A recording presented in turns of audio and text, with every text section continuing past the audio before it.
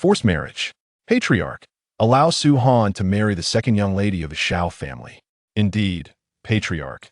This is the only opportunity we have to reverse the family's fortunes. The eldest daughter of the Shao family is now an outer disciple of the Cold Cloud sect, possessing extraordinary talent. It is said she has already cultivated 8 dragon veins and is on the verge of advancing to the inner disciples. We all know that the pinnacle of martial artists possesses merely 10 dragon veins, and yet Xiao Yuhui, at such a young age, has already attained 8. Her achievements are imminent. The Shao family, leveraging Xiao Yuhui's prowess, is ascending steadily, that if we can ally ourselves with the Shao family, the Su family will undoubtedly overcome this crisis. If Su Han can marry the second young lady of the Shao family, he will be the savior of our Su family. On the Dragon Martial Continent, in the Eastern Ling Kingdom, at the distant mountains of the Su family, a lively debate echoed throughout the Grand Hall. Dozens of individuals stood within, the speakers being venerable elders, all clad in traditional attire. At the head of the hall sat a robust middle-aged man, frowning as he cast glances at a young man seated below, his gaze filled with helplessness and resignation. That young man was named Su Han. To be precise, this Su Han was not the same as that Su Han. The Su Han of the Su family was merely an 18-year-old youth. However, the current Su Han had lived for nearly 1 billion years, reigning over the sacred realm, a legendary dragon emperor. In his previous life, Su Han's cultivation was unparalleled, and to say he was invincible would not be an exaggeration. Alas, in his quest to break free from the shackles of the heavenly path and to stand shoulder to shoulder with the heavens and the stars, he ultimately succumbed to madness. He had thought he would perish completely, yet unexpectedly, he was reborn as the Su Han of the Su family. Realizing that he had lost all powers, Su Han, after a brief period of despair, regained his spirits. What is cultivation worth? As long as life remains, coupled with the memories of his past, he firmly believes that one day he will reach that height once more, perhaps even surpass it. At this moment, Su Han sat there, his eyes slightly closed, seemingly oblivious to the elder's arguments. Behind him, a group of young men and women watched him with malicious glee, their lips curling into mocking smiles. Not speaking now. Previously, when he looked down on us as a genius, his gaze was as lofty as the sky. Now that he has become a waste, he dares not utter a word. He deserves this fate. In the past, when we attempted to discuss cultivation matters with him, he would dismiss us. Now, he avoids us like the plague. Though their voices were hushed, their words still reached Su Han's ears, resonating in the hearts of all present in the hall. Patriarch. The second patriarch, Su Yun Shun, stood once more, clasping his fists. What we say is for the sake of the family's future. I implore the patriarch to agree. I second the words of the second patriarch. The third patriarch, Su Yun Peng, also rose. In truth, given our Su family status, the Shao family hardly regards us. Yet for some reason, the second young lady of the Shao family, Xiao Yuran, insists on marrying no one but Su Han. This presents a rare opportunity for our Su family. Su Han, since she favors you so, you should marry her. A young man clad in white glanced at Su Han and scoffed. Considering your current predicament, whether you can find a wife in the future is uncertain. You might as well seize this opportunity and give our Su family a chance at revival. This young man, named Su Ming Xian, was the son of the second patriarch, Su Yunshun. The head of the Su family, Su Yunming, was Su Han's father and had 3 brothers. The family hierarchy consisted of Su Yunlai, the eldest patriarch, Su Yunshun, the second patriarch, Su Yunpeng, the third patriarch, and finally Su Yunming, the current patriarch. Though Su Yunming held the reins of power, matters concerning the family's survival had to be discussed with others. When the previous patriarch passed the mantle to Su Yunming, both Su Yunshun and Su Yunpeng bore grievances and consistently opposed him. This time, seizing the opportunity of the forced marriage with the Shao family, Su Yunshun and Su Yunpeng would undoubtedly strike hard against him. Their arguments were seemingly rational, directly concerning the family's survival. This was a point that Su Yunming could not refute. Indeed, Su Han, although rumors suggest that Xiao Yuran is somewhat unattractive, lacking the grace of her elder sister, marrying her would still be a stroke of fortune given the current stature of the Shao family. Su Yunpeng's son, Su Minghui, also chimed in, his tone dripping with derision. The entire distant mountains were aware of the second young lady of the Xiao family, named Xiao Yuran, yet apart from the Xiao family, few had ever laid eyes on her. Over time, rumors spread that Xiao Yuran was hideously ugly, unfit to be seen in public. This news quickly circulated through the distant mountains, yet the Xiao family did not step forward to clarify. It is easy to deduce that even the Xiao family tacitly acknowledged this, implying that Xiao Yuran must indeed be unsightly. Laughter erupted around, predominantly from the younger generation of the Su family.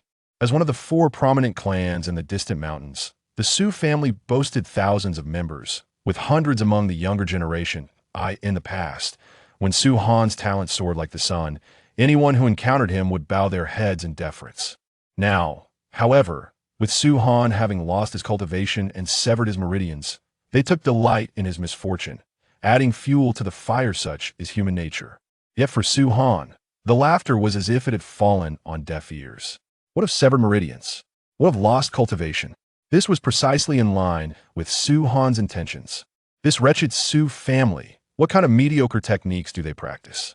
Even if Su Han's meridians had not been severed and his cultivation intact, he would still choose to sever his own meridians and discard his powers. As the former Dragon Emperor, would Su Han deign to regard such lowly cultivation? Utilizing the Dragon Emperor's art to cultivate with the abilities of this insignificant fellow would be a disgrace to the title of the foremost technique in a sacred realm. Su Han, everyone is waiting for your response. The second patriarch, Su Yun-chun, directed his gaze at Su Han. As he pointed the finger at Su Han, all eyes immediately fell upon him. Su Han lazily stretched, his eyes barely opening to glance at Su Yun-chun before he leaned back, as if he had heard nothing. Su Yun-chen's expression darkened, and he exclaimed, "Have you no sense of decorum? Do you not understand what it means to respect your elders and honor the path?" What a joke! If Su Han were still the genius he once was, Su Yun-chun would hesitate to offend him. But now that Su Han had become a mere waste without any powers, he dared to disregard him? Respect your elders and honor the path? Upon hearing Su Yun-chen's words, Su Han finally opened his eyes. Then tell me, are you my master, or is it the path that guides me? Chapter 2. What if I do not marry?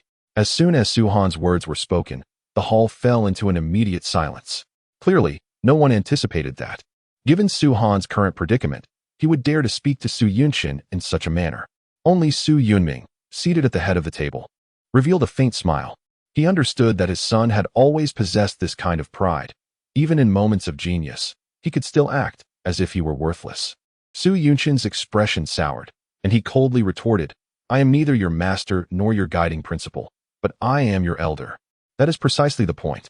Before Su Yunchen could finish, Su Han casually gestured with his hands and replied, "You are not my master, so I need not show you respect. You are not my guiding principle, so I have even less reason to regard you." Su Yunchen was nearly choked with rage. After his decline in cultivation, Su Han had remained taciturn, refraining from retorting to others' mockery. To his surprise, in front of so many witnesses, Su Han had the audacity to confront him so boldly, leaving Su Yunchen, who had intended to act like a tiger, at a loss for words. "Brother, what do you think of this matter?" Seeing Su Yunchen still seeking trouble, Su Yunming coughed lightly and shifted his gaze to Su Yunlai, who had been sitting silently without uttering a word. As the head of the Su family, who held the family's economic lifeline, everyone was wary of him. Su Yunlai had always maintained a neutral stance, neither favoring Su Yunming nor Su Yunchen and Su Yunpa. At this moment, upon hearing Su Yunming's inquiry, all eyes naturally turned to Su Yunlai.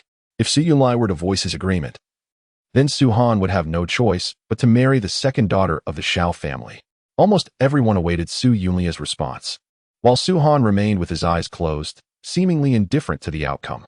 Su Yunlai pursed his lips, scanned the crowd below, and sighed. "Yunming, you are aware of the current state of the Su family.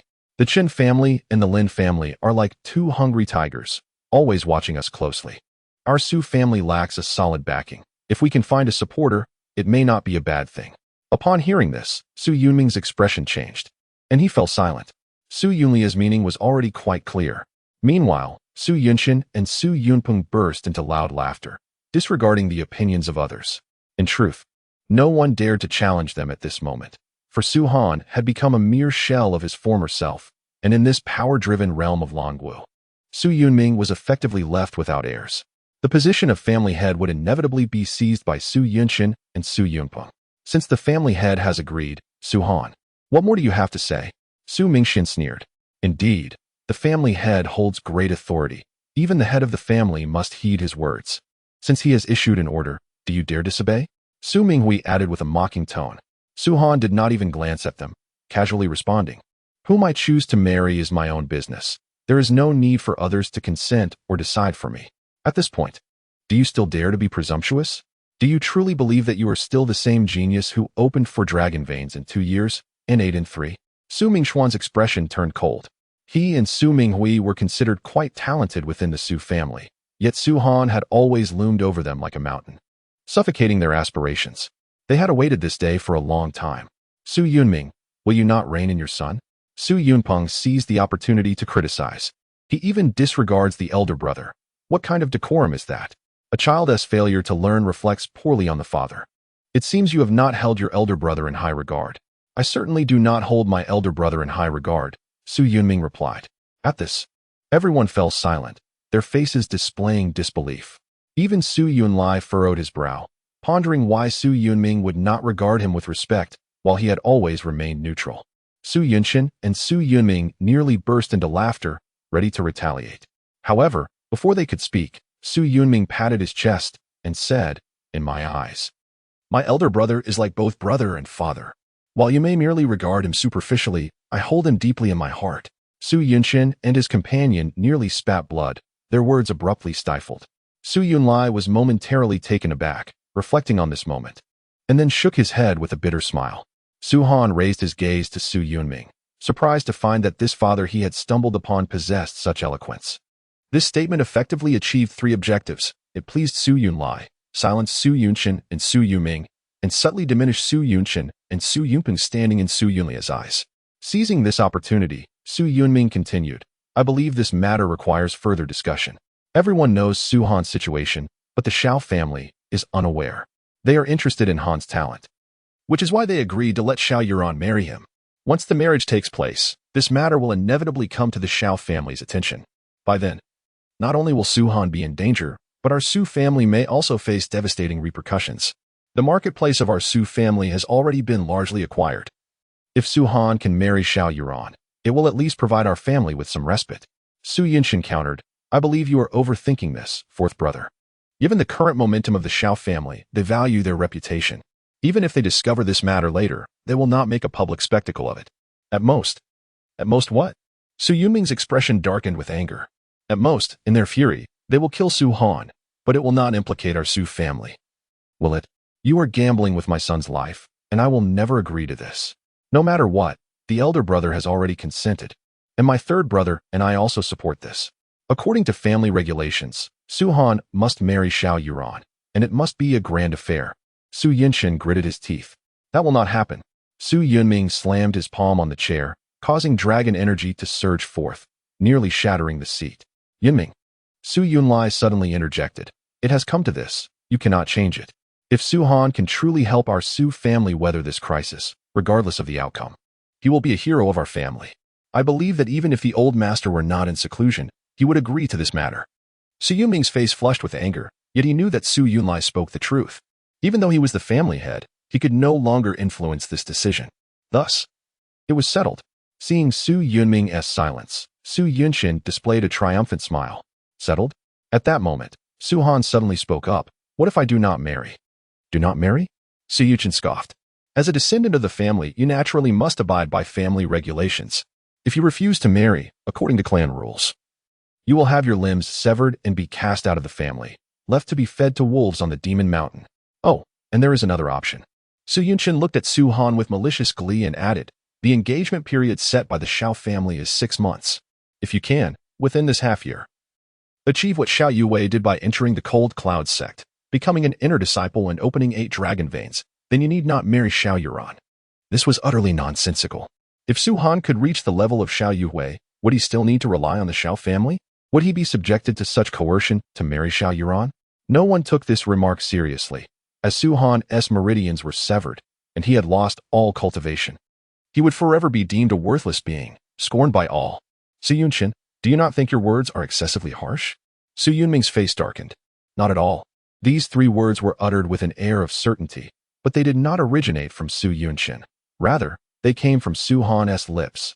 Look, even your son agrees it is not excessive, and it is indeed the truth, is it not? Su Yunshin sneered. Others gazed at Su Han with a mix of astonishment, wondering if he had finally come to his senses. However, Su Han, with a swift motion of his sleeve, turned and exited the grand hall. As his figure vanished, a few unremarkable words drifted into the ears of those present. 8 dragon veins. Inner disciples? Ha ha ha. How can a sparrow comprehend the aspirations of a swan? Su Yunshan, Su Yunming, do you believe that I, Su Han, can never return to my former self?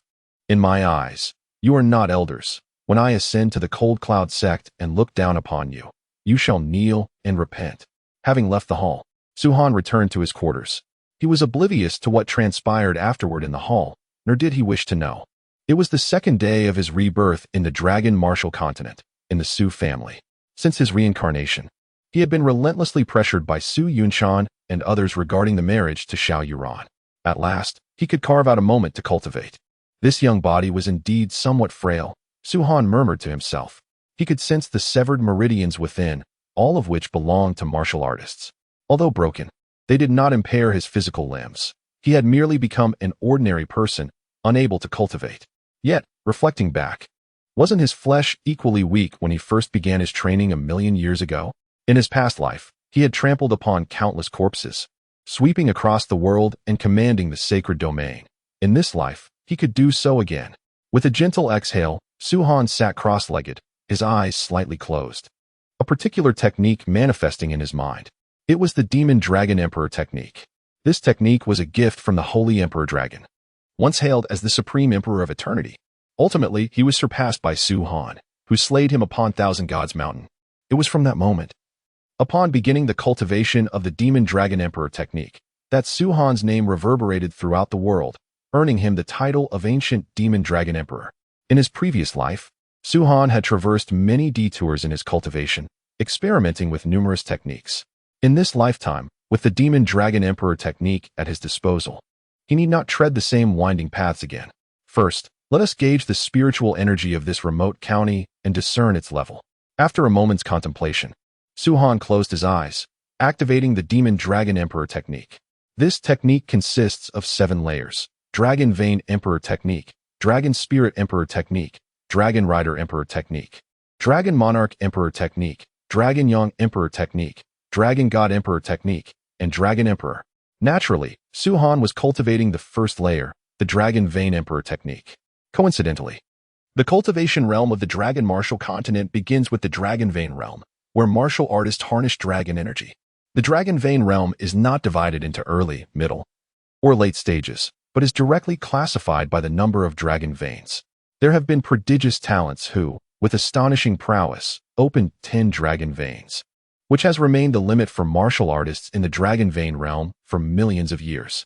One could say that 10 veins represent the pinnacle of the Dragon Vein realm. To achieve this is to be the most remarkable genius among all. Thus, it is evident how astonishing it is for Xiao Yuhui to have opened 8 dragon veins at under 20 years of age. In contrast, the previous Su Han, who was 2 years younger than Xiao Yuhui, had already opened 8 dragon veins, which is even more astounding. At that time, everyone believed that Su Han was undoubtedly the most promising genius to challenge the 10 dragon vein threshold. Little did they know, having just opened 8 dragon veins without solidifying them, he impatiently attempted to break through to the 9th, ultimately leading to a catastrophic failure and the loss of his cultivation. Had it not been for Su Han's rebirth within his body, he might have languished for a lifetime as a derided failure. As the Dragon Vein Emperor technique commenced its operation, it was painfully slow due to its immense power. Should it run too quickly, it could harm the foundation, rendering him incapable of cultivation altogether, a fate irretrievable by anyone. Gradually, strands of spiritual energy began to flow into Su Han's body, showcasing the might of the Dragon Vein Emperor technique. For the previous Su Han could no longer absorb spiritual energy, which was the principal reason for his inability to cultivate. As the energy entered his body, it steadily reached Su Han's meridians. He had never contemplated repairing the shattered dragon veins. What purpose would that serve? it would only impede his cultivation. This so-called dragon vein was merely a construct of the foolish individuals in the dragon martial continent in his past life. Su-Han did not cultivate this nonsense dragon vein, but rather the meridians. Of course, in the context of the dragon martial continent, these meridians could stand shoulder to shoulder with dragon veins. Yet, how many dragon veins exist? At most, one can open 10. In contrast, meridians. Number 108. Time passed swiftly, and an hour had elapsed. The spiritual energy entering Su-Han's body grew increasingly abundant, and the operation speed of the Dragon Vein Emperor technique quickened. Suddenly, a resonating hum erupted from within Su-Han. His expression remained unchanged, yet the technique's pace accelerated. If previously it took half an hour for the spiritual energy to circulate through Su-Han's 108 meridians, now it could complete 10 cycles in that same time frame. A tenfold increase in speed. Boom. At this accelerated pace, the surrounding spiritual energy seemed to be devoured by an invisible maw, creating a vacuum within a radius of several dozen meters. Meanwhile, Su-Han directed the influx of energy into his first meridian. At that moment, the first meridian, now infused with energy, illuminated like a flame in the darkness. Su-Han's garments disintegrated into dust. The meridian was clearly visible through his flesh. Yet, in but a moment, Su-Han willed the brightness of the meridian to fade. The first, Su-Han opened his eyes, releasing a breath of impure air. He did not pause, but accelerated the operation of the Dragon Vein Emperor technique once more, extracting all the spiritual energy within a radius of several hundred meters. Although the spiritual energy here was not particularly dense, being merely a small county, in an instant, all energy within several hundred meters was absorbed into Su-Han's vicinity, rendering the surroundings extraordinarily rich in energy, with wisps of white mist beginning to rise. Though he cultivated the Demon Dragon Emperor technique, his cultivation level was still insufficient. The surrounding spiritual energy took a full half-hour to be completely absorbed into his body. At this moment, a shimmering golden meridian emerged upon his previously bare body. This was the second, having consecutively opened 2 meridians. Su-Han felt neither satisfaction nor deemed it a remarkable feat. With his past cultivation experience and knowledge, the opening of meridians was an exceedingly simple task. The most fundamental of actions, accomplished in mere moments, without pride in the number of meridians opened. Among the 108 meridians, the 9th and 10th were the most challenging, followed by the 1st and 2nd. The 3rd to 8th were comparatively easier. Su-Han mused. Having traversed many detours in his previous life, he possessed a wealth of experience. With a slight smile, he accelerated the operation of the Dragon Vein Emperor technique once more. Boom. This acceleration unleashed a resonating sound from within Su-Han, alongside an indescribable, astonishing power of absorption that erupted fiercely.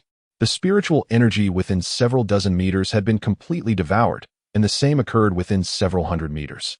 Now, Su-Han sought to absorb energy from several thousand meters. Several thousand meters equated to several kilometers. The entirety of the Su family's estate occupied merely several tens of kilometers. At this moment, Su-Han consumed 1/10 of the spiritual energy from that area. In this instance, numerous Su family disciples sensed something amiss. Some were in the midst of their training when they suddenly realized that the previously abundant spiritual energy had vanished in an instant. What is happening? Where has the spiritual energy gone? I have no energy here either. Waves of confusion arose, yet they could only perceive the absence of energy without understanding its whereabouts. As the spiritual chi coalesced, the chamber became instantly saturated, a veritable deluge of liquefied spiritual energy. The very air was thick with moisture as the condensed chi transformed into droplets, mimicking a torrential downpour that enveloped every surface within the room. With serene countenance and eyes shut tight, Su-Han absorbed the ambient spiritual energy, igniting the 3rd and 4th meridians within his body. In the parlance of the dragon martial continent, this equated to the opening of 4 dragon veins. Yet, this was not the culmination of his efforts. Given the richness of the spiritual chi within the Su household, Su-Han harbored no illusions of unlocking meridians beyond the 8th. However, he was resolutely determined to unlock the 5th through 8th meridians. Consume. At that precise moment, Su-Han uttered the command. The Dragon Vein Emperor art accelerated once more. Nearing the zenith of its operational velocity, the once saturated chamber began to desiccate as swiftly as it had become drenched. Droplets vanished from vases, ceilings, and floors, as if spirited away by some unseen force. thuds resonated from within Su-han's body as two more meridians, illuminated by golden light, pierced through his flesh. 6 in total. Su-han inhaled deeply, making sure not to overlook the remaining droplets of spiritual chi in his chamber, absorbing them all. The 7th meridian burst open. And when it came to the 8th, a golden glimmer appeared, yet only partially. The chi was insufficient. Su-han furrowed his brow, and after a moment's contemplation, he abruptly struck his own chest. Uffed. The impact caused Su-han to spew forth a mouthful of blood, before it could splatter upon the ground. A consuming force seized the blood, and wisps of crimson mist emanated from it, re-entering Su-han's body. These sanguineous vapors were the residual spiritual energy from when the previous Su-han had opened 8 dragon veins. Though the dragon veins had fractured and the cultivation base had been lost, a considerable amount of spiritual energy still lingered within these dragon veins. Su-han regarded it as a means of repurposing what was otherwise waste. The remaining blood had transformed entirely into a black hue, emitting a faint, rancid odor. Buzz. Another hum reverberated as the 8th meridian was finally unlocked with the aid of the sanguineous mist. In the Dragon Martial continent, this signified the opening of 8 dragon veins. Just 2 shy of the pinnacle of 10, a feat that could be deemed genius. You were once hailed as a prodigy, only to be reduced to a dispensable entity. I shall use your name to recast your golden physique and aid you in becoming renowned throughout the world. Su-han opened his eyes, stood up, and muttered to himself. The 8 golden veins shimmering within his body gradually dimmed. Alas, the spiritual chi here is far too sparse, and with my current cultivation level, I dare not devour it too ostentatiously. Otherwise, unlocking the 9th meridian would not be an insurmountable task. Slightly regretful, Su-han sat back on the bed, intending to delve into the memories of his previous life to unearth martial techniques that he could currently practice. Bang! But at that moment, the door was suddenly kicked open with a loud crash. It was indeed kicked, for Su-han had locked the door. And the force of the impact was so great that it caused both doors to fall to the ground. Su-han frowned and looked up. What came into view was a woman, exceedingly beautiful, with long purple hair cascading down her back. Her exquisite features were as if sculpted by the heavens, and her fair skin seemed to reflect a hazy glow under the sunlight. Her slender and graceful figure exuded an alluring aura. However, the woman's expression was less than pleasant, appearing quite indignant. You are Su. The woman reflexively began to speak, as if she had prepared her words in advance. However, before she could finish, she saw Su-han sitting naked on the bed. In that instant, nearly everything about Su-han, except for his back, fell into the woman's view. Shameless! The woman shrieked. Su-han ignored her. He rose slowly, went to the wardrobe, took out a piece of clothing, and then said indifferently, Who are you? Put your clothes on first. The woman said, grinding her teeth. I already have, Su-han replied. The woman's tightly closed eyes relaxed slightly, seeing that Su-han had indeed put on his clothes. She breathed a sigh of relief and snorted coldly. My sister thought you were some righteous gentleman and insisted on marrying you. It turns out you are such a vile and shameless person, not wearing clothes in broad daylight. As soon as these words were spoken, Su-han immediately knew the other party's identity.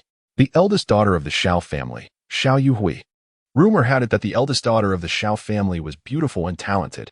She had joined the Cold Cloud sect at a young age and was about to be promoted to an inner disciple. She was truly the goddess in the hearts of many young men in Yuanshan County. Su-han paused for a moment, and then said, But now it seems that you are somewhat unworthy of the name, coming to visit others, yet kicking open the door so rudely, seeing other people's bodies, but saying that they are shameless and vile. Perhaps there are many men in Yuanshan County who you want them to do as you say, but I'm sorry, Su-han, am not one of them. You. Xiao Yuhui's pretty face was flushed red, and she felt both ashamed and angry. In terms of seniority, this was her future brother-in-law. Xiao Yuhui was very fond of her pitiful sister. If it weren't for her request, how could Xiao Yuran, as the dignified second miss of the Shao family, condescend to marry into the Su family, which was in the midst of a storm? It was precisely because of this that Xiao Yuhui returned home from the Cold Cloud sect and learned that Su-han was unwilling to marry Xiao Yuran, which was why she came to his door so angrily. Who would have thought that she would happen to see Su-han without clothes? As Xiao Yuran's sister, Xiao Yuran probably hadn't even seen what Su-han looked like, but she had seen all of Su-han's body. Xiao Yuhui really couldn't say what she was feeling. If it were any other man, she would have just seen him, and that would be that. But Su-han's identity was different. If Su-han really married Xiao Yuran in the future, Xiao Yuhui would definitely see Su-han often, and it would be awkward then. The more she thought about it, the angrier she became, and Xiao Yuhui had the urge to go berserk. Am I wrong? Su-Han said indifferently. He was not afraid of Xiao Yuhui at all. Both of them had opened 8 dragon veins. But he possessed martial arts that could sweep away all opponents of the same level. In terms of combat power, Su-Han was far ahead of Xiao Yuhui. This so-called super genius of Yuanshan County was not worth mentioning in Su-Han's eyes. Xiao Yuhui gritted her silver teeth and remained silent for a long time, finally swallowing her anger. I'm not here today to argue with you, but to ask you why you don't want to marry my sister? Xiao Yuhui said coldly. The Su family only discussed it in the morning, and it was passed on to the Xiao family in the afternoon. This speed is indeed not slow. Su-Han mocked. Obviously, someone from the Su family had informed them. Otherwise, how would the Xiao family know? Don't change the subject, answer my question. Xiao Yuhui said. Su-Han said indifferently, I don't want to marry her. That's why I don't want to marry her. Where does the why come from? What woman I, Su-Han, fancy? Do I need others to arrange a marriage for me? How laughable. Do you think you are still the genius you once were? Xiao Yuhui revealed a mocking expression. Su-Han, I already know everything that has happened to you, and my sister already knows it too. You are now just an ordinary person. Not to mention you ran. I'm afraid that even a maid in my Xiao family would not be willing to marry you. That's for the best. Su-Han spread his hands. Bastard. Seeing Su-Han being so casual, Xiao Yuhui became even more angry. What I'm angry about is that even though I know you can't cultivate anymore, my sister still insists on marrying you. I really don't understand what kind of evil she has been possessed by. It would be fine if you were truly in love, but you haven't even met each other. Why is she so persistent? You should go back and ask her about this, Su-Han said indifferently. No, if you don't give me an explanation today, I will definitely teach you a lesson, you little rascal. Xiao Yuhui stated in a frigid tone. Give you a lesson? Su-Han suddenly chuckled, extending his right hand and beckoning towards Xiao Yuhui in a provocative manner, saying, Then come at me. You're really testing my patience? Just because you're the man you're on fancies. You think I can't touch you? Xiao Yuhui was about to make a move, having reached the end of her tolerance. Any other man would have been sent flying with a slap, but Su-Han was persistently provoking her. Hold on. But at that moment, Su Yunming's voice echoed from nearby. Su-Han and Xiao Yuhui turned to see a large group of people rushing towards them, with the 4 patriarchs of the Su family leading the way. Niece Yuhui, your esteemed presence is a delightful surprise. Please forgive my lack of proper welcome, Uncle Su, Su Yunming said, entering the room and wiping away a bead of sweat. Xiao Yuhui composed herself, saying, It is Yuhui who is at fault for not informing Uncle Su of my arrival. I hope Uncle Su can forgive me. Not at all. Not at all, Su Yunming replied with a smile. Su-Han was slightly surprised, realizing that Xiao Yuhui was not an entirely unreasonable woman. Niece Yuhui, what brings you here so suddenly? Su Yunlai inquired. Xiao Yuhui responded directly, It's nothing much. I simply heard that Su-Han is unwilling to marry my sister. So I came to ask him for the reason. Upon hearing this, everyone's expressions changed. So, she had come to question him. Su Yunming and Su Yunlai exchanged a glance, their hearts filled with astonishment. Su-Han's refusal to marry Xiao Yuran had only occurred that morning. How did Xiao Yuhui find out so quickly? They turned to look at Su Yunshin and Su Yunpeng, who had their eyes lowered, their faces devoid of any expression. These 2 scoundrels. As if the Su family situation isn't bad enough. Su Yunming cursed inwardly, almost immediately guessing that Su Yunshin and Su Yunpeng were the ones who had leaked the news. Once the Xiao family learned of this matter, they would undoubtedly be enraged and take action against Su-Han, possibly even implicating the Su family. Then, Su Yunshin and Su Yunpeng would find various excuses to remove him from the position of patriarch. What did Honor say? Su Yunming asked cautiously, while subtly winking at Su-Han. However, Su-Han seemed oblivious, simply stating calmly, I said, I don't want to marry her, and I don't want to. I, Su-Han, do not need anyone to dictate my actions. Insolent. Su Yunshin and Su Yunpeng had been waiting for Su-Han to say those words. Su Yunshin immediately jumped out, exclaiming, Su-Han, it is your great fortune that the second miss of the Xiao family is willing to marry you. Don't be ungrateful. Su-Han, don't you know your own situation? Stop being pretentious. No one will laugh at you. Su Mingxian stepped out from behind Su Yunshin, his words dripping with sarcasm despite claiming that no one would laugh. Su-Han glanced at Su Mingxian and slowly walked towards him.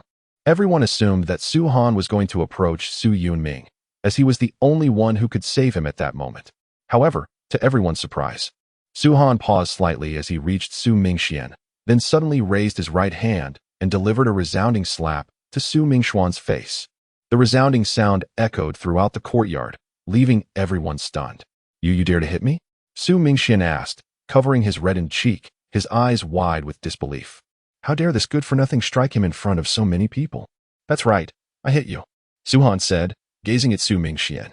You have repeatedly made sarcastic remarks towards me. If I don't teach you a lesson, you'll think you can get away with anything.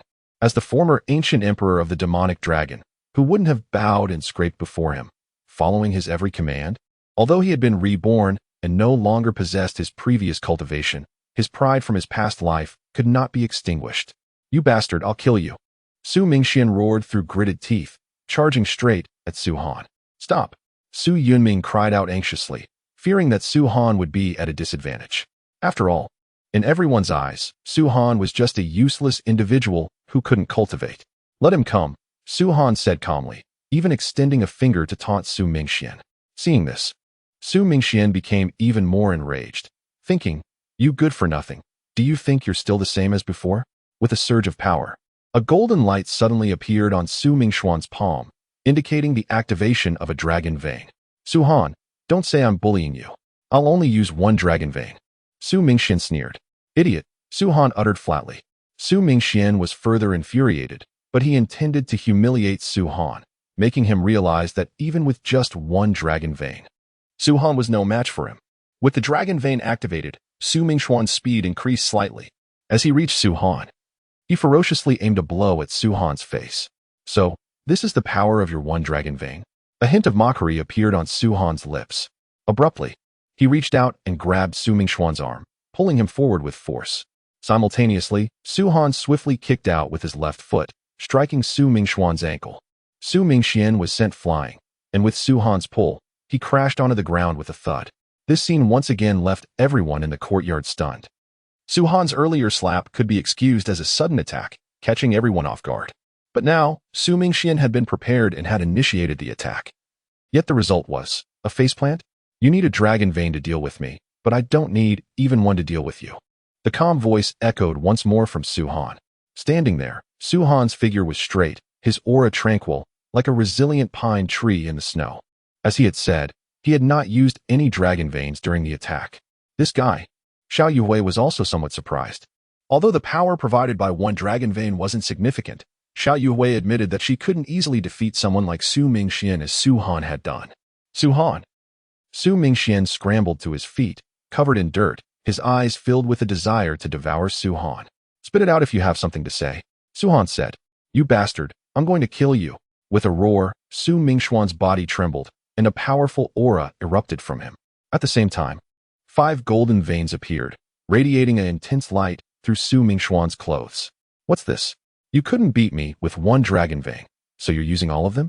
Su Han's lips curled into a contemptuous smile. Su Mingxuan's mind was completely consumed by rage. He stomped on the ground, his figure like a ferocious tiger, charging directly towards Su Han. How dare you? Su Yunming's expression changed, and he was about to intervene. However, Su Yunxian and Su Yunpeng flashed, blocking his path. Fourth brother. Let the brothers spar. You should stay out of it, Su Yunxian said with a sinister smile. You. Su Yunming's anger surged. Just as he was about to speak, he heard a muffled sound from the front. Immediately afterward, a figure flew backward, spewing blood in midair. That reckless fool deserves a lesson from Mingxian. Su Yunxian, assuming that the figure was Su Han, turned his head back with a sneer. But the sight that greeted him caused his expression to change drastically. Impossible. Exclamations of disbelief came from the mouths of Su Yunxian and Su Yunpeng. The person who had been sent flying was not Su Han, as they had imagined, but Su Yuming. They couldn't believe it. Su Yuming had already activated 5 dragon veins. Su Han was just a cripple with broken dragon veins. By all accounts, Su Han should have been the one sent flying. Worthless. Su Han gazed at the unconscious Su Mingxian, remarking with a hint of disdain, 5 dragon veins, yet only this level of strength. If I were in his position, I would have long since met my end. Han, are you all right? Su Yunming rushed over, unable to believe that his son, who was thought to be unable to cultivate, had regained his abilities. He is not worthy of my concern, Su Han replied coolly. You. Su Yunming scrutinized Su Han, his eyes lighting up with joy. Hunter, you can cultivate again? If Su Han had truly sent Su Mingxian flying with mere mortal strength, Su Yuming would never have believed it. To awaken a single dragon vein was one thing, but to activate 5 would require immense power. No ordinary person could contend with that. Indeed, Su Han nodded slightly. Huh, splendid. Su Yunming burst into laughter.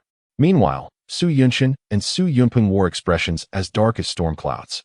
They had always sought to unseat Su Yuming from his position as head of the family, and Su Han's previous misfortune had presented them with an opportunity.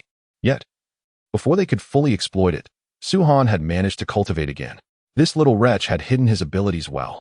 Su Yunshin gritted his teeth in frustration. Enough. At that moment, Xiao Yuhui interjected. Su Han, I did not come here to witness the bickering between you brothers. Give me a straightforward answer.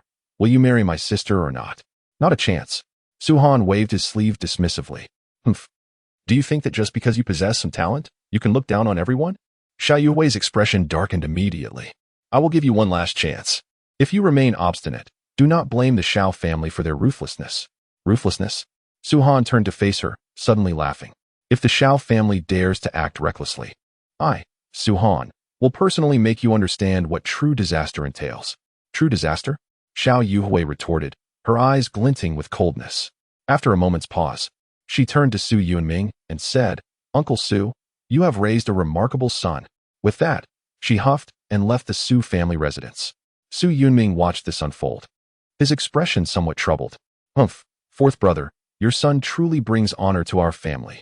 Su Yunshin's eyes flashed with malice, for Su Han had publicly humiliated his son. At least he is better than your son, Su Yuming replied with a scoff. You. Su Yunshin fumed, but he could not strike out at a junior, especially after having called for a sparring match between the two. He could only blame his son for his own inadequacy.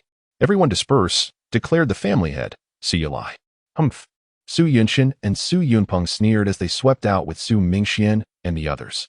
Once they had departed, Su Yunlai turned to Su Han. How many dragon veins have you activated now? 8, Su Han replied nonchalantly. Really? Su Yunlia's face lit up with delight. This was no pretense. Su Yunlai had always maintained a neutral stance, solely focused on the family's welfare, never favoring either Su Yunming or Su Yunshin. Indeed, Su Han nodded slightly. Huh. Truly a blessing for our Su family. Su Yunlai laughed heartily.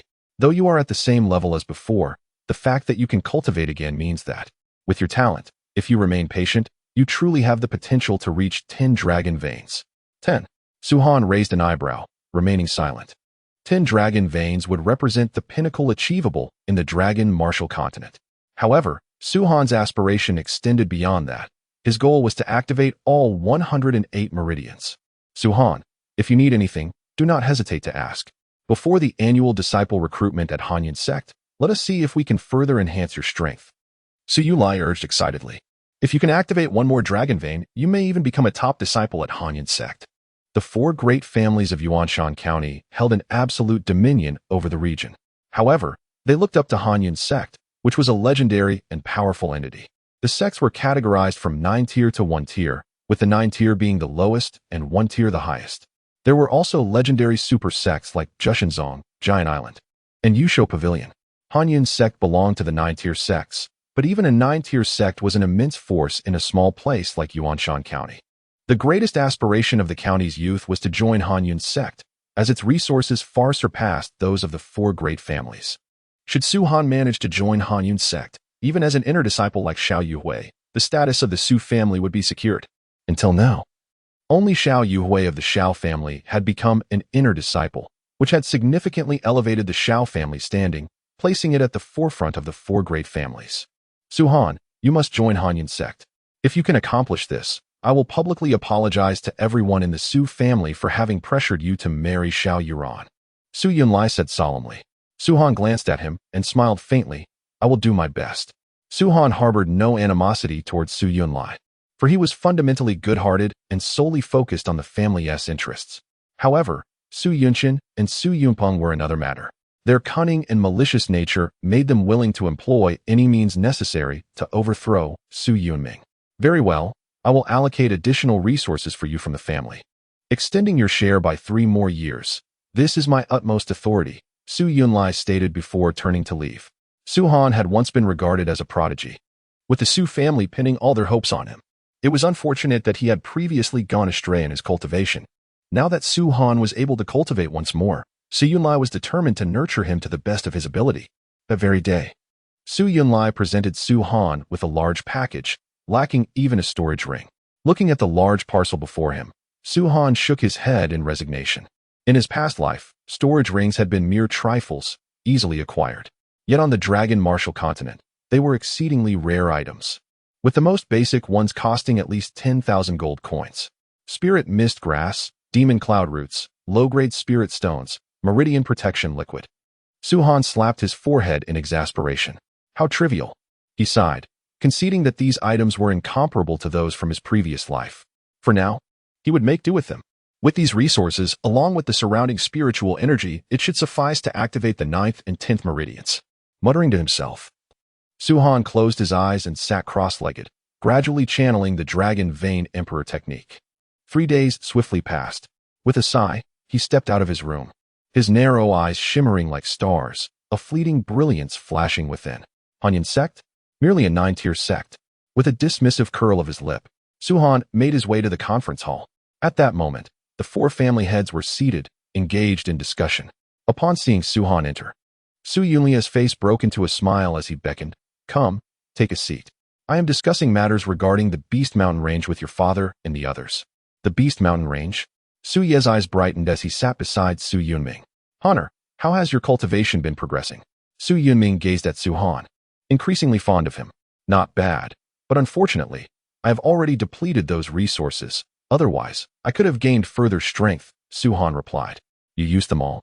Su Yunlia's eyes widened in disbelief. I allocated a 3-year supply for you. You consumed it in merely 3 days? What? Without waiting for Su Han to speak, Su Yunshin and Su Yunpeng rose from their seats.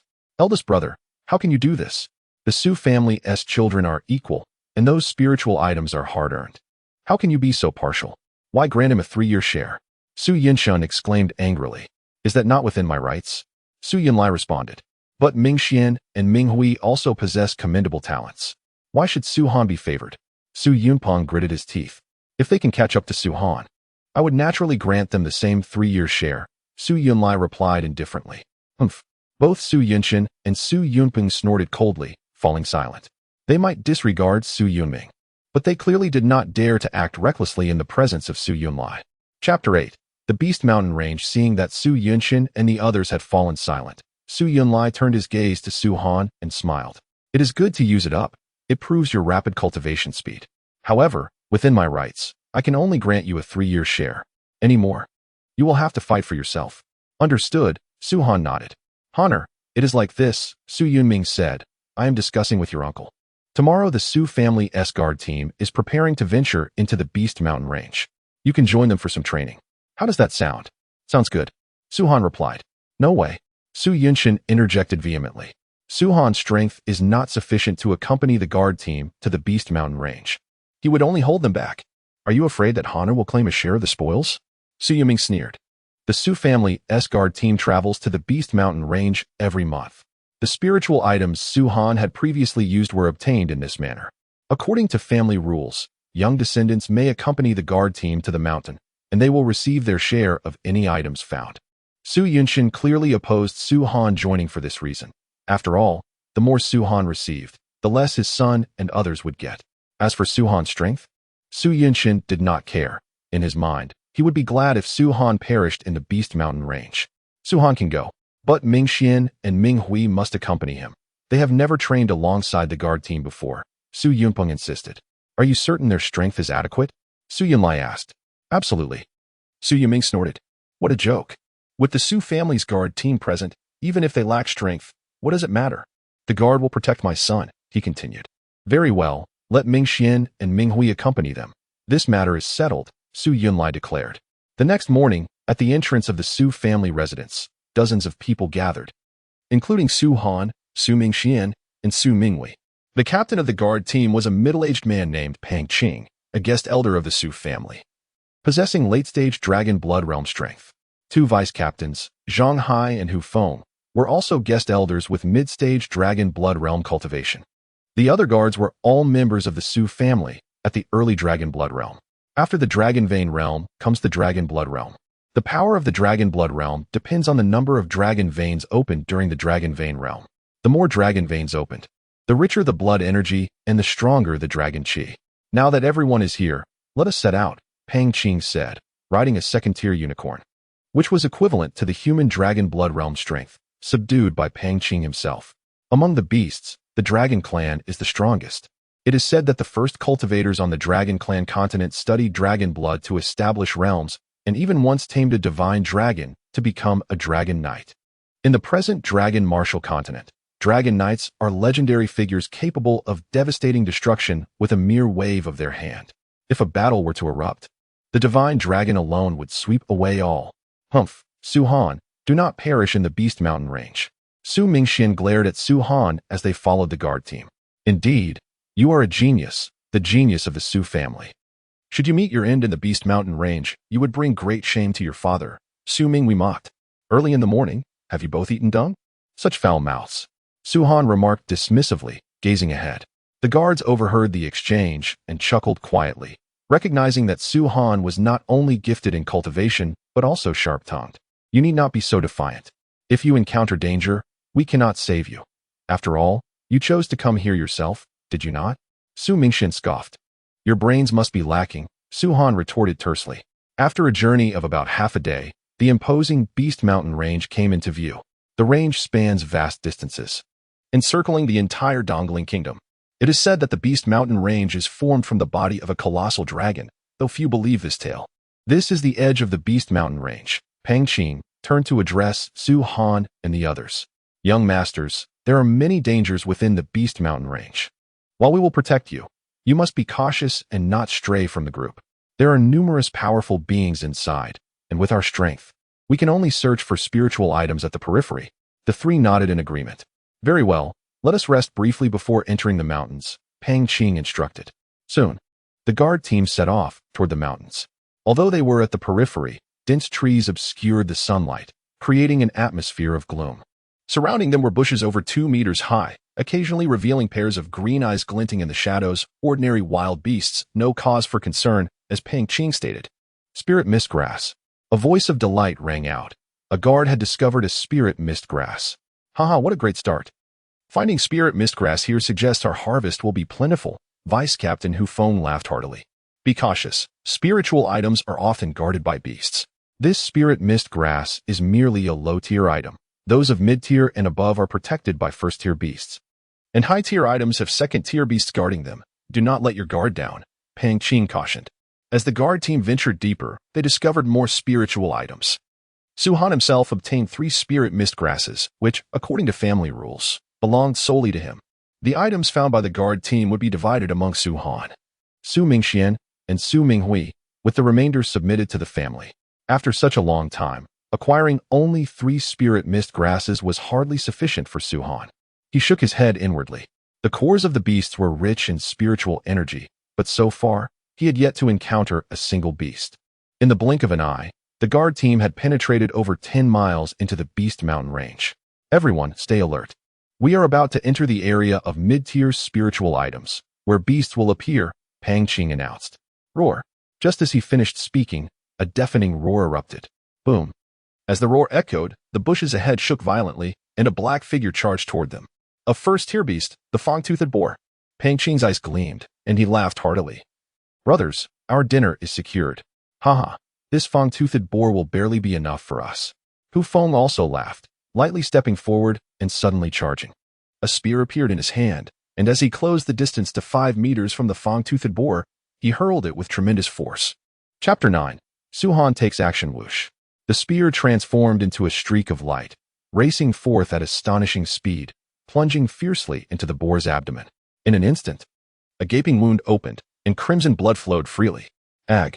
The fang-toothed boar let out a heart-wrenching wail, its body rolling several times under the tremendous force of the spear, finally crashing against a large tree with a thud, falling silent. Good. Haha. As expected of Vice Captain Hu Feng, slaying such a first-tier beast is like cutting through vegetables. Impressive, truly commendable. A chorus of acclamations emanated from the crowd as Hu Feng, being in the mid-stage of the dragon blood realm, dispatched a first-tier demonic beast with remarkable ease. Su Mingxian and Su Minghui, their eyes gleaming with envy, were visibly impressed. Only Su Han, upon observing the tusked boar, subtly shook his head. His unconcealed disapproval was immediately noticed by Su Mingxian, who had been seeking an opportunity to antagonize Su Han. He promptly sneered, "Su Han, why do you shake your head? Do you perhaps look down upon Vice Captain Hu Feng?" His words instantly drew the attention of those nearby. Hu Feng, too, noticed Su Han's gesture and felt a tinge of displeasure. After all, he had exerted considerable effort in his previous strike, albeit not at full strength, aiming to showcase his abilities before the three science. "Young Master Su Han," Hu Feng inquired, "did my previous attack perhaps fall short in some aspect?" He posed the question rhetorically, believing that Su Han, despite his genius, was merely at the Dragon Pulse realm and could not possibly discern anything of significance. However, Su Han reiterated his disapproval, stating, "Insufficient power, inadequate targeting, deficient explosiveness, and lacking precision." The succession of 4 insufficiencies left everyone present in astonishment. Hu Feng, Zhang Hai, and even the captain, Pang Qing, were utterly dumbfounded. How could Su Han, a mere Dragon Pulse realm cultivator, dare to critique a Dragon Blood realm expert? Preposterous. Su Mingxian seized the opportunity to ingratiate himself with Hu Feng and the others. If he could incite their dissatisfaction towards Su Han, the latter would be deprived of his share of the spiritual objects acquired. Despite the family's regulations, the captain held the authority to allocate items based on circumstances. "Su Han, what do you think your cultivation is? You merely possess a faster cultivation speed. How could you possibly comprehend Vice Captain Hu Feng's attack?" Su Mingxian scoffed. Su Minghui chimed in, "How amusing. I dare you to abstain from consuming this tusked boar tonight. Or better yet, demonstrate your ability by slaying one yourself." "Enough," Hu Feng interjected, directing his gaze towards Su Han with a frown. "Since young Master Su Han finds my abilities lacking, would you be willing to demonstrate and enlighten me?" Clearly, Hu Feng was displeased. As the vice captain of the guard, he commanded respect from his subordinates. Even the younger members he had previously mentored would not dare to speak to him in such a manner. While Su Han held a higher status, his practical experience in the demonic beast mountain range was negligible compared to Hu Feng's. "If another tusked boar appears, I will demonstrate," Su Han stated nonchalantly. "Humph." Several guards scoffed, finding Su Han's pretense excessive. While they acknowledged his higher status, they did not necessarily hold him in high regard. "I shall certainly observe with great interest," Su Mingxian added sarcastically. Su Han ignored him, deeming him an insignificant ant. To engage in an argument with Su Mingxian would be an insult to his own status. "Butcher the boar and let's continue onward. There must be intermediate-level spiritual objects guarded by this tusked boar ahead," Pang Qing instructed, casting a glance at Su Han. Soon, the boar's flesh was carved, and the group resumed their journey. Roar. A low growl echoed shortly after. "Another one?" The guards whispered among themselves. "Hee. It seems this tusked boar is also unconvinced by young Master Su Han. Since young Master Su Han deems the vice captain so inept, allow us to witness young Master Su Han's abilities." "Su Han, aren't you formidable? Another tusked boar has appeared. Don't embarrass yourself," Su Mingxian exclaimed. Hu Feng turned to Su Han. "Young Master Su Han, please demonstrate your skills." "Lend me your spear," Su Han requested calmly. Hu Feng hesitated for a moment before tossing his spear to Su Han, who caught it effortlessly. "Watch carefully," Su Han instructed. Hu Feng frowned inwardly, thinking, if you're incapable, just admit it. We won't do anything to you. Why insist on maintaining this charade? Whoosh, whoosh. A violent rustling emanated from the bushes, followed by the emergence of a massive tusked boar. "Everyone, exercise caution. Tusked boars are solitary creatures. The consecutive appearance of 2 is peculiar," Pang Qing warned. Roar. As soon as he finished speaking, the tusked boar charged towards the group. Everyone retreated, seemingly providing Su Han with an opportunity to act. Su Han stood erect, spear in hand, his gaze serene, unfazed by the approaching boar. 30 meters, 20 meters, 10 meters. "Young Master Su Han, it's time to act." Why hasn't he moved? Is he petrified with fear? "Young Master Su Han." As the tusked boar closed within 5 meters of Su Han, Hu Feng and the others grew anxious. If Su Han were to be killed by the boar, they would be held accountable. At that moment, Su Han's eyes sharpened, and his robes billowed. 6 rays of light emanated from his body, representing his meridians, or as they were known in the Dragon Martial Continent, his dragon pulses. "Not good," Hu Feng exclaimed. "Young Master Su Han, the tusked boar possesses immense force and thick hide. The power of 6 dragon pulses alone will not harm it." Su Han remained impassive. With a flicker in his eyes, he raised the spear and hurled it forth. "Shush!" The spear transformed into a bolt of lightning, imperceptible to the onlookers. Even Hu Feng and Pang Qing could only discern a black blur hurtling through the air. It pierced the void, striking the tusked boar, and in the blink of an eye, it passed through the boar, embedding itself into the ground. "Protect young Master Su Han," Pang Qing shouted, alarmed. Hu Feng and Zhang Hai were about to intervene when Su Han's calm voice echoed, "There's no need." Chapter 10. Anomaly. Even at this juncture, he's still feigning composure. Hu Feng cursed inwardly. Zhang Hai thought, "There's no need? At this distance, if we don't act, the tusked boar will kill you." Whoosh, whoosh. Two figures surged forth, their dragon blood realm power erupting, rapidly closing the distance to Su Han. However, as they prepared to strike, their expressions changed. The tusked boar continued its charge, but its momentum had diminished significantly. It stumbled, rolled on the ground, and came to a halt before Su Han. "What? Hey, already dead?" Hu Feng and Zhang Hai, standing closest, immediately sensed the boar's lifelessness. "How is this possible?" Pang Qing exclaimed, his eyes wide with disbelief. "I clearly saw the spear pass through the tusked boar. What you perceived as a pass-through was due to the spear's velocity," Su Han explained calmly. "In reality, the spear lingered within the boar's body for a moment, but your reactions were too slow to discern it."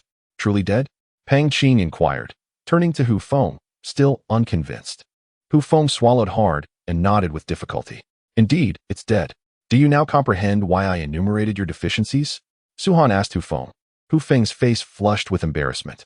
He had previously harbored resentment, believing that Su Han, being a lesser realm, had no right to criticize him. But at this moment, he was thoroughly convinced. "I comprehend," Hu Feng replied, gazing at the boar's corpse. He observed that the boar bore no apparent wounds, but its mouth was gushing blood. Clearly, the spear had pierced through its mouth, obliterating its internal organs before exiting from the rear, finally lodging itself in the ground. However, due to the overwhelming speed, both he and others felt as if the spear merely brushed past the fanged porcupine. The lack of power, specificity, explosive force, and accuracy was evident. Hu Feng was thoroughly enlightened. If he were to exert his full strength against the fanged porcupine, he might achieve a level akin to Su Han. But that was merely a possibility. Yet, Su Han was merely at the dragon vein realm. Moreover, he possessed only 6 dragon veins, not the pinnacle of 10. Su Han. How formidable he is. I previously thought Su Han was just putting on an act. I never imagined he would be this strong. Could he have employed dragon techniques? No, dragon techniques would produce discernible fluctuations that we could easily sense. After a moment of silence, the entire guard team erupted in waves of sound. So powerful. Typically, within the same tier, demonic beasts are considerably stronger than humans. Logically, it is quite difficult for someone at the dragon vein realm to slay a first-tier demonic beast unless they possess more than 9 dragon veins and utilize dragon techniques. Yet Su Han, with merely 6 dragon veins, found it so effortless to kill a first-tier demonic beast. "Are you still not speaking?" Su Han turned to Su Mingxian and Su Mingwei, stating calmly, "You two useless beings. You." The two nearly spat blood. Su Han's earlier display felt like a hand slapping them repeatedly across the face, utterly humiliating them. But what could they do? They were in the demonic beast mountain range and had come to a clear realization of the gap between themselves and Su Han. If they spoke any more harsh words, without family protection, Su Han might truly take action against them. They had long heard of Su Han's talent, and today they had finally witnessed it firsthand. Pang Qing clasped his fists towards Su Han, finally acknowledging his rightful position. Previously, he regarded the younger generation of the Su family as mere sheltered flowers, looking down upon them rather than meeting their gaze. "Su Han, the young master." Hu Feng approached. "I apologize for my previous remarks, but I genuinely wish to inquire how you exhibited such speed and explosive power with the strength of 6 dragon veins." Pang Qing and Zhang Hai leaned in to listen. "It's all about the realm," Su Han replied. "If I explain it now, you wouldn't comprehend. You will understand once you reach the Dragon God realm." Dragon God realm? Hu Feng nearly spat blood. That was the Dragon God realm. Whether he could reach it in his lifetime was uncertain. The realms of the Dragon Martial Continent, from lowest to highest, are Dragon Vein Realm, Dragon Blood Realm, Dragon Spirit Realm, Dragon Pill Realm, Dragon God Realm, Dragon Emperor Realm, and Dragon Sovereign Realm. Of course, this is merely the hierarchy of the Dragon Martial Continent. There are higher levels still, such as Su Han's previous incarnation as the ancient Dragon Emperor. However, for Hu Feng and others, Merely these realms were unattainable. Although Su Han had been reborn and lost all his power and possessions, his memories and realms remained intact. For instance, the spear he just executed was a manifestation of his realm, augmented by his power. An ordinary individual at the Dragon Vein realm could never achieve this level. According to Su Han's assessment, those at the Dragon God realm on the Dragon Martial continent should be able to grasp this level of understanding. Yet, Su Han's words sparked skepticism among Pang Qing and the others. Dragon God realm? They had no knowledge of Su Han's rebirth and thought it was preposterous for someone at the Dragon Vein realm to speak as if he had once reached the Dragon God realm. Nevertheless, they did not refute him, for Su Han's displayed power was indeed astonishing. With Su Han's current strength, combined with his spoken realms, he might even contend with those at the early stages of the Dragon Blood realm, Pang Qing pondered. Su Minghui and Su Mingxian exchanged derisive glances, thinking, "You are merely at the Dragon Vein realm yet boast as if you have attained the Dragon God realm. How absurd." Suddenly, the ground trembled. Everyone looked up towards the distance, where a massive cloud of dust was rolling in like a mushroom cloud. Not good. Pang Qing's expression darkened. In the demonic beast mountain range, towering trees and dense underbrush typically do not raise dust. However, at this moment, the dust billowing from afar indicated the approach of numerous demonic beasts. "Retreat! Retreat!" Pang Qing shouted. Everyone's expressions turned grave, clearly aware of the imminent danger. Encountering such a situation on their first visit to the demonic beast mountain range was daunting. Su Han sighed inwardly and swiftly followed the crowd in retreat. However, their pace was far slower than that of the approaching dust. Roar! In their line of sight, countless colossal figures surged forth. Chapter 11. The Pursuit of Demonic Beasts. Fang Porcupines. So many fang porcupines.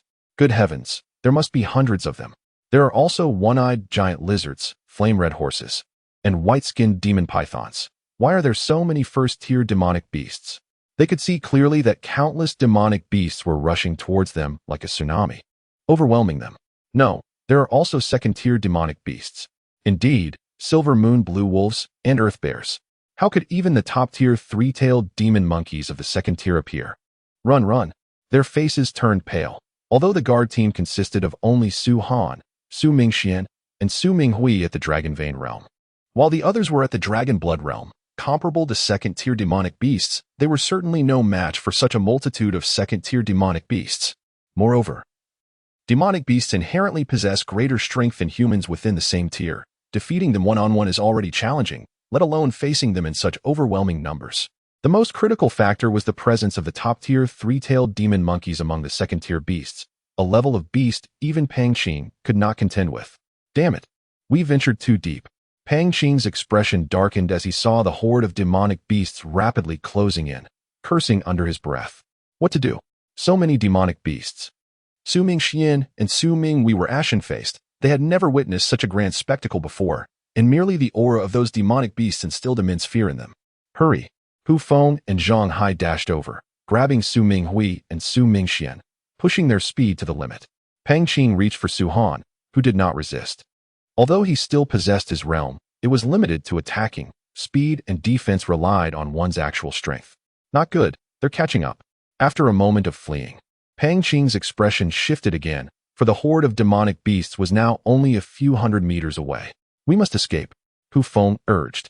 Light was just ahead, but they were running out of time. Pang Qing gritted his teeth and shouted, "You all take young Master Su and flee. I will hold them off." No. Hu Feng and Zhang Hai's eyes turned bloodshot. Having followed Pang Qing for so long, their bond was deep. To stay behind and hold them off was akin to courting death. Run. Pang Qing turned to Hu Feng. Even if I perish, I must ensure the safety of the three young masters. Big brother, there is no time, just go. Pang Qing bellowed. Hu Feng and Zhang Hai's eyes brimmed with tears. They steeled themselves, clutching Su Han and preparing to flee. You go ahead. Su Han took a step back, speaking calmly. What? Zhang Hai exclaimed angrily. Young Master Su, don't complicate matters for us. Su Han ignored him and turned to Pang Qing, smiling slightly. As a guest of the Su family, I cannot watch him die. Young Master Su, don't be reckless. Pang Qing urged anxiously. He understood that remaining behind would only lead to death, but he could at least buy some time to provide Su Han and the others with an escape route. Yet now, Su Han refused to leave. Young Master Su. Hu Feng and Zhang Hai also spoke. You go first. Su Han said, Don't mind me. Leave him be. If he wants to die, let him stay here. Su Mingxian exclaimed, utterly terrified, fearing he would be trampled into mincemeat by the demonic beasts. Young Master Su is doing this for our sake, Hu Feng said through gritted teeth, now utterly disgusted with Su Mingxian and Su Minghui. Silence. Su Mingxian roared. Hu Feng, how dare you speak to me like that? I'll have you know, your wife and children are in the Su family. If anything happens to us, you won't have it easy. You. Hu Feng was incensed, but thinking of his wife and children, he bit back his anger and, along with Zhang Hai, hastily escorted Su Mingxian and Su Minghui away. Su Han, I am but a guest elder of the Su family. Why risk your life for me? Pang Qing lamented. Now only he and Su Han remained. Is my life worth more than yours? Su Han smiled. Besides, we may not necessarily die. Alas, Pang Qing sighed.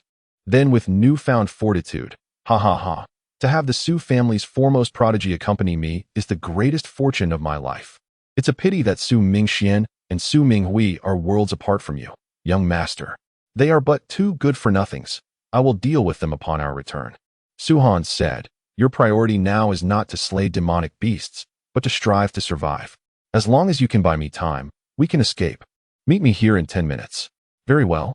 Pang Qing nodded. Amidst their exchange, the countless demonic beasts arrived, kicking up a cloud of dust. Up close, they could see the beasts' eyes were bloodshot, as if shrouded in a bloody mist that had addled their minds. In that instant, Su Han could no longer concern himself with Pang Qing. The latter's survival was in the hands of fate. Whoosh! Su Han pushed off the ground, his figure transforming into a streak of light, heading straight for the right flank. Roar! The lead warthogs charged at Su Han, their exposed yellow tusks menacing. Behind them were hordes of rank 2 demonic beasts, such as silver moon wolves, earth bears, and even the formidable three-tailed macaques. These beasts were divided into 3 groups, seemingly under command. One group attacked Su Han, another Pang Qing, and the largest group continued their pursuit of Hu Feng and the others. However, this division bought Hu Feng's group some precious time. Demonic beasts, are they? Su Han muttered, glancing back at the approaching horde.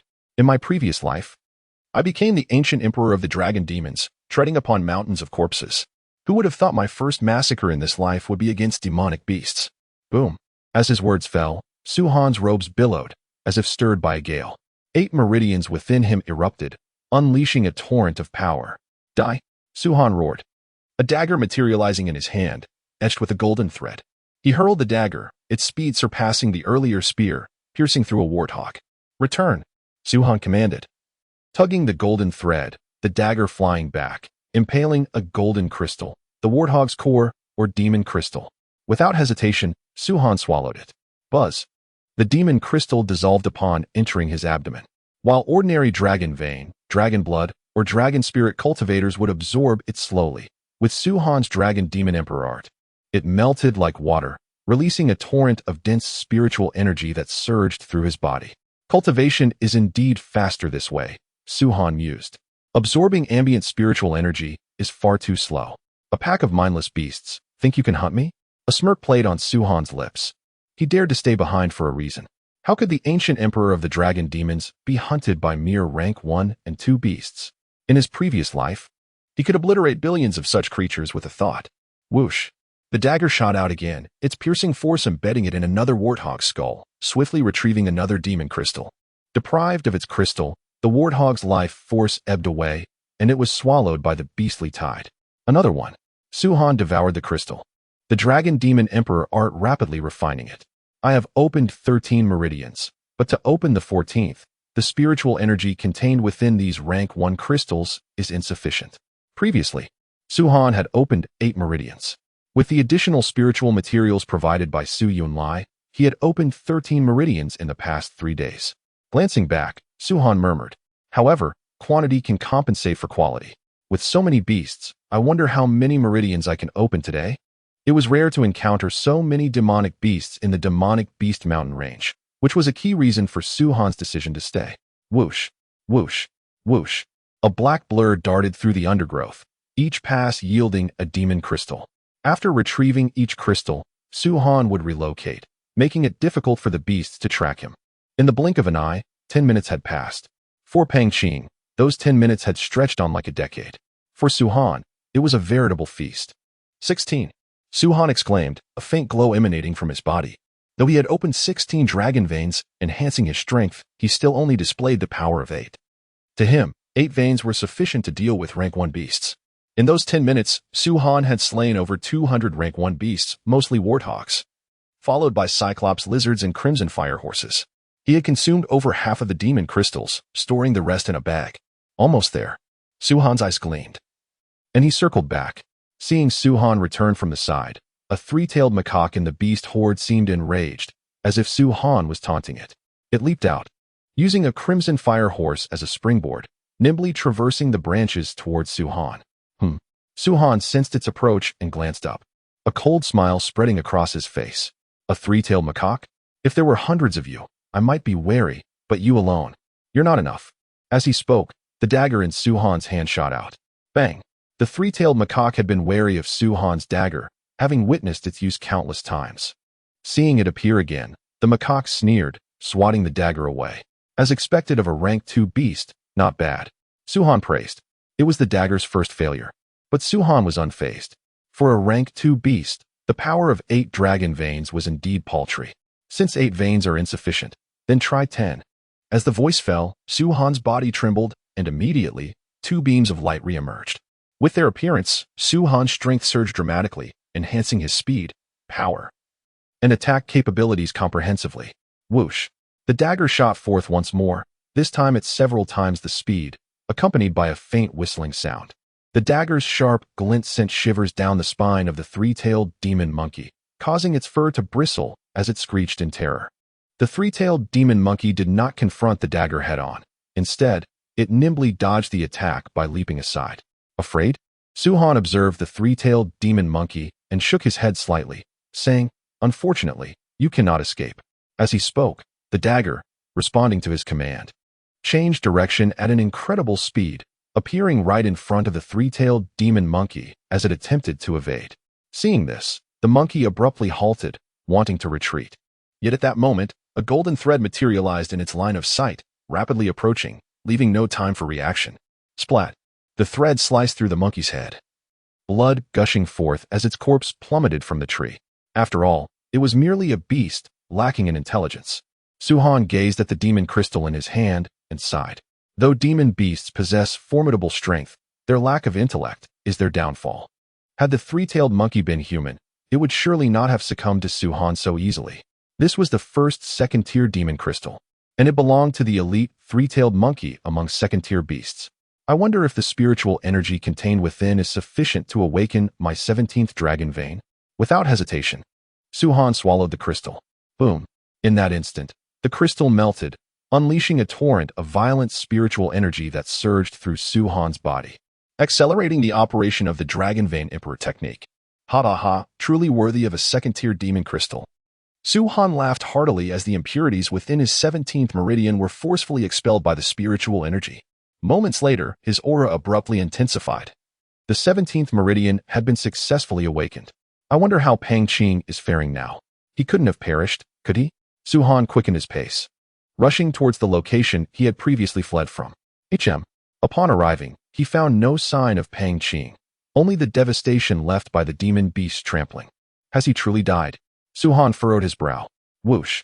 Just then, a figure suddenly burst forth from the distant underbrush, pursued by a horde of demon beasts. Pang Qing? Su-Han stared in disbelief at Pang Qing, not because he was alive, but due to the fact that he bore no injuries whatsoever. Ha ha, young Master Su. I have survived against all odds. Pang Qing laughed heartily. It's best to be alive, Su-Han nodded. Pang Qing then scrutinized Su-Han and was astonished to see him unharmed as well. Given the chase by so many demon beasts, how could Su-Han have emerged unscathed? Young Master Su's strength must far exceed my expectations, Pang Qing thought to himself. Wait here and don't move, Su-Han instructed before opening his pack. Whoosh! Instantly, multicolored crystals erupted with brilliance.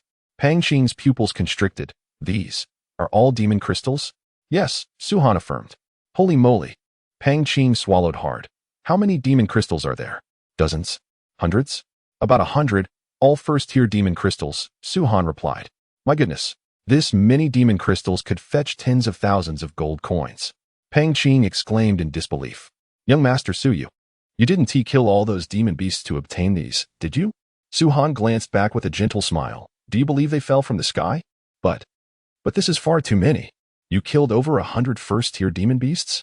Pang Qing was utterly astonished. Even he, amidst the onslaught of so many beasts, could only flee, let alone killing over 100. It would be a challenge to slay even one.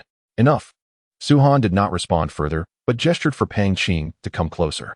Stand beside me. Without hesitation, Pang Qing complied. Young Master Su, if we manage to escape this time, I will reveal to you a monumental secret, Pang Qing suddenly declared. Oh? Su Han turned to him, smiling. Very well.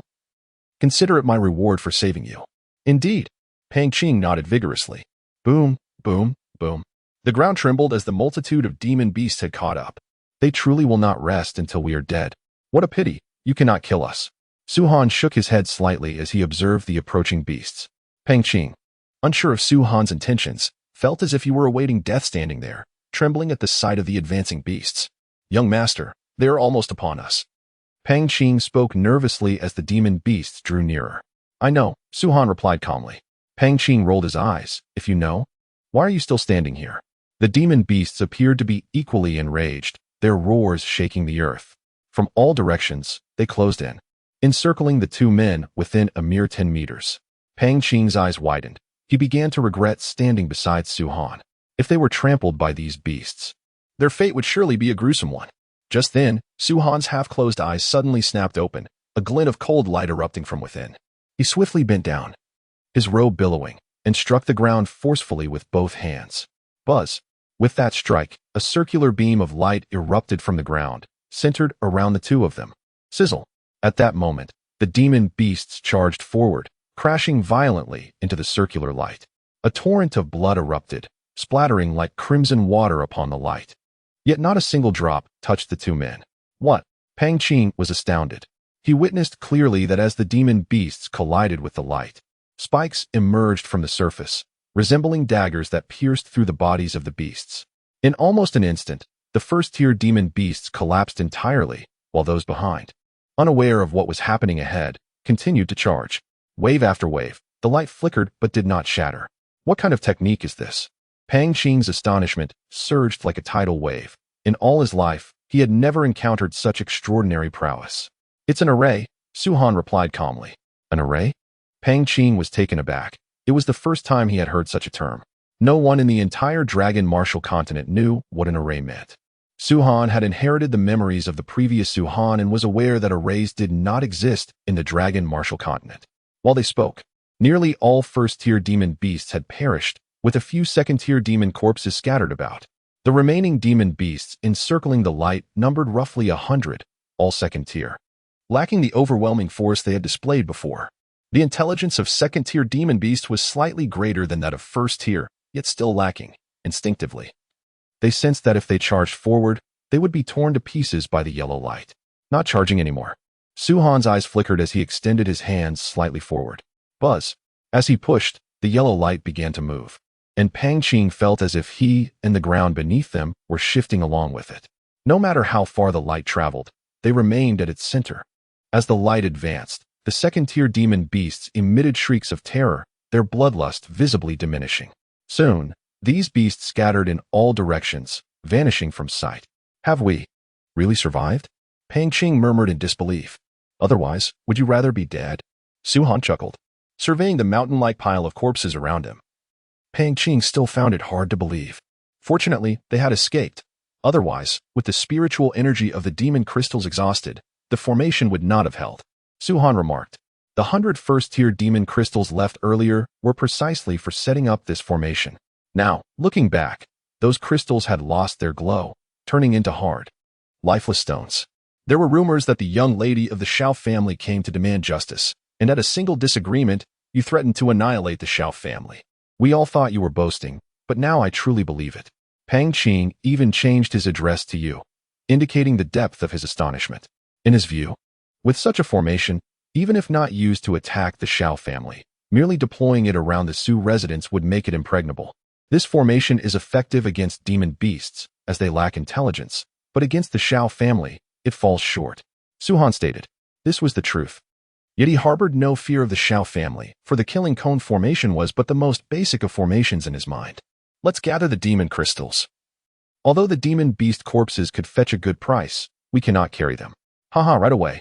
Pang Qing laughed heartily, pulling out a dagger from his waist with excitement, and began dissecting the demon beast corpses. The two quickly dissected the demon beast corpses and then rushed out of the demon beast forest. For Pang Qing, the demon beast forest was a place he never wished to return to.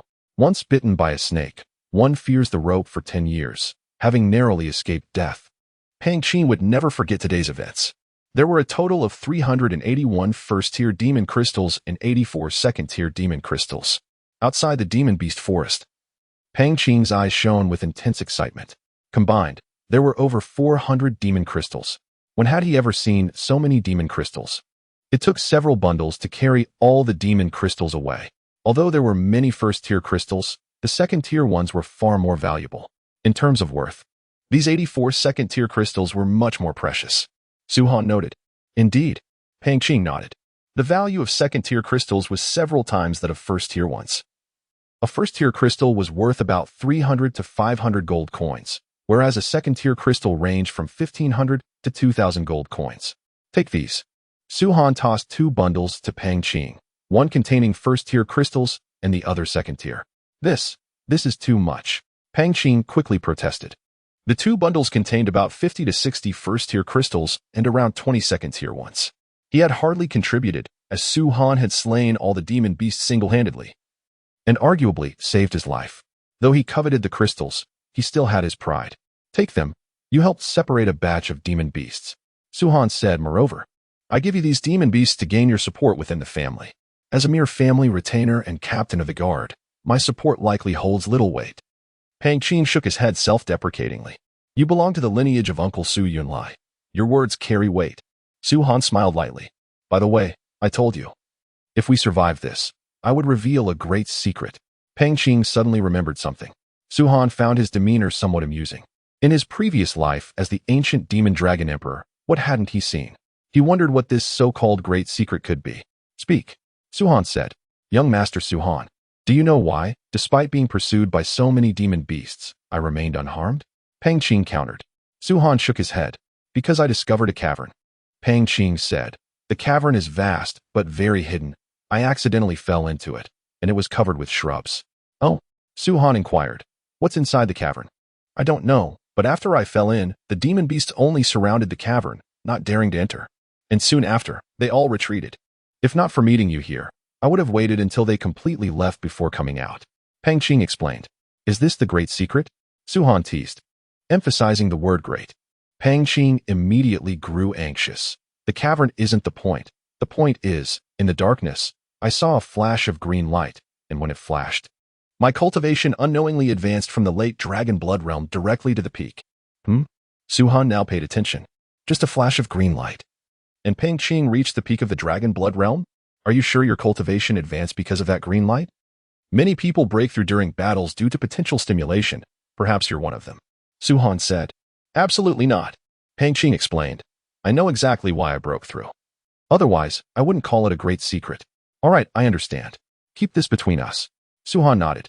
In his previous life, ruling the holy domain, he viewed everything with indifference, but now, reborn and stripped of his cultivation, he needed to acquire what was necessary.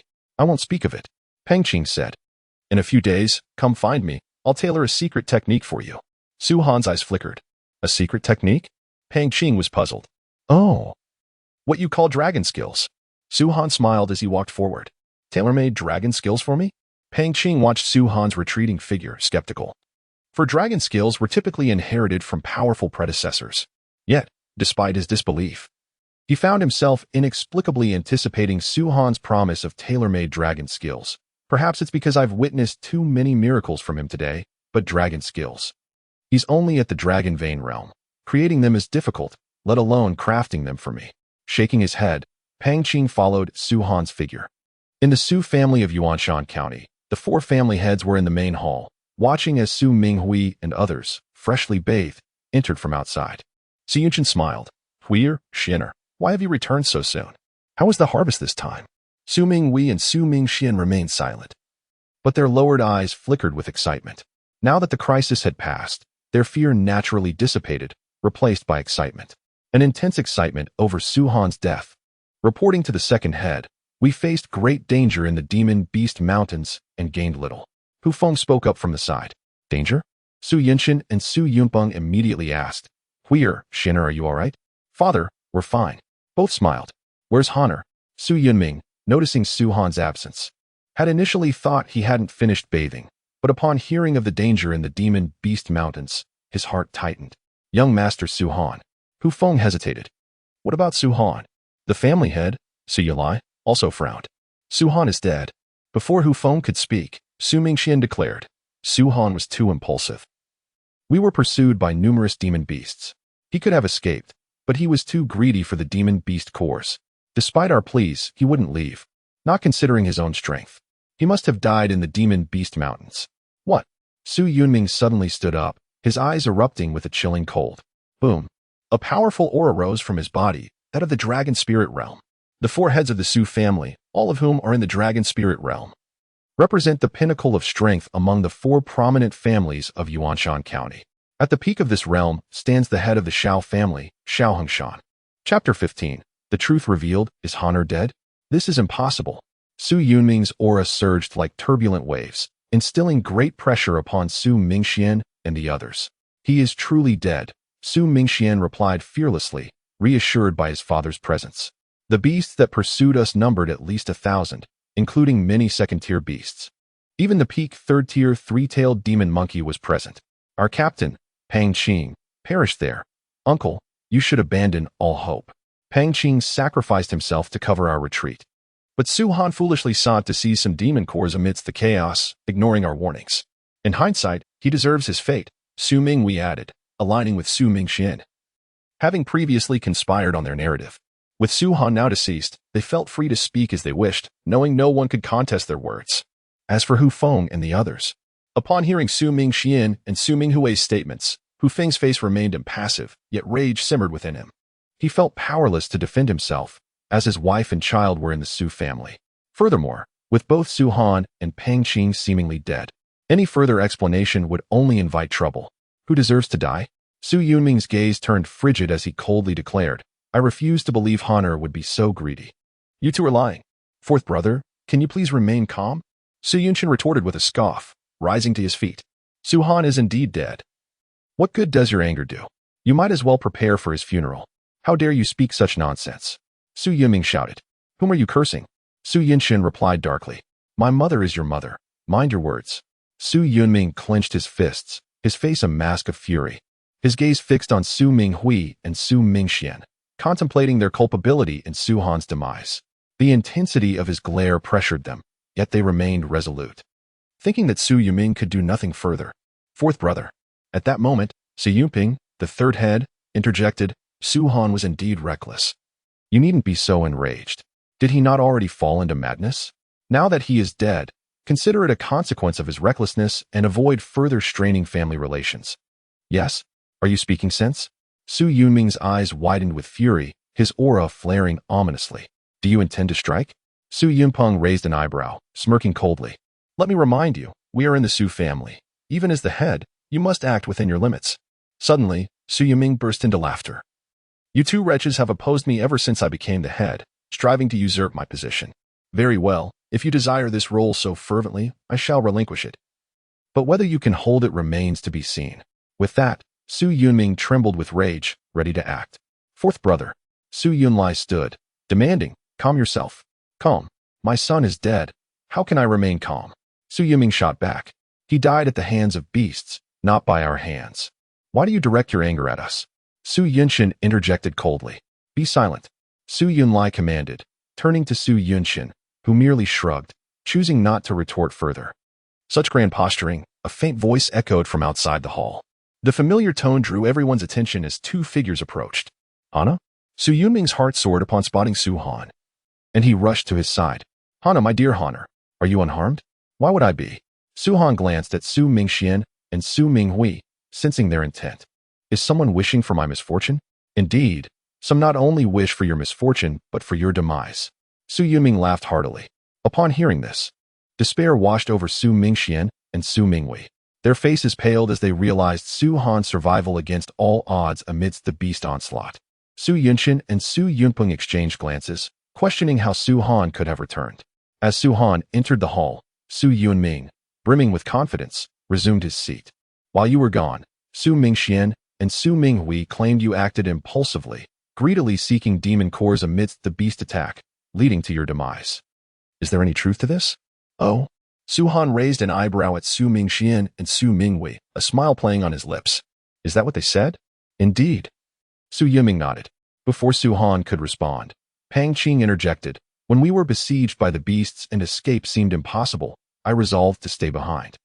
Young Master Su Han, seeing my impending doom, chose to remain with me. I intended for Hu Feng and Zhang Hai to escort him away. But Ming Xian and Ming Hui threatened them with their families, forcing them to leave Su Han behind. You lie. Su Mingxian and Su Minghui's hearts raced as they protested. It was clearly Su Han's greed that led to his own death. Now you turn the tables? Who is truly turning the tables remains to be seen, Pang Qing scoffed. Now firmly aligned with Su Han, Su Yunlia's expression darkened as he turned to Hu Feng, demanding, is this true? Hu Feng hesitated, feeling the weight of Su Mingxian and Su Minghui's piercing gazes. Ultimately, he sighed, remaining silent. Speak the truth, and I will ensure your family is safe, Su Yunli urged. Hearing this, Hu Feng felt a burden lift, and he declared, it is indeed true. When Pang Qing stayed behind, we felt desperate. We planned to evacuate with the three young masters, but Ming Xian and Ming Hui compelled us to leave Su Han behind in the beast-infested mountains. Thankfully, he survived. Outrageous. Su Yunli slammed his fist on the table, shattering it. Chapter 16. Alchemy Uncle, do not listen to their fabrications. They are all lying. Su Mingxian continued to protest.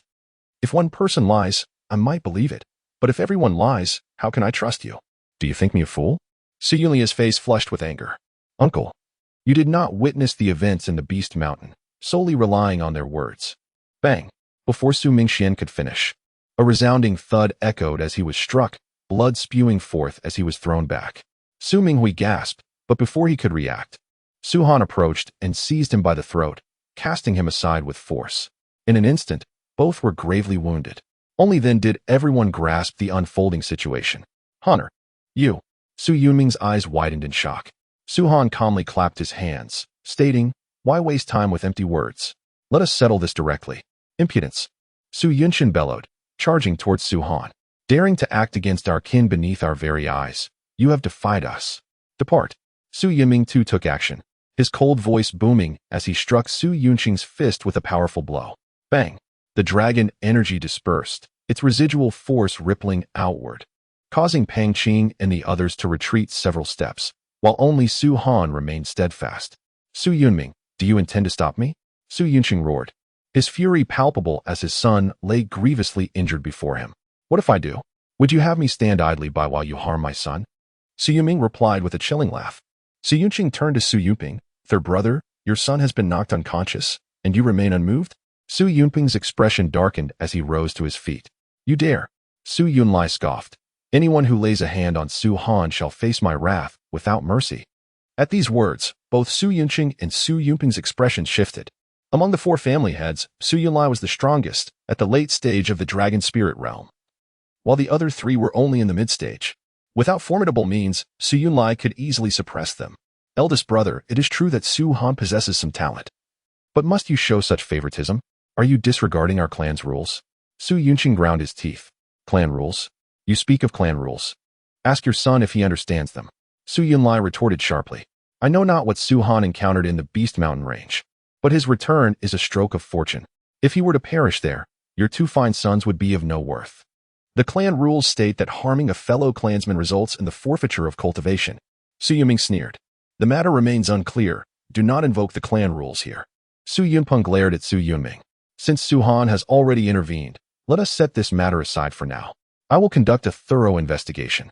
After a brief contemplation, Su Yunli added, the selection day for disciples of the Cold Cloud sect approaches. All younger members of the family must cultivate diligently. Should anyone dare cause trouble, they will be expelled from the family. With that, Su Yunli swept his sleeve and exited the hall. Let us return, Su Yiming said, shrugging at Su Yunqing, who was seething with anger. This matter is far from over, Su Han remarked, casting a glance at Su Yunqing. Far from over? What do you intend to do? Kill Mingxian and Minghui. Do you truly believe I would hesitate? Su Han replied calmly. Then try it. Su Han said coolly, if they dare to provoke me again, I shall take their lives. You. Su Yunqing opened his mouth to retort, but Su Han had already turned away, departing with Su Yuming, Pang Qing, and Hu Feng. As time passed, several days slipped by in the blink of an eye. In his chamber, Su Han sat cross-legged before a plethora of demon crystals. Alongside these crystals were some spiritual materials, the highest being of intermediate grade, with most being of lower grade. These materials were acquired by Su Han in exchange for demon crystals from the family. Additionally, there was a Dan furnace. Had it not been for the urgent need to open my meridians in the Beast Mountain range, I would not have devoured all those demon crystals, Su Han murmured. Demon crystals are a vital ingredient for alchemy. Potions crafted from the combination of demon crystals and spiritual materials are worth several times more than their individual components, and the potency contained within is significantly greater than merely consuming them separately. In the spirit and martial continent, potions hold immense importance and value, largely due to the extreme scarcity of alchemists. Every alchemist holds a prestigious position on the Dragon Martial continent, and even the lowest-tier alchemist commands great respect. In his past life, Su Han was well-versed in the art of alchemy. With nearly 1 billion years of experience, he had refined his skills to an extraordinary level. The potions he concocted far surpassed those of other alchemists, boasting an almost perfect success rate. Today, Su Han intended to use these demon crystals and spiritual materials to craft potions. It has been quite some time since I last engaged in alchemy. I wonder if I will be out of practice. Su Han chuckled softly, gazing at the materials before him, murmuring, these materials are too scarce and too lowly, not comparable to those of my past life. This time, I shall concoct some ancient spirit pills. Ancient spirit pills were the most basic potions Su Han had mastered in his previous life. However, by the time he had acquired alchemical skills, his cultivation was already quite advanced. What was deemed basic in his past life could significantly benefit even those at the dragon spirit realm on the Dragon Martial continent. Alchemy, artifact crafting, and formations require a plethora of materials. The limited resources of the Su family are utterly insufficient. Across the entire distant mountain range, only the Cold Cloud sect could rival them in strength. Su Han scoffed. The Cold Cloud sect is only marginally stronger in my eyes. This was the sole reason he intended to join the Cold Cloud sect, and as for the so-called wager with Su Yunqing and others, Su Han had given it little thought. Flames erupted, engulfing the Dan furnace in a brilliant crimson glow. This flame, procured by Su Han, was known as earth fire. Ordinary flames could not suffice for alchemy. In his previous life, the flame he used was the divine hellfire, which he had obtained after considerable effort. Too slow. Su Han observed the flickering earth fire, muttering to himself, it seems I must acquire some special flames in the future. Half an hour later, Su Han's resolve solidified. With a sweeping gesture, several first-tier demon crystals and one-level spiritual materials were cast into the Dan furnace. Chapter 17. The Shock of Su Yunming's Sizzle. As the demon crystals and spiritual materials entered the furnace, a hissing sound erupted, accompanied by wisps of steam. Su Han glanced inside to see the spiritual materials beginning to dissolve, while the demon crystals remained intact. Indeed, even first-tier demon crystals require at least half an hour to melt using this earth fire. This pace is far too slow. Su Han shook his head. His gaze flickered as he summoned forth dragon energy. Thanks to the absorption of those demon crystals, Su Han had opened 17 meridians, far surpassing the so-called peak of 10 meridians on the Dragon Martial continent. Having more meridians signifies not just enhanced strength, but also an increase in dragon energy, allowing cultivators to sustain their abilities in battle. A practitioner with 10 meridians will outlast one with 8, even if their combat strength is otherwise equal. Most crucially, when breaking through to the dragon blood realm in the future, a substantial amount of blood will be stored within these meridians, serving as a vital asset for increasing strength. The more meridians one possesses, the greater the blood storage, and consequently, the stronger the individual. This is the fundamental distinction between prodigies and ordinary cultivators. Fortunately, I have already opened 17 meridians. Otherwise, even the pinnacle of 10 meridians on this Dragon Martial continent would struggle to produce a batch of ancient spirit pills. Taking a deep breath, Su Han infused his dragon energy into the earth fire, which surged dramatically, causing the demon crystals to begin melting gradually due to the intensified flames. In the blink of an eye, 10 minutes passed. Su Han's dragon energy continuously poured into the earth fire. and the demon crystals and spiritual materials had completely transformed into spiritual liquid. Now was the most critical moment for potion crafting. Consolidate. Su-Han bellowed suddenly. Guided by his will, the liquids began to merge rapidly. This phase demands immense mental focus from the alchemist. Any misstep could lead to the collapse of the potion's formation, rendering all materials wasted. However, for Su-Han, such a task was as effortless as breathing. I did it. After another 3 minutes, Su-Han's eyes lit up. Upon lifting the lid of the furnace, a rich and fragrant aroma of the elixir wafted forth, and even a single breath of it brought a refreshing sensation to the entire body. 10 ancient spirit pills. Su-Han gazed at the 10 ancient spirit pills within, smirking as he remarked, "Indeed, I have become somewhat out of practice. At the peak of my alchemical prowess, this quantity would have at least doubled." After a moment of contemplation, Su-Han stored the 10 ancient spirit pills and resumed his alchemical endeavors. A full day passed, and it was not until dusk that Su-Han finally emerged from his chamber. He held a large bundle that contained over a dozen jade vials, each filled with at least 10 ancient spirit pills. While these pills could significantly enhance his strength in a short span, consuming them all would render the subsequent alchemical materials exceedingly difficult to procure. Pondering this, Su-Han made his way to Su Yunming's quarters. "Anna, what brings you here?" Su Yunming, engrossed in an ancient tome, looked up and smiled. "You rascal, it has been quite some time since your last visit." With the passing of Su-Han's mother due to illness, only the two of them remained.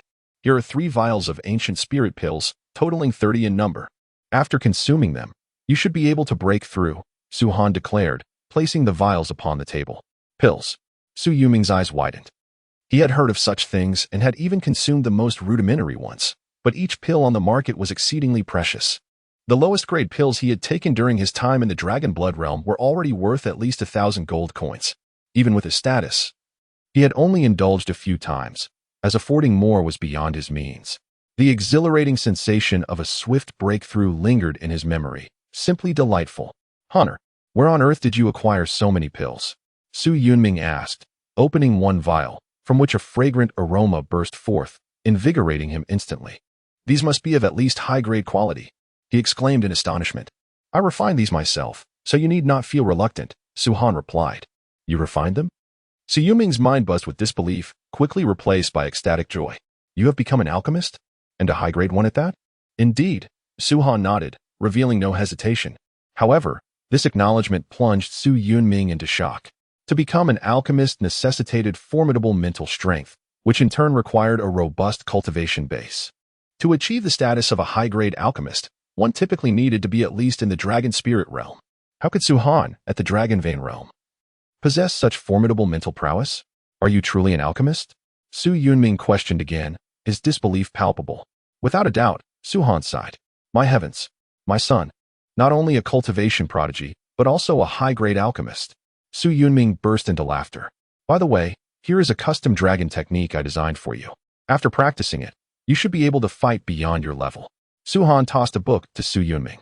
It was indeed tailored to Su-Han's cultivation level, memory, and the countless dragon techniques he had mastered, making the creation of such a technique a trivial matter. The 9 strikes of wind manipulation? Su Yunming's eyes widened. If Su-Han's ascension to alchemist left him incredulous, this technique rendered him utterly speechless. When you reach the Dragon Pill realm, it should transform into wind attribute dragon energy, making this technique quite fitting for you. With that, Su-Han left Su Yunming in his state of shock and proceeded to visit Pang Qing, gifting him a vial of ancient spirit pills and a dragon technique before departing amidst Pang Qing's incredulous expression. After completing these tasks, Su-Han still had about 5 vials of jade bottles left in his bundle, having reserved 10 for himself. The 5 vials, now wrapped, appeared somewhat inconspicuous. Lost in thought, Su-Han made his way to the Su family's marketplace. The marketplace was not far from the Su family estate, and after about half an hour, Su-Han arrived. Chapter 18. Is it you? The marketplace resembled a bazaar for ordinary folk, yet it was populated solely by cultivators, as it offered goods essential for their practices. Originally, the Su family had 9 marketplaces, but due to the assaults from the Lin and Qin families, they had been forced to retreat and had lost 7. The term acquisition hardly did justice to the blatant robbery that had transpired. Now, only 2 marketplaces remained under the Su family's control, significantly diminishing their income and causing considerable economic strain. If this continued, the Su family would struggle to support its future generations. This dire situation compelled Su Yunqin and Su Yuping to pressure Su Han into marrying the second daughter of the Shao family. Given the Shao family's current strength, an alliance would certainly deter the Lin and Qin families, and with the Shao family's assistance, the Su family might even reclaim its lost marketplaces. Upon entering the marketplace, Su Han noticed that the once bustling stalls had dwindled, as many had flocked to the marketplaces of the other three major families, where there were more customers. Unperturbed, he proceeded directly to the heart of the marketplace, the Wanbao Pavilion. Wanbao Pavilion, one of the largest commercial establishments in the Dragon Martial continent, boasted immense financial resources and considerable influence. This branch was merely one among many. The pavilion's presence was ubiquitous, even in marketplaces with little trade, like this one. Wanbao Pavilion would still open a branch, even at a loss, a testament to its financial might. Young Master Han has arrived. The staff at Wanbao Pavilion recognized Su Han immediately, and an elder at the counter rose with a smile. Oldly, Su Han greeted with a nod. "What brings you here today, young Master Han? Looking to purchase something?" Elderly inquired with a grin. Su Han shook his head. "I'm not here to buy. Rather, I wish to sell." "Oh?" Elderly's eyes brightened. "Pray tell, what do you wish to sell?" "Elixirs." Su Han placed his bundle on the counter, calmly stating, "High-grade ancient spirit pills, a total of 50. Please quote a price." "High-grade elixirs." Elderly was momentarily taken aback, then opened the jade vials to inspect their contents, ultimately confirming their high grade. "The Su family has produced a high-grade alchemist?" he inquired, astonished. He was well aware of the Su family's current predicament. If they had an alchemist of such caliber, it would far surpass the significance of Xiao Yuwei becoming an inner disciple of the Hanyan sect. "These are all of my own refinement," Su Han replied. "You refined them?" Elderly furrowed his brow and chuckled awkwardly. "Young master, please do not jest with me. To produce high-grade elixirs, one must possess at least the cultivation of the dragon spirit realm. Though you are talented, you have yet to reach that level, correct?" "If you do not believe me, there is little I can do," Su Han replied, pursing his lips. Seeing this, Elderly assumed Su Han was reluctant to share more details, and he quickly said, "For high-grade elixirs, I can offer 8,000 gold coins each. However, given the richness of the spiritual essence in these, I shall offer 1,000 gold coins each for all of them. What say you?" "Agreed," Su Han nodded, secretly acknowledging that Elderly possessed some discernment. Had he indeed offered 8,000 gold coins each, Su Han would have declined. Who would have thought that the Su family would produce an alchemist? It seems the heavens of Yuanshan County are in for a change. Elderly mused as he handed Su Han a silver card. This card, shimmering with crystalline beauty, was the silver card of Wanbao Pavilion. Su Han casually scanned it with his spiritual sense, discovering it contained precisely 500,000 gold coins, no more, no less. "Thank you, Elderly," Su Han expressed his gratitude. "No need for thanks. Rather, I should extend my gratitude to you. Without these elixirs to uphold appearances, my branch store would likely face closure." "Indeed. It is as you say, Elderly. The Su family's marketplace is nearly deserted, and this branch of Wanbao Pavilion is obligated to pay certain fees to the Su family annually while also supporting its staff. Without some impressive goods to maintain our reputation, it's not just a matter of closing down. At the very least, I, Elderly, would have to pack my bags and return home. By the way," Elderly suddenly remarked, "I previously saw Master Chen Yigong and Master Lin Heng here. I wonder if they have already departed. If you encounter them, it would be wise to exercise caution." "Why should I be cautious?" Su Han cast a glance at Elderly and replied indifferently, "Just those two worthless individuals? I hardly consider them a threat." "Since Master Han is so confident, I shall refrain from further comment," Elderly said with a smile, shaking his head. In his eyes, Su Han was merely a somewhat arrogant young junior, unable to grasp the current situation, hence his grandiose claims. Next, Su Han purchased several materials here, including those for alchemy, weapon forging, and array formation. 50,000 gold coins equate to several years' income for the entire Su family. Even at the peak of the Su family's prosperity, they earned only 50 to 60,000 gold coins a year. To put it in perspective, an ordinary family of 3 could live for several days on just 1 gold coin. With this sum, Su Han could be considered quite affluent, in stark contrast to his earlier struggles upon being reborn. The total expenditure for materials was around 35,000 gold coins. But the profits Su Han could derive from these materials would likely exceed tenfold. "Elderly, I take my leave." Having completed his purchases, Su Han turned to depart. Given the substantial quantity of materials he had acquired, it was impractical for him to carry them himself. Walmart Pavilion would arrange for their delivery to the Su family. Exercise caution, elderly nodded. As Su Han was about to leave, a throng of figures entered from outside. Su Han furrowed his brow, noticing that the foremost figure was a young woman. She appeared to be of similar age to Su Han, with bright eyes and a radiant smile. Her fair skin reflecting a captivating sheen under the sunlight. Her beauty was striking, with flowing hair cascading behind her. Clad in a delicate gauzy garment that accentuated her graceful figure. Flanking her were two young men, their faces adorned with sycophantic smiles, seemingly attempting to flatter and curry favor. Chen, Lin Heng. What a small world. A smile crept across Su Han's lips. However, why does this woman seem so familiar? As he gazed at her, Su Han's brow furrowed tightly, sensing that he had encountered her before. After rifling through the memories of his past life, he finally recalled. It was indeed her. At that moment, the young woman also lifted her gaze, her beautiful eyes locking onto Su Han's. It's you? Her eyes sparkled, and the previously impatient expression on her stunning face transformed into a smile, leaving both Chen Yi and Lin Heng momentarily speechless. Can you guess who this girl is? Hee. I continue to seek your support and recommendations. It is I, Su Han replied with a smile and a nod. He did not know the woman's name, but they had crossed paths before, and Su Han had saved her. Specifically, the Su Han of the Su family had rescued her when she accidentally fell into a river while he was practicing nearby. They had exchanged few words after the rescue, and he had departed promptly, never anticipating their meeting again here. It seemed like fate. So you're here too, the girl exclaimed as she approached. Her enchanting eyes filled with vitality, her graceful form exuding an alluring aura. However, her complexion appeared somewhat pale, and it was evident that she bore no trace of a practitioner's aura, easily revealing that she was merely an ordinary person, untrained in cultivation. I came to purchase some items, Su Han replied with a smile. I've been searching for you for quite some time. I'm thrilled to finally see you. The girl chuckled lightly. What would a waste like him be sought after for? At this moment, Chen Yi and Lin Heng finally took notice of Su Han. Chen Yi sneered derisively. This beautiful lady, you might not recognize him, but allow me to enlighten you. He is Su Han, the notorious waste of the Su family. One of the four great families in Yuanshan. Su Han, having become a waste, you should be hiding away in the Su family and waiting for your demise. Yet you dare to venture out? Lin Heng added with a cold laugh. I advise you not to return here, for it won't be long before this place is acquired by my Lin family and the Chen family. If you dare show your face again, I shall ensure you regret it. Is that so? Su Han shook his head. What do you mean by shaking your head? Are you unconvinced? Do you doubt my strength?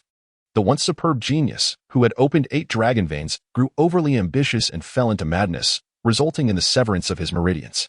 Tell me, don't you regret it now? Ha! If I were you, I would be so regretful I'd want to end my own life.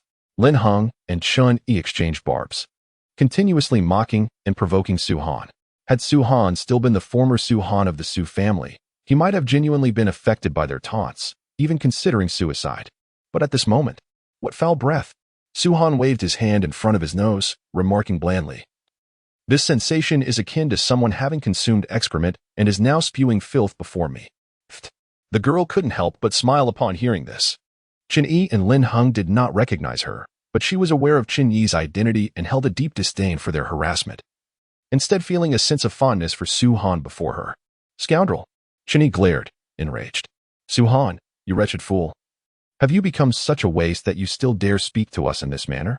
I assure you, it won't be long before your Su family is erased from Yuanshan. Such audacity.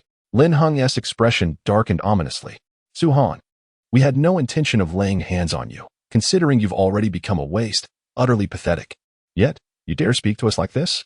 If you wish to avoid a beating today, there is only one path for you to take. Ken Hu Chunfeng should be known by all. He will undoubtedly become an inner disciple of the Han Yun sect in due course. If you dare to harm Chen Yi, you will assuredly hasten the Su family's demise. Su Han cast a sidelong glance at Lin Heng, then abruptly hurled Chen Yi towards him. Lin Heng, being somewhat stronger than Chen Yi with 4 dragon veins awakened, moved swiftly to catch him. However, upon catching Chen Yi, his countenance underwent a drastic change as acute pain surged through his arms. Crack! Only then did the crisp sound of bones fracturing emanate from Lin Heng's arms. Lin Heng held incessantly, as if intending to shatter the very foundations of the myriad treasures pavilion. possessing mediocre talent within the Lin family. He was the son of the family head and habitually abused his position. Rarely had he suffered such torment. My arms, my arms. Lin Hung writhed in agony, drenched in perspiration. Su-han, you dare break my arms. I will ensure your demise.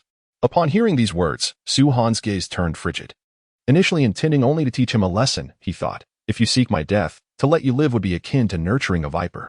With a swift stride, Su-han's figure darted forth. Su-han, how dare you? Insolent fool, this is the son of the Lin family head. Lin Hang's retinue immediately surged forward, unleashing their full power. With your capabilities, you cannot impede Su-han. Su-han's expression remained composed, his words chilling. As he charged, his fists unleashed the power of 8 dragon veins. 8 dragon veins? You, a good-for-nothing. Capable of cultivation once more? The entourage was visibly astounded by this revelation. Even the young woman by the counter betrayed a flicker of surprise, muttering, that scoundrel Su-han, so he can cultivate again. No wonder he spurned me, humph. Regrettably. Su-han, you are far too audacious. So what if you possess 8 dragon veins? Today, I shall cripple your meridians, reducing you to a good-for-nothing once more. One burly man sneered, fully displaying his mid-dragon blood realm strength. Chapter 20. Crushing the Dragon Blood Realm. Seeking collections. Recommendations. The power of the mid-dragon blood realm was undeniably formidable compared to the dragon vein realm, with its mere aura capable of suppressing the latter. However, he now faced Su-han, the former demon dragon ancient emperor. Get lost. Su-han's robes billowed, his fist colliding directly with the brawny man. Bang! A muffled sound reverberated as both figures shuddered, each retreating several steps. What? This scene plunged the surroundings into astonishment. Even Elder Li of the Myriad Treasures Pavilion, who had been standing by the counter, narrowed his eyes, revealing shock. 8 Dragon Vein Realm. Able to withstand a mid-dragon blood realm attack? Too weak. Su-han shook his head slightly. You mongrel, we both retreated several steps, yet you claim I am too weak? The brawny man retorted furiously. He, too, was bewildered. For Su-han had not employed any dragon techniques, relying solely on the strength of his 8 dragon veins to meet his attack head-on. Logically, Su-han's arms should have shattered, yet the outcome was a stalemate, a result he found unacceptable. Prepare to die? The burly man roared once more, his figure lunging forward as dragon energy surged from his hands, coalescing into a palm several meters in size. Mountain moving hand. Whoosh. The palm descended rapidly from above, seemingly poised to crush Su-han. Get lost. Su-han bellowed, taking a step as 2 more figures materialized beside him, both identical to Su-han. The burly man's heart skipped a beat. What dragon technique is this? He exclaimed. He could clearly sense the fluctuations of the dragon technique and distinctly perceived that. Including the original Su-han, there were 3 Su-hans, all appearing to be real. 9 Divine, Su-han stated calmly. The 9 Divine was one of the secret techniques Su-han had mastered in his previous life. Upon reaching its zenith, it could create 9 doppelgangers, each possessing the same strength as the original.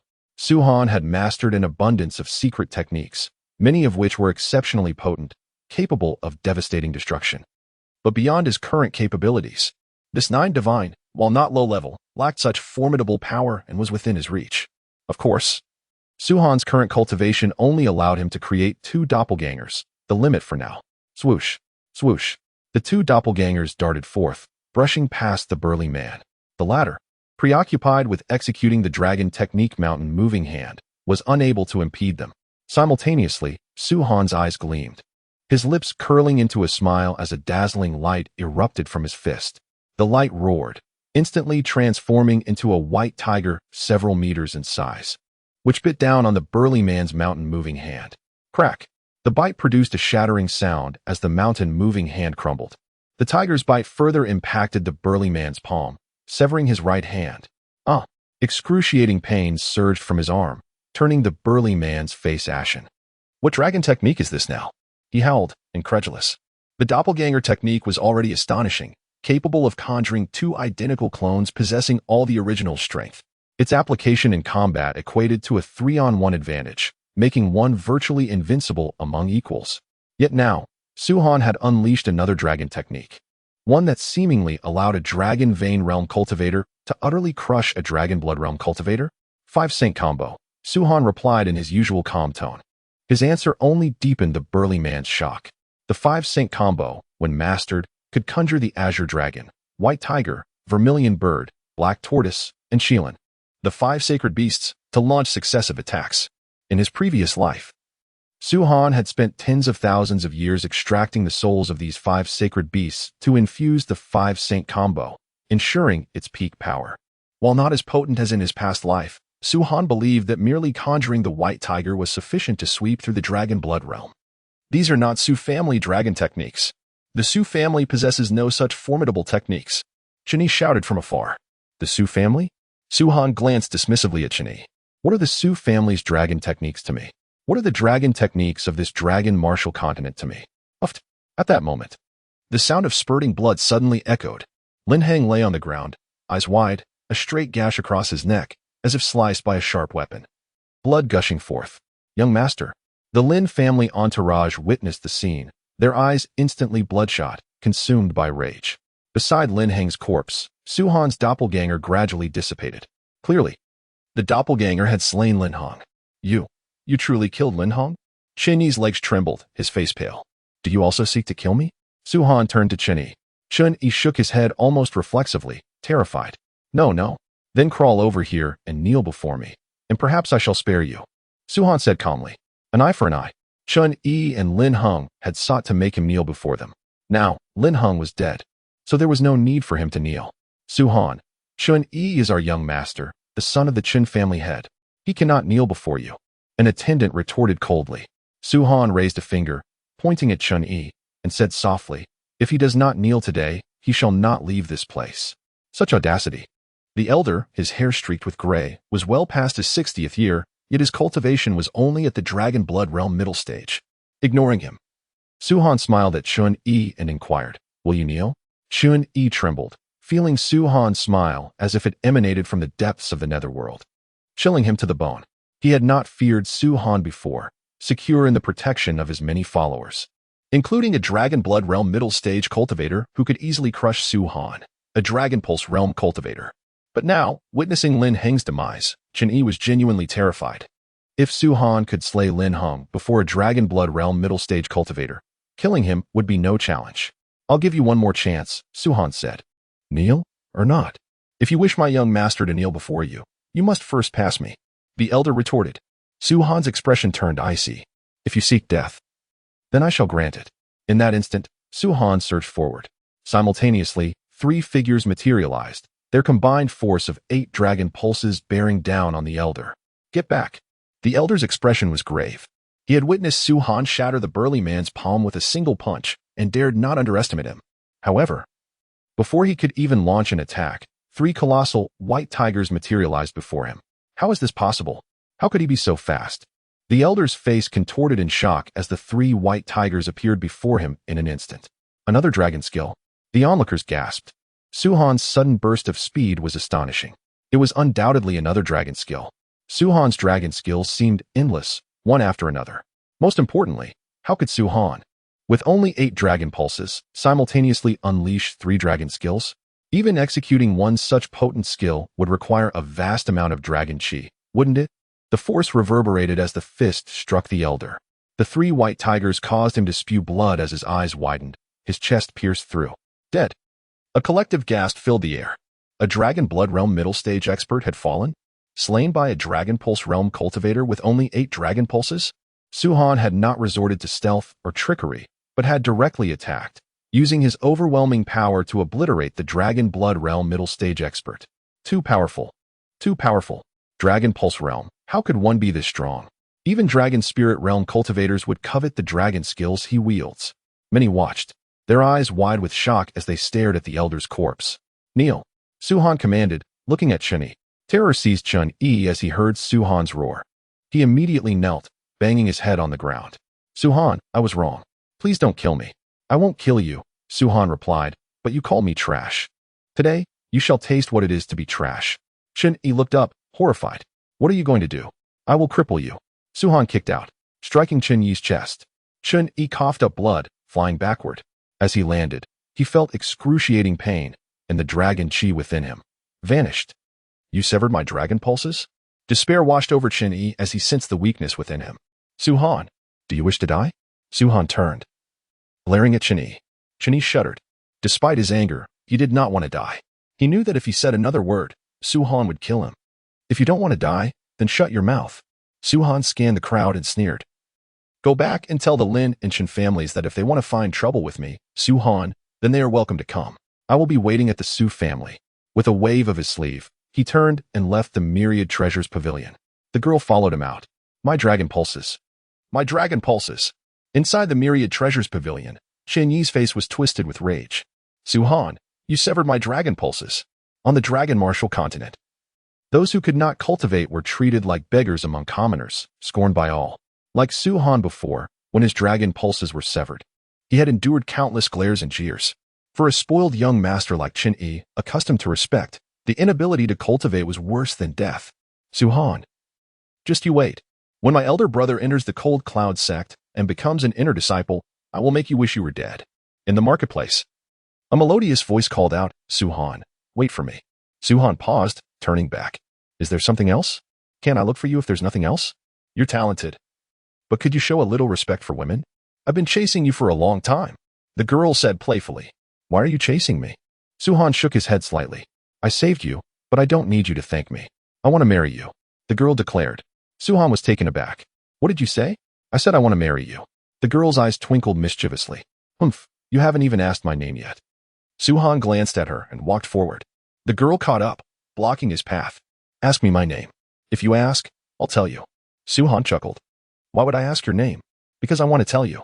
The girl tilted her head. All right, what's your name? Su Han asked. Kiki. The girl smiled, her face radiating a mysterious charm. Guess your sister. Su Han had no patience for this. To him, time was money, and he had materials to refine pills, forge weapons, and set up arrays. You're no fun, the girl pouted. All right, I'll tell you. My name is Xiao Yuran. Xiao Yuran. Su Han was stunned. He had thought the girl was cute, but he had not expected her to be Xiao Yuran. Isn't Xiao Yuran supposed to be ugly? Who's ugly? Xiao Yuran retorted. Su Han grinned sheepishly. It was impolite to call someone ugly to their face. So, the rumors were false. The Xiao family's second daughter is quite beautiful. Beautiful, right? Xiao Yuran blinked her large eyes. Will you marry me? Su Han almost choked. He had never met such a direct girl. You're a bit straightforward, aren't you? What's straightforward? Xiao Yuran asked. I'm just being honest. My sister was angry when she came home last time because you didn't marry me. I was going to visit your house in a few days, but I didn't expect to meet you here today. Isn't this fate? Fate, my foot. Su Han rolled his eyes. We've only met once. It's too soon to talk about marriage. If Xiao Yuran had Xiao Yuhui's personality, Su Han wouldn't have said a word. But with Xiao Yuran's current demeanor, he couldn't bring himself to refuse her outright. Chapter 22. The Unwanted Kiss. I find this unpleasant. I like you, and I want to marry you.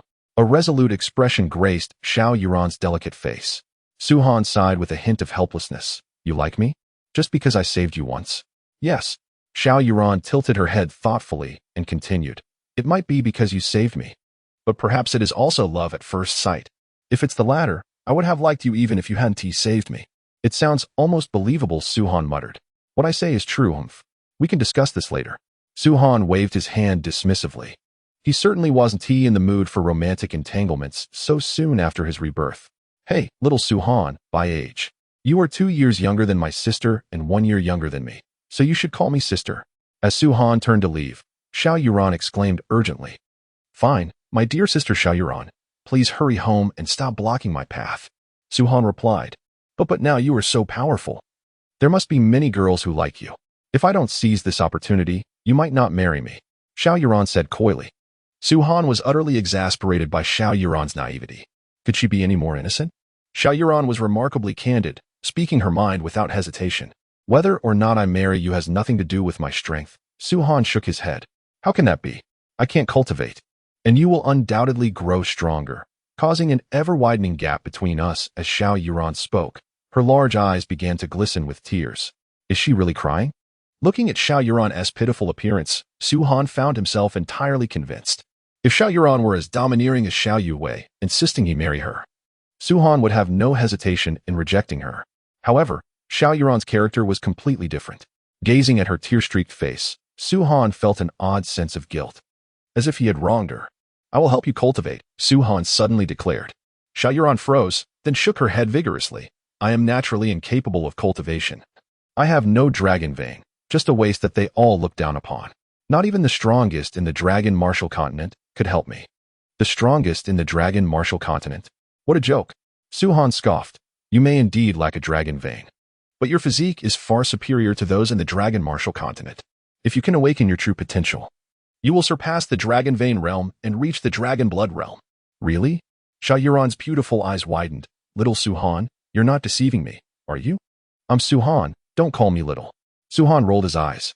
Hee, little Su-Han is already a year younger than me. If you can truly help me awaken my immensely powerful physique, I will marry you. Xiao Yuran giggled.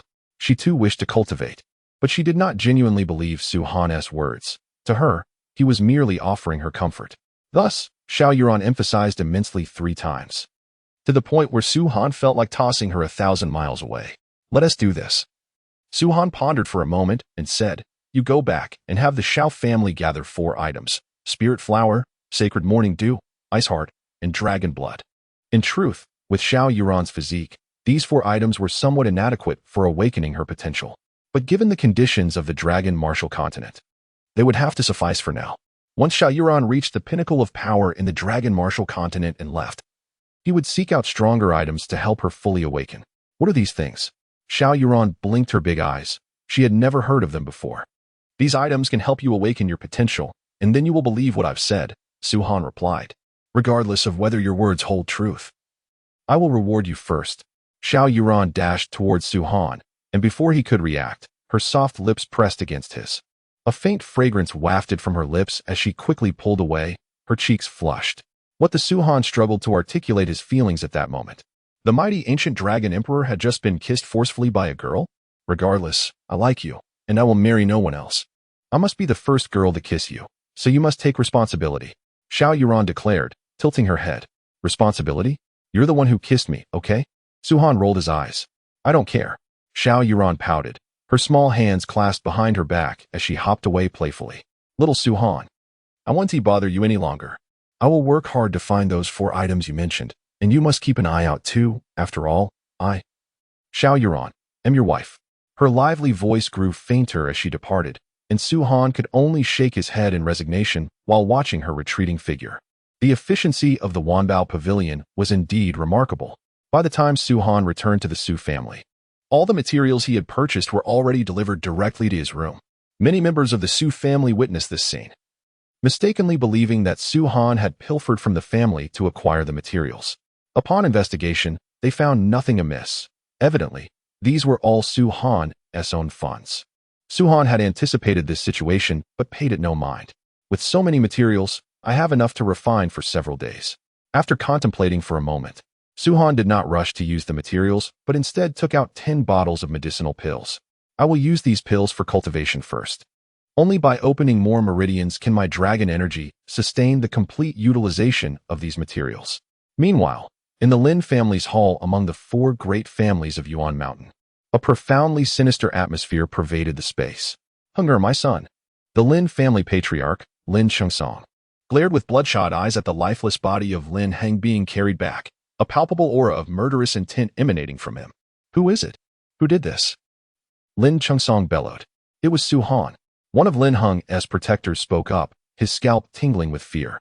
After all, Su-Han had killed Lin Heng right before their eyes. The young man's death was also partly on their shoulders for failing to protect him. Su-Han. Lin Chengsong abruptly turned to this individual. How can a mere waste who cannot cultivate kill my hunger? Where were you all? Why didn't you go die? He is too powerful. The man spoke, still shaken. Although Su-Han is only at the Dragon Vein realm, he possesses several formidable dragon techniques. Even Lu Yong, the guest elder, lost a hand to him. Lu Yong, the burly man who had clashed with Su-Han and was torn apart by the white tiger. Lin Heng is dead, and you will accompany him to the grave. Lin Shinsong waved his hand, unleashing overwhelming dragon energy that struck the protector's chest with a thunderous impact. Boom. The protector was merely at the initial stage of the dragon blood realm and could not withstand the blow. In an instant, his body shattered into pieces. The others stood around, allowing the blood to splatter upon them, yet they dared not breathe a word. Notify the Chen family. We shall besiege the Su family. These 8 words, though few, carried an overwhelming aura of lethal intent and icy coldness. Meanwhile, at the Chun family residence. "Elder brother, you must avenge me." Chen Yi cried out to a young man before him that Beast Su Han not only killed my Chen family's guest elder, but also forced me to kneel before him. If this matter is simply brushed aside, I, Chen Yi, can endure it, but what will become of the Chen family's reputation if word gets out? Isn't Su Han unable to cultivate anymore? The young man frowned. He was none other than Chen Yi's elder brother, the most illustrious genius of the Chen family, Chen Feng. Who would have thought that beast could cultivate again, and even opened 8 dragon veins? Chen Yi gritted his teeth. 8 dragon veins.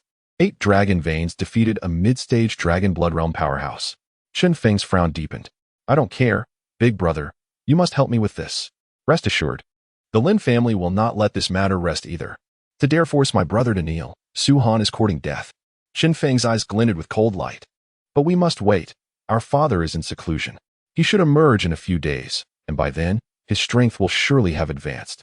Even if the Su family exhausts their entire force, they will not escape our grasp. Very well, let that scoundrel live for a few more days." Chen Yi's face twisted with malice. In the blink of an eye, half a month passed. In his room, Su Han gazed at the black long knife in his hand and murmured, "Though it pales in comparison to the demon god blade, under the current conditions, it's quite satisfactory and should withstand the power of the first blade of destruction." Beside Su Han lay a scabbard. He sheathed the long knife and secured it at his waist, then lazily stretched after rising from his bed.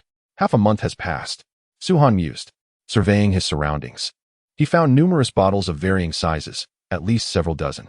Each of these containers brimmed with medicinal pills, the lowest grade being high-quality pills like the ancient spirit pill.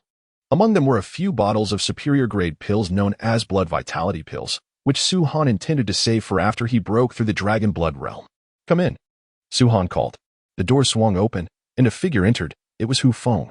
Currently, the Su family's guard team was utterly devoted to Su Han, especially since he had previously safeguarded Hu Feng and Zhang Hai's families, leading both men to pledge their loyalty to him. "Go inform Wanbao Pavilion to bring gold for the medicinal pills," Su Han instructed calmly. "Understood." Hu Feng nodded in agreement, discreetly glancing at the jade bottles surrounding Su Han, his heart racing with shock. Young Master Su has become an alchemist, Hu Feng thought with a cold sneer. Su Yunxin and the others still believe that the inner disciples of the Cold Cloud sect hold great status, but compared to young Master Su's identity as an alchemist, those disciples are nothing. "Here are 2 bottles of pills. You and Zhang Hai can each take one." Su Han tossed 2 bottles over. "Thank you, young Master Han." Hu Feng's heart soared with joy. This was a precious medicinal pill. Having cultivated thus far, he had never tasted one. A low-grade pill cost over 1,000 gold coins. And during his year in the Su family guard, he had earned barely 100 coins. He could not afford to buy pills. The bottle Su Han gifted him was worth at least 10,000 gold coins, equivalent to a century's worth of his earnings in the Su family. Soon enough, Hu Feng departed. An hour later, the people from Wanbao Pavilion arrived with the medicinal pills, and Su Han's card had transformed into a gold card. 83 million gold coins. Su Han murmured. A gold card from Wanbao Pavilion was only issued after accumulating over 1 million gold coins. After deducting the 150,000 gold coins Su Han had left, he had earned a staggering 68 million gold coins from selling the pills. This was an enormous sum. Even the Shao family's annual net profit was only around 700,000 gold coins, meaning Su Han had earned nearly 7 years' worth of profits in half a month. This illustrates just how lucrative the profession of alchemy is. With additional purchases of materials, he could concoct more pills, allowing him to acquire a spatial storage ring, as otherwise it would be too cumbersome. In his previous life, Su Han utilized a cave heaven treasure, which had a space comparable to a world, capable of storing not only items, but also living beings. Having become accustomed to such treasures, carrying a mere bag felt tedious. Although he had asked Old Li to keep an eye out for a storage ring, in this remote county, such rings were exceedingly precious. Even with wealth, they were hard to come by. Enough of that, let us focus on cultivation. The 10 bottles of ancient spirit pills had enabled Su Han to open 32 meridians on the Dragon Martial continent. As long as one opened more than 5 dragon veins and possessed beast blood, they could break through to the dragon blood realm. When the Dragon Martial continent first emerged, practitioners utilized dragon blood to advance, granting them immense power. However, as time passed, the human population grew, and their strengths became increasingly varied and complex. Moreover, The dragons of the Dragon Martial continent were terrifyingly powerful, making the acquisition of dragon blood exceedingly difficult. Without the assistance of dragon blood, practitioners had to settle for beast blood to break through to the dragon blood realm. The stronger the beast, the more precious its blood. Naturally, those who used high-tier beast blood to break through to the dragon blood realm would be significantly stronger than others. Many dragon blood realm practitioners who dominated their peers had relied on the blood of high-level beasts for their breakthroughs. Chapter 24. Expelled from the family? With the number of meridians Su Han had opened, he could easily break through to the dragon blood realm, but he was not in a hurry. He aspired to open 108 meridians. Furthermore, as the former ancient dragon emperor, Su Han did not wish to employ ordinary beast blood for his breakthrough. Even the most formidable 7th-tier beasts did not interest him. His sole objective was dragon blood, the blood of a true dragon. As one progresses, the spiritual energy required to open meridians increases. Having opened 32 meridians consumed 100 ancient spirit pills, and one could only imagine how many more pills would be needed moving forward. Although Su Han was an alchemist and quite wealthy, the path he walked was exceptionally costly compared to others. He predicted that to open all 108 meridians, the 8 million gold coins he possessed would be insufficient. Never mind, he thought.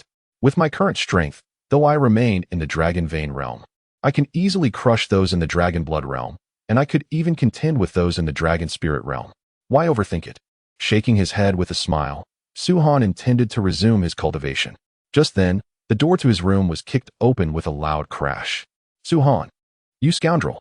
A multitude of figures stormed in, led by Su Yunlai, the head of the Su family, whose expression was grim as he looked at Su Han.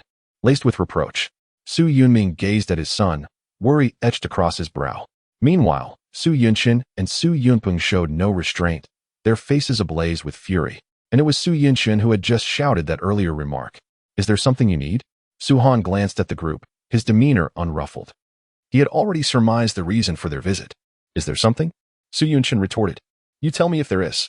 You arrogant wretch. It was one thing to be reckless within the Su family, but to flaunt your arrogance outside? Do you have any idea the trouble you've brought upon the Su family? Su Yunshin confronted Su Han, pointing an accusatory finger. Su Han, you truly have a tremendous amount of audacity, Su Yunpeng chimed in.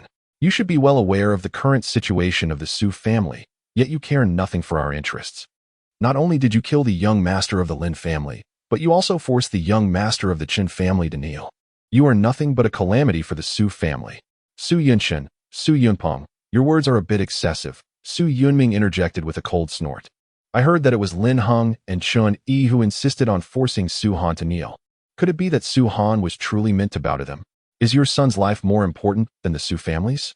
With considerable effort, Su Yunshin seized upon this perceived vulnerability and promptly exclaimed, given the present circumstances of our Su family, even if it demanded our prostration, we would acquiesce.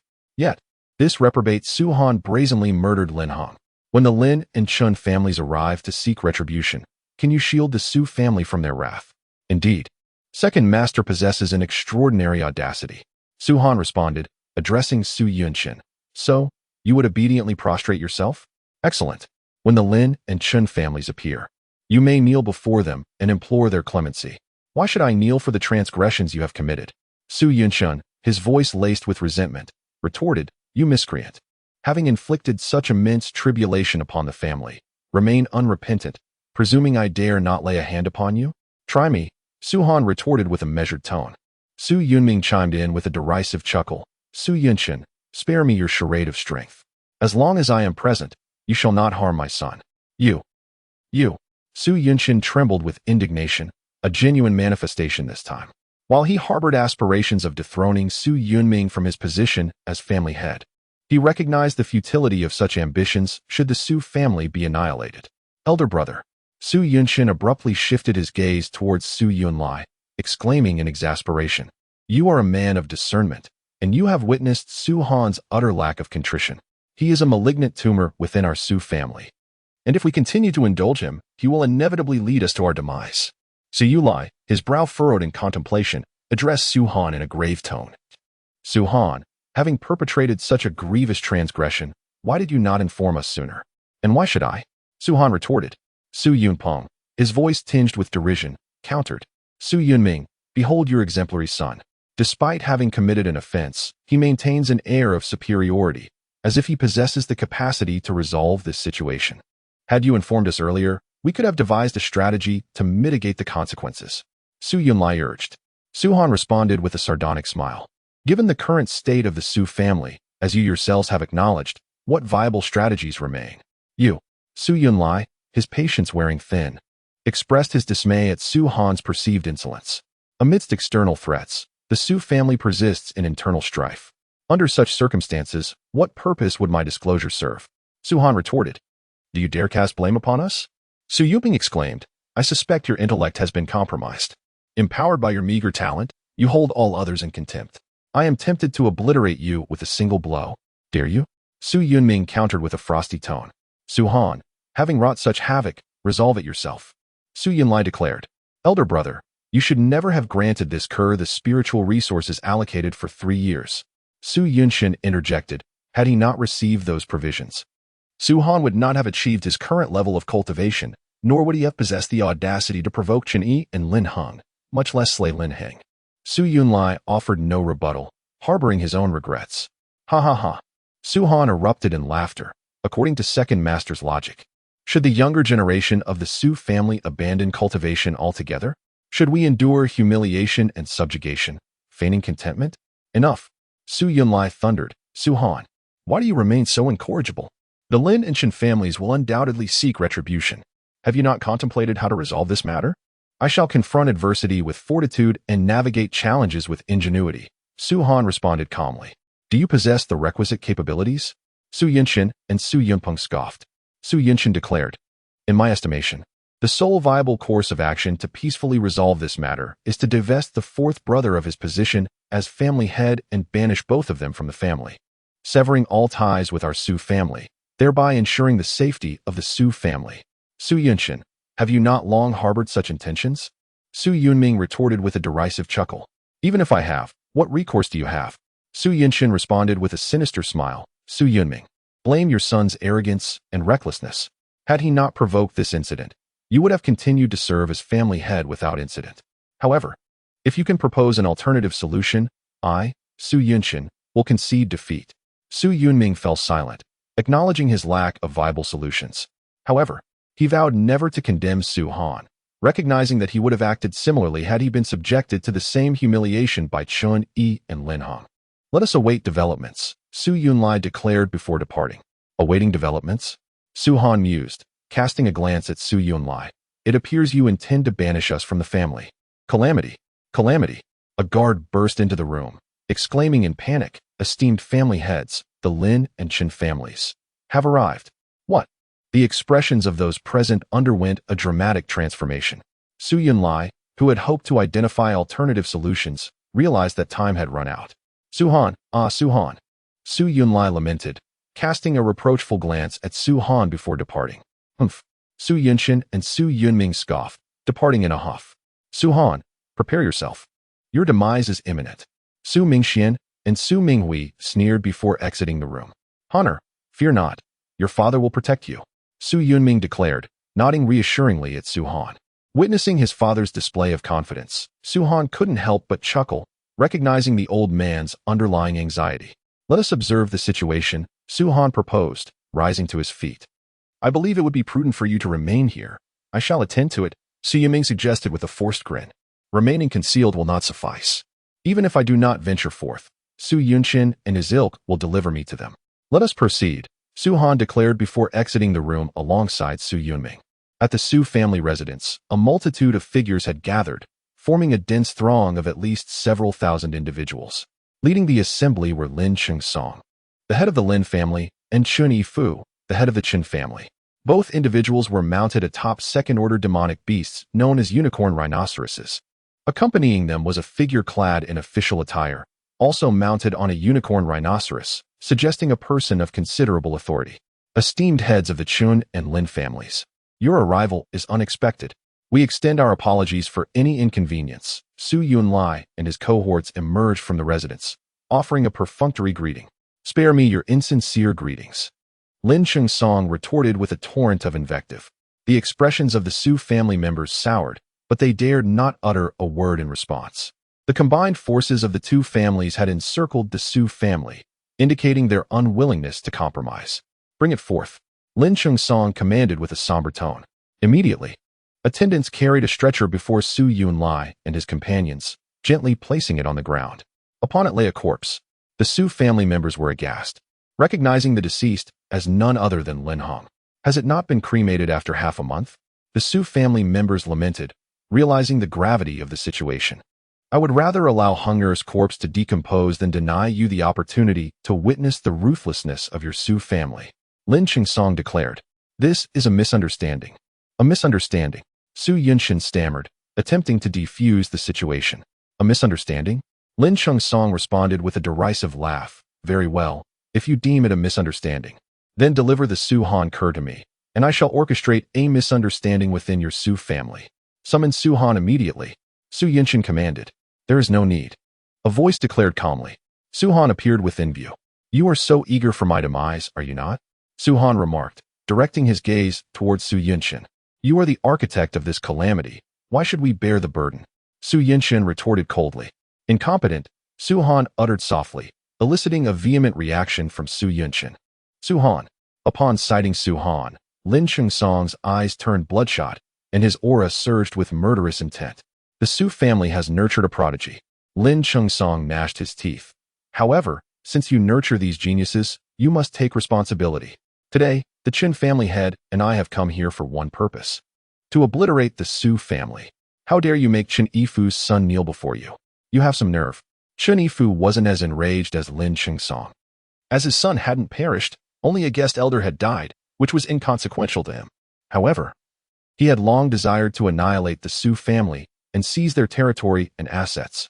Now that this rare opportunity presented itself, how could he not seize it? "Slaughter," Chen Yifu commanded with a grand wave of his hand. "Hold on," Su Yunshin interjected. "Esteemed family heads, the Su family acknowledges that Su Han's harsh actions were inappropriate. However, he acted alone, possibly instigated by his father. This has nothing to do with the Su family. Indeed, if you truly seek retribution, then slay Su Han and Su Yunming. The Su family has no involvement in this matter," Su Yunping added. "You two dogs are a disgrace to the Su family," Su Yunming exclaimed, seething with anger. "That's precisely the point. Why should the Su family suffer due to the troubles you've caused?" Su Yunshin retorted coldly. "Elder brother, what do you think?" They both turned to Su Yunlai, who, though not the direct heir, was the eldest among the four. Crucially, to remove Su Yunming from his position as family head and expel him and his son from the family, Su Yunlie's consent was required. "Elder brother." Seeing Su Yunlie's continued silence, Su Yunping urged, "You see the current situation. If we delay any longer, the entire Su family will suffer." Su Yunming remained silent, acknowledging that his son had indeed caused the trouble, and he would accept whatever consequences it brought. As for Su Han, he simply disdained to speak. "Han Yun sect has regulations prohibiting widespread slaughter and harming others, correct?" Su Yunlai, after a long silence, finally looked up at the middle-aged man in official attire, Chao Qing, the patrolling envoy of Han Yun sect overseeing Yuanshan County. Chao Qing was taken aback, then smiled. "It seems you've made a decision?" Su Yunlai took a deep breath and declared, "Su Yunming, the Su family head, has mismanaged the family and is unfit to hold the position. Effective immediately. Su Yunming is stripped of his title as family head, and he and his son Su Han are banished from the family." Upon hearing this, Su Yunming chuckled. He had anticipated this outcome, but he still felt immense anger when Su Yunlai uttered those words. This was the Su family, a family that could never hold its head high. Banished from the family? Su Han enunciated each name, his star-like eyes sweeping over the three: Su Yunshin, Su Yunpeng, Su Yunlai. "You will regret this." "Regret? Ha ha ha. Su Han, you're hilarious." Su Yunshin and Su Yunpeng exchanged glances and exclaimed in unison, "You are the bane of the Su family, a disgrace to our clan. We won't regret it even if you die, let alone just being banished." Su Yunlai stood aside, expressionless. "Very well," Su Han smiled. "From this day forward, my son and I have no further connection with the Su family." Chao Qing turned to Lin Chung-song and Chen Yifu and said, shaking his head, "Esteemed family heads, now that Su Han and his son have been banished from the Su family, this matter is no longer related to the Su family. If you seek retribution, find Su Han, Su Yunshin, You're truly ruthless, sacrificing your most talented genius to save your own lives, Lin Chengsong sneered. Chun Yifu added, Su Yunming. The Su family head is removed from his position so easily. It seems the Su family isn't as stable as I thought. Both harbored some dissatisfaction. If the patrolling envoy Chao Qing hadn't intervened, they could have seized this opportunity to annihilate the Su family, erasing them from Yuanshan County. Alas, the Su family was ruthless, banishing Su Han and his son, leaving them with no recourse. In that case, Su Han, you shall accompany Hung to the grave. Lin Chengsong's gaze turned icy as his unique horned rhinoceros charged forward, causing the ground to tremble. Su Han remained calm, showing no fear. Suddenly, a figure stood before Su Han, none other than Su Yunming. Ha ha ha, Lin Chengsong. At this point, I won't mince words. Your son's death was his own incompetence. He deserved to be killed by my son. Su Yunming laughed. You want to touch my son? You'll have to get past me first. Don't be hasty. Both of you will die. Lin Chengsong's eyes were filled with malice. Everyone cease. At that moment, a delicate shout echoed from afar, and two more horned rhinoceroses galloped over, each carrying a figure. Both were women, with no resemblance to each other, yet both possessed extraordinary beauty that could captivate the world. Xiao Yuhui, seeing the approaching figures. Lin Chengsong and Chun Yifu's expressions immediately soured. They didn't recognize the woman beside her, but they knew Xiao Yuhui.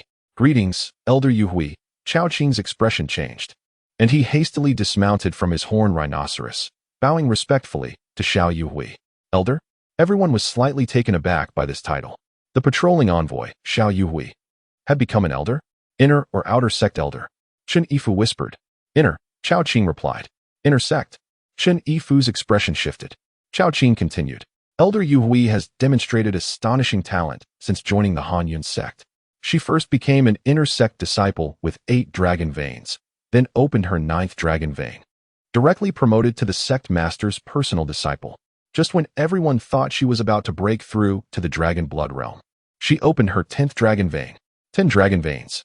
A collective gasp filled the air as everyone stared at Xiao Yuhui with shock and awe. That was 10 dragon veins. The pinnacle of talent in the dragon martial continent. The maximum number of dragon veins anyone could open.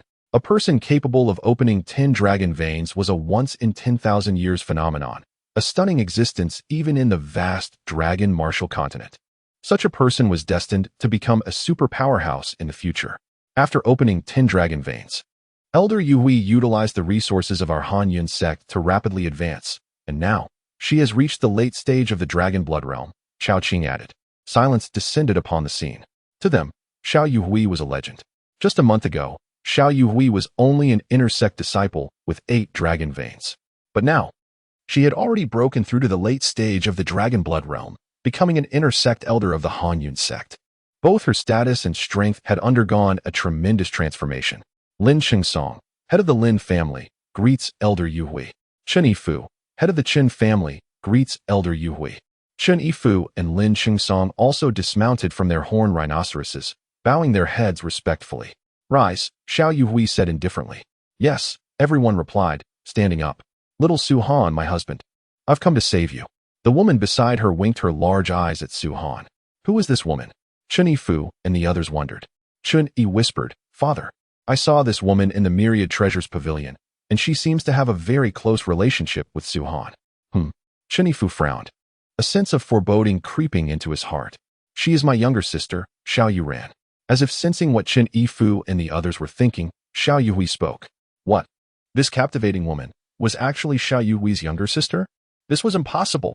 Rumors circulated that the second young lady of the Xiao family was exceedingly unattractive, to the point where she was reluctant to show herself in public, regardless of her looks, since she was Xiao Yuhui's sister and called Su Han her husband. Did this not imply that Su Han was indeed Xiao Yuhui's brother-in-law? A commotion arose among the crowd. Chun Yifu and Lin Chengsong wore expressions of utmost displeasure, particularly Lin Chengsong. Previously, it was merely conjectured that Su Han would marry the second young lady of the Xiao family, yet now, Xiao Yuran referred to Su Han as her husband, casting doubts on how vengeance for their son could be exacted. Ah, little Su Han, we meet again. Xiao Yuran exclaimed as she descended from the unicorn spirit and approached Su Han, affectionately linking her arm with his, feeling the warmth and subtle fragrance emanating from her. Su Han sighed. Do not call me husband or little Su Han. Have I not told you? You are younger than I am, and since you are my husband, what else should I call you? Xiao Yuran retorted with a playful huff. Su-Han rolled his eyes, choosing to ignore her. Su-Han is my Xiao family's son-in-law, and also Xiao Yuhui's brother-in-law. I have come today to take him to the Xiao family to fulfill his role as my Xiao family's son-in-law, Xiao Yuhui declared. Lin Changsong immediately grew anxious and interjected, Elder Yuhui, we have come here today to avenge my son. Before he could finish, Xiao Yuhui interrupted. Your son's demise was due to his own arrogance, forcing Su-Han to kneel. In my view, Su-Han bears no fault. Moreover, Su-Han is my brother-in-law. Do you dare to harm him? Xiao Yuhui's tone was commanding. Lin Changsong's expression darkened, and he fell silent. It was evident that Xiao Yuhui intended to protect Su-Han. And compared to her current status, the Lin family dared not act recklessly. And you, Xiao Yuhui turned her gaze to Chen Yifu. Your son is not dead. He merely bowed a few times to my brother-in-law, which is what he deserved. Why do you join this commotion? I will take my leave. Chen Yifu replied with a forced smile, waving his hand for the Chen family to withdraw. He was no fool. Xiao Yuhui was correct. His son was alive. And only a guest elder had fallen. There was no need to confront someone who was bound to become a formidable force in the future over such trivial matters. As the Chun family departed hastily, Lin Changsong's spirits plummeted. Meanwhile, Su Yunchan and Su Yunpeng furrowed their brows. Su-Han, the scoundrel, truly had a charmed existence, finding someone to protect him even in such circumstances. Yet, the second young lady of the Xiao family seemed remarkably beautiful and appeared to have a close relationship with Su-Han. Isn't this rascal refusing to marry Xiao Yuran? They both thought inwardly. Xiao Yuhui stated, Su-Han is a member of the Su family, so. Su-Han interrupted. I am no longer a part of the Su family. Just moments ago, the three heads of the Su family expelled my father and me to avoid implicating themselves. Oh? Xiao Yuhui's gaze swept towards Su Yunshan and the others, who promptly lowered their heads. What a ruthless decision, she remarked coolly. This is for the best. Su-Han, you and Uncle Xiao will reside at my Xiao family from now on. Su-Han remained silent, recognizing that Xiao Yuhui was striving to preserve his dignity. Although he harbored no fear of Lin Changsong and the others, he did not wish to cause anyone to lose face. Young Master Han, I wish to follow you. Suddenly, figures rushed forward. Pang Qing, Hu Feng, and Zhang Hai. Where were you when Su-Han was expelled from the family? Xiao Yuhui frowned. We only just learned of this. Pang Qing exclaimed earnestly. Su-Han, understanding their intentions, smiled. Very well. If you wish to follow, then come along. Yes. The three were elated, genuinely eager to accompany Su-Han. Shall we depart? As he spoke, Xiao Yuhui cast a glance at Lin Changsong, who dared not utter a word, his earlier bravado having vanished. Husband, father, let us go, Xiao Yuran said sweetly to Su Yunming. Haraha. Su Yunming laughed heartily, a blessing in disguise. I, Su Yunming, have a daughter-in-law as charming as this. My life is complete. I have not consented yet. Su-Han rolled his eyes. You insolent boy, can you dictate such matters? When I say yes, you must agree. Su Yunming feigned anger. Su-Han muttered, this isn't the same as when you forbade me from marrying. You rascal, I only opposed because you did not wish to marry. How could anyone like Yuran be unworthy of you? Su Yunming exclaimed. Su-Han chose silence, aware that Su Yunming was thoroughly enjoying himself. I will pack my belongings, he said, retreating to his room to gather his elixirs and materials. Before exiting the Su family estate, the group made a grand exit before all, with no one daring to intervene. The Xiao family, bolstered by Xiao Yuhui's presence, had ascended to become the premier family in the region. Their estate was expansive, far larger than those of other families, and their numbers exceeded those of the other three prominent clans, many of whom were renowned guest elders, with a significant portion at the Dragon Blood realm, and not a few at the Dragon Spirit realm. Throughout the journey, Xiao Yuhui remained stoic, clearly still vexed by previous events. Her intervention on behalf of Su-Han was due to her sister's connection, as she felt no personal attachment to him. Meanwhile, Xiao Yuran chattered incessantly, her endearing demeanor and occasional humorous remarks delighting Su Yunming, the prospective father-in-law. Su-Han found her quite likable, yet having lived for nearly 1 billion years, he felt no romantic inclinations towards Xiao Yuhui at present. Upon arriving at the Xiao family estate, the guards promptly greeted them. Xiao Yuhui acknowledged them with a nod and proceeded inside, while Xiao Yuran cheerfully stated, Father, little Su-Han, I have prepared rooms for you. Please rest. What about us? Pang Qing inquired. You are also guests of the Xiao family. You shall stay where the guest elders reside, Xiao Yuran replied. Pang Qing felt relieved and whispered to Su Han, young Master Han, do not hesitate. Such a wonderful girl is hard to find. You will regret it if someone else takes her. Begone, Su Han retorted. The trio laughed and followed the Xiao family's servants. He and Su Yunming were personally guided by Xiao Yuran to their quarters. Second young lady. The family head has summoned the son-in-law and the head of the Su family to the council chamber. Upon their arrival, a servant from the Xiao family announced, all right, we shall go. Xiao Yuran nodded, tidying up Su Han's room briefly before they headed to the council chamber. Inside the chamber, the family head, Xiao Hongshan, sat at the main seat, surrounded by numerous others. Unlike the Su family, which had multiple heads, the Xiao family had only Xiao Hongshan as its leader, resulting in fewer internal conflicts. His word was law. The individuals seated around him were all guest elders and trusted confidants. When Su Han and the others arrived, Xiao Yuhui was already seated to the right of Xiao Hongshan, with an empty chair to her left, evidently reserved for Xiao Yuran. Father, Xiao Yuran addressed him sweetly. Xiao Hongshan's stern visage softened as he beckoned. Second girl, come, sit beside me. Yes, Xiao Yuran nodded lightly and moved closer. Su Han maintained a calm demeanor, while Su Yuming's expression grew somewhat grim. From the moment he entered, he surveyed the surroundings and discovered that there was not a single seat available for him and Su Han. Alas, being at the mercy of others, Su Yunming lamented inwardly. The Xiao family evidently intended to intimidate the father and son duo. After all, Su Yunming had once been the head of the Su family, yet here he was, with not even a seat to claim. How audacious! Just then, an elderly man suddenly slammed his hand on the table, startling both of them. What is the matter? Su Yunming furrowed his brow. You dare not pay your respects upon seeing the head of the Xiao family? The elder bellowed. Xiao Hongshan sat there, his expression impassive, seemingly oblivious to the commotion. You are bold. Just as Su Han was about to speak, Xiao Yuran stood up. Su Han is my husband, and Su Yuming is my father-in-law.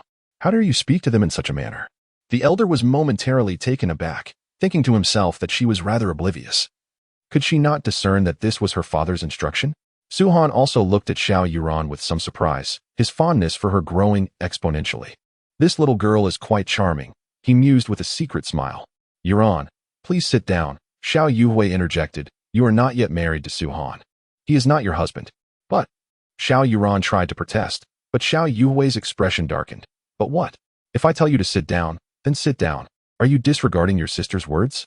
Oh, Xiao Yuran huffed, sitting down begrudgingly. She was resolute that Su Han was her husband and could not tolerate anyone reprimanding him. So, you are Su Han. The elder scrutinized him again, revealing a cold smile. You don't seem particularly formidable.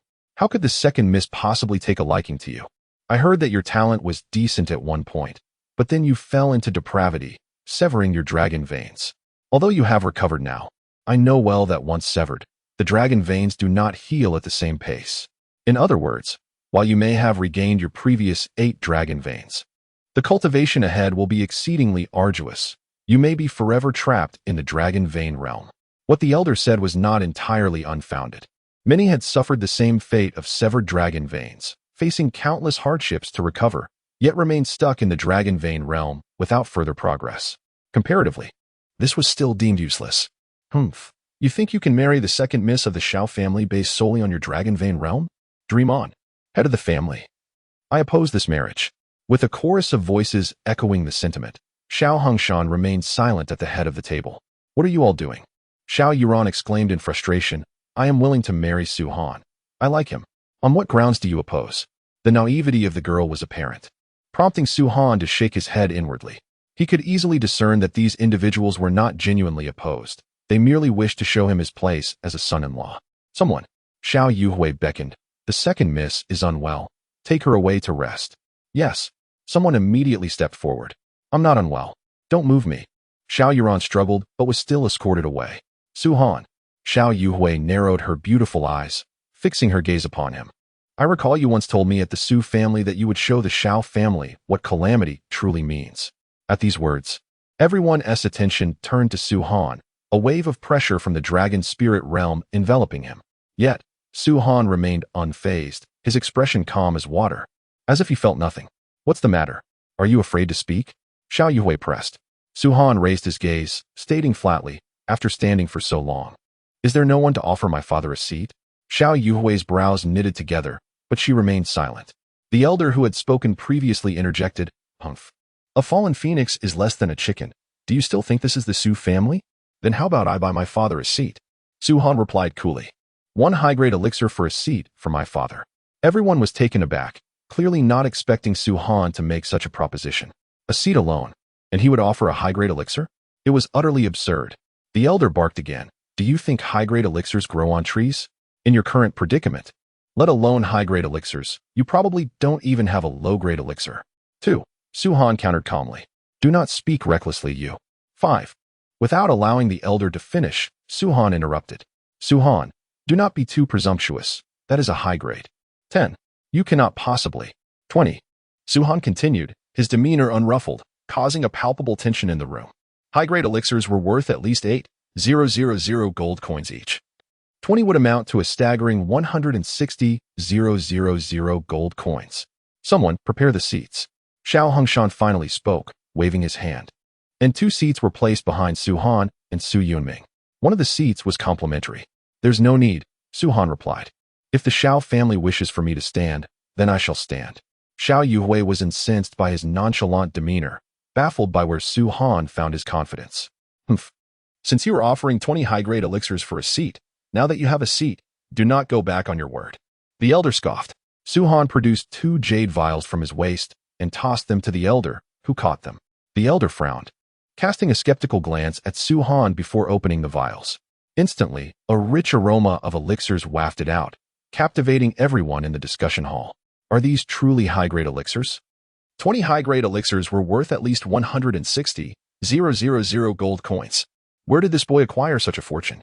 Could it be he looted the Su family treasury before departing? Whispers of astonishment rippled through the crowd as they regarded Su Han with disbelief. "Where did you acquire these elixirs?" Xiao Yuhui demanded. "Does it concern you?" Su Han retorted. "You." Xiao Yuhui was instantly enraged. "These 2 vials of elixirs are my payment for my father's seat," Su Han stated coolly. "I will send another 20 vials of high-grade elixirs later, each containing 10. 10 of those will serve as your remuneration for your previous visit to the Su family. The remaining 10. Su Han paused, gauging the attention of all present, including Xiao Hongshan, who had opened his eyes, seemingly waiting for his next words. After a moment, Su Han finally spoke again. "The remaining 10 vials are to remind you not to look down on others." "What?" The assembly was momentarily stunned, then erupted in fury. "Su Han, do you know where you are? Do you think you are still at the Su family? What audacity to speak to us in such a manner. You are insufferable." Numerous guests rose, appearing ready to retaliate at a moment's notice. "Enough." Xiao Hongshan, who had remained silent until now, finally interjected, pressing his palm down, causing the elder and others to return to their seats. "Are you finally going to speak? The Xiao family head who has been playing mute all this time?" Su Han raised his gaze slightly. "How do you speak to my father?" Xiao Yuhui immediately retorted. "Xiao Yuhui, did you not ask me earlier at the Su family whether I had said that if the Xiao family dared to act recklessly, I would let them know what calamity truly means?" Su Han's voice turned icy. "I now tell you that I dared to say it at the Su family, and here. At the Xiao family, before you, before the head of the Xiao family, before all of you. I, Su Han, still dare to say it. You young rascal. Being so arrogant at such a young age is unwise." Xiao Hongshan fixed his gaze on Su Han. "Arrogant? Ha ha." Su Han laughed heartily, his entire being radiating an astonishing brilliance. "Dragon veins? 11 dragon veins? My heavens, how is this possible?" Gazing at the 11 radiant dragon veins coursing through Su Han's body, everyone was left in utter astonishment, their eyes wide open. In the dragon martial continent, 10 dragon veins represented the pinnacle of power. However, there had been legends suggesting that even beyond 10, some had once unlocked a greater number. Yet, such tales remained unverified. For 10 dragon veins were already destined to herald the emergence of a superlative powerhouse. One could only wonder how much stronger could one become beyond that. Today, Su Han had shown them that 10 dragon veins were not the limit. Impossible, this cannot be. The crowd shook their heads in disbelief, even rubbing their eyes, convinced they were seeing things. Even Su Yunming could only gape in astonishment. He had known Su Han had regained his strength and opened 8 dragon veins anew. But he had never anticipated that Su Han would shatter all norms and manifest 11 dragon veins. Xiao Yuhui, unable to contain herself, rose to her feet, exclaiming, "Are these all dragon veins? What do you think?" Su-Han retorted. Xiao Yuwei fell silent, having opened 10 dragon veins herself. Her prestige in the Hanyun sect was at its zenith, even garnering the personal attention of the sect master, who took her as a direct disciple. The pride she harbored was something few could comprehend. She simply could not fathom that Su-Han could be the legendary figure who transcended all limits. Noticing her silence, Su-Han smiled lightly and turned to the elder, saying, "Did you not claim that I would be stuck at the dragon vein stage after my recovery?" The elder's lip twitched violently. Su-Han was slapping his face. Stuck at the dragon vein stage? This young man was breaking through all barriers, manifesting 11 dragon veins. What did this signify? It meant that as long as Su-Han did not falter or encounter unforeseen events, his future achievements would surpass even Xiao Yuhui. Su-Han. Xiao Hongshan took a deep breath. Your talent is indeed formidable. I cannot help but admire it. However, your arrogance is excessive. Merely having these 11 dragon veins does not erase the insult you directed at me. Is that so? Su-Han's gaze flickered, and another brilliant light erupted from him. Another one? 12 dragon veins. My goodness, am I dreaming? After the 12th dragon vein manifested, the hearts of all present convulsed once more. Yet, before they could regain their composure, a 13th dragon vein appeared. The elder was utterly astonished, and the attending guests were equally flabbergasted. Is this sufficient? Su-Han squinted at Xiao Hongshan, speaking softly. If not, you may continue to observe. Boom. One by one, dragon veins erupted from Su-Han. Each beam of light causing everyone present to squint, the dazzling golden radiance blinding them. At that moment, Su-Han resembled a divine being bathed in golden light, akin to a blade unsheathed, radiating brilliance. 20 dragon veins. I cannot believe this. It cannot be real. How could anyone possess 20 dragon veins? That is double the maximum limit. Gasps of disbelief echoed throughout the assembly hall as they struggled to contain their emotions. 11 dragon veins had been astonishing enough, but now Su-Han had consecutively revealed 20. Who could say if there were even more? Xiao family head, with these 20 dragon veins. Do you think I am qualified to marry Xiao Yuran? Su-Han addressed Xiao Hongshan, then turned to Xiao Yuwei, with these 20 dragon veins. Do you believe my previous remarks were excessive? As he spoke, his gaze swept over the gathered crowd. With these 20 dragon veins. Do you think my father and I are unworthy to be here? His words struck deep, resonating within their hearts. The elder and others fell silent, no longer daring to utter even a word. 20 dragon veins. Once Su-Han revealed this power, let alone a mere 9th-tier sect like Hanyun's sect, even the super sects of the Dragon Martial Continent would vie to take him as a disciple. If he truly became a disciple of one of those super sects, how trivial would it be to annihilate the Xiao family? In the midst of the oppressive atmosphere, a burst of laughter erupted from Su Yunming. My son, my son. At that moment, Su Yunming could hardly find words to express his joy. Ever since Su-Han's recovery, he had been a continuous source of astonishment, first regaining 8 dragon veins, then becoming an alchemist and crushing those at the mid-dragon blood stage with his dragon vein prowess. Now, the Xiao family, who had initially sought to intimidate them, were left in shock as Su-Han unleashed 20 dragon veins. Su-Han was his son. The pride and elation he felt were indescribable. Xiao family head, is this enough? Su-Han inquired, looking up at Xiao Hongshan. Enough, enough. Xiao Hongshan replied with a wry smile, unable to maintain his previous haughty demeanor. The Su family had been blind. Su Yunshin and Su Yunpeng were utter fools to have expelled such a prodigy from their clan. If they knew he had opened 20 dragon veins, they would surely regret it deeply. Xiao Hongshan sighed. I believe you possess those 20 vials of pills, but you need not give them to me. With your talent, you will surely require them more. I apologize for my earlier remarks. The others remained silent, recognizing that Xiao Hongshan's admission was genuine humility. What of being the head of the Xiao family? What of reaching the pinnacle of the dragon spirit realm? Even if you broke through to the dragon pill realm, what could that achieve? Su-Han stood here, a veritable dragon god, a dragon emperor, perhaps even a dragon sovereign. No need.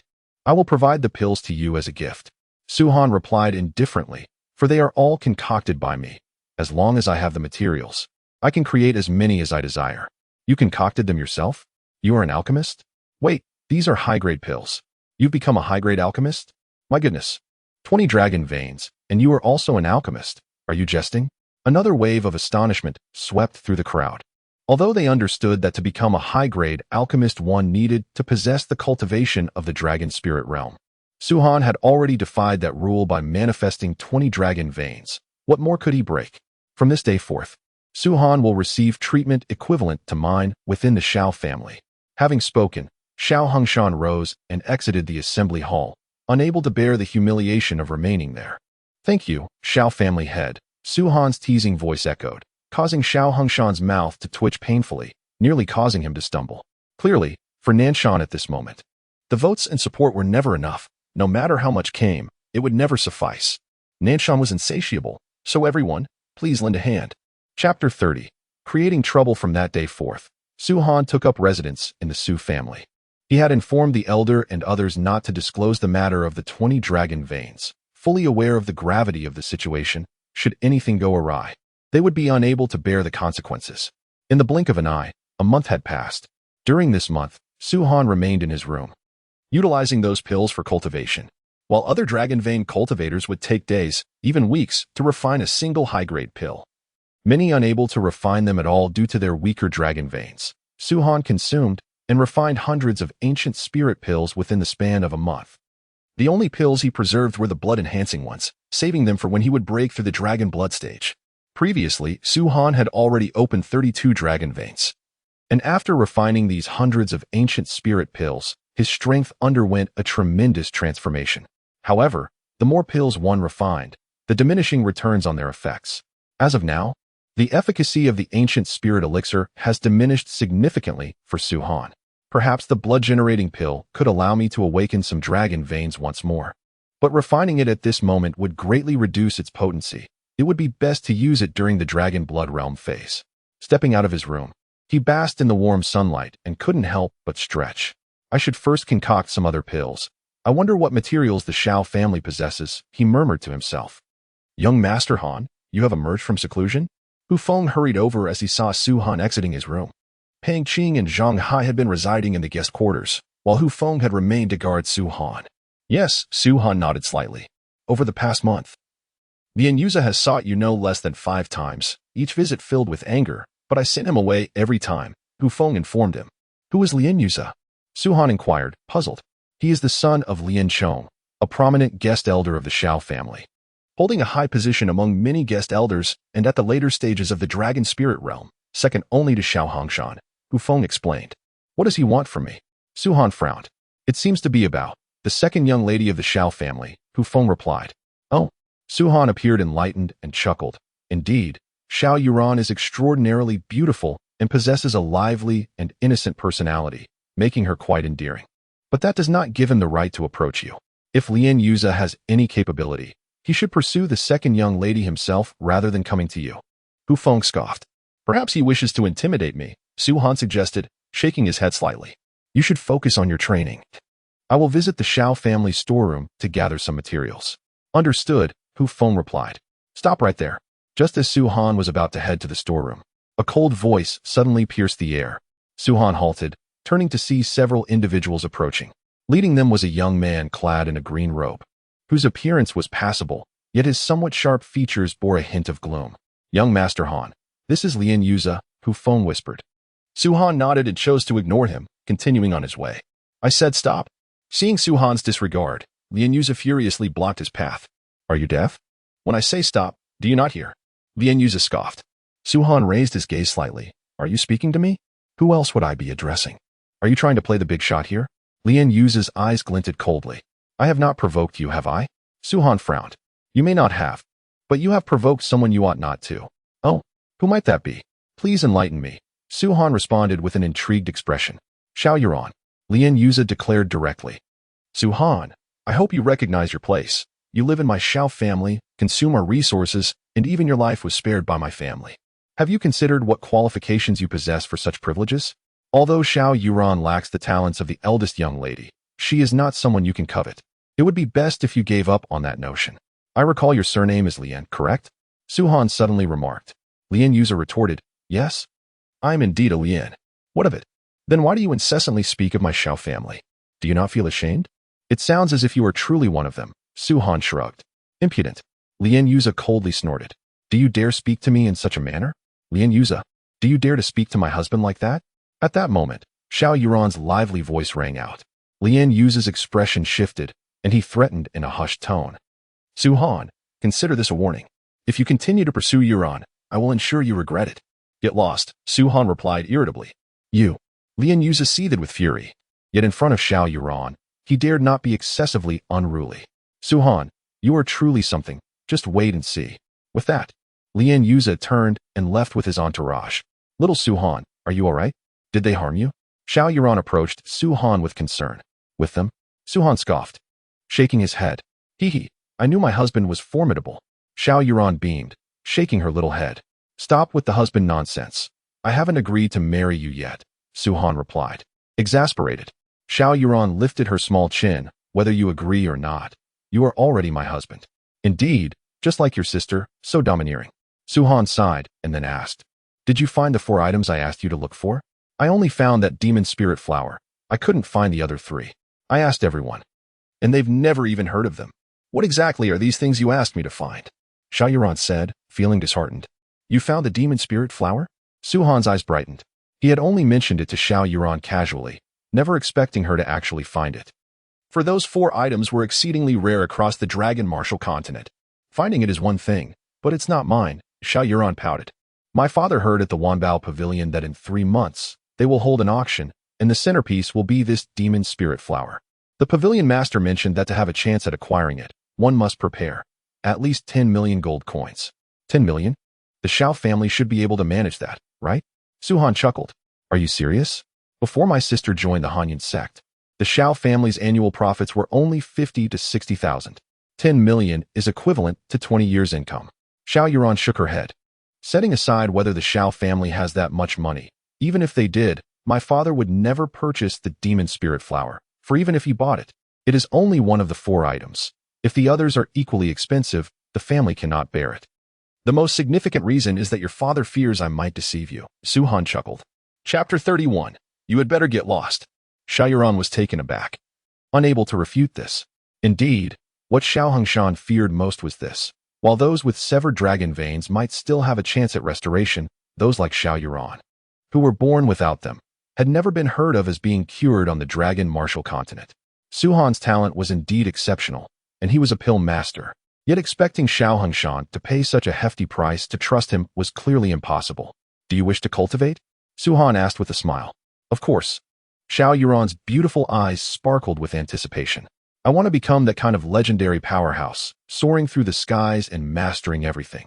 Then I can follow you and keep an eye on you, ensuring you don't flirt with other women. Su Han. Initially, when Xiao Yuron spoke of such matters, Su Han thought it reasonable, but her latter comments nearly made him spit blood. If that is your sole motivation, then I truly cannot assist you, he rolled his eyes. I'm just joking, little Su Han. Brother Su Han, you must help me. Xiao Yuron tugged at Su Han's clothing, acting coy. Even if I know you might not be able to help, I'm still giving you this opportunity to plead. Goodness. Su Han couldn't help but silently curse. Having lived for so many years, he considered himself quite perceptive to human nature, yet before Xiao Yuron, he genuinely could not fathom her thoughts. Meanwhile, Hu Feng stood to the side, his lips twitching slightly as he quietly stepped away. I once thought young Master Han was fortunate to marry a sweet wife like Xiao Yuron, but now it seems, perhaps it is not such luck after all. Hu Feng mused inwardly. All right, Su Han said. If you truly wish for my assistance, then go find a place to play. I need to go to the storeroom to gather materials, so I can save up to help you buy that demon spirit flower. Looks like my husband is good to me. Xiao Yuron exclaimed cheerfully as she skipped away, seemingly elated, watching her adorable figure retreat. Su Han felt an overwhelming urge to bang his head against a wall. In the storied residence of the Xiao family, a warehouse harbored the entirety of their spiritual artifacts and wealth, overseen by several individuals. Su Han approached the entrance, addressing the elderly guardian. I have come to retrieve some spiritual items. What does young Master Han intend to take? The elder inquired with a smile. I shall inform you once I have entered. Su Han replied. The elder nodded and opened the warehouse door. Instantly, a kaleidoscope of colors flooded Su Han's vision. Though the space was modest, the spiritual artifacts were stacked high, resembling small mountains. Additionally, pits in the walls housed even more valuable items, each stored separately due to their elevated status. This is the entirety of the Xiao family's spiritual treasures, young Master Han. Quite impressive, is it not? The elder declared with pride. As the foremost of the 4 great families, The Shao family naturally possessed an abundance of such treasures. To the elder, it was inconceivable that Su Han had ever encountered so many. However, a single remark from Su Han shattered the elder's pride. Is this all? This hardly suffices. The elder's expression soured. Too inadequate? You misunderstand. Su Han shook his head. Young Master Han, your words are rather audacious, are they not? You are merely at the Dragon Vein realm. Any single artifact here would prove beneficial to you, even if you cannot utilize it yourself. The elder's irritation simmered beneath the surface. Oh, I meant no offense, Su Han realized, reflecting that he must not view this place through the lens of his past life. Humph. The elder scoffed, falling silent. These, and these, Su Han pointed to several artifacts, have them moved to my quarters. Such a quantity? The elder's eyes widened. The items Su Han indicated numbered at least several hundred, nearing 1,000. This represented nearly half of the Shao family's spiritual treasures, including some high-level artifacts and even a single silver-grade item. The entire Shao family possessed only 3 silver-grade artifacts, acquired through fierce battles by their guard.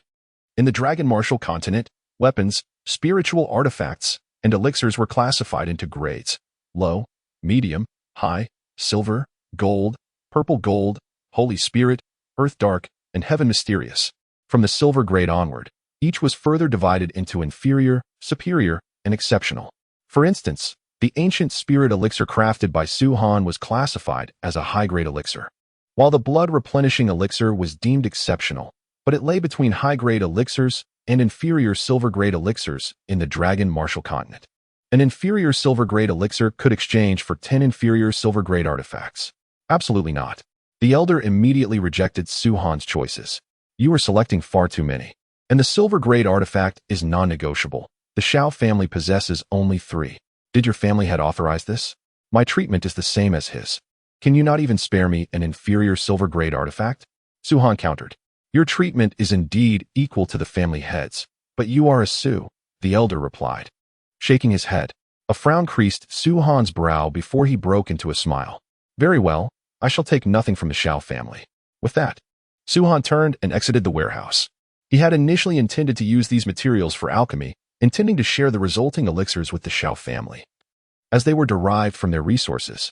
However, he was taken aback by the Shao family's arrogance and disdain. Back in the Shao family warehouse again.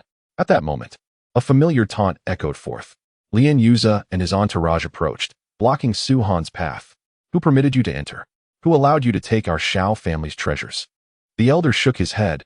He hasn't taken anything. Hasn't taken anything? What is he doing here then? Surely, he must be surveying the terrain to steal under the cover of night. Lien Yuza mocked.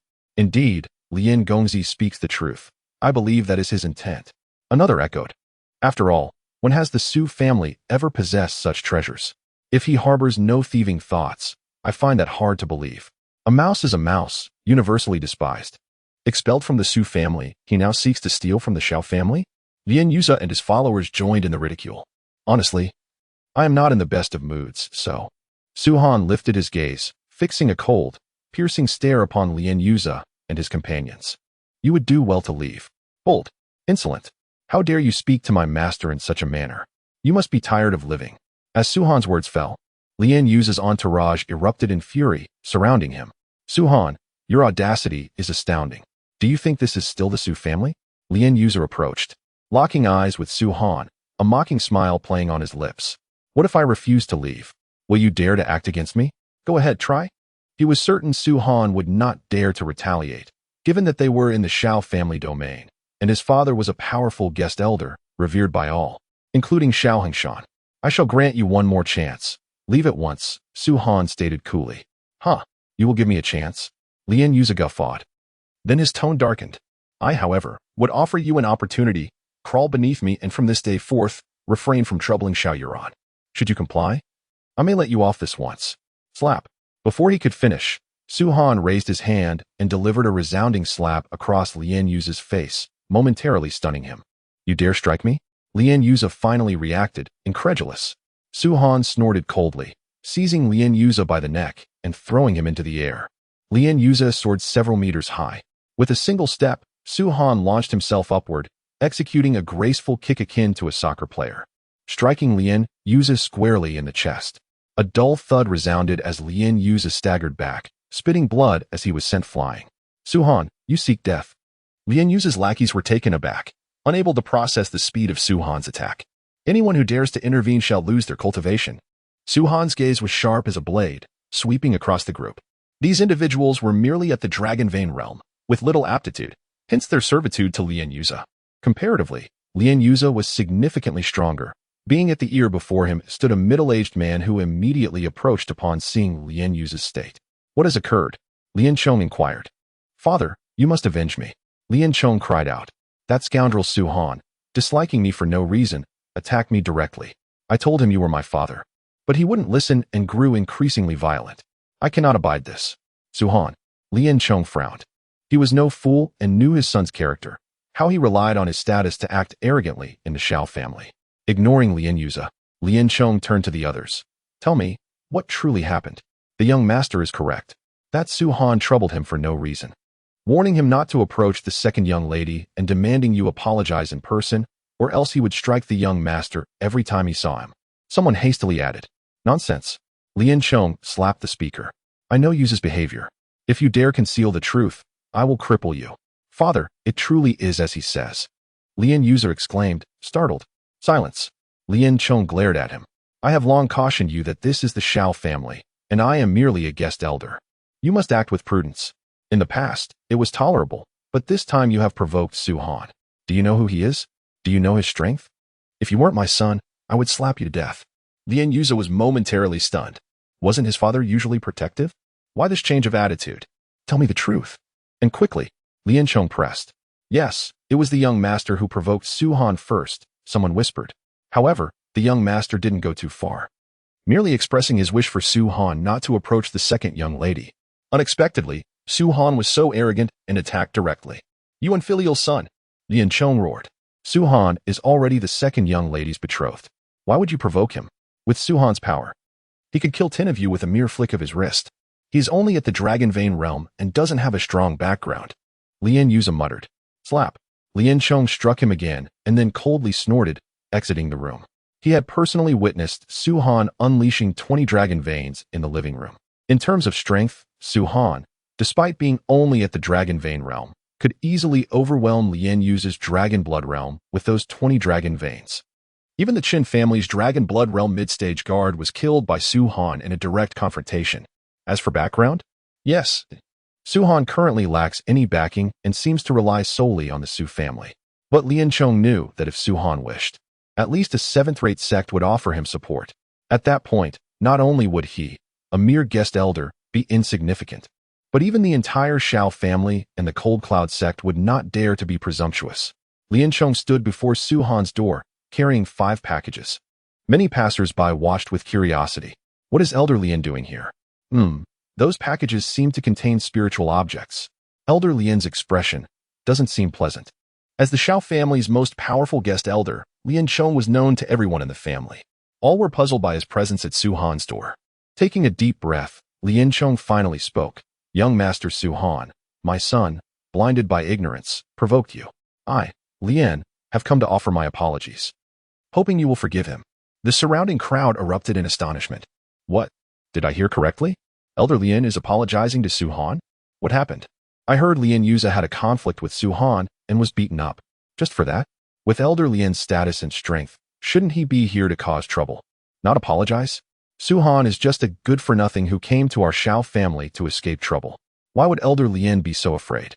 Ignoring the surrounding whispers, Lian Chong remained unmoved. He valued his pride, but it depended on the person he was dealing with.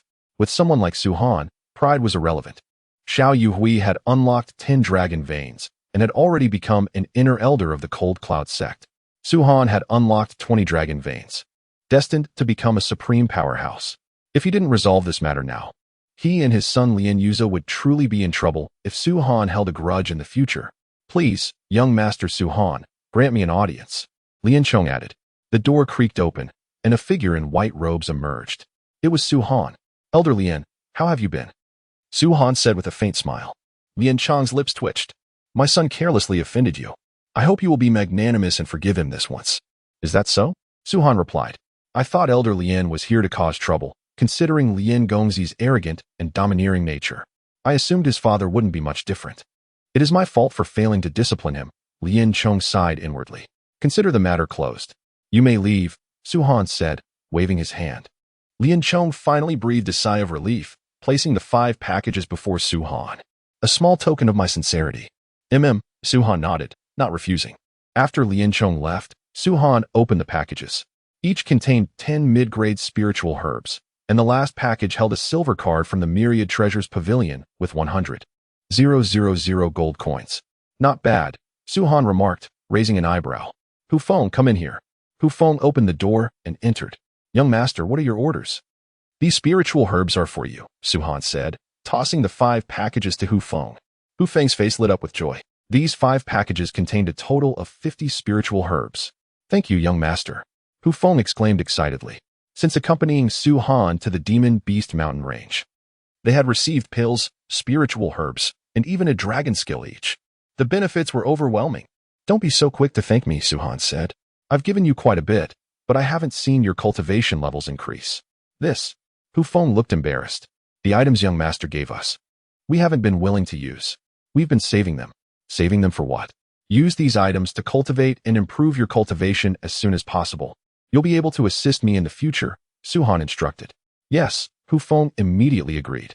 In the afternoon, Su-han arrived at the main branch of the Myriad Treasures Pavilion in Yuanshan County. Each county had a main branch, and Yuanshan Counties was naturally located in the most prosperous Shao family market. Compared to the Su family market's desolation, the Shao family market was bustling with activity. However, the Shao family market hadn't always been this crowded. Recently, the foot traffic had increased significantly. From the outside, all one could see was a dense crowd of people. It seems the cold cloud sect's influence in these surrounding counties is quite significant, Su-han mused. The market was crowded due to the cold cloud sect's annual disciple recruitment. Yuanshan County was fortunate to have the cold cloud sect within its borders.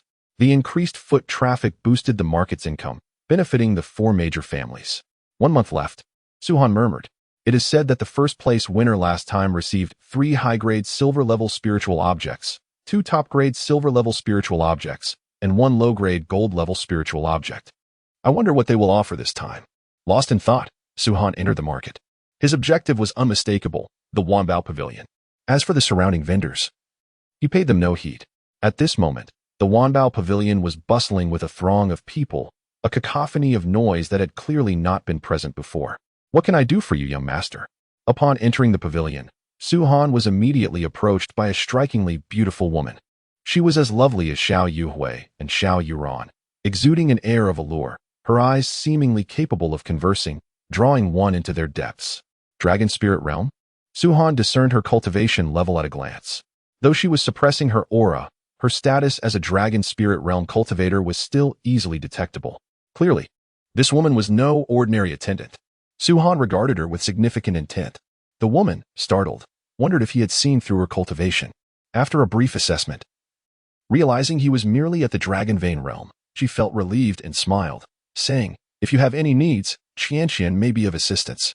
Any assistance at all? Su-han raised an eyebrow.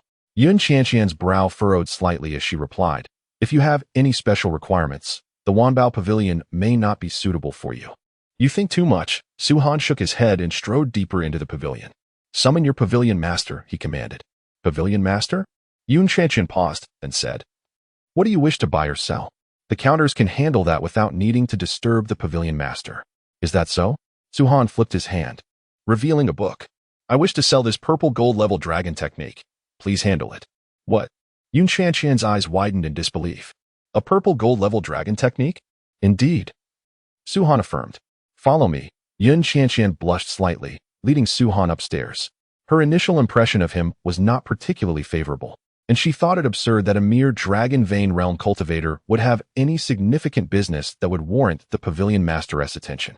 She was taken aback when he casually produced a purple gold-level dragon technique. However, she did not fully trust him. After all, such techniques were exceedingly precious, even to the lower-tier sections. How could a Dragon Vein Realm cultivator possess one? If he did, it could only mean one thing: sheer luck. Chapter 34. Inferior Spirit Stones under Yun Qianqian's guidance. They arrived at a room on the 3rd floor. Pavilion Master, she said softly as she approached an elderly man seated inside. The old man, who had been facing away, turned at her words. A purple gold-level dragon technique. His gaze fell upon Su Han. You are Su Han of the Su family? I am Su Han, but no longer of the Su family, Su Han replied coolly. The old man, as the head of the Wanbao Pavilion, though he had not met Su Han before, recognized him due to the small size of Yuanshan County. I had forgotten. The Su family's foolish clan had expelled you. The old man chuckled. Allow me to introduce myself. I am Chu Ninghai, the head of the Wanbao Pavilion in Yuanshan County. Very well, Su Han nodded, tossing the book to Chu Ninghai. Take a look and see if this is indeed a purple gold-level dragon technique. Dripping Water 9 Swords? Chu Ninghai read the title and opened the book, scrutinizing its contents. As he continued to read, astonishment grew on his face until it was filled with sheer disbelief. Did you write this technique yourself? Chu Ninghai suddenly turned to Su Han. Su Han smiled. You have keen insight. This technique was indeed penned by me. Impossible. Before Chu Ninghai could speak, Yun Qianqian blurted out. You are merely at the Dragon Vein realm. How could you possibly create a purple gold-level dragon technique? Not to mention a silver-level technique. You would be incapable of writing that either. Writing a dragon technique equates to inscribing it, which is akin to creating it. To write a technique requires immense mental prowess and a high cultivation level. The higher the technique's grade, the greater the required mental capacity and cultivation level. In Yun Qianqian and Chu Ninghai's eyes, it was conceivable that the Dripping Water 9 Swords was not created by Su Han, but rather acquired through some fortuitous means. However, regardless of how it was obtained, a Dragon Vein realm cultivator like Su Han lacked the necessary mental strength and cultivation level to craft such a technique. As for creating one, there had never been a record in the history of the Dragon Martial Continent of a Dragon Vein realm cultivator creating a dragon technique, let alone a purple gold level one. Clearly, young Master Su has a powerful figure backing him. Chu Ninghai studied Su Han, seemingly probing him. Logically, anyone capable of writing a purple gold level dragon technique would at least possess strength equivalent to the Dragon Pill realm or even the Dragon God realm. For only those at the Dragon God realm could effortlessly inscribe purple gold level techniques. The Dragon God realm cultivators were considered superlative warriors across the Dragon Martial Continent. It was said that even the leader of the Hanyun sect was merely at the later stage of the Dragon Pill realm, not having reached its pinnacle, let alone the Dragon God realm. Regardless of who inscribed this technique, I wish to sell it. Do you wish to purchase it? Su Han furrowed his brow slightly, growing impatient. Of course, Chu Ninghai laughed heartily. To be honest, in this remote corner of Yuanshan County, I never even dared to hope for a golden-level dragon technique. Young Master Su has truly given me a delightful surprise. This technique may suit you. Su Han glanced at Yun Qianqian. The latter was taken aback. Her gaze towards Su Han filled with intrigue. The seemingly casual remark made both Chu Ninghai and Yun Qianqian's hearts race, evidently. Su Han had seen through her practice techniques and even her cultivation level. What price do you wish for this dragon technique, young Master Su? Chu Ninghai inquired. Su Han pondered briefly, saying, I heard that at the auction in 3 months, there will be a spirit flower. So, young Master Su has his sights set on the spirit flower. Chu Ninghai sighed and shook his head. This purple gold-level dragon technique could indeed be exchanged for the spirit flower. But its owner has stipulated that it must be auctioned and will not exchange it for anything else. I see. Su Han nodded, then declared, in that case, I shall forego the spirit flower and instead request 10 inferior spirit stones. Agreed, Chu Ninghai replied without hesitation. Exchanging a purple gold-level dragon technique for 10 inferior spirit stones was a trivial matter. Spirit stones were the true currency of the Dragon Martial Continent. As for the so-called gold coins, they were merely used among commoners or lower-tier cultivators. 1 inferior spirit stone could be exchanged for 100,000 gold coins. Besides being currency, spirit stones also served another purpose, cultivation. Spirit stones, aside from being forcibly condensed by superlative warriors using celestial spiritual energy, could only be obtained through mining. Even a single inferior spirit stone would require several hundred years to naturally condense, showcasing the richness of the spiritual energy contained within and the preciousness of spirit stones. Though Su Han possessed the alchemical memories of his past life, his cultivation constraints meant he could not concoct just any elixir. With his current cultivation level, he could only refine inferior silver-level blood essence pills. However, after his last bout of cultivation, he had opened 43 meridians.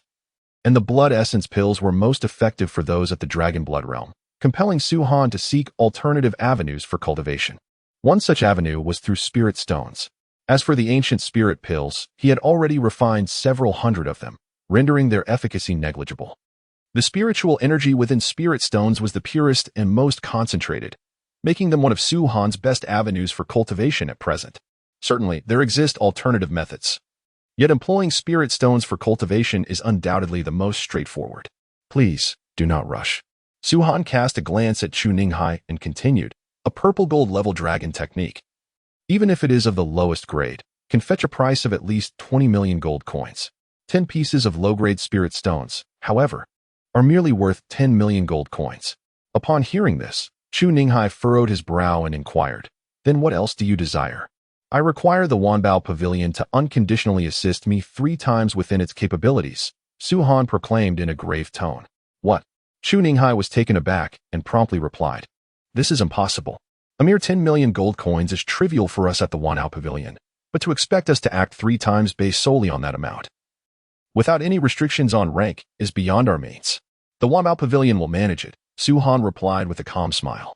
Beside him, Yin Qianqian furrowed her delicate brows. What gives you such confidence?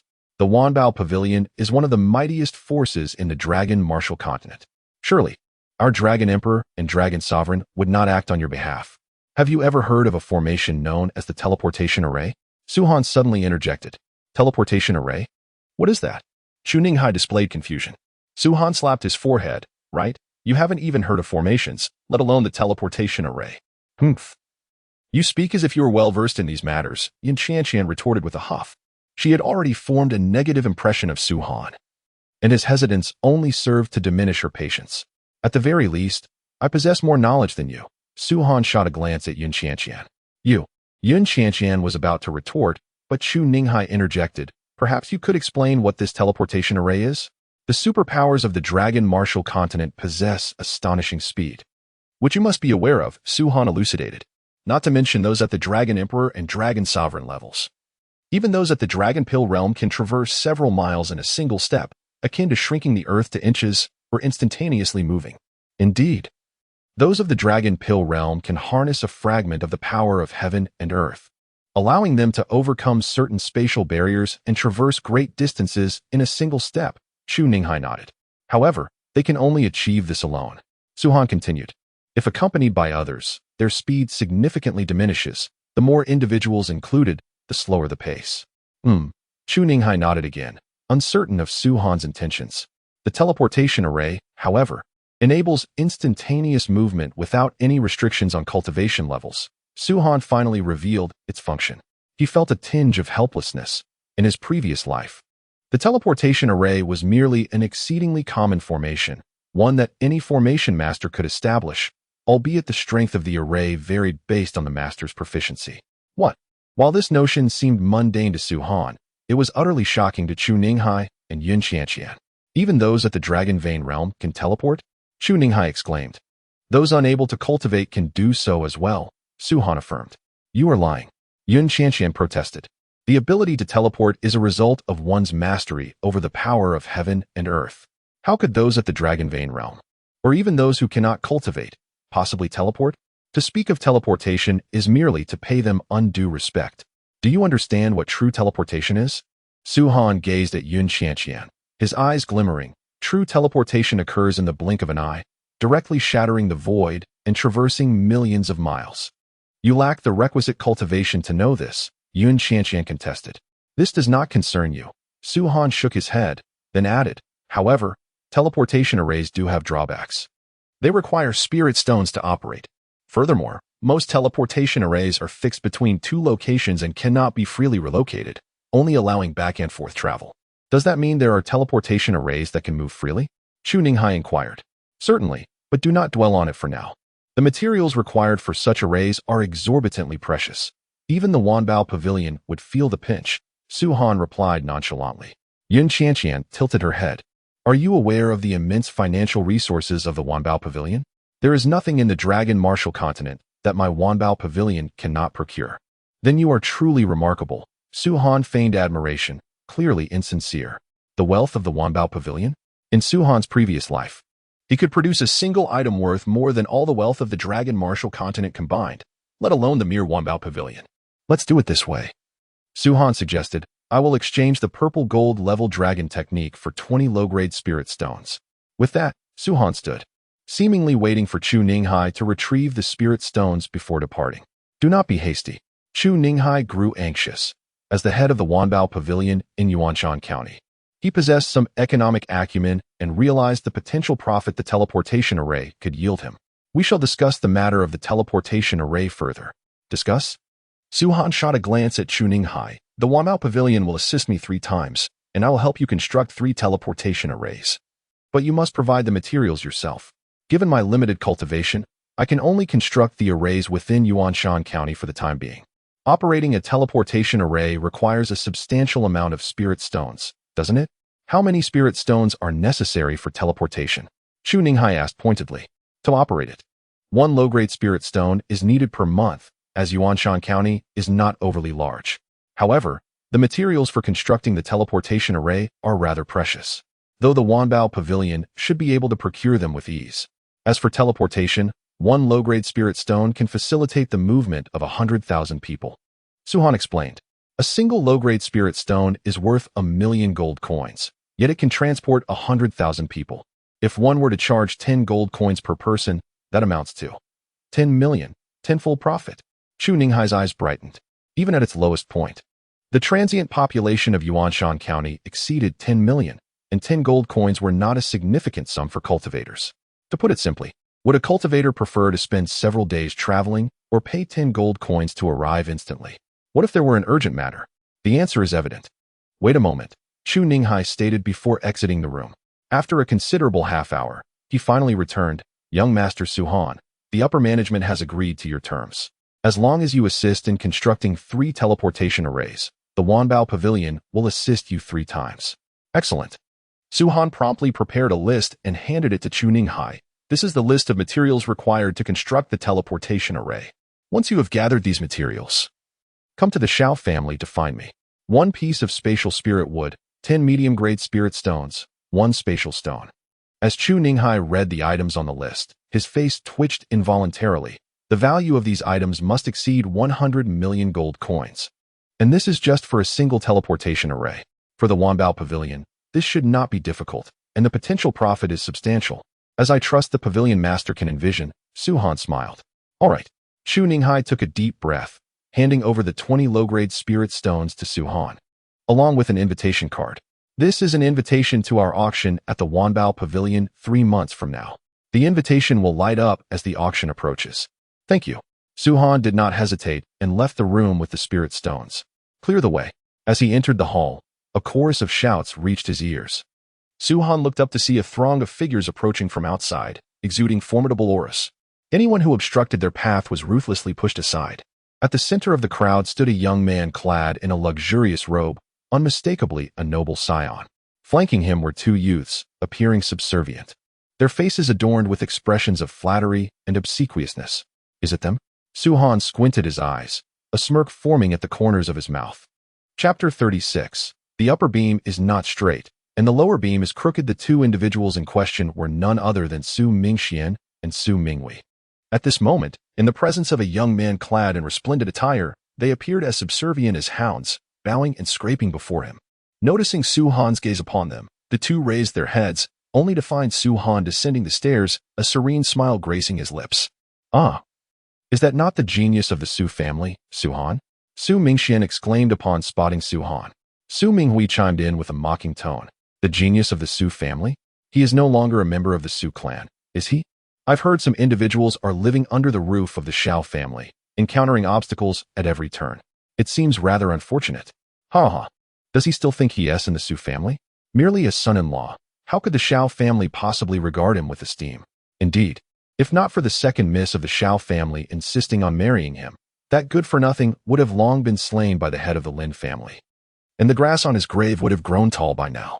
Their words dripped with sarcasm and derision. Although they were aware that Su-han was no longer the waste he once was, they merely sought to indulge in their verbal amusement. As for Su-han retaliating against them, why would he when he had the support of the young man by his side? Their voices rang loudly, drawing the attention of everyone in the hall, all eyes turning towards Su-han. Having slain the son of the Lin family and forced the son of the Chun family to kneel, he had nearly faced annihilation at the hands of both clans, ultimately being expelled from his family. It was only due to the Xiao family intervening that he managed to escape this calamity. In such a small place as Yuanshan County, this matter was well known, often discussed over tea and meals. So this is Su Han. Quite intriguing, yet merely a dragon vein realm cultivator. I hear he has defeated those of the dragon blood realm. Defeated? This young lad has directly annihilated a mid-stage dragon blood realm cultivator. Those who had traveled from other counties began to murmur, casting curious glances at Su Han. Under the scrutiny of numerous eyes, Su Han maintained an unruffled demeanor, gradually making his way toward the hall's exit, seemingly oblivious to Su Minghui and Su Mingxian. Witnessing this scene, Su Mingxuan's eyes darkened, and he whispered to the young man, "Young Master Liang, this is the good-for-nothing Su Han I mentioned. He is the one who has claimed the most beautiful woman in Yuanshan County for himself." Indeed, indeed. Su Minghui quickly added, "I cannot fathom why the second miss of the Xiao family would fancy Su Han. In my view, he pales in comparison to young Master Liang. Only you are worthy of the Xiao family's second miss." Their words dripped with embellishment, as they had come to understand the young man's greatest vice, women. Lacking any other means to incite hatred toward Su Han, they resorted to discussing Xiao Yuran. As anticipated, upon hearing their words, Liang Xiaoyi's eyes sparkled with interest. "Is the Xiao Yuran you speak of truly that beautiful?" "Absolutely," Su Mingxian exclaimed, slapping his thigh with an enraptured expression. "Young Master Liang, you cannot imagine. We once believed the rumors that Xiao Yuran was exceedingly unattractive. We were taken aback to discover she is, in fact, breathtakingly beautiful, akin to a celestial being. I would not exaggerate to say that to share a night with such a woman would be a stroke of fortune. Alas, were it not for my own inadequacies, I would have approached Xiao Yuran for a marriage proposal." Su Minghui lamented, shaking his head in sympathy. Their words piqued Liang Xiaohui's interest. He, a young master from the Liang family of Yuyang County, held a significant position, even if not the highest. The Liang family was a prominent force in Yuyang County, and even the Xiao family would show respect in their presence. Despite his youth, Liang Xiaohui had experienced many women in his time. His visit to Yuanshan County was primarily to explore the possibility of joining the Hanyan sect, but naturally, he also sought to indulge in the pleasures of romance. "Young master, with your status, I believe Su Han would readily hand over Xiao Yuran if you merely commanded it." Su Minghui continued to incite. Would he dare refuse? Liang Xiaoyi's eyes widened as he called out to Su Han, who was about to exit the hall. "Stop." Yet, Su Han appeared not to hear, continuing his steady stride. "Brat, did you not hear my command?" Liang Xiaohui barked, waving his hand as two middle-aged men blocked Su Han's path. "The young master commands you to halt. Do you not possess ears?" one of them said. At that moment, Liang Xiaohui approached with Su Mingxian and Su Minghui in tow. "I am Liang Xiaohui, the son of the head of the Liang family from Yuyang County. I trust you have heard of me?" he declared, looking down from his elevated position. "I have not," Su Han replied, shaking his head. While others might have heard of Liang Xiaohui, given the notoriety of such a playboy from the county, Su Han had no knowledge of him. "Impudent." Su Mingxian interjected sharply. "Su Han, you have not even heard of young Master Liang? Are your eyes truly blind? Young Master S' reputation is legendary. It is rare for anyone in Yunnan County to be unaware of him. Do you truly believe that because you possess a modicum of talent, you can disregard everyone? Allow me to enlighten you. There are always greater talents beyond your own.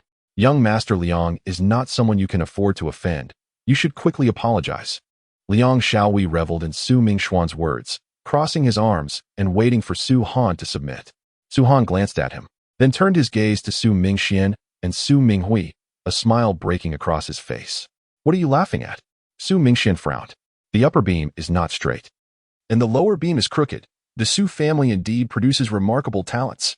Su Han remarked casually, intending to leave the scene. However, the two middle-aged men obstructed his path, their eyes glinting with malice. "I never anticipated such arrogance from a mere individual in Yuanshan County. This young master has certainly broadened my horizons," Liang Xiaohui sneered.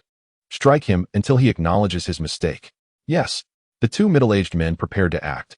At the Xiao family market, guarded by the Wanbao Pavilion, fighting is strictly prohibited.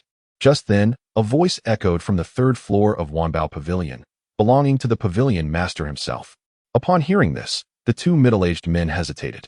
Liang Xiaohui frowned slightly before conceding. "Very well, let him go this time. He may leave." Though he dared not disregard Yuanshan County, he would not risk offending Wanbao Pavilion. Should he truly anger them, the Liang family would not survive the consequences. Chapter 37, 48. At the Xiao family, young Master Han. The head of the family has instructed that you should visit the conference hall upon your return. A guard informed Su Han as he arrived.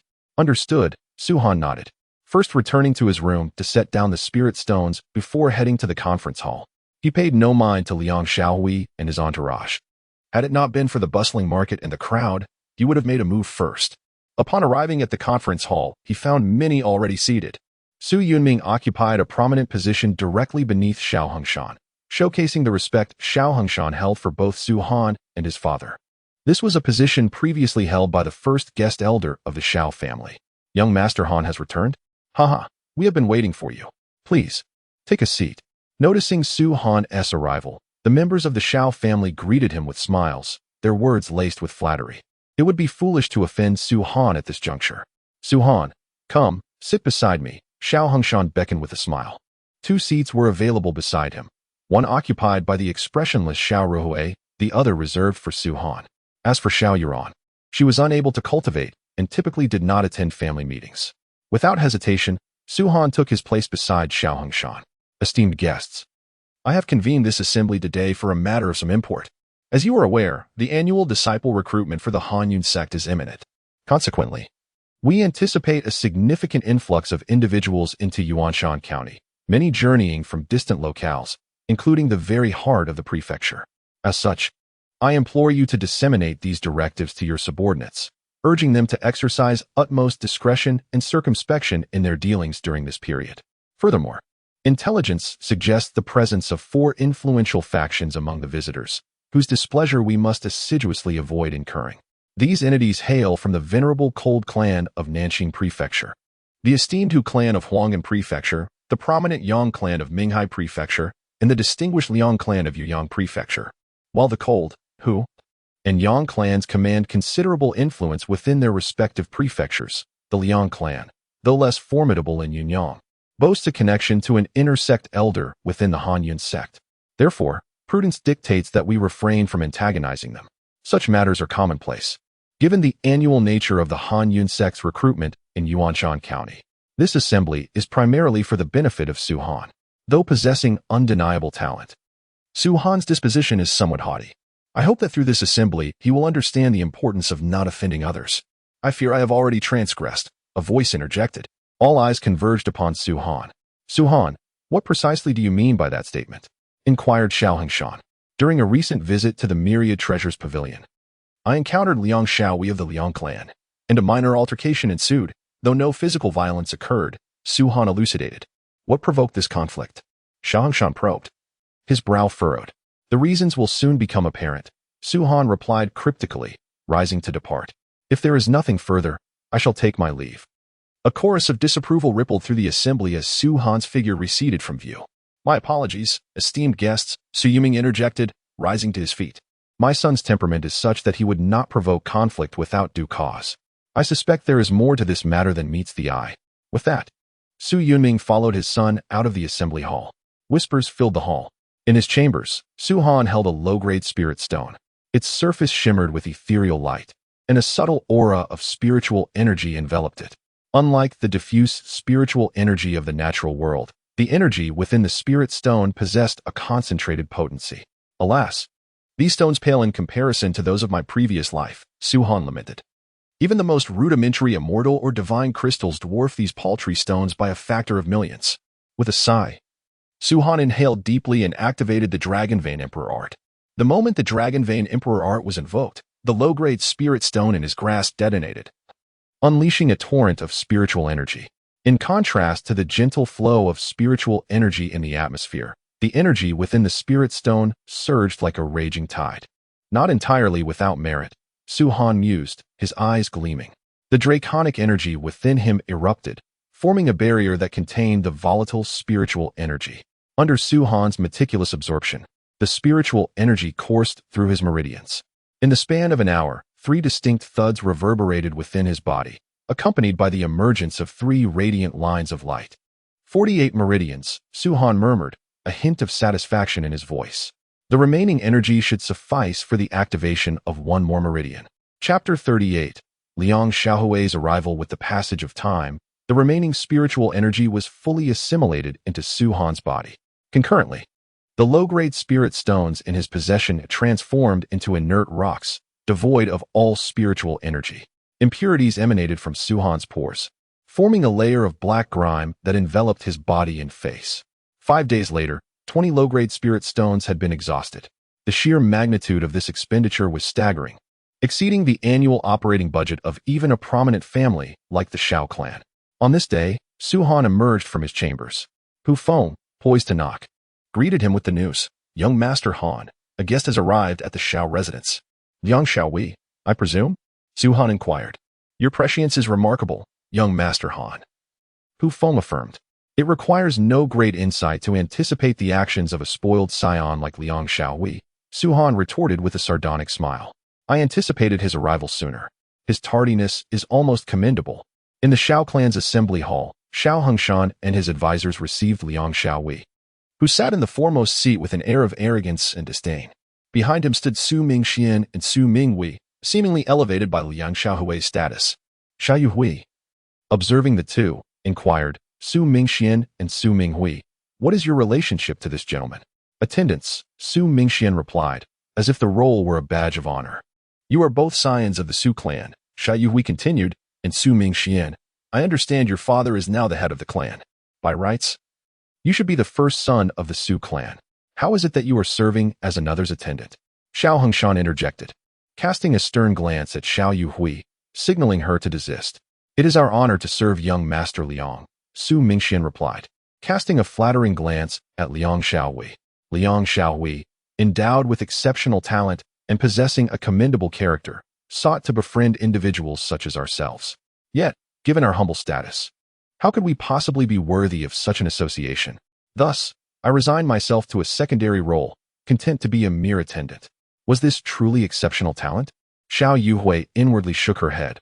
Liang Xiaowei had merely tapped into 5 dragon veins, and, being slightly older than Su Mingxian, fell short in comparison to both Su Mingxian and Su Minghui. The notion of his superiority was laughable.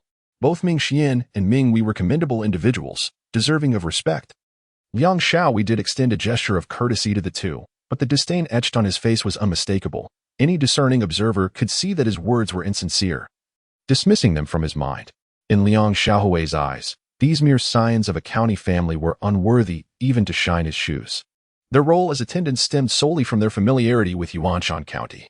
Thank you, young Master Liang, Su Mingxian and Su Minghui stammered in astonishment, quickly expressing their gratitude. Their demeanor elicited silent scoffs from the onlookers. How could there be such a disparity among members of the Su family? What brings young Master Liang to the Shao family? Shao Hengshan inquired. Liang Xiaowei cast a glance at Xiao Yuhui, a fleeting glimmer of interest in his eyes, and remarked, I presume this is the renowned second miss of the Shao family, Xiao Yuran? Su Mingxian and Su Minghui immediately exchanged awkward glances and hurriedly whispered, young Master Liang. She is not Xiao Yuran.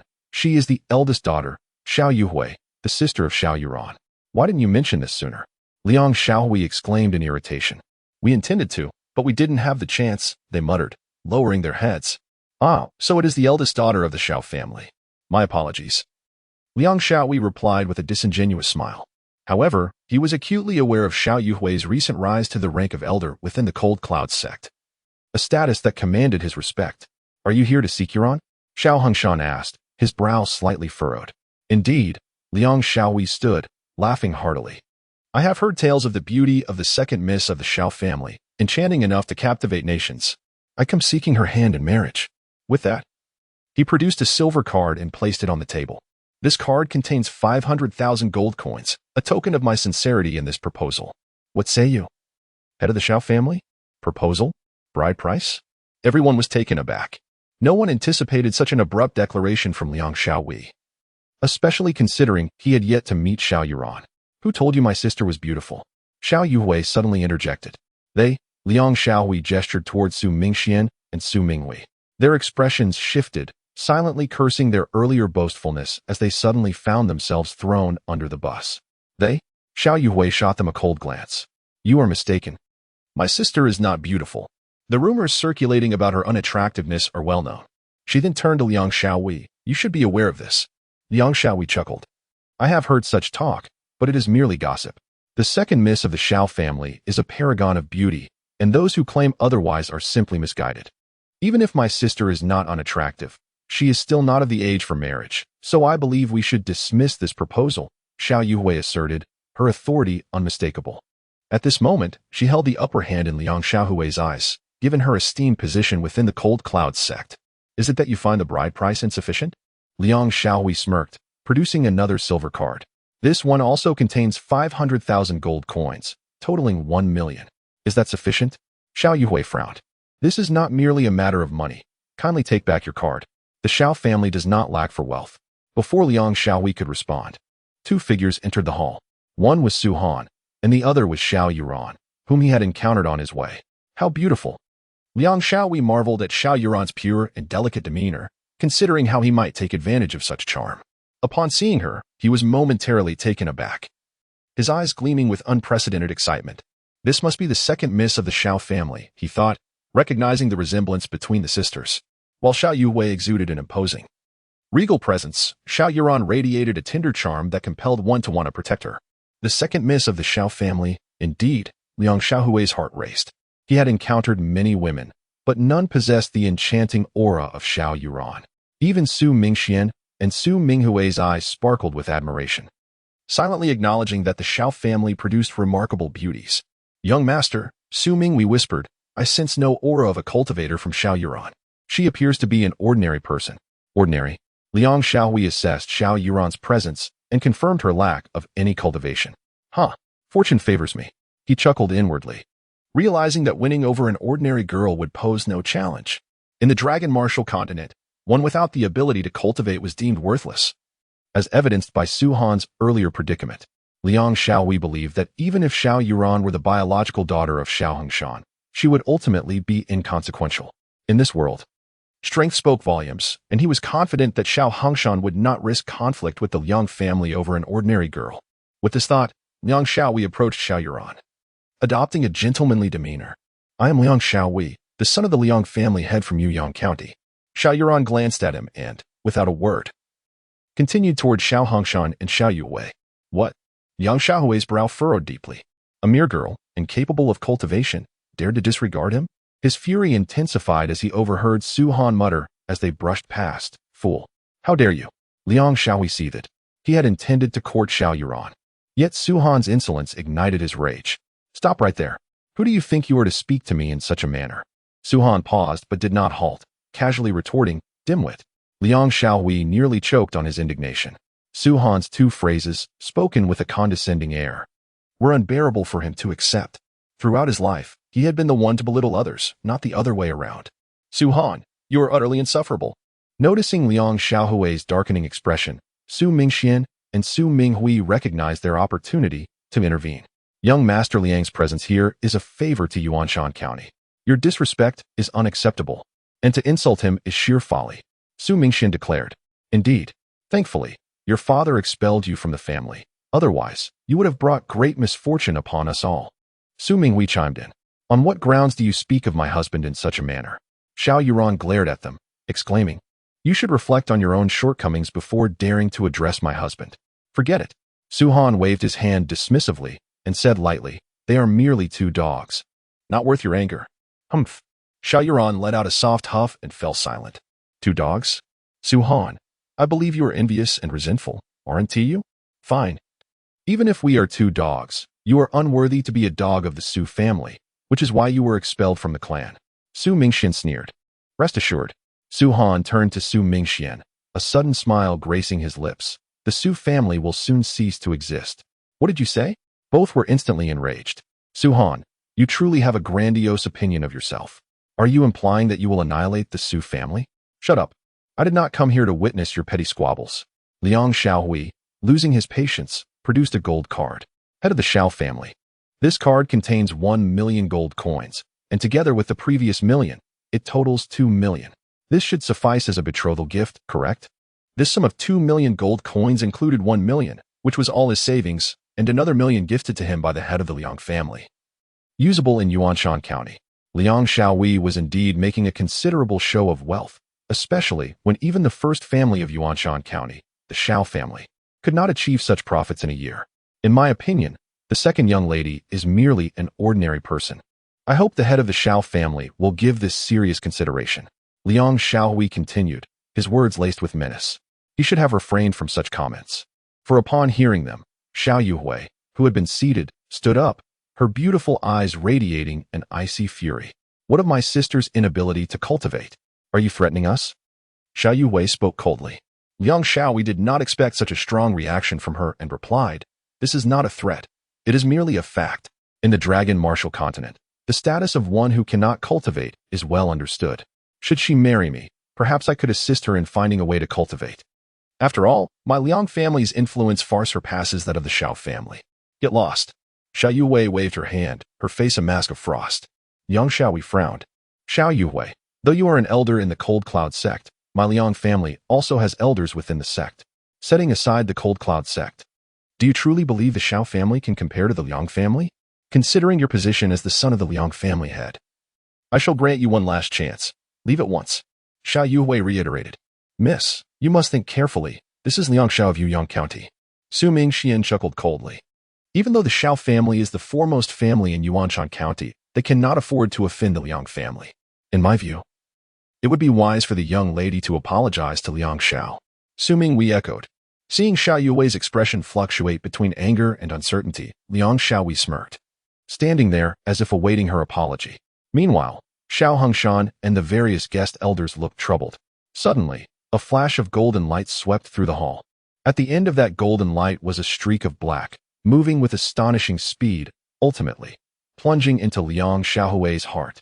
Chapter 40. Kill. Seeking collections. Votes. With a splatter of blood, Liang Xiaohui's eyes widened in disbelief, filled with profound despair and fear. No, no. He clutched his chest, where a golden thread led to a black dagger, now deeply embedded in his heart. He attempted to speak, but found it increasingly difficult to breathe, as if something were lodged in his throat, rendering him voiceless. In his final moments, Liang Xiaohui lay on the ground, staring wide-eyed, unable to comprehend why Su Han dared to strike against him or why someone from this insignificant family would dare to kill him. With a flick of his hand, Su Han retracted the golden thread, the blood on the dagger shimmering before vanishing completely. This dagger, specially crafted by Su Han, was of superior silver quality, a rare weapon in Yuanshan County. Yet at that moment, no one noticed the dagger. All eyes were fixed on Su Han, filled with incredulity. Even Xiao Yuhui shared the same sentiment. You killed him? Finally, someone spoke, breaking the stunned silence, and the hall erupted into chaos. This was the young master of the Liang family in Yuyang County. Liang Xiaohui died in my Xiao family. Once this spreads, my Xiao family is doomed. Though the eldest lady was an elder of the Cold Cloud sect, the Liang family also had members within it, and they far surpassed the Xiao family. What should we do? A chorus of anxious voices arose, none daring to blame Su Han, only unsure of how to proceed. Su Han. At that moment, Xiao Yuhui began. You are far too decisive. Regardless, this is still within the Su family. If you intend to kill someone, could you not inform us in advance? What difference would that make? Su Han glanced at Xiao Yuhui indifferently. If I do not eliminate someone like Liang Xiaohui, others might think we are afraid of him, and he would only grow bolder. But he is still the young master of the Liang family. By killing him, you have brought disaster upon my Xiao family. Xiao Yuhui exclaimed anxiously. And what would you have me do? Should I follow the example of the Su family and expel my father and me once more? Su Han replied calmly. Absolutely not. Xiao Yuran rushed over, taking hold of Su Han's arm. Little Su Han is my husband. I will not allow anyone to expel him. I never said I would expel him. Xiao Yuhui pressed her lips together, taking a deep breath.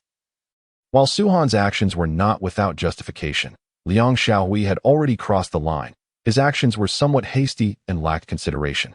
I do not believe he acted without consideration. Liang Xiaohui was nothing but a lecher. For little Su Han to kill him is a testament to his capabilities. Xiao Yuran's expression gleamed with pride, her admiration for Su Han unwavering. We must seal this matter. Xiao Hongshan spoke solemnly. The others nodded, with the recruitment of disciples for the Cold Cloud sect imminent. Any delay was beneficial. Given Su Han's talent, he would undoubtedly attract attention from the Cold Cloud sect, even if the Liang family later discovered Su Han's involvement. What could they do? Su Mingxian and Su Minghui stood gaping, and upon hearing Xiao Hongshan's words, they cautiously made their way towards the hall's exit. Just then, a figure suddenly appeared before them. Su Han, What do you intend to do? Their faces paled. They had fully realized that if Su Han dared to kill Liang Xiaowei, he would not hesitate to act against them. What do you think? Su Han looked at them, speaking flatly. Do you remember what I said while in the Su family? Their hearts raced, and they immediately recoiled. Su Mingxian turned to Xiao Hongshan, head of the Xiao family. We were compelled by Liang Xiaowei. We had no choice. You know his family's power. How dare we defy his orders? Xiao Hongshan rolled his eyes, seemingly ignoring their pleas. Witnessing this, Su Mingxian turned to Xiao Yuhui. Miss, I swear I will never speak of this. If I let even a hint slip, may the heavens strike me down. Xiao Yuhui shook her head, appearing similarly indifferent to their plight. Despair washed over them as their gazes inadvertently fell upon Su Yunming, who had remained seated all along. Thud! Su Mingxian knelt, banging his head against the ground, pleading, Fourth uncle, please do not let Su Han kill us. No matter how one puts it, we are all of the Su family, sharing the bloodline that flows through our veins. For the sake of the Su family, would you spare us this once? The mud cannot support the wall. Su Yiming shook his head and uttered only this phrase. At this moment, Su Han had gradually approached the two of them. Each of his steps seemed to tread upon their hearts, causing them to tremble and their faces to pale. Su Han, we are brothers. Su Ming cried, tears streaming down his face. Brothers? Haraha. Su Han laughed heartily. When we were in the Demon Beast Mountains, why did you not call us brothers? When we were at the Su family, why did you not call us brothers? Before Liang Xiaowei met his demise, why did you not call us brothers? I admit I acted excessively in the past, but I truly regret it now. If you can spare us this time, I will return to the family and plead with my father to allow you back into the Su family. You are still one of us. Su Minghui exclaimed urgently. Do you think I wish to return to the Su family? Su Han scoffed. I have told you before, if you dare to do anything that displeases me again, I will surely take your lives. Yet, it seems you have all treated my words as mere whispers in the wind. Before Su Mingxian could utter further defenses, Su Han lost his patience. With a wave of his hand, the golden threads and dagger reappeared, swirling around Su Minghui's neck, and then, as if guided by an unseen force, the dagger pierced Su Mingxuan's brow with a soft thud. No, no. Su Minghui's heart sank as he witnessed Su Mingxuan's immediate demise. In despair, he saw Su Han pull the golden thread from around his neck, crimson blood beginning to flow. Su Minghui stared wide-eyed, and moments later, his head suddenly fell to the ground, causing those around to recoil in shock.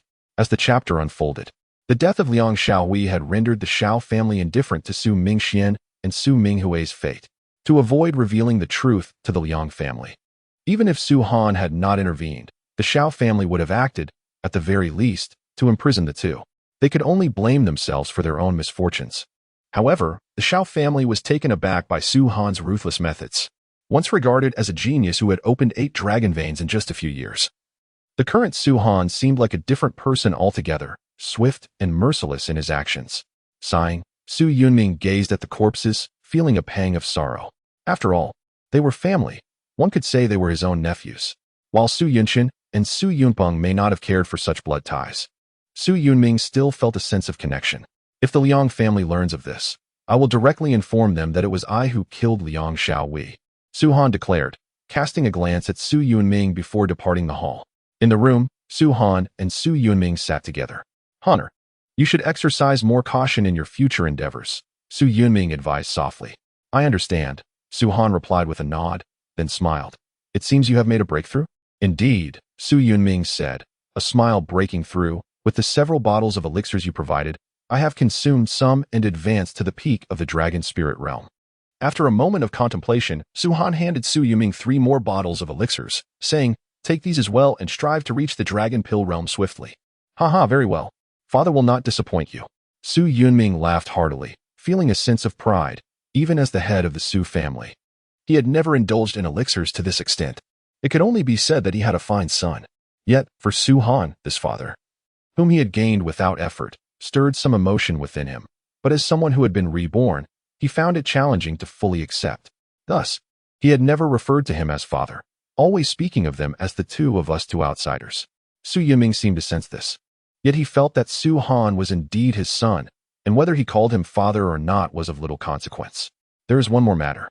Su Han said after a brief silence, I intend to establish a sect. Create a sect? Su Yiming's eyes widened in disbelief. Honor, you cannot be jesting. Establishing a sect is far more difficult than even forming a family. I am not joking, Suhan replied calmly.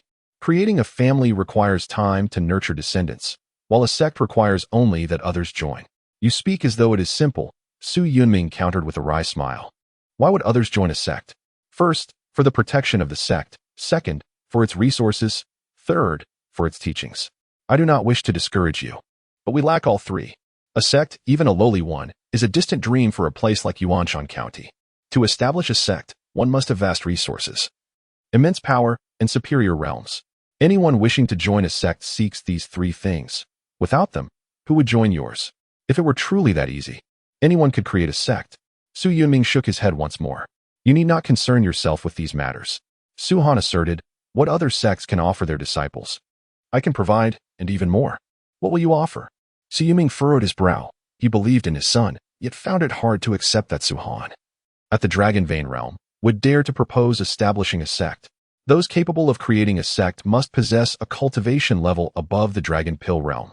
The Dragon Martial continent has existed for countless years, with numerous sects, but how many have survived from ancient times to the present? In my view, you should set this matter aside for now. Besides, aren't you planning to join the Hanyun sect? I have my own plans regarding this, Suhan replied. In his previous life, Suhan had founded the largest sect in the entire Holy Domain, the God-Slaying Pavilion. To join the God-Slaying Pavilion, one must undergo rigorous selection and face countless hardships to attain even a sliver of possibility. Suhan always believed that establishing a sect would yield immense benefits, the simplest being the countless subordinates who could assist him in acquiring what he needed.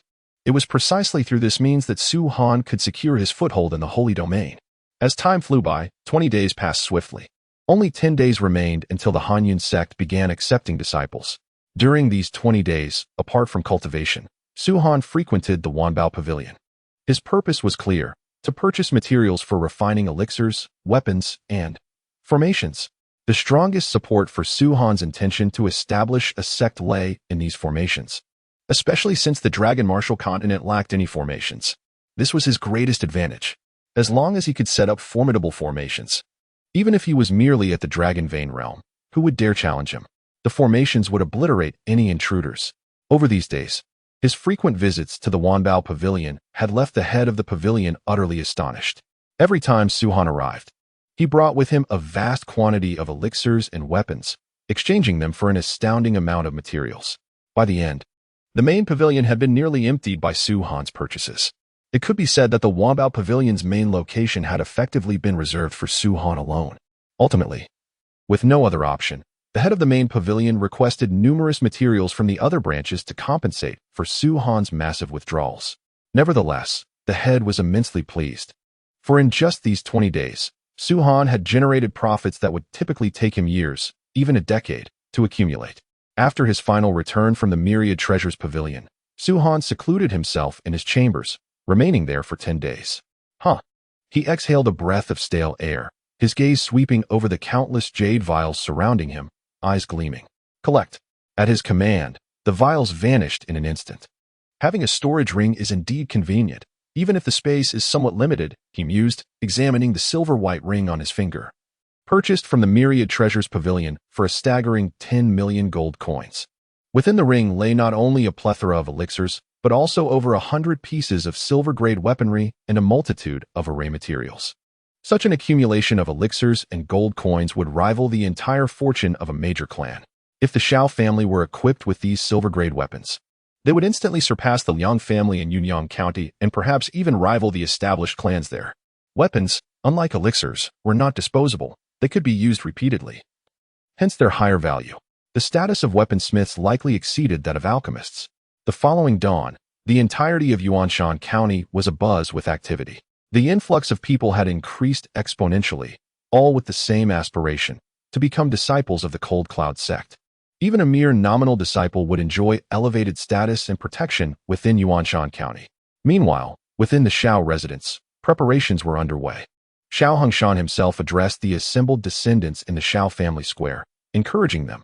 Though many of you do not bear the Shao surname, having joined our family, you are all considered Shao descendants. The Cold Cloud sect's recruitment begins today. Should any of you gain entry, the Shao family will spare no effort in your cultivation. Furthermore, Hui will provide assistance within the sect. Yes, the young aspirants responded with fervent enthusiasm, ranging in age from teenagers to young adults. They all shared one qualification. They had reached the Dragon Vein realm, the sole criterion for Cold Cloud sect recruitment. The sect did not impose age restrictions, as opening 5 Dragon Veins presented the opportunity to advance to the Dragon Blood realm. However, some chose to delay their breakthrough, seeking to further unlock their potential. It was said that someone had opened 10 Dragon Veins at the age of 70, later achieving the Dragon Blood realm and becoming an unparalleled powerhouse. Enduring to the age of 70 in the Dragon Vein realm required immense fortitude, enduring decades of scorn and ridicule. Perseverance demonstrated an exceptional mindset, crucial for cultivation. Su-han. Xiao Hongshan turned his gaze to the conspicuous figure in white. You are the Xiao family's most promising candidate for the Cold Cloud sect. Upon your return, I will personally host a welcoming feast in your honor. Thank you, Su-han replied simply. His intention was to join the Cold Cloud sect, but not merely as a disciple. Little Su-han, add oil. Xiao Yuran cheered, her face animated, as if she were the one joining the Cold Cloud sect. Su-han smiled at her. Little girl, hurry and find those 4 items. You will surpass me in the future. Hee, of course, I'll keep up with you.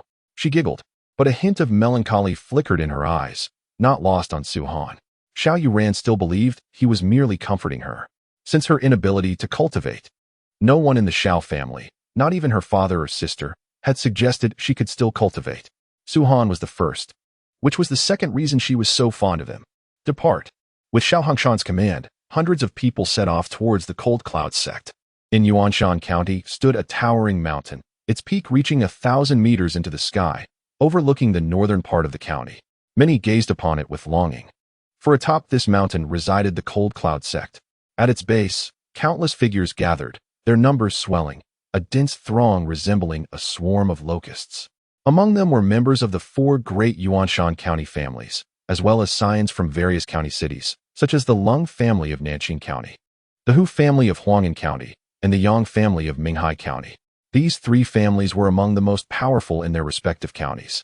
Unlike the Liang family in Yunyang County, whose status was only average, the scale of this event is far grander than in previous years. Indeed, the Cold Cloud sect offered such generous rewards to the last winner, and this time, it's said to be even better, with the potential for even gold-grade elixirs and weapons to appear. Gold-grade. Even the major families in these county cities would consider that extremely valuable. Alas, the Cold Cloud sect has been in Yuanshan County for so long, but in all these years, only one genius has emerged from Yuanshan County, Xiao Yuhui. The top 3 spots have always been monopolized by the great families from the county cities. It's quite embarrassing, really. Indeed, it's said that Lung Yihui, the young master of the Lung family in Nanqing County, is exceptionally talented. At only 17, he has already opened 8 Dragon Veins, comparable to Xiao Yuhui in her prime. That's nothing. Hu Zhengyao, a member of the Hu family in Huang'an County, is said to have opened 9 Dragon Veins, and he's only a year older than Lung Yihui. What? 9 Dragon Veins. Impressive, as expected of geniuses from the county cities. On the Dragon Martial continent, 10 Dragon Veins is the pinnacle, but few can achieve it. 9 Dragon Veins is already exceptionally prodigious. Whispers spread through the crowd, as they speculated on who would claim the top spot this time. In the Chen family section, Chen Feng stood tall, his expression aloof, as if indifferent to the proceedings. 8 Dragon Veins? 9 Dragon Veins. Humph, what is that to me, Chen Feng? His gaze swept the crowd, eventually settling on a figure in white. Su-han. Chen Feng's eyes narrowed, and he sneered. You were arrogant, weren't you? I doubt you ever imagined that I, Chen Feng, would possess such talent. Just wait. You dared to make my brother kneel before you. Your life is mine, and your woman will be mine as well. As if sensing Chen Feng's gaze, Su-han looked up, meeting his eyes. He grinned at the icy glare, feigning ignorance. Dare to provoke me? Chen Feng's lips moved, forming words without sound. Su-han could clearly discern what he said. You are dead. Su-han ignored him. An ant, engaging in a war of words, would only diminish oneself. Look. That's Su-han. That's Su-han, the one who offended the Lin and Chen families and was expelled from the Su family. It's said that Su-han can cultivate again. Before his cultivation deviation, he had opened 8 Dragon Veins. I wonder what level he has reached now. With his talent, he should be even stronger. Previously, his meridians had been completely severed. Although he has now recovered, it seems he will forever be confined to the dragon vein realm. Yet, he is fortunate to have survived an attempt on his life by the Lin and Shin families, thanks to the protection of the Xiao family. It is said that the notoriously unattractive second young lady of the Xiao family possesses extraordinary beauty, and for reasons unknown, she has taken a liking to him. A truly unexpected turn of events. Many gazes turned towards Su Han. After all, prior to his descent into madness, Su Han had been quite renowned, with a significant potential to challenge the 10 dragon veins. Once considered a rival by many, he is now looked down upon, for he is no longer the Su Han of yore. Suddenly, amidst the crowd's discussions, a deep rumble echoed from the mountain above, followed by a sharp cry that reverberated across the sky, revealing a colossal figure within their sight. The Qingyu Snow Hawk? Astonishingly, it is a 4th-tier beast. The Qingyu Snow Hawk. Someone exclaimed in shock, their eyes wide with disbelief. The enormous Qingyu Snow Hawk spread its wings, each spanning over 10 meters, casting a vast shadow over the ground below.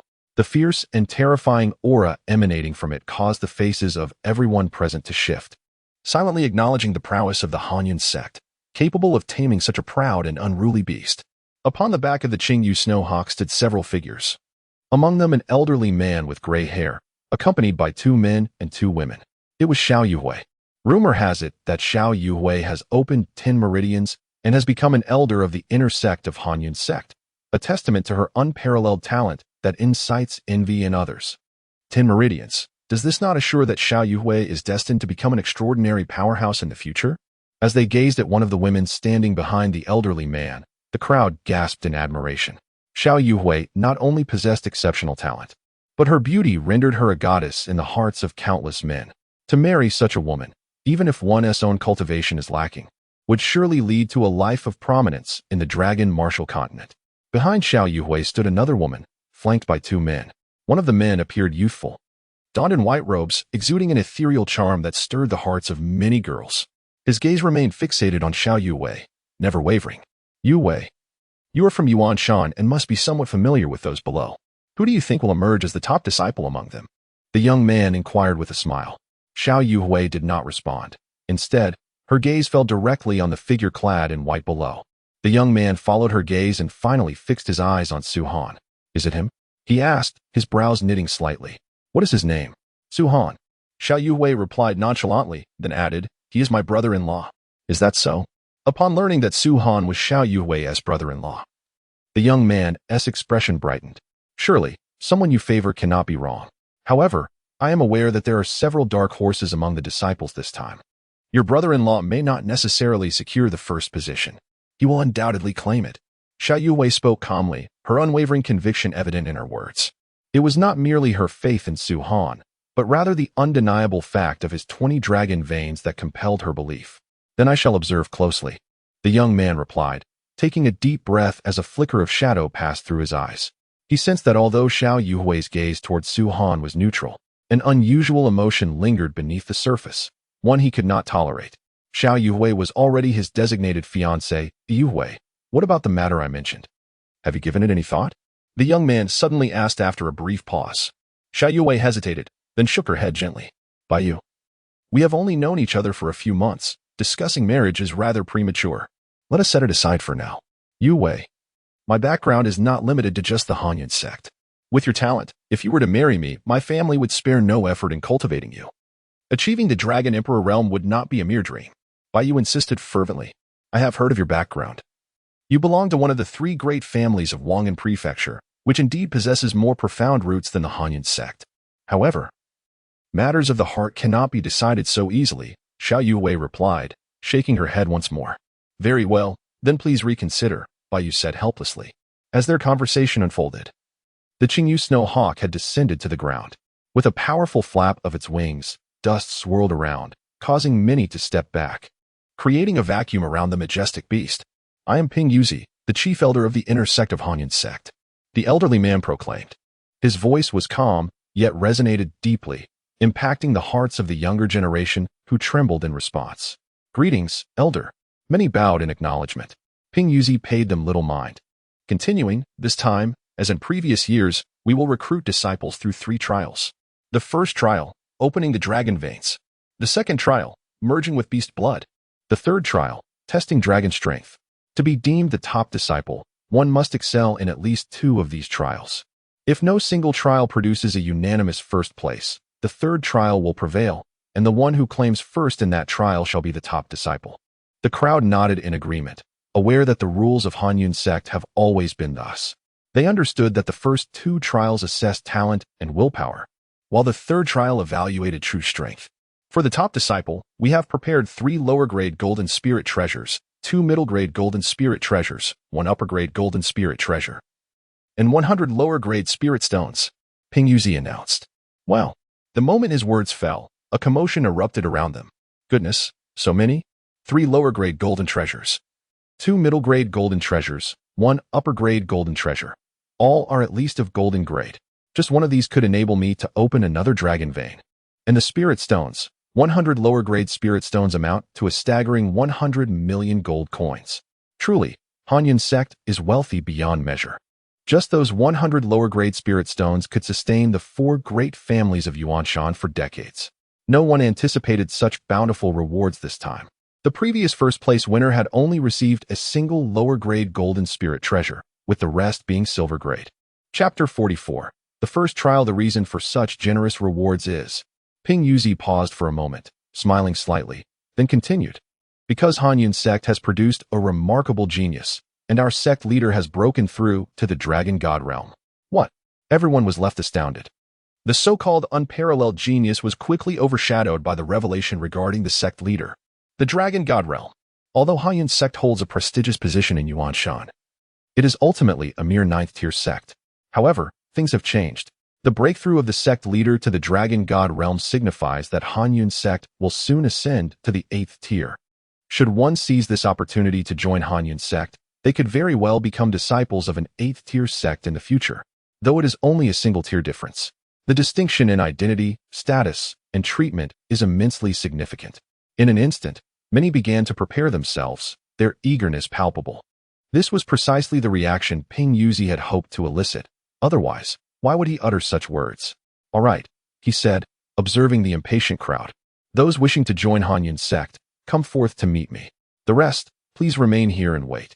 Little Su-han, do your best, and make your wife proud. Xiao Yuran exclaimed, her eyes sparkling with anticipation. Su-han felt somewhat helpless. It appeared he could not escape the clutches of this little girl. Hunter, your father is waiting for you, Su Yunming added with a smile. Su-han. Xiao Hongshan approached with a profound expression, stating, whether you marry Yuran or not is of no concern to my Xiao family. The last time I saved you was not to force you into wedlock with her. However, this opportunity to join the Hanyun sect is exceptionally valuable. Should you emerge as the champion in this competition, the sect will undoubtedly nurture you to the fullest, allowing your potential to be further tapped. I will marry Xiao Suan. He will marry me. Xiao Yuran muttered, appearing somewhat aggrieved. Observing her demeanor, Suan couldn't help but smile. Little girl, once you have gathered those 4 items and become a practitioner, if you still harbor feelings for me, then we can discuss marriage, shall we? Even if I become a dragon sovereign, I will still marry you, Xiao Yuran declared, clenching her small fist. Meanwhile, in another part of the crowd, members of the Su family wore expressions of anxiety. Where on earth have Ming Xian and Ming Wei gone? Why haven't they returned?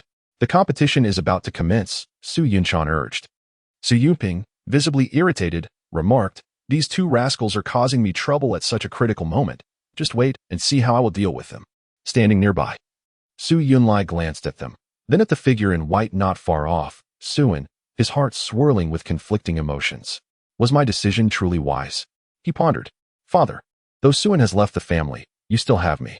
Even if I cannot secure first place, I will not bring you shame, a young man suddenly spoke. Good. Su Yunlai smiled at him. Minkai, although we share no blood ties, our bond is akin to that of father and son.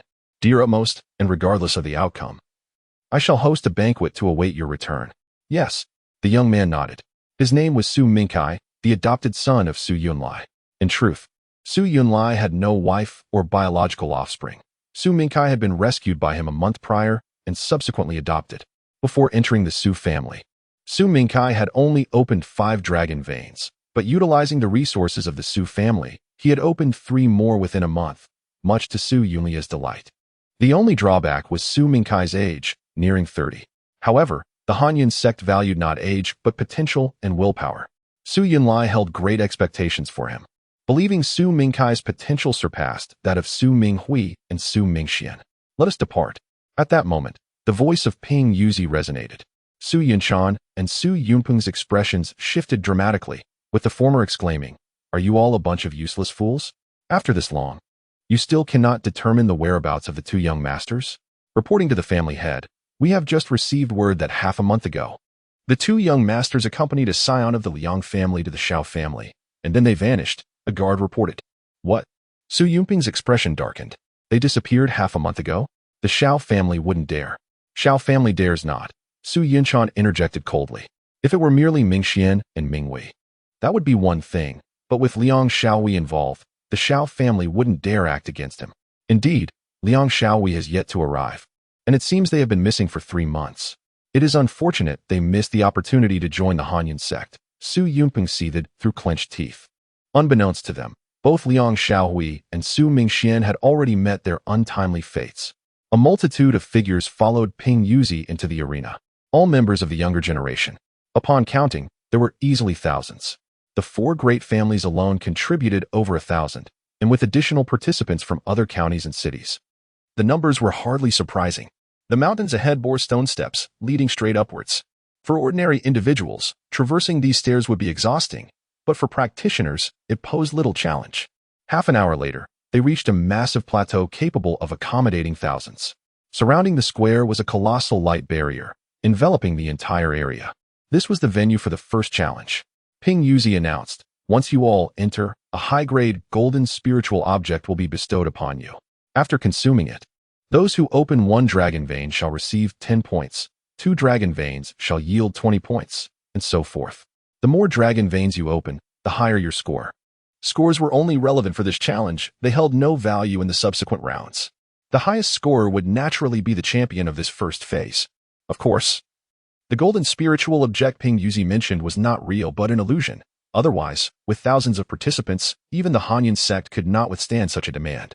As figures entered the square, a sudden humming filled the air, and numerous spiritual objects descended from above. This was not a formation but rather a powerful condensation of dragon energy that could disrupt one's mental focus. Suin observed the floating spiritual objects, thinking, "It seems the Hanyan sect possesses some unique items. Otherwise, even a dragon sovereign would struggle to exude such potent dragon energy." At that moment, a chilling voice interrupted his thoughts. 8 dragon veins? You certainly possess great potential. Do not disappoint me."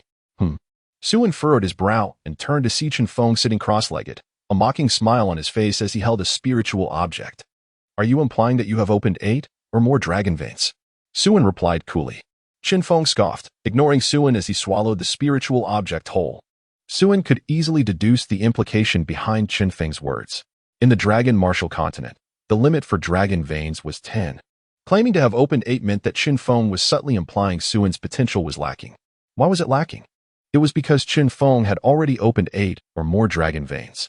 "You have but 1 day?" Ping Yuzi, noticing some individuals still in a daze, raised his voice sharply.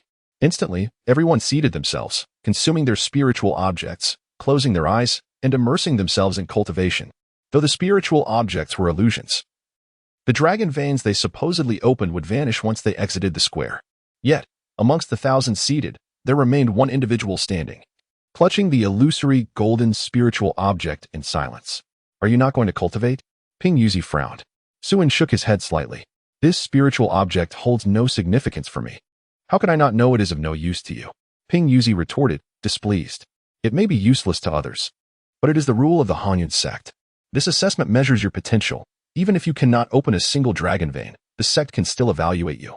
But if you refuse to consume it, how can they assess you? Then let them assess me as someone who cannot open even a single dragon vein."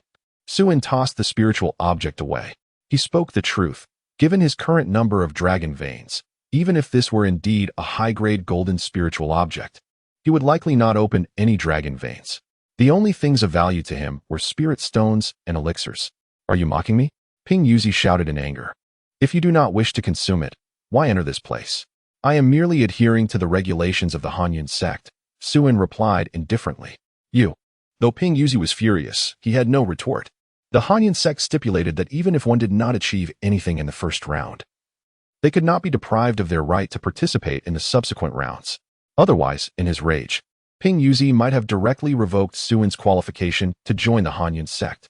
Ignoring Ping Yuzi further, Suin seated himself, tossing a medicinal pill into his mouth. This pill was the ancient spirit pill.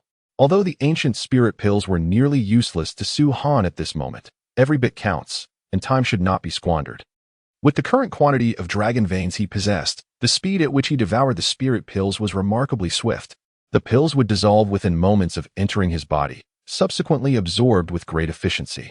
After each absorption, Su Han would consume another, continuing this process in rapid succession. Ping Yuzi stood by, his gaze fixed on Su Han, who intermittently tossed something into his mouth, provoking his curiosity. "What are you eating?" Ping Yuzi could no longer restrain his inquiry. Su Han paused briefly, looked up, and smiled. "Spirit pills." "Spirit pills?" Ping Yuzi scoffed. "What nonsense. Do you really possess so many spirit pills? Even if they were genuine, how could you possibly refine them so quickly?" Su Han shook his head, opting not to respond, and continued consuming the pills. Ping Yuzi, on the verge of losing his composure, nearly spat out a mouthful of blood. As the chief elder of the inner sect of the Cold Cloud sect, his status far exceeded that of individuals like Xiao Yuhui. Even the disciples of the Cold Cloud sect would respectfully greet him, yet here was Su Han, blatantly disregarding him. "What is your name?" Ping Yuzi pressed, suppressing his rising anger. "Su Han," he replied, glancing up. He believed he had been quite polite. After all, given his previous life status, why should he concern himself with others' opinions? If anyone dared to oppose him, they would simply be eliminated. "I have heard of you," Ping Yuzi continued. "You gained some notoriety in the distant mountain county, though you later fell into madness. However, I believe that since you can cultivate again, you have the potential to reach the pinnacle. Yet, this self-neglect is not the mindset of a true cultivator. If this continues, you won't even pass the second trial." "Have I truly neglected myself?" Su Han was taken aback. "Isn't this self-neglect?" Ping Yuzi remarked gravely. "You clearly have the opportunity to showcase your potential to the sect. Yet you choose to do nothing. Do you think your arrogance will earn you a place in the Cold Cloud sect? That someone will take you as a disciple? I will undoubtedly join the Cold Cloud sect, but being someone else's disciple is out of the question. They cannot teach me anything," Su Han asserted, shaking his head. Hearing this, Ping Yuzi's previously suppressed fury flared up once more. "You are utterly unreasonable," he exclaimed, dismissing Su Han and choosing to ignore him. Unperturbed, Su Han continued to consume the spirit pills, all the while sensing the meridians that had already been opened within him. After devouring the 20 inferior spirit stones previously, he had successfully opened 56 meridians, leaving just 52 more to completely unlock his entire body's meridians. 10 dragon veins represented the limit of the dragon martial continent, while 108 meridians constituted Su Han's absolute limit, as there were only 108 meridians within the human body. Should he successfully open all 108, his physique would undergo a qualitative transformation, while others needed to meditate to absorb the spiritual energy of heaven and earth. Once Su Han unlocked all 108 meridians, that energy would flow to him automatically. Eating, sleeping, walking at that point, Su Han would be in a constant state of cultivation, his speed of advancement far surpassing that of others. "When you were at the Dragon Blood realm, I was at the Dragon Vein realm. When you reached the Dragon Spirit realm, I was still at the Dragon Vein realm.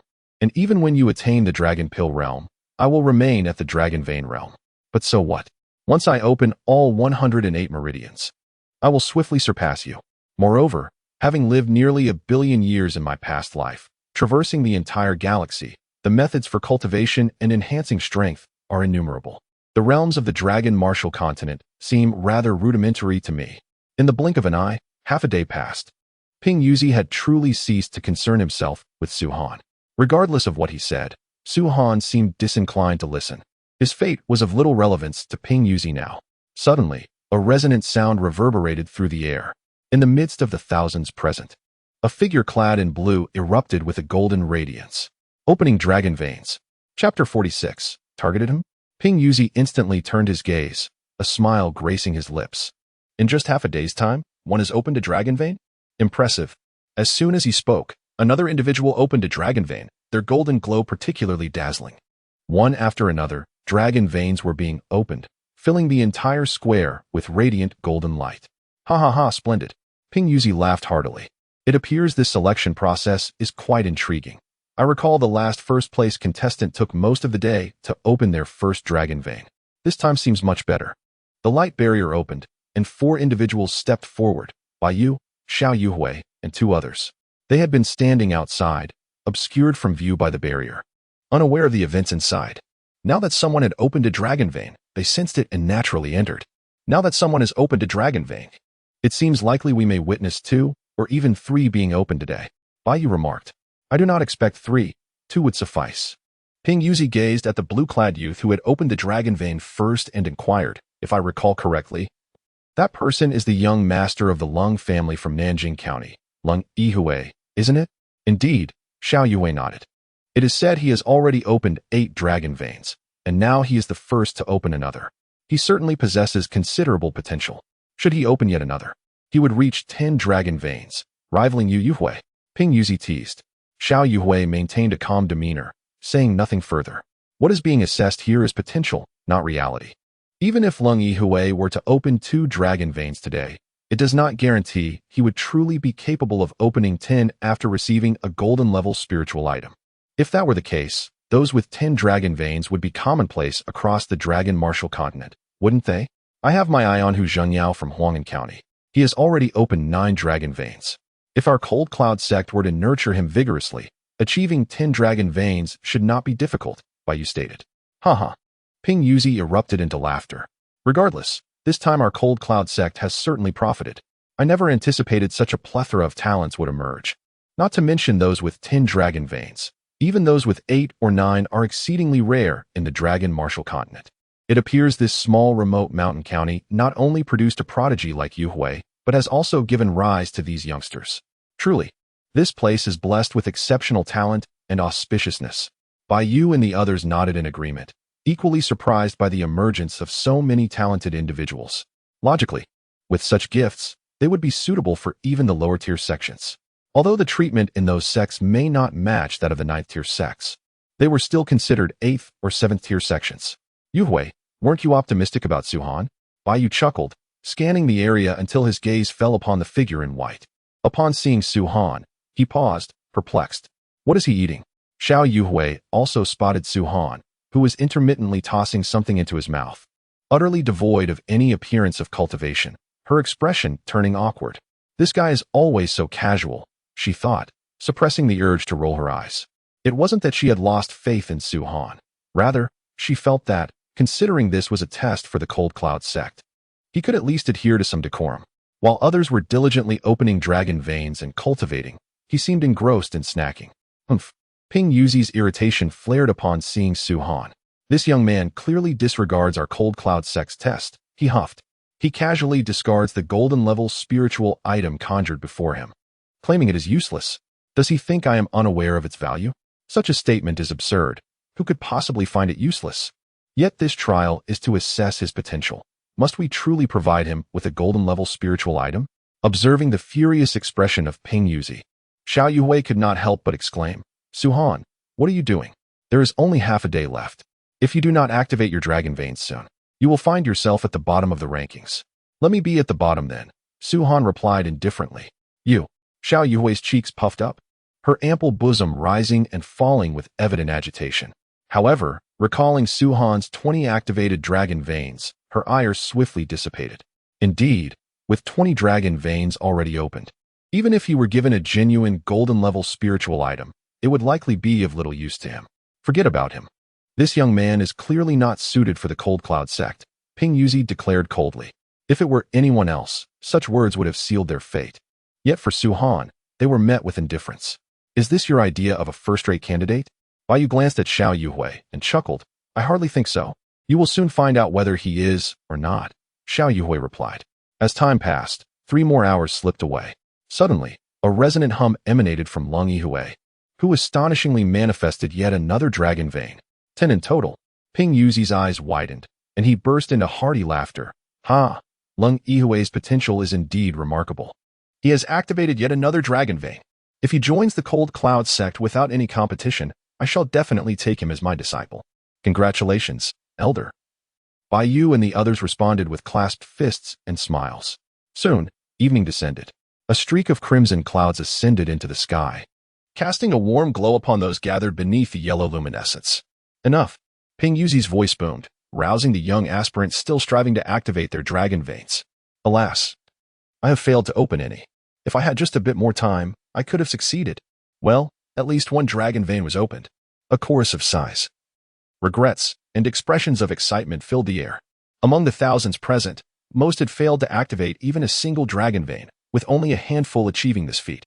And only Lung Yihui managing to open two. Do not lament, do not regret. At least you all made the effort. Ping Yuzi's tone was frigid. Upon hearing this, the crowd fell silent, sensing an underlying message in his words. Indeed, Ping Yuzi's gaze turned towards Su Han as he scoffed. Surely you all recognize this individual? His name is Su Han, who looks down upon the potential assessment of our Cold Cloud sect, carelessly discarding the spiritual item. I am curious to know. If I were to truly provide you with a golden level spiritual item, would you cast it aside? Laughter erupted among the crowd. Is there truly such a foolish person among us? Wasn't it said that Su Han possesses immense potential and considerable strength? How could he act so thoughtlessly? As if he alone understands that the golden level spiritual item is a sham. While we toil to open our dragon veins, he dismisses this evaluation. Could it be he seeks to draw attention from the Cold Cloud sect? Mockery filled the air, and while some had previously held hope for Su Han, his actions had drawn the ire of Ping Yuzi, making his path to the Cold Cloud sect exceedingly difficult. Unfazed by the jeers, Su Han focused his gaze on Ping Yuzi. If I choose not to participate in the evaluation, that is my prerogative. How can you presume to know that I disdain this test? Su Han questioned. Impudent.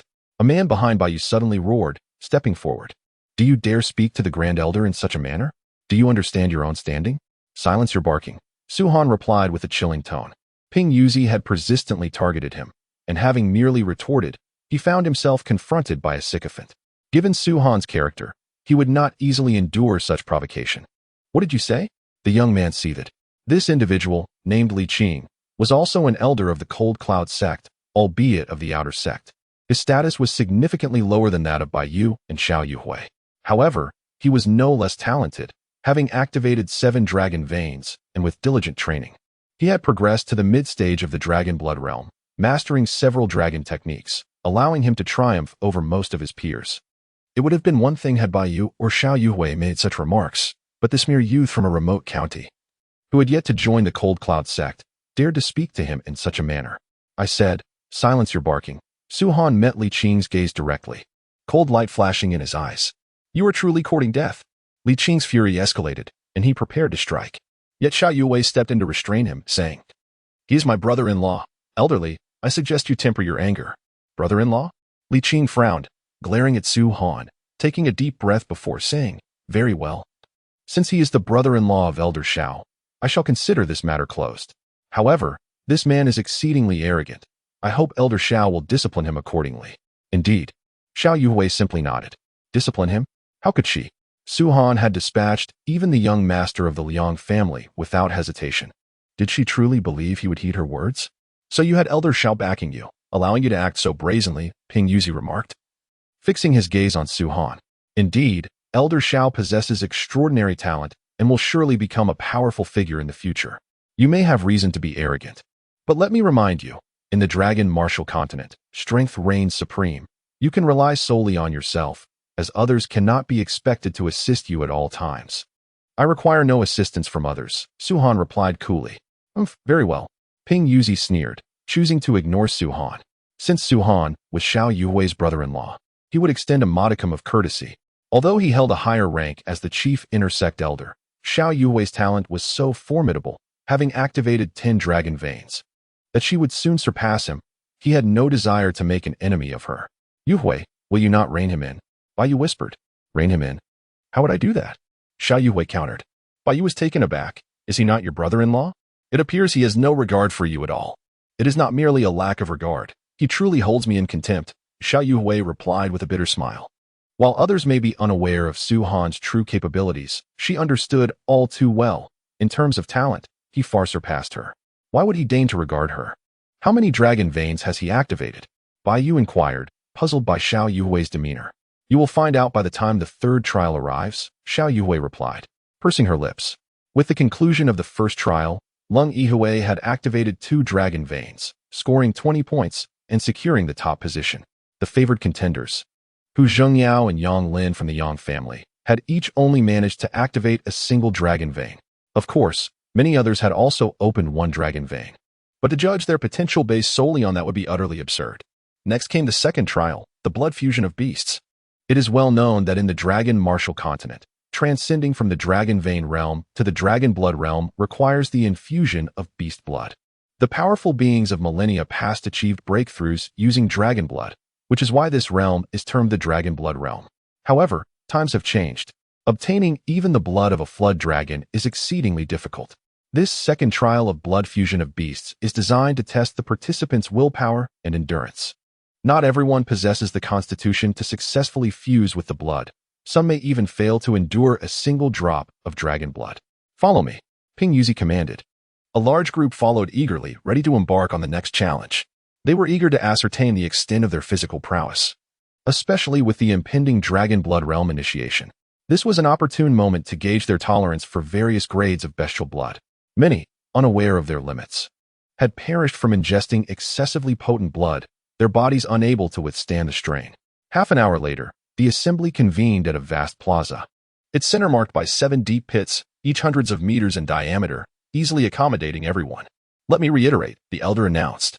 Ping Yuzi, his gaze fixed on Su Han, sneered, upon entering the blood pools, you will encounter bestial blood ranging from rank 1 to rank 7. Of course, like the gold-grade spiritual objects, these blood samples are mere simulations.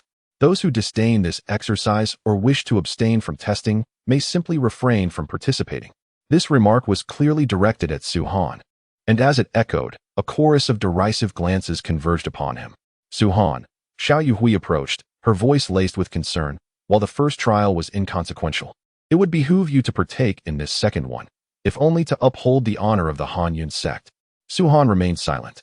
I suspect he fears his constitution is inadequate and that he would suffer humiliation, hence his reluctance to test, a voice taunted. Indeed, a mere coward. It seems the rumors were unfounded. I had imagined him to be formidable, yet he possesses only a strong temperament.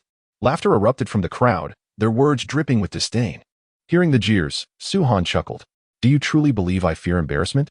His gaze swept across the assembly, his expression placid. If not fear, why would you forego such a propitious opportunity? The sect is a sacred ground. How dare you treat it with such contempt? Very well. Su Han replied with a faint smile. Participation is not out of the question, but to do so without a wager would be rather dull. Shall we establish a stake? A stake? Most furrowed their brows. Even Ping Yuzi and the others were taken aback. What sort of stake? Bai Yu inquired. I shall concede defeat if even one of you surpasses me, Su Han declared. Should I lose, I shall bestow upon each of you 10,000 gold coins. Conversely, should you be defeated, each of you shall grant me the same sum. How does that sound? He proposes to compete against thousands of us? Such arrogance. Surely, we collectively outweigh his abilities, and even young Master Lung could vanquish him. The crowd jeered at Su Han, incredulous at his audacity. 10,000 gold coins per person amounts to tens of millions of gold coins. Can you even afford such a sum? Chen Feng challenged. That is my concern. The question is, do you dare accept? Su Han retorted calmly. Chen Feng sneered. And if you cannot provide the funds, then my head shall be your forfeit. Su Han stated. Su Han, Xiao Yuhui exclaimed, her voice laced with urgency. That is a fortune of tens of millions of gold coins. Moreover, this second trial assesses constitution, not potential. Your potential may be remarkable, but your constitution may not be as impressive. It matters not, Su Han asserted confidently.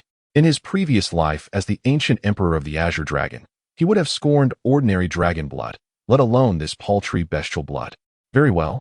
Chen Feng exclaimed with a grin. I accept your wager. Do not forget your words. Is it not merely 10,000 gold coins? I shall partake as well. Su Han, do not come crying to us when you find yourself impoverished. Many voices chimed in, eager to seize the opportunity to easily acquire 10,000 gold coins. Who would refuse such a chance? While Su Han's confidence might suggest potential success against a few individuals, could he truly prevail against thousands? Those unwilling to wager may withdraw now, Su Han announced loudly. Some hesitated, realizing that 10,000 gold coins was no trifling sum. Enough to sustain an average family for a lifetime. Join the wager. If you truly lose, I shall cover your debts. Ping Yuzi interjected, noticing their hesitation. Hearing this, Those who had considered withdrawing halted and resumed their positions. How generous of the Grand Elder, Su Han remarked, glancing at Ping Yuzi. Humph, Ping Yuzi retorted. Millions of gold coins are a significant expenditure, even for me. However, I have one condition, should you lose. You shall kneel at the foot of Han Yun's sect for 3 days, confessing your transgressions. Grand Elder. Xiao Yuhui began to protest. Ping Yuzi waved his hand dismissively. Elder Xiao, this matter is beyond your purview. This youth has shown utter contempt for us. If we do not discipline him, who knows what calamities he may unleash upon you in the future. Ha ha ha. Su Han burst into laughter. So, your name is Ping Yuzi? I am willing to wager with you, but if I lose, I shall follow your decree and kneel at the foot of Han Yun's sect for 3 days, confessing my transgressions. But if you lose, 20 million gold coins, how does that sound? Ping Yuzi's eyes blazed with fury, his teeth clenched. 20 million gold coins. Nearly his entire fortune. For Su Han, a skilled alchemist and artificer, tens of millions of gold coins were easily attainable. But for Ping Yuzi, 20 million gold coins represented the sum of his possessions. Are you not affluent? Why do you hesitate?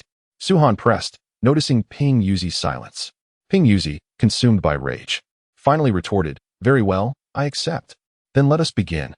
Su Han turned and strode towards the blood pools. Watching his retreating figure, Bai Yu shook his head. Your brother-in-law is far too audacious. Xiao Yuhui remained silent, her gaze flickering with uncertainty. I shall see how one individual can possibly surpass thousands. Li Qing sneered from behind. As Su Han advanced, the thousands followed towards the blood pools. As you all know, absorbing rank 1 bestial blood will manifest a star between your brows, while rank 2 will manifest 2 stars, and so forth. Ping Yuzi explained to the assembly. Once a star has materialized, you may proceed to the next higher-ranked blood pool until you reach your limit, at which point you must withdraw. Do I make myself clear? Yes, we understand.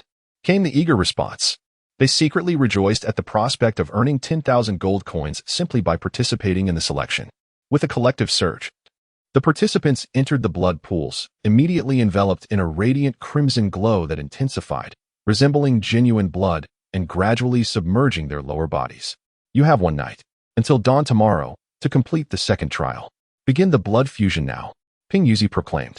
Upon hearing this, the thousands closed their eyes, focusing their minds on guiding the bestial blood into their bodies, just as they had done during the dragon vein activation. Su Han, aligning yourself against the world is not a wise decision, Chun Feng sneered, standing near Su Han. Su Han glanced at him and uttered a dismissive, you are delusional. Humph. Let us see if you can maintain your composure when the time comes to produce those tens of millions of gold coins. Chun Feng retorted coldly before commencing his own blood fusion. As time elapsed, and the participants channeled the bestial blood into their bodies, they emitted waves of crimson light. What is he doing? Ping Yuzi muttered, his brow furrowed as he observed Su Han. The scoundrel is not even attempting to guide the blood into his body. Bai Yu and Xiao Yuhui, along with the others, observed as Su Han sat cross-legged, engulfed in a spectral beast's blood, with only his head remaining visible. However, there was no hint of red radiance emanating from him, clearly indicating that he had yet to begin merging with the beast's blood. What could this fellow possibly be up to? Even Xiao Yuhui, usually composed, couldn't help but stamp her petite foot in frustration. That was an astronomical sum of tens of millions of gold coins, more than the Xiao family could ever muster. Chapter 49. Chun Feng, regardless of the ambition to secure first place in this second trial or to claim the coveted 10,000 gold coins. Everyone was striving to assimilate the beast's blood. Only Su Han remained seated, eyes tightly shut, showing no signs of merging with the blood. He must have his reasons for acting this way. You need not worry, Yuhui, Bai Yu reassured. Yet, despite his words, a glimmer of satisfaction flickered within him. For Xiao Yuhui had initially placed her faith in Su Han, believing he could seize the top spot in this selection. Now, Su Han stood against thousands, wagering a staggering sum, and had even offended Ping Yuzi. At this moment, he appeared to treat the entire affair as a mere child's game, seemingly unconcerned. Bai Yu harbored feelings for Xiao Yuhui, secretly considering her as his own. Seeing her anxious demeanor, he offered her some casual comfort. In his view, Su Han was merely putting on a brave front. Little did he realize how accurately he had articulated the truth. Su Han had his rationale for such audacity. Time passed, and within merely an hour, a brilliant red light suddenly erupted from the center of someone's forehead. This crimson glow swiftly coalesced, revealing a star at their brow. With the appearance of this star, the individual opened their eyes and leaped into the second-tier beast's blood pool. Ha ha ha, it's yet again Lung Yihui. Ping Yuzi had long regarded Lung Yihui as his disciple. Seeing him as the first to condense a star, he erupted into laughter. I knew I had not misjudged him. Completing the first-tier beast's blood in just an hour showcases his physique's potential to assimilate blood of at least the fourth tier. Bai chimed in, elder. This child possesses immense potential in his dragon vein, and his physique is remarkably robust. Though the dragon vein is one of the most critical talents, physique is equally paramount. With such a formidable constitution, even if he cannot match Yuhui, he will undoubtedly become a formidable warrior of the Dragon Pill realm in the future. We ought to congratulate you, elder. Ping Yuzi shook his head with a smile. Congratulations are premature. The greater his displayed talent, the more individuals will show interest in him. There are still many elders from various sects who may wish to take him as their disciple. I can do nothing about that. Ultimately, it will depend on his own choice. If he selects you as his master, others will have no right to object. Indeed, Ping Yuzi nodded in agreement. And it was precisely for this reason that he felt confident in taking Lung Yihui as his disciple. As Lung Yihui entered the second-tier blood pool, Hu Zhengyao and Yang Lin also condensed their stars and followed suit into the same pool. The talent of these three was closely matched, making the speed of their assimilation less significant than the tier of beast's blood they could absorb. The fourth to enter the second-tier blood pool was Chen Feng. As he stood, his gaze fell upon Su Han, a smirk curling his lips. It's been quite some time, and you still haven't begun merging? Su Han, are you afraid to merge, or do you simply refuse? Regardless, the gap between us has widened rapidly. Not only you, but even Lung Yihui and the others are beneath my notice. Following Chun Feng's ascent, more figures entered the second-tier blood pool. Among the thousands present, the least successful had opened 5 dragon veins, a commendable achievement on the Dragon Martial continent. Ensuring their entry into the dragon blood realm, one of the criteria for discipleship at the Hanyan sect. If one failed to open even 5 dragon veins, merging with beast's blood was out of the question. Yet, once 5 dragon veins were achieved, one could at least assimilate first-tier beast's blood. The last to enter the second-tier blood pool did so after 2 hours, making Su Han the second to last, as he remained in the first-tier pool, still not guiding the beast's blood into his body. Ping Yuzi had ceased to monitor him. Whatever thoughts occupied Su Han's mind were of no concern to him, so long as one among the thousands could emerge victorious. As time wore on, during the 3rd hour, Lung Yihui entered the 3rd-tier blood pool. By the 7th hour, someone made their way into the 4th-tier blood pool. To Ping Yuzi and the other surprise, it was not Lung Yihui, but Hu Zhengyao. Following him, Yang Lin also swiftly entered the 4th-tier blood pool, leaving Lung Yihui in 3rd place. Just as everyone presumed Lung Yihui would be the 3rd to enter the 4th-tier blood pool, another dark horse emerged, Chen Feng. He leaped from the 3rd-tier blood pool and, astonishingly, skipped the 4th tier to directly enter the 5th-tier blood pool. What? He has entered the 5th-tier blood pool directly? How audacious! It's not arrogance. Observe his expression. Although he appears somewhat tense, he is clearly capable of withstanding the pressure of the 5th-tier blood pool. Many turned their gazes toward Chen Feng, who sat cross-legged in the vast pool, standing out like a crane among chickens. He wore a serious expression, seemingly striving to resist the oppressive force. And though he had begun to guide the beast's blood into his body, his speed had significantly slowed. If he continued at this pace, he might just manage to condense the 5th star by the end of the 2nd trial. Nevertheless, this feat was already highly commendable. The 5th-tier beast was equivalent to a human at the Dragon God realm. While the blood may have been artificial, the pressure was no different from the real thing. Chun Feng's ability to endure such pressure while guiding the beast's blood into his body spoke volumes about his formidable physique. Who would have thought? Ping Yuzi sighed. I initially believed Lung Yihui would claim first in this 2nd trial, yet he has now been surpassed by 3 others, especially that Chen Feng, who has concealed his capabilities so deeply. I am eager to see how many dragon veins he opens in the 3rd trial. At least 9, Bai replied solemnly. Physique is independent of dragon veins, but the more dragon veins one opens, the greater their capacity to withstand pressure. His ability to endure the 5th-tier blood pool strain suggests he must have opened at least 9 dragon veins. 9 dragon veins. Yuhui managed to open 8 upon entering the sect, Ping Yuzi remarked with a smile. That statement is not entirely accurate. Even if Chen Feng has indeed opened 9 dragon veins, whether he can open a 10th remains uncertain. The narrative continued, and the atmosphere thickened with anticipation. However, from the third-tier blood pool onwards, some individuals could no longer endure. The oppressive force rendered them breathless, yet they still managed to draw it into their bodies. Yet, as more and more beast blood flooded in, the pressure intensified. Forget about condensing stars. They felt as if they might explode at any moment. Alas, such poor constitutions. Ping Yunzi shook his head, lamenting, "It is truly regrettable to see so many eliminated each time. If their physique is lacking, even if 10 dragon veins are opened, they can only merge with third-tier beast blood. Thus, their future achievements will be limited. I withdraw." Indeed, as soon as Ping Yunzi finished speaking, someone voiced their decision. After declaring this, they surged out of the blood pool, the oppressive force vanishing swiftly. They were drenched in sweat, their complexion pale, gasping for breath. "I withdraw. I too withdraw." The first to exit seemed to snap the tension of the others, prompting a cascade of withdrawals from the blood pool. For them, the first to retreat was a source of great shame. To have persevered thus far was no small feat in the blink of an eye.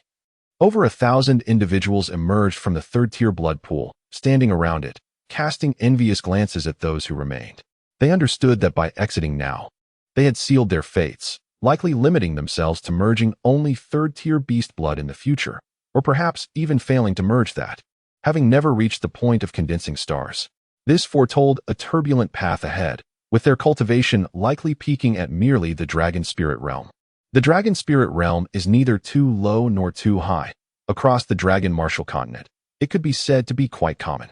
For instance, in remote locations like Yuanshan County, the heads of the 4 prominent families are all at the dragon spirit realm. Let us not be disheartened, just as many felt despondent. Someone suddenly spotted Su-Han still in the first-tier blood pool and laughed heartily. "Though our future cultivation may be limited, at least there is someone beneath us. Is there not?" Upon hearing this, numerous gazes turned towards Su-Han. Haha, indeed.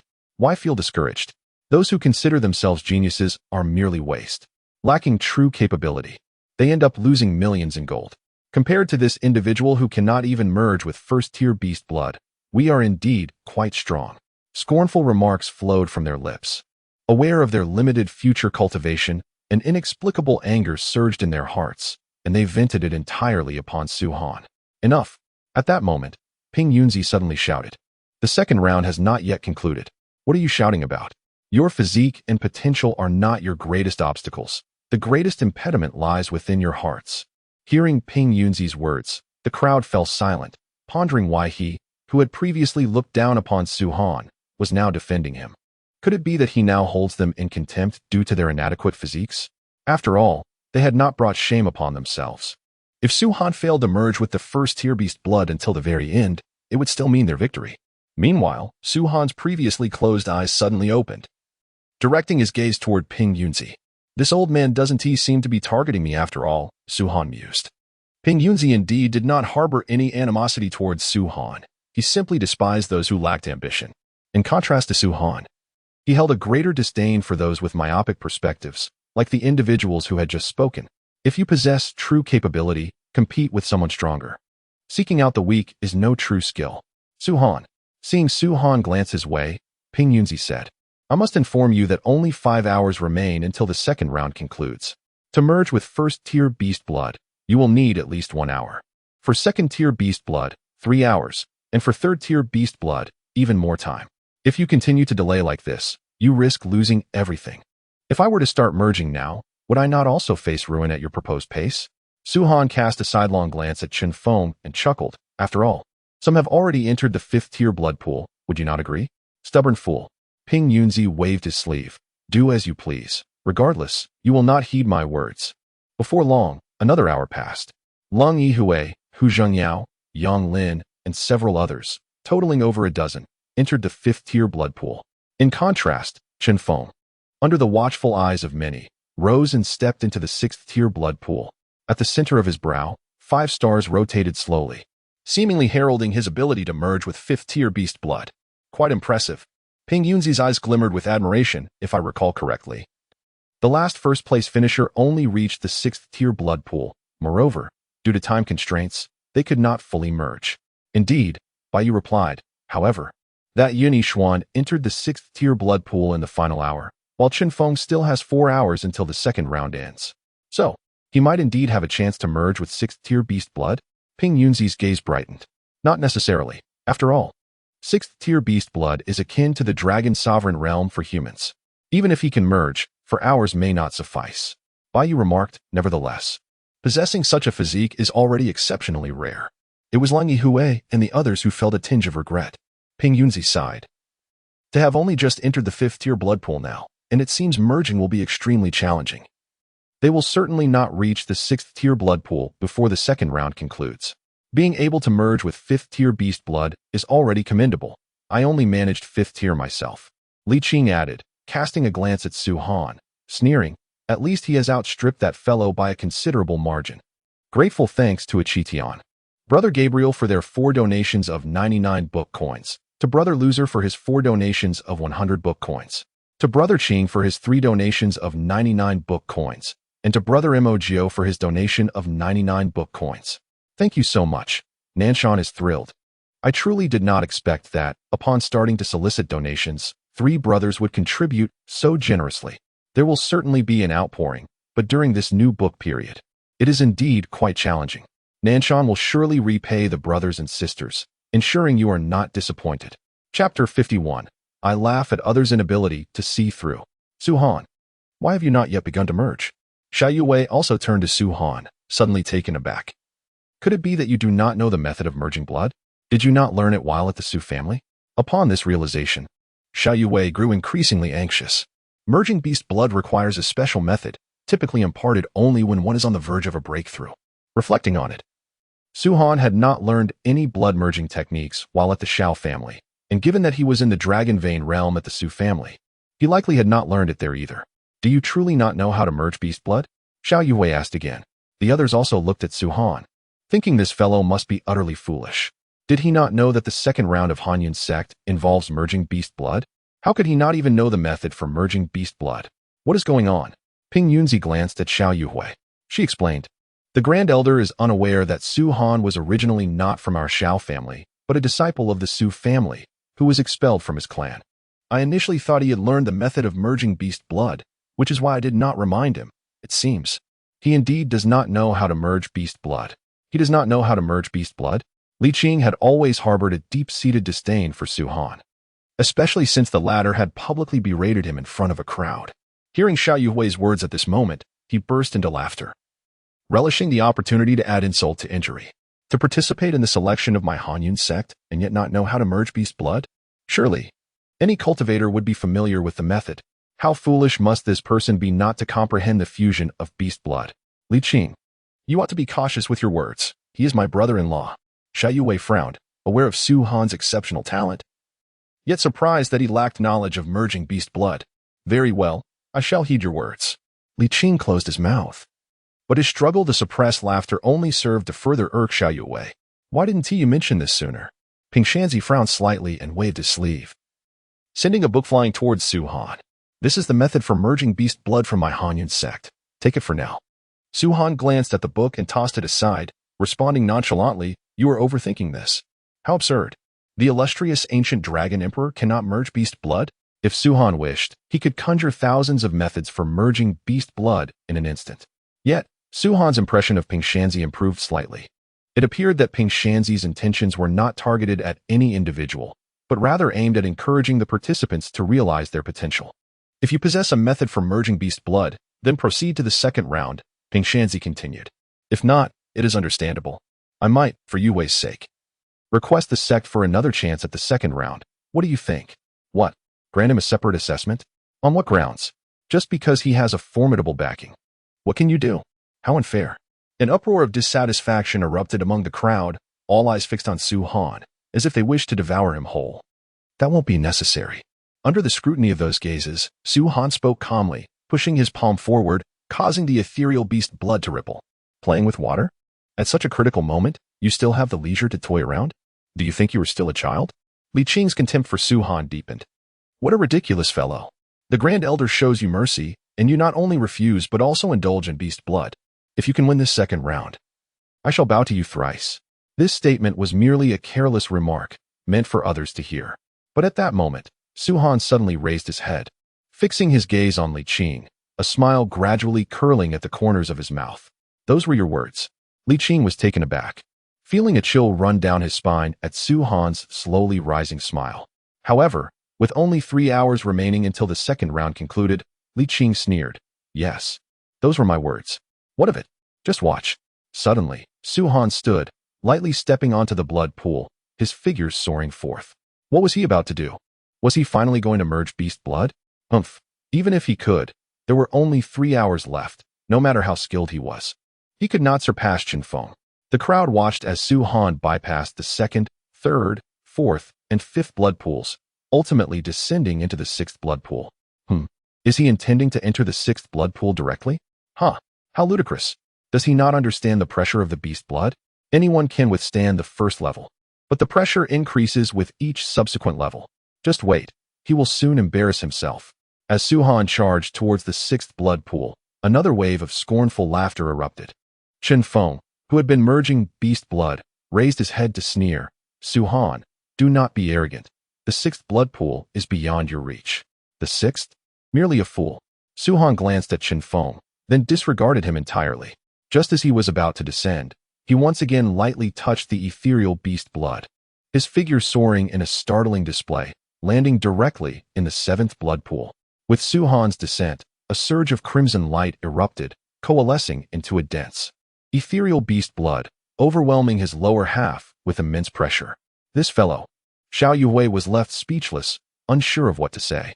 Ping Shanzi and the others, their eyes wide, found themselves at a loss for words to describe Su Han's actions. Should they deem him blindly arrogant, or acknowledge that he truly possessed such capability? I refuse to believe it. At that moment, Chen Feng's voice pierced through the air. The pressure of the sixth blood pool is immense. I do not believe you can merge the seventh level beast blood. Then you too should widen your eyes and watch. Su Han retorted coldly, sitting cross-legged. His expression remained serene, unfazed by the overwhelming pressure, as if he were still in the first level blood pool. With a sudden jolt, Su Han's entire being resonated, the Dragon Vein Emperor technique activating, unleashing a tremendous suction force that erupted from him. Under this force, the beast blood within the seventh blood pool visibly diminished, decreasing and decreasing. What? This is impossible. In that instant, everyone widened their eyes, unable to believe what they were witnessing. Even in the first level blood pool, their thousands of participants had failed to make the beast blood diminish even slightly, yet Su Han, alone and within the seventh blood pool, managed to reduce it by half in the blink of an eye. Thank you to the dear benefactor for the generous donation of 688 book coins. Nanshan Weekly inquires. Is there more? Chapter 52, 7 stars. This little rascal. All of Ping Shanzi's previous anger dissipated in that moment. Regardless of whether Su Han could truly merge the seventh level beast blood, what he was accomplishing at this instant was beyond the capabilities of everyone present. Even Xiao Yuhui, during the second round, had only managed to successfully merge the sixth level beast blood, and that was only at the very last moment. She had never even entered the seventh blood pool. Of course, anyone could enter if they wished, like Su Han, who had directly bypassed the other blood pools to enter the seventh. However, if he attempted such a shortcut, it would be fine if he succeeded in merging the seventh level beast blood. Yet, should he fail, he would have to endure the ridicule and scorn of countless onlookers. Frankly speaking, this would be an act of pretension. Boom. Just as the crowd was in shock, a sudden burst of crimson radiance erupted from Su Han. This was clearly the light guiding the beast blood into his body. However, as he guided the seventh level beast blood, the brilliance of the crimson glow was astonishing, akin to the evening glow at dusk, illuminating not only the eyes of all present, but also their hearts. It is impossible. This cannot be happening. Within the sixth blood pool, Chen Feng ground his teeth, losing all focus on merging beast blood. He had always believed that his potential at this moment was extraordinary enough to secure his position as the first in this selection. What of Hu Zhengyao? What of Yonglin? What of Leng Yihui? Even if they were from the county city, what could they do? To merge the sixth level beast blood was already a peak achievement among geniuses in the Longwu continent. In Chen Feng's mind, once the selection concluded, his first order of business would be to eliminate Su Han and obliterate the Su family. Yet, he could never have anticipated that Su Han would unleash such astonishing power. Not only directly entering the seventh blood pool, but also devouring nearly half of the beast blood in an instant. With so much beast blood, even the sixth level was beyond Chen Feng's capacity to bear. I had thought I would be the first in this selection. I never imagined there would be so many talents from this distant county. Truly, it is a gathering of extraordinary individuals. In the fifth-tier blood pool, Lang Yihui took a deep breath, gazing at Su Han within the seventh-tier blood pool, his eyes filled with admiration. Wan Qinfeng was already impressive. But now another dark horse had emerged. Initially, my targets were merely Hu Zhengyao and Yang Lin, yet it seems I am not even their equal. Shaking his head, Lang Yihui inhaled deeply and continued to concentrate on gathering the starlight. Unlike Qinfeng, who harbored a different disposition, Lang Yihui held respect for the strong, while Qinfeng could not accept being overshadowed by others. In the same fifth-tier blood pool, Hu Zhengyao and Yang Lin also looked up at Su Han.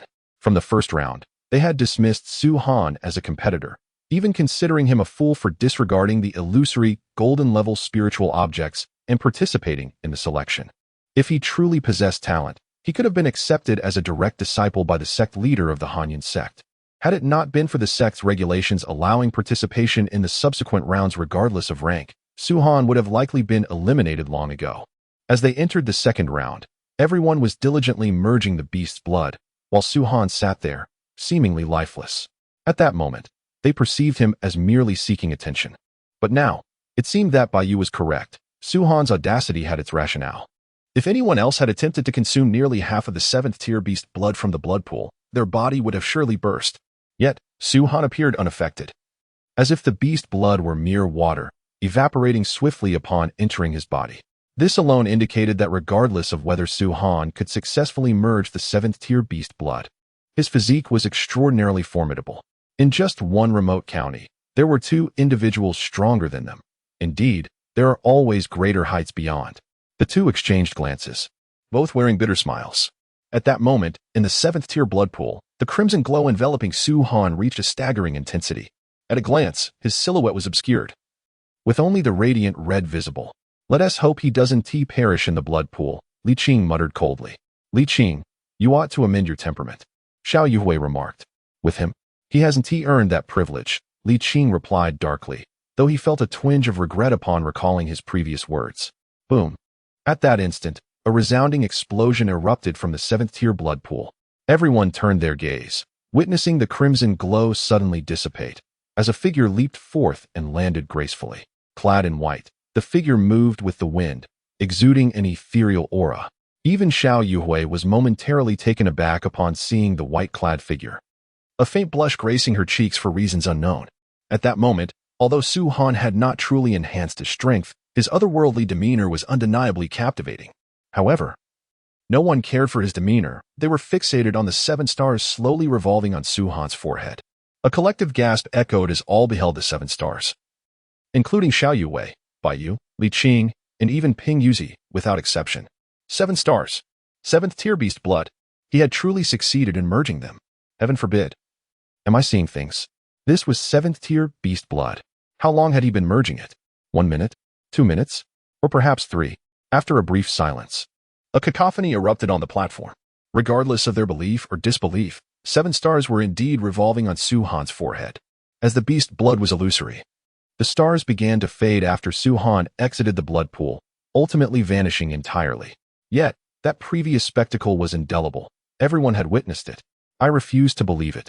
In the 6th-tier blood pool, Chun Feng's eyes were bloodshot, his once handsome visage twisted with rage and disbelief. He could not accept that what should have been an assured victory was snatched away within mere minutes by another, particularly by Su Han. With your disposition, you might barely endure in the 6th-tier blood pool, Su Han remarked, casting a sidelong glance at Qinfeng before sweeping his gaze across the crowd. Under Su Han's piercing gaze, everyone felt as if they had been sliced by a blade, hastily lowering their heads, unwilling to meet his eyes. Su Han, however, disregarded them entirely, fixing his gaze on Li Qing, who stood behind Xiao Yuhui and Bai Yu, his expression exceedingly grim. Thank you to my dear supporter for the generous 588 donation, and to Mo for the 299 donations, as well as to the stranger for the 399 book currency donation. Your encouragement means the world to Nanshan. For those inquiring how to contact me, my QQ is 787490748. Feel free to add me. We have yet to establish a group for Yao Long, but we shall do so once we have more readers. Noticing Su Han's gaze, Li Qing's face twitched as he quietly stated, "Everyone, I am unwell. I must take my leave." With that, he turned to depart. Xiao Yuwei smirked slightly, Fully aware that Li Qing's departure had little to do with his health, it was merely a reaction to earlier remarks. Meanwhile, Bai Yu and Ping Yuzi remained frozen, staring at the gradually fading 7 stars on Su Han's forehead, rendered speechless. Li Elder, it would be prudent to stay a while longer. Su Han's voice rang out as he swiftly positioned himself in front of Li Qing, blocking his path. You have yet to fulfill your promise. Su Han's gaze sharpened, his presence akin to a drawn sword, exuding an astonishing aura. Kneel and bow. Upon hearing this, the crowd finally reacted. Li Qing's expression shifted dramatically, his face paling. Su Han, those earlier words were merely a jest. Surely you do not take them so seriously? He murmured. A jest? I see no humor in your words. Su Han smiled faintly and reiterated, kneel and bow. The same demand echoed again, forcing Li Qing's once handsome face to turn ashen. I am an outer elder of the Hanyun sect, and you are not even a disciple. Forcing me to kneel and bow is against the sect's customs. Li Qing protested. You are a man. Your words must hold weight. Su Han replied calmly. Su Han, Xiao Yuhui interjected, sensing Li Qing nearing his limit and feeling an urge to intervene. Let us let this matter rest. After all, Li Qing is an outer elder, and you have regained some dignity. To make him kneel before so many is rather inappropriate. This does not concern you, Su Han interjected, shaking his head slightly and uttering a few more words. You need not involve yourself. Hearing this, Xiao Yuhui sighed softly, displaying a semblance of helplessness. She knew that her words would fall on deaf ears. With Su Han's temperament, he likely would not heed anyone's counsel. Su Han, I am Bai Yu, also an inner elder of the Hanyun sect and a friend of Yuhui. I have long wished to befriend you. And now the opportunity has arisen. Bai Yu stepped forward, beaming. Why not let this matter slide for my sake? After all, should it escalate beyond control, it would benefit no one, would it? You harbor feelings for Xiao Yuhui, do you not? Su Han inquired suddenly. Bai Yu was taken aback, wondering how Su Han had discerned this. Meanwhile, Xiao Yuhui rolled her eyes, thinking to herself that Su Han had a knack for bringing up the most irrelevant topics. If you fancy Xiao Yuhui, pursue her. My affairs are none of your concern, Su Han added. So many people are watching here, and some of them will undoubtedly join the Cold Cloud sect. If Li Qing truly kneels before you, what face will the Cold Cloud sect have? After all, he is an outer elder. How could he kneel to a disciple? Bai Yu remarked. Since he knows he is an outer elder, why did he speak such nonsense before? If I were to lose, would I really have to obediently pay them tens of millions of gold coins? It seems only I must fulfill my promise upon losing, while they are not obligated to do the same if I win. Su Han scoffed. Upon hearing the words gold coins, Ping Yuzi's lips twitched violently. He had been in shock until Su Han's reminder jolted him back to reality, suddenly recalling that he owed Su Han 20 million gold coins. Not only that, but Ping Yuzi had also mentioned previously that he would cover the bets for those who wagered against Su Han. Now, with Su Han's overwhelming stance, he had executed a grand reversal, leaving Ping Yuzi on the verge of spitting blood. 20 million gold coins. That was all his wealth. Helping others would leave him entirely insufficient. Su Han, taking a deep breath, said, Your physique is indeed formidable. Merging with over half of the blood of a 7th-tier beast in just a few minutes is unprecedented. I hold great respect for you. Once you enter the Cold Cloud sect, I will certainly inform the sect master and others of this matter. Even if you do not secure the first place in this selection, you shall still enjoy resources comparable to that of the first. Oh? Su Han raised an eyebrow, looking at Ping Yuzi, who was filled with astonishment. Slowly, he uttered a few words. You owe me money. Upon hearing this, Ping Yuzi nearly spat out blood in disbelief. Are you obsessed with money? He inwardly cursed. After all he said, he had intended to flatter Su Han, yet he found that Su Han was entirely unmoved. Immediately bringing up money. And you all. Su Han turned his gaze to the others. Do not forget, each of you owes me 10,000 gold coins. After the selection, I shall collect them one by one. Damn, a money grubber. Humph, it's only 10,000 gold coins. What is the rush? Damn it, this bastard actually won. We, thousands of us, cannot compare to him alone. Those who met Su Han's gaze lowered their heads, remaining silent, yet cursed him a million times in their hearts. For those like Hu Zhenyao and Yang Lin, hailing from the county city, parting with 10,000 gold coins was indeed painful. What is going on? Are you really not planning to fulfill your promise? Su Han turned his attention back to Li Qing. Are you really forcing me to kneel and bow to you? Li Qing gritted his teeth and replied, How about this? I will give you 300,000 gold coins, 100,000 gold coins for each bow. No need. I am not lacking in money, Su Han replied nonchalantly. Not lacking in money? Just forget it. Li Qing's eyes flared with rage. You want me to bow to you? Not in this lifetime.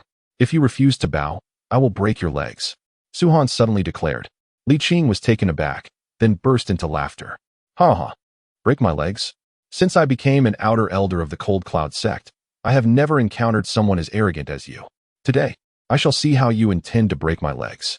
Everyone turned to look, thinking that Suhan was far too audacious. Regardless of anything, Li Qing was still an outer elder. How dare Suhan speak so boldly? Moreover, Li Qing's cultivation was at the late stage of the Dragon Blood realm. Nearing its peak, having been in the Cold Cloud sect for several years, mastering numerous dragon techniques, far beyond the ordinary late-stage practitioners of the Dragon Blood realm. In their eyes, Suhan's demeanor grew cold. He ceased to waste words and charged directly at Li Qing.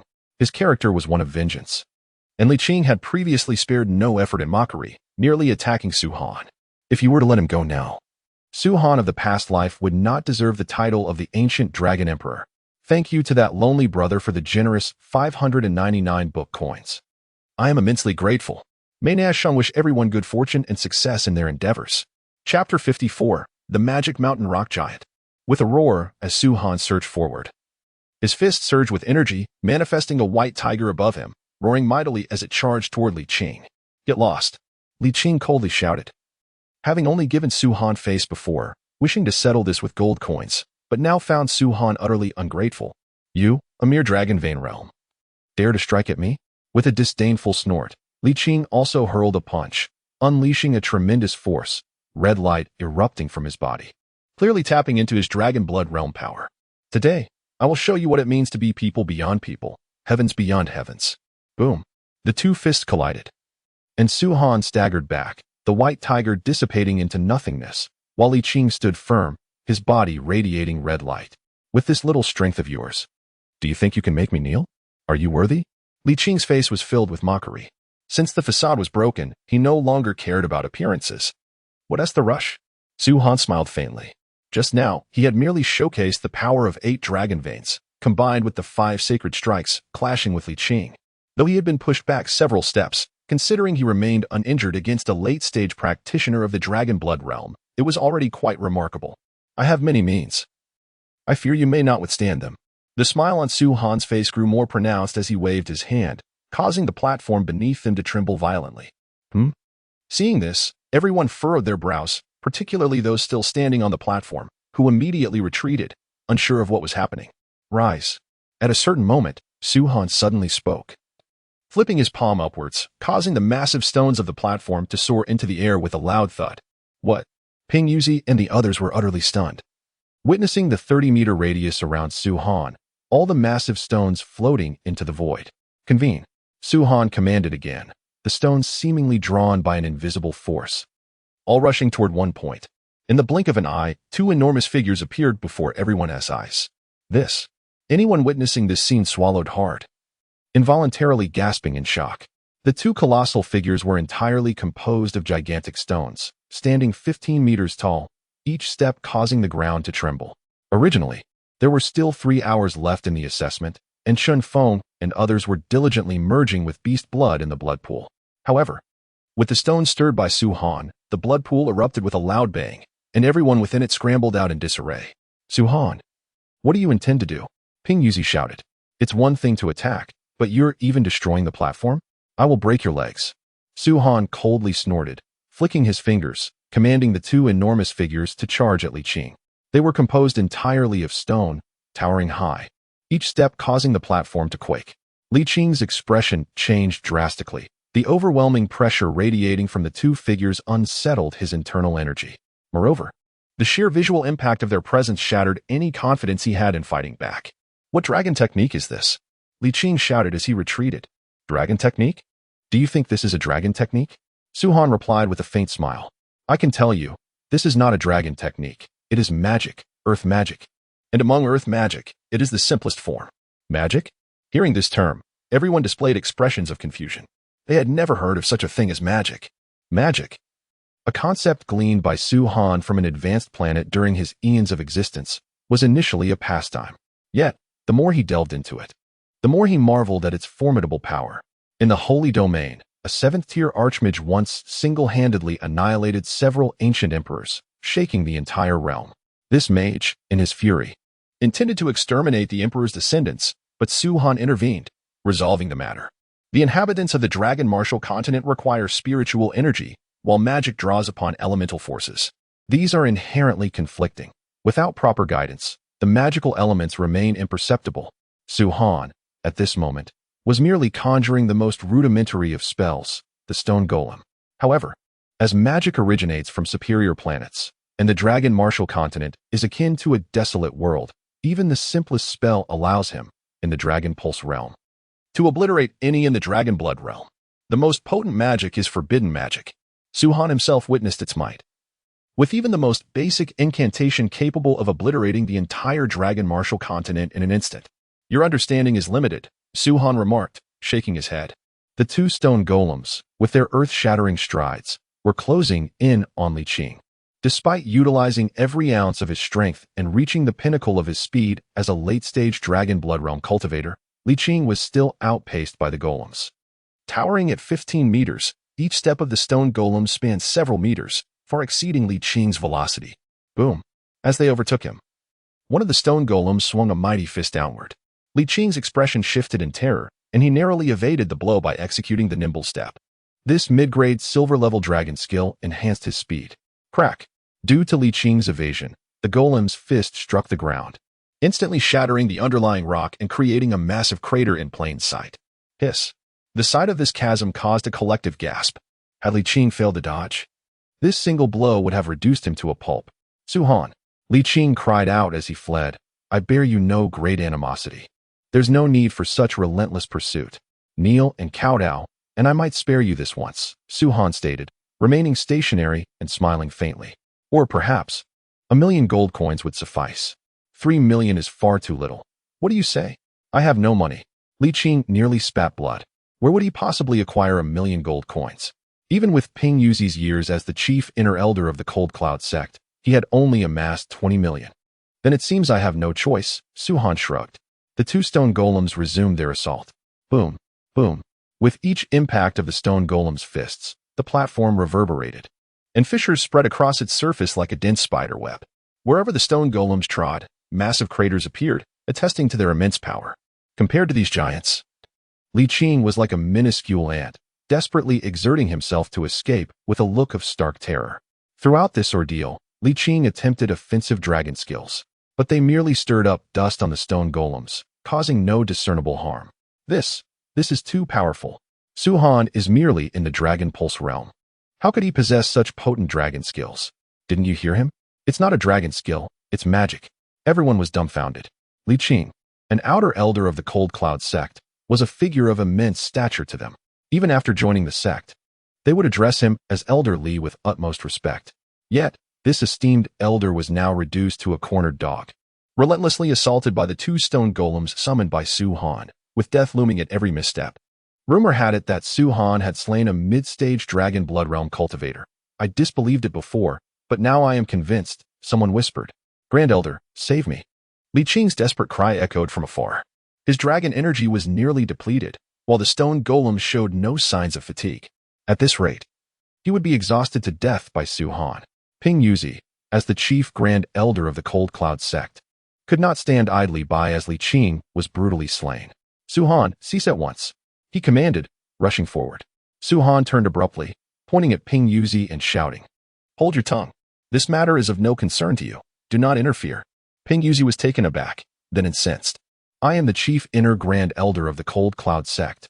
It is one thing to disregard Li Qing, but to dare rebuke me? While Su Han could slay mid-stage Dragon Blood Realm cultivators and chase Li Qing across the platform, he was, after all, merely in the Dragon Pulse realm. Ping Yuzi, having reached the Dragon Spirit realm, had no reason to fear him. If you do not cease, do not blame me for showing no mercy. Ping Yuzi sneered. You? Su Han smiled calmly. With a wave of his hand, the ground crumbled, and two more colossal stone golems materialized. Deal with these first. Get out of my way. As a stone golem's fist hurtled toward him, Ping Yuzi unleashed his full Dragon Spirit Realm cultivation with a resounding roar. He intended to gauge the true power of these stone golems. Boom, boom. In an instant, they clashed. Ping Yuzi delivered 2 successive blows, causing the 2 stone golems to shudder and stumble backward. Conversely, Ping Yuzi's face flushed slightly, and his forward momentum was halted. What? Everyone was stunned. Ping Yuzi's intervention had initially raised their hopes, as he was the chief inner grand elder of the Cold Cloud sect and a late-stage dragon spirit realm cultivator. They had anticipated him shattering the stone golems with a single blow, but the scene before them plunged them into disbelief. A mere dragon pulse realm cultivator was evenly matched against a late-stage dragon spirit realm cultivator? Bai Yu, Xiao Yuhui, and the others were equally astounded, their eyes narrowing sharply. Yuhui, your brother-in-law, is rather formidable, Bai Yu remarked in a low voice. Xiao Yuhui remained silent, her shock beyond words. A dragon pulse realm cultivator overcoming the dragon blood realm was already astonishing, yet somewhat comprehensible. But to leap 2 realms and contend with a late-stage dragon spirit realm cultivator on equal footing? Was this even human? He was simply monstrous. I'll give you one more chance, Su Han's voice echoed, directed at Li Qing. Your life, or 1,000,000 gold coins. Choose one. I don't want to die. But I truly don't have that much money. Li Qing wailed, his escape punctuated by the relentless descent of colossal fists that threatened to pulverize him. He had hoped that Ping Yuzi's intervention would restrain Su Han, but to his dismay, Su Han had conjured 2 more giants who effortlessly impeded Ping Yuzi. At this moment, who could save him? The selection participants, witnessing Li Qing's despair, fell silent. For a revered elder of the Cold Cloud sect to be driven to such straits was a feat that only Su Han could accomplish. If you have no gold coins, then your life will have to suffice as payment. With a faint smile, Su Han waved his hand, accelerating the 2 mountain rock giants.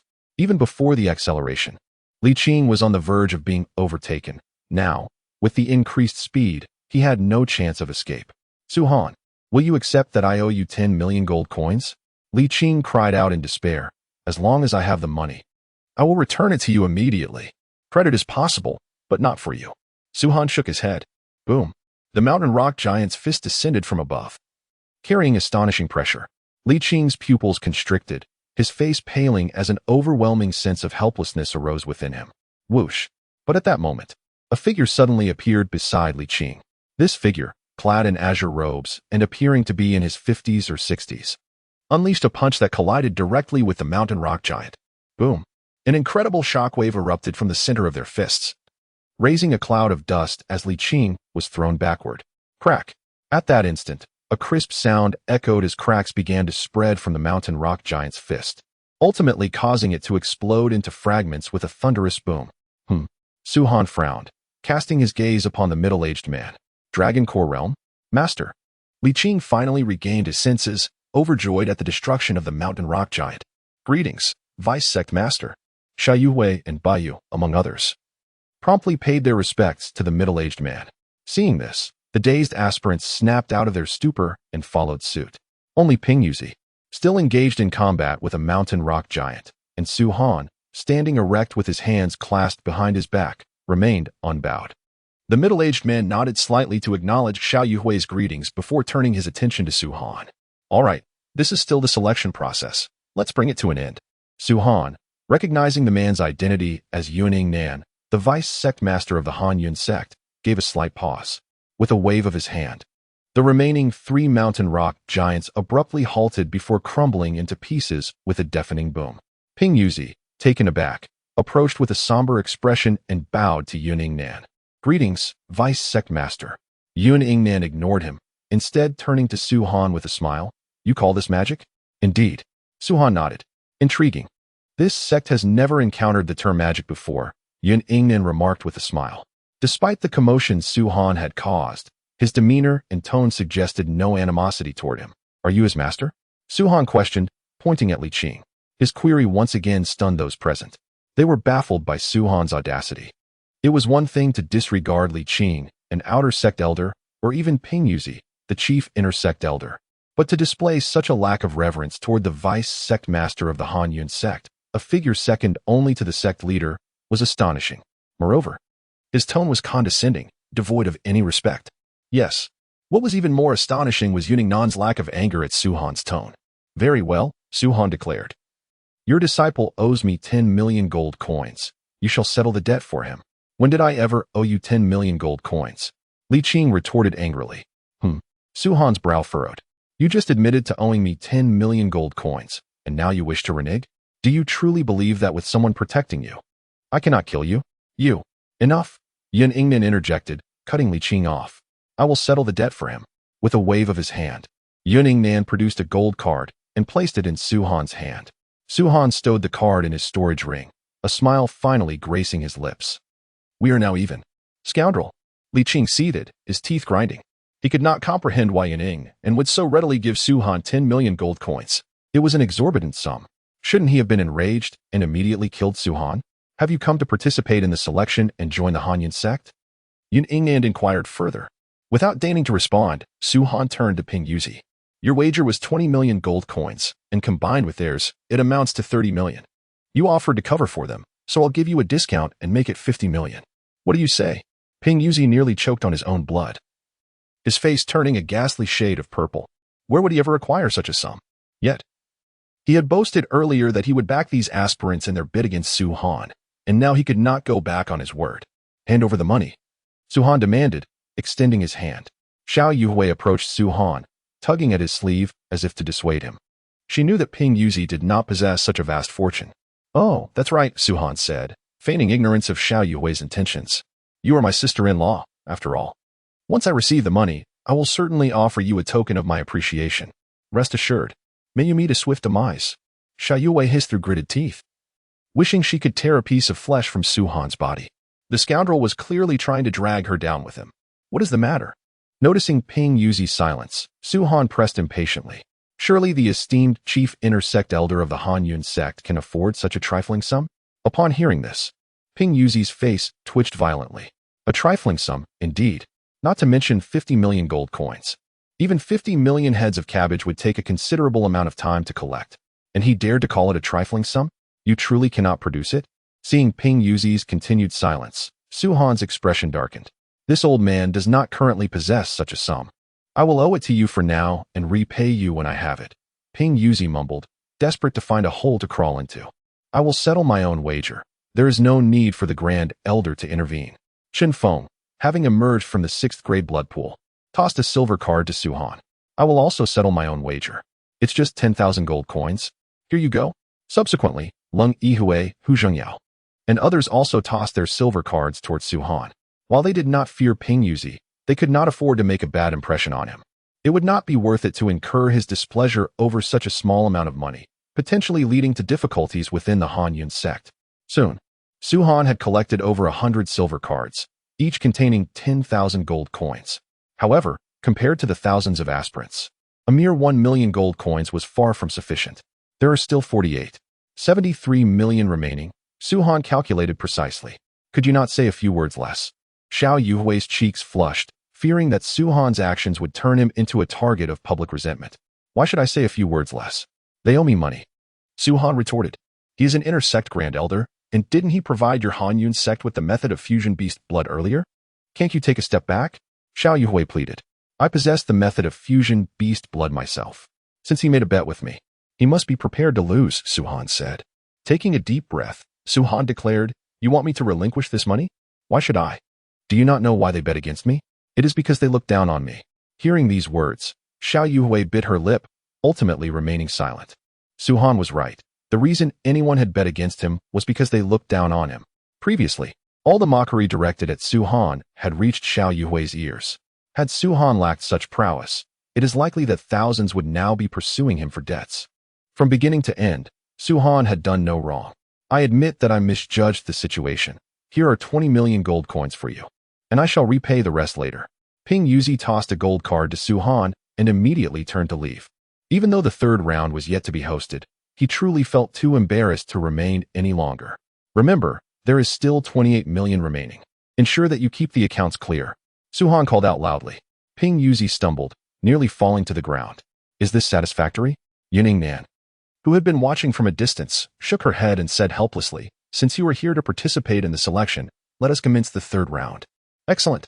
Su Han laughed heartily, casting his gaze over the assembled crowd, and proclaimed loudly, In the third round, a 1-to-10 wager, if I win.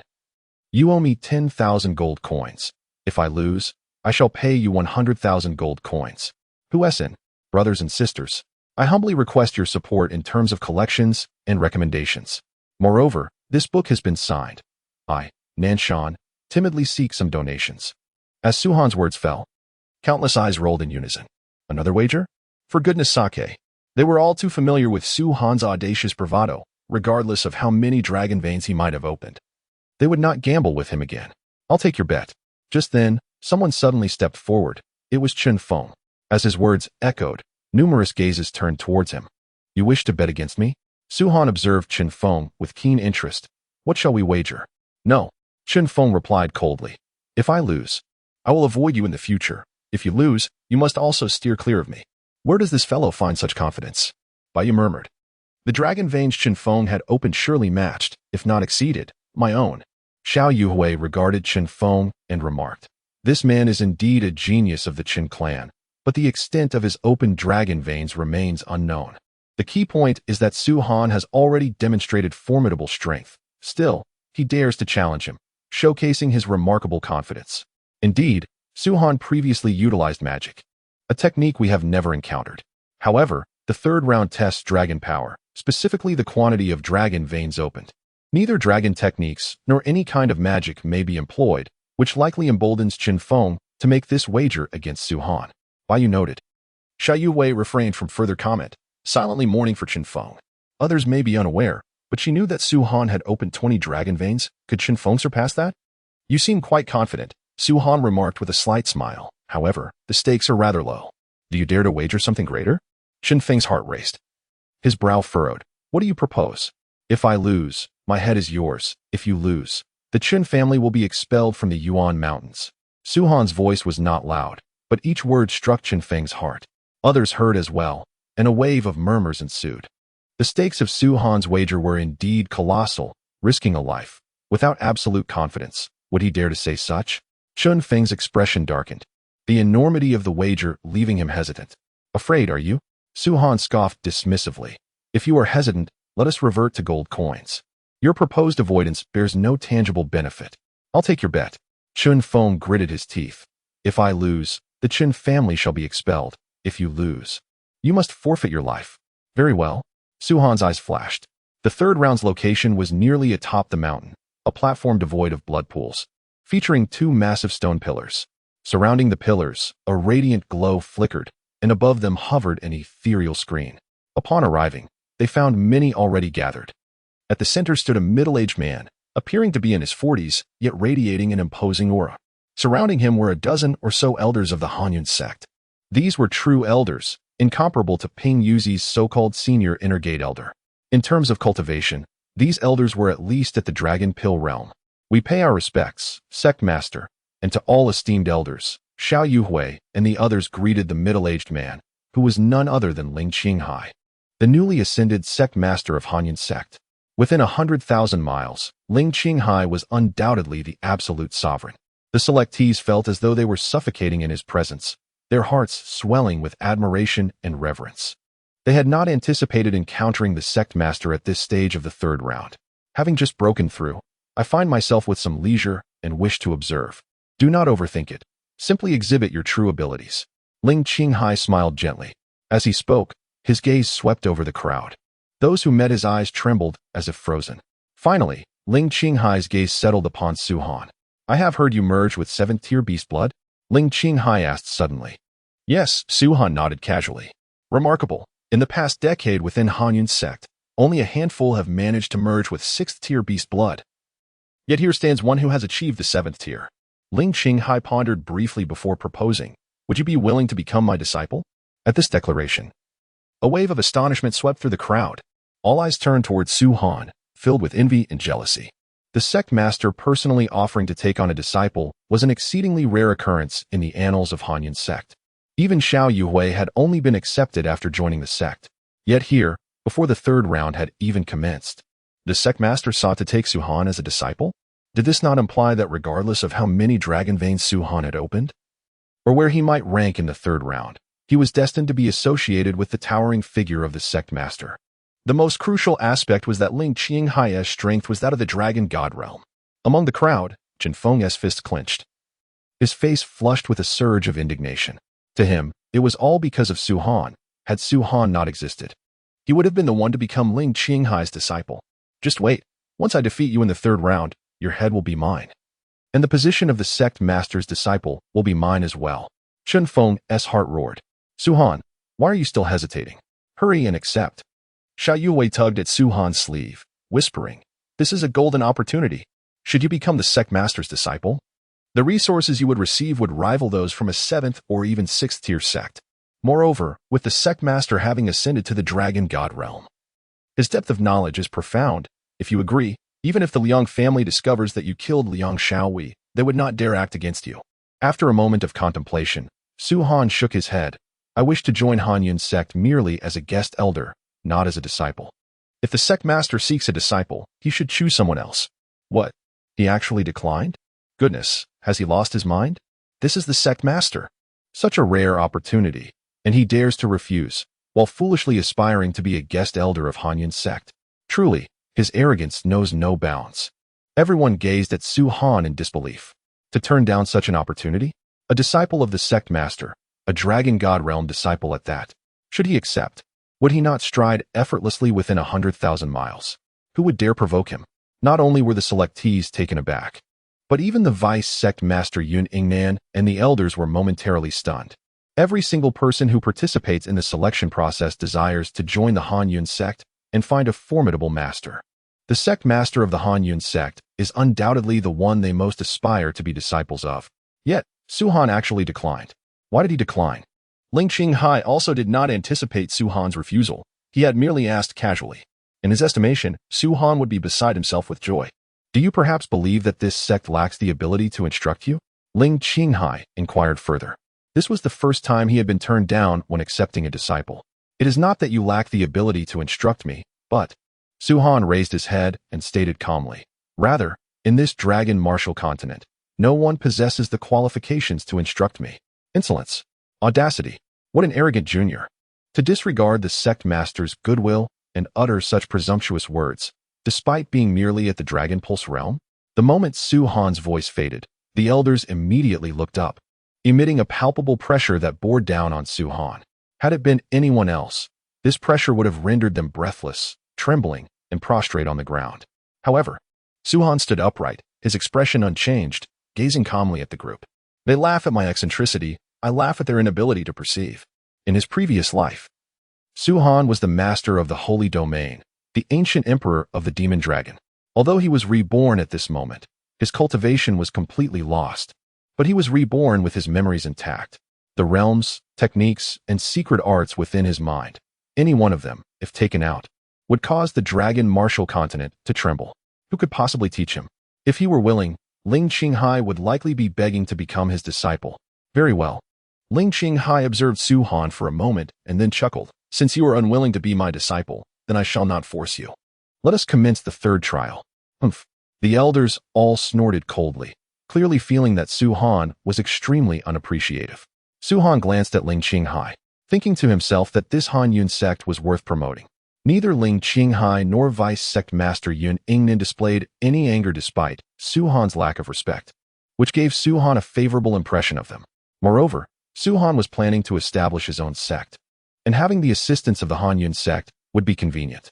Third trial, Test of Dragon Force. Ping Yuzi had already left, and Yun Ingnan took over. Naturally, he would preside over the third trial.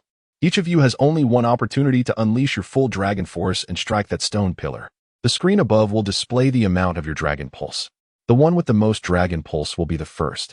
Yun Ingnan announced loudly. The third trial was the most important, but for these selectees, it was inconsequential.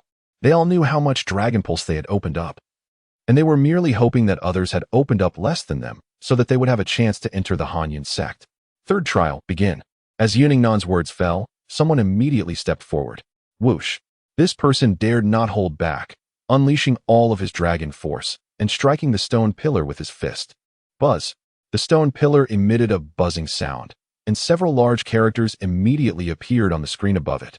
5 dragon pulses. Next, Yun Ingnan shook his head inwardly. 5 dragon pulses were truly not much in the dragon martial continent. They could be said to be commonplace. Only those who reached 7 dragon pulses or more could be considered to have achieved some success. 8 dragon pulses were considered geniuses. 9 dragon pulses were the core that these sects focused on cultivating, and 10 dragon pulses. That was an unparalleled genius. However, The amount of Dragon Pulse opened up also depended on age. Although some people had great perseverance and could still open up Dragon Pulses after reaching 70 or 80 years old. If someone opened up 8 or more Dragon Pulses in their teens, then they would truly belong to the genius category, such as Xiao Yuhui. Imagine opening up 10 Dragon Pulses at the age of 20 and 10 Dragon Pulses at the age of 80. The quantity is the same, but there is a difference of 60 years in between. These 60 years are enough for one to cultivate to an extremely high realm. Bang, bang, bang. As figures struck the stone pillar one after another, the stone pillar emitted buzzing sounds, and various amounts of Dragon Pulse appeared on the screen above. 5 Dragon Pulses. 5 Dragon Pulses. 5 Dragon Pulses. Most people opened up 5 Dragon Pulses, which was the most basic requirement for participating in the Han Yun Sect's trials. 6 Dragon Pulses, not bad. Another person struck the stone pillar, this time with 6 Dragon Pulses. A hint of a smile finally appeared on Yun Ingnan's face. Under normal circumstances, he would not have paid attention to 6 Dragon Pulses, but after hundreds of people opened up 5 Dragon Pulses, his face was almost stiff. He was naturally a little happy that someone had opened up one more. As time passed, the third trial was finally nearing its end. Only one person had opened up 8 Dragon Pulses, and that was Lung Yihui. Of course, Hu Zhengyao, Yang Lin, and others had not yet been tested. In the blink of an eye, only a dozen or so people remained to be tested. These remaining 10 are the cream of the crop. Yun Ingnan smiled slightly. Hu Zhengyao, you go first. Your father and I are also friends. Don't embarrass me. Hu Zhengyao's expression was solemn as he nodded. Boom. With an explosion of force. He struck the stone pillar with his fist. The stone pillar shook violently, and 4 large characters appeared on the screen above, 9 Dragon Pulses. Haha, not bad. Yun Ingnan laughed and said, if you are willing, become my disciple. Greetings, master. Hu Zhengyao's face immediately lit up with joy. In reality, his father only had some connections with Yun Ingnan. They were not quite friends. Yun Ingnan was willing to accept him as a disciple entirely because he valued his potential. After Yun Ingnan, Yang Lin also took the test and also achieved 9 Dragon Pulses. I'll take this one. An elder immediately stepped forward, clearly very satisfied with Yang Lin as well. Yang Lin breathed a sigh of relief. The elders held extremely high positions in the Han Yun sect, second only to the sect master and vice sect master. Being able to become a disciple of an elder was also very good. Greetings, master. Yang Lin was about to pay his respects when he was interrupted. He had 9 Dragon Pulses and could completely join 7th rate, 6th rate, or even higher level sections. However, he would never receive the same treatment as he would in the Han Yun sect. Moreover, if he joined the Han Yun sect now and his cultivation improved in the future, he would also be sent to a higher level sect by the Han Yun sect. Better to be the head of a chicken than the tail of a phoenix was a principle that everyone understood. Wait. Just as Yang Lin was about to pay his respects, Su Han, who had been standing there silently, suddenly spoke. What is it? The elder frowned and looked at Su Han. Su Han's refusal of the sect master earlier had left a very poor impression on these elders. Yang Lin was also stunned and looked at Su Han. Yang Lin, would you be willing to become my disciple, Su Han's disciple? Amidst everyone's shocked gazes, Su Han slowly uttered these words. Chapter 59. Dark Horse Jinfeng, what did you say? Yang Lin was immediately dumbfounded. He even thought he had misheard. Su Han wanted to accept him as a disciple? Even if the sect master had said these words, Yang Lin would still have been stunned because that was the sect master of the Han Yun sect, a dragon god realm expert. An absolute overlord within 100,000 miles. But Yang Lin was stunned at this moment and didn't know what to say. A guy at the Dragon Pulse realm wanted to accept him as a disciple? A guy who hadn't even started the 3rd trial and didn't even know how many Dragon Pulses he had opened up wanted to accept him as a disciple? Not only Yang Lin, but everyone present, including Xiao Yuhui, Bai Yu, Vice Sect Master Yun Ingnan, Sect Master Ling Qinghai, and even all the elders, were all stunned. Especially the elder who wanted to accept Yang Lin as a disciple, who stood there with a blank expression as if struck by lightning. Did I hear correctly just now? Su Han wants to accept Yang Lin as a disciple? Amusement overwhelmed me. I was convulsed with laughter, my abdomen aching. To consider employing a Dragon Pulse Realm cultivator as a disciple? Subsequent to a momentary hush, a cacophony of astonishment erupted throughout the plaza. The elder, finally regaining his composure, exclaimed, "This is the most preposterous jest I have ever encountered. You, a mere Dragon Pulse Realm cultivator, dare to vie with me for a disciple? Even if I were to decline Yang Lin, You lack the competence and capability to instruct him. Su Han, are you jesting? Xiao Yuhui inquired, incredulous. By you. A smile playing upon his lips, marveled at Su Han's formidable constitution, capable of assimilating seventh-order beast blood in a mere minute. However, concurrent with his admiration, Bai Yu was astounded by Su Han's imprudence. Throughout history, instances of cultivators accepting disciples of comparable standing were rare, yet never had one in the Dragon Pulse realm attempted such a feat. With what means would you instruct him, being but a Dragon Pulse realm cultivator yourself? You are in need of guidance yourself, are you not? Su Han, are you proposing to accept Yang Lin as your disciple? Ling Qinghai, as the sect master of Cold Cloud Sect, felt compelled to reiterate his question, scarcely believing what he had just heard. Su Han, disregarding him, turned his attention back to Yang Lin, reiterating, I shall inquire once more. Would you consent to become my disciple? Silence. The elder bellowed, incensed. Irrespective of Su Han's Dragon Pulse realm status, even if he were a Dragon Pill realm cultivator, he would possess no right to compete for his disciple. I shall opt for this elder as my mentor, Yang Lin declared, shaking his head. Words failed to convey his current sentiment. Had Su Han possessed the stature of an elder, he would have rejoiced at being contested. However, Su Han, a mere Dragon Pulse realm cultivator, not even a disciple of Cold Cloud Sect, presumptuously sought to accept him as a disciple. It was, in truth, exceedingly audacious. Very well, Su Han responded with equanimity, betraying no hint of displeasure, adding, I trust you shall not rue this decision. Regret? Yang Lin questioned, arching a brow, ultimately refraining from further comment. Su Han, do you not perceive your actions as excessive? Chen Feng interjected, scoffing. Yang Lin has unlocked 9 Dragon Pulses. I dare say you have not unlocked as many yourself. It matters not, Su Han replied, shaking his head, disinclined to engage in argument with Chen Feng. It was, in his estimation, futile.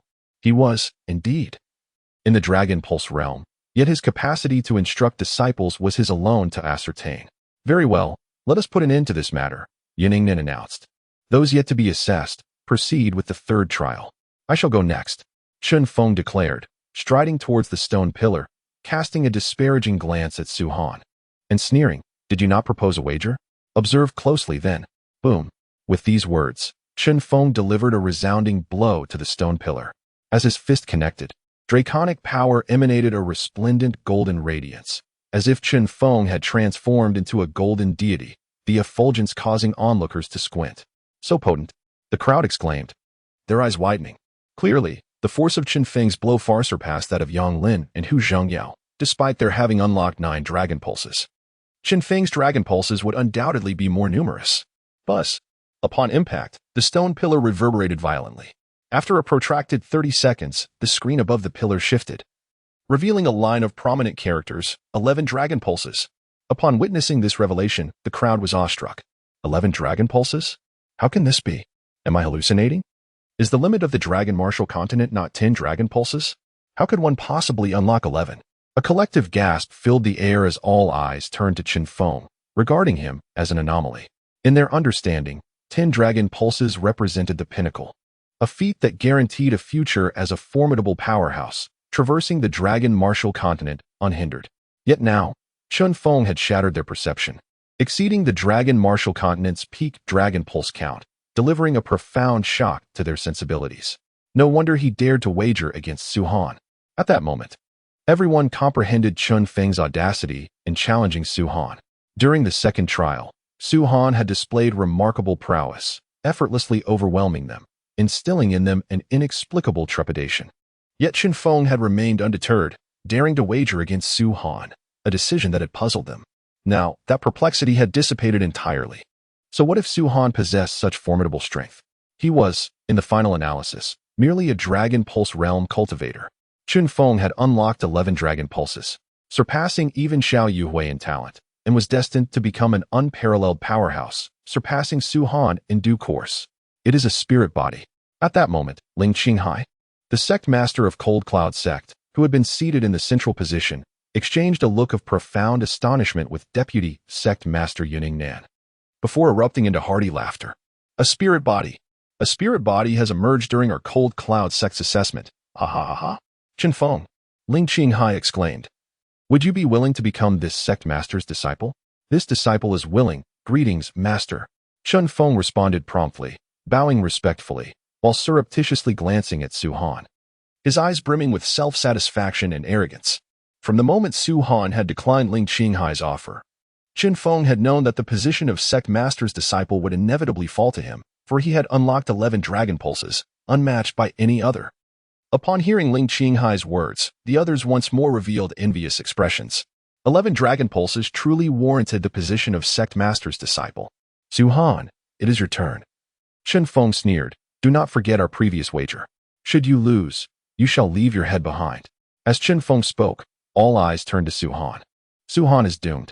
Serves him right for being so arrogant. Indeed, he showed no regard for the elders, and even when facing the deputy sect master, he displayed no semblance of respect.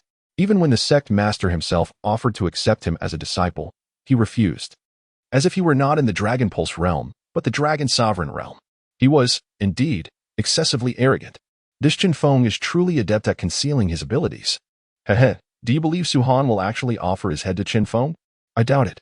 He was merely mouthing off. Murmurs of schadenfreude filled the air. While Su Han bore no deep-seated animosity towards them, his haughty demeanor had aroused their intense dislike. Your brother-in-law seems to have exaggerated his capabilities, Bai Yu remarked, glancing at Xiao Yue, adding, however, out of consideration for you, I can intercede on his behalf, ensuring that he does not lose his life. Bai Yu believed that. With the influence of the Bai family, Chun Feng would likely grant him face, for not everyone was as devoid of sense as Su Han. There is no need. Xiao Yue replied calmly, shaking her head, he shall not lose. Even now, you persist in believing that he shall not lose? Bai Yu questioned, furrowing his brow. You have an extraordinary degree of faith in him, but you must also understand that Chun Feng has unlocked 11 dragon pulses, surpassing the dragon martial continent's limit. Such individuals are 1 in a million. On what basis can Su Han prevail against him? Simply observe, Xiao Yue responded. Very well, I shall observe then, Bai Yu retorted. Scoffing. He had consistently sensed a peculiar affection in Xiao Yue's attitude towards Su Han, and at that moment, that feeling intensified. As the crowd conversed, Su Han approached the stone pillar. He gazed at it for a moment before shaking his head. Has fear seized him? Had he known this beforehand, he would not have acted so rashly. The count of 11 dragon pulses alone was sufficient to crush him. He likely lacks the composure to even undergo the assessment. Su Han's shake of the head evidently led to a misunderstanding, causing them to believe that he was too afraid to test himself.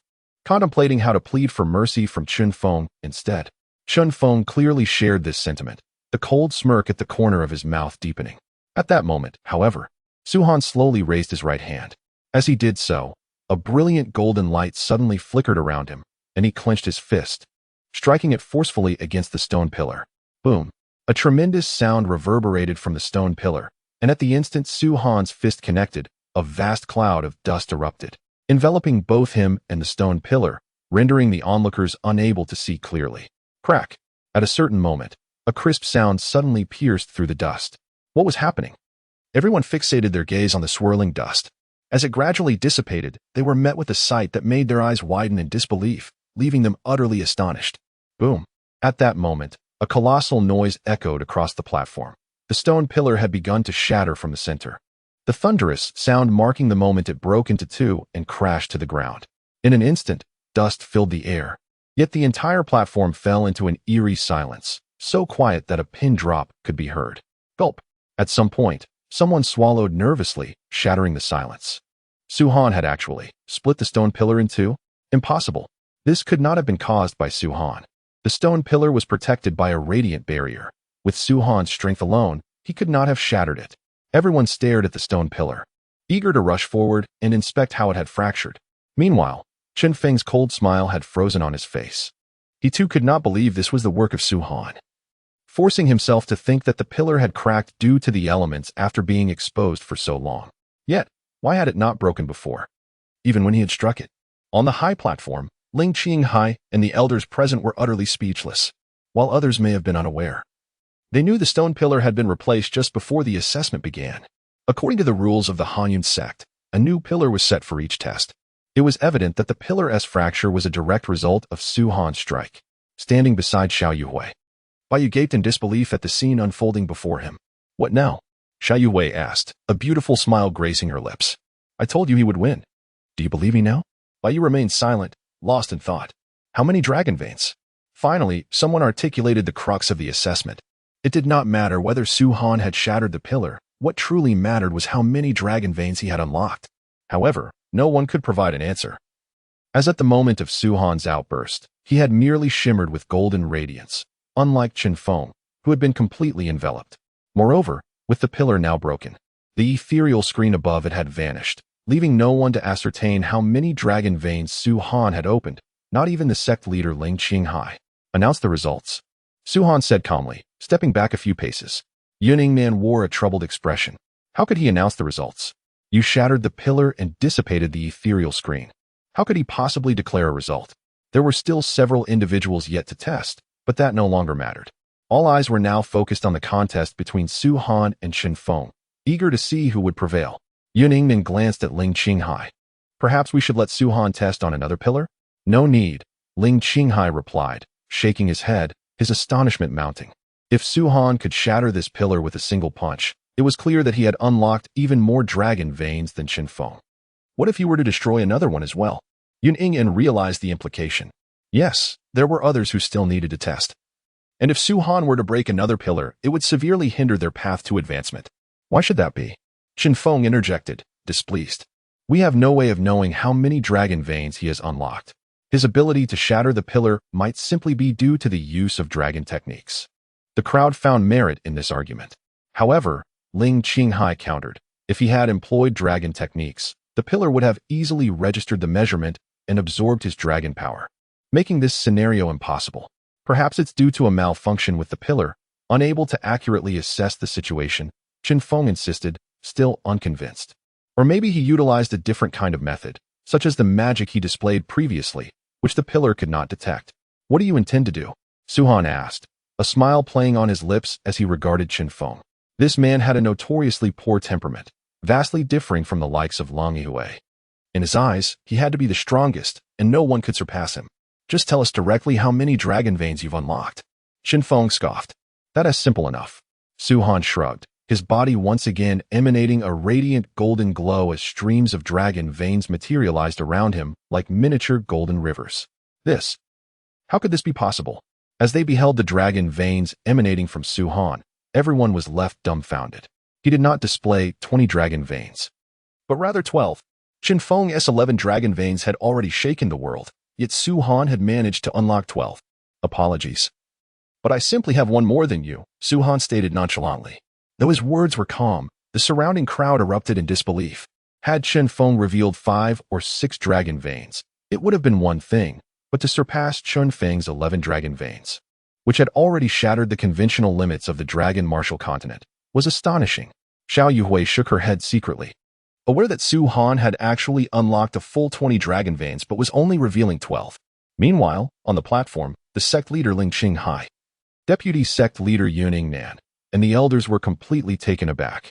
People of their caliber understood the significance of what had transpired. The term spiritual body referred to those who had unlocked more than 10 dragon veins. Such individuals were termed spiritual bodies, and their rarity could not be overstated. One might not find even a single one among millions. The emergence of Qin Feng as a spiritual body had thrilled them, for it meant that the Hanyan sect would soon boast a formidable powerhouse. But now, another spiritual body had appeared, one even more powerful than Qin Feng. With 12 dragon veins. You have lost, Su-Han declared, locking eyes with Qin Feng. Lost. Ha ha ha. Qin Feng suddenly erupted into laughter. Su-Han, you have been hiding your true strength, but let me tell you, 12 dragon veins alone cannot secure victory over me. Upon finishing his words, Qin Feng trembled, an astonishing golden radiance erupting from him. Under this brilliant glow, dragon veins surged forth, and in the blink of an eye, he reached 11. But he did not stop there. Following the emergence of his 11 dragon veins, he continued to unleash his power. 12, 13, 14, 15. A total of 15 dragon veins, brimming with dragon energy, sparkled before the astonished eyes of everyone present. Do you still believe you can win? Qin Feng sneered. Do you think you are the only one capable of hiding? Let me assure you, your head is already in my grasp. Is that so? Su-Han's eyes narrowed slightly. Before anyone present could react, the 12 dragon veins on his body began to flicker once more. 13, 14, 15, 16. As he reached the 17th dragon vein, A golden radiance enveloped him, reminiscent of a dragon's roar, causing everyone's hearts to race. "Apologies, but I still surpass you by one," Su-Han said, crossing his arms and glancing at Chen Feng with a hint of mockery. It must be noted that had it not been for Su-Han's appearance, Chen Feng would undoubtedly be regarded as the most exceptional genius across the dragon martial continent. While others reached the limit of 10 dragon veins, he had shattered that threshold, achieving an astonishing 15 dragon veins. Such talent would attract the attention of not only the Cold Cloud sect but also first-rate and even super sections. Regrettably for Chen Feng, he encountered Su-Han, which meant that all his brilliance would be overshadowed. "Bastard!" Chen Feng gritted his teeth, the veins on his forehead bulging, fist clenched, and he roared. "You bastard! I want to see just how you are superior to me." Boom. As his words fell, a burst of golden light erupted from Chen Feng, signifying the emergence of another dragon vein. Following that, several more dragon veins manifested before the astonished crowd. 21. Even Xiao Yuwei, who had braced herself for this, was taken aback, feeling an uncharacteristic worry for Su-Han. After all, Su-Han had only revealed 20 dragon veins. "This is my limit. If you have the capability, keep going." Chen Feng's eyes glinted red as he stared at Su-Han. "Comparing dragon veins with me? You truly have the wrong person." Su-Han shook his head slightly, and the golden light on his body flickered before vanishing. Lacking the arrogance that Chen Feng exuded, and without his dazzling brilliance, Su-Han revealed 22 dragon veins. At that moment, those witnessing the scene were not merely shocked, they were rendered speechless. They could not fathom that these immensely significant dragon veins for cultivators seemed as commonplace as cabbages to these two, who erupted with one after another. While others celebrated reaching 8 or 9 dragon veins, both of them had surpassed 20. Words could not encapsulate the astonishment in their hearts, leading to a profound silence in the arena, with even Ling Qinghai and Yun Yingnan gasping in disbelief. They understood the existence of spiritual bodies, but had never imagined that someone could manifest more than 20 dragon veins. "Still one more than you. My sincerest apologies," Su-Han teased. At that moment, he found a modicum of interest in Chen Feng. While he manifested meridians, Chen Feng truly exhibited dragon veins, indicating that, in some respects, Chen Feng's innate talent was indeed formidable. Given time, he could merge not only with the 6th-tier blood pool, but even the 7th-tier beast blood. "I refuse to believe it. I refuse to believe it." Chen Feng's face contorted, revealing a sinister expression. "Su-Han, I have indeed opened 21 dragon veins. But that does not equate to your victory. My talents are undoubtedly beyond your reach." After speaking, Chen Feng suddenly patted his waist, and a Dan furnace appeared. Following that, he extracted several spiritual herbs and tossed them directly into the furnace. What is he planning? As they observed this scene, everyone's pupils constricted. Is he going to refine pills? Thank you to Brother Loser for the 300 book coins. Much appreciated. Chapter 62. Comparing pill refining? This Chen Feng is actually a pill refining master? How is that possible? Refining pills requires exceptionally powerful mental energy. It is said that to refine pills, one must at least possess a cultivation level above the dragon spirit realm. Otherwise, one's mental energy would not hold out. Chen Feng's actions clearly indicated he was about to refine pills, and the furnace was indeed a pill refining furnace. To have opened 21 dragon veins is already astonishing. Yet no one anticipated that he was also a pill refining master of the dragon vein realm. The new generation surpasses the old. Ling Qinghai shook his head, whispering to Yun Yingnan with a wry smile. "I thought breaking into the dragon god realm at my age was impressive. I never imagined these two youngsters, Su-Han and Chen Feng, either one of whom is truly 1 in 10,000. Yun Yingnan added, however, "From the current perspective, although Su-Han has opened one more dragon vein than Chen Feng, the fact that Chen Feng is a pill refining master seems to be far more valuable. Unless an unexpected turn occurs, it appears that Su-Han may lose." As he spoke, Yun Yingnan silently resolved that even if Su-Han were to lose, he must not perish. A spiritual body with 22 dragon veins. He stood there like a colossal treasure. How could Yun Yingnan bear to watch Su-Han die? These two are simply, truly beyond words. Bai Yu surveyed Su-Han and Chen Feng, stating, "Their martial talents are unparalleled, yet they previously made a wager. And it seems that Chen Feng's identity as a pill refining master is far more precious than Su-Han's single additional dragon vein. If it comes down to it, Su-Han may indeed lose." "He will not lose," Xiao Yuhui asserted. "Will not lose?" Bai Yu questioned, perplexed. Does that mean Su Han has opened even more dragon veins? I do not know, but I do know. Su Han is also a pill refining master, Xiao Yuhui replied with a smile. What a joke. Comparing pill refining with Qin Feng is akin to courting death. Back at the Xiao family, Su Han produced 20 bottles of high-grade pills in one go, 200 pills. 200 high-grade pills would cost a fortune even for the Xiao family, yet Su Han casually used them to secure a seat for Su Yunming. He had stated that he refined those pills himself. At the time, Xiao Yuhui was somewhat skeptical, but now, witnessing Su Han's calm demeanor, she finally believes. What of Qin Feng being a pill refining master? What of his being a pill refining master of the Dragon Vein realm? Can he refine high-grade pills? Su Han, just wait for me to claim your head. Qin Feng sneered, producing 2 crystal stones. These were not spirit stones, but crystals specifically designed to store flames. The moment he struck them together, a searing heat radiated forth, and flames erupted from the stones, which he placed beneath the Dan furnace. Refining pills? Su Han felt an impulse to laugh. What kind of pill are you refining? Low-grade pill, dragon chi pill. Qin Feng huffed. I assume someone of your stature has heard of it, but never tasted it, right? After all, on the market, such a pill costs over 1,000 gold coins. I indeed have not tasted it. Su Han shook his head, but such a lowly pill is not worth my time. At his words, Qin Feng's hands, which were busy refining pills, trembled slightly, nearly toppling the Dan furnace. You need not feign strength. Once I successfully refine the pill, we shall see how you remain so arrogant. With that, Qin Feng focused intently on pill refining. Although he was indeed capable of success, he could not afford to be too distracted during the process, as his mental energy was insufficient for multitasking. Alas, once Qin Feng completes the pill, it would signify Su Han's doom. What a pity it would be. Su Han had already opened 22 dragon veins. If he were to perish just like that, the future of the dragon martial continent would lose a peerless powerhouse. Though he held no particular fondness for Su Han, his talent was undeniably admirable. For everyone present, today was nothing short of a visual feast. Qin Feng and Su Han were merely 2 individuals engaged in a wager. Yet the spectacle they presented was nothing short of legendary. Not only did they unveil over 20 dragon veins, but Qin Feng also ascended to the status of an alchemist while still in the dragon vein realm, capable of concocting inferior-grade elixirs. With his innate talent combined with the identity of an alchemist, he was destined to command influence across the dragon martial continent. Amidst the crowd stood a man of approximately 30 years, whose gaze was fixed on Su Han, a smirk curling at the corners of his lips. This man was Su Mingkai, the adopted son of Su Yulai. While Su Mingkai's talent was not particularly exceptional, it was adequate enough, having opened 8 dragon veins. Despite being older, it mattered little to him. Su Mingkai was aware that the members of the Su family harbored a deep-seated disdain for Su Han. Even Su Yunlai held some reservations regarding him. But what would the Su family members think if they were to learn of Su Han's extraordinary talent? Regrettably for them, he was destined for demise, and the mantle of genius would fall squarely upon his shoulders.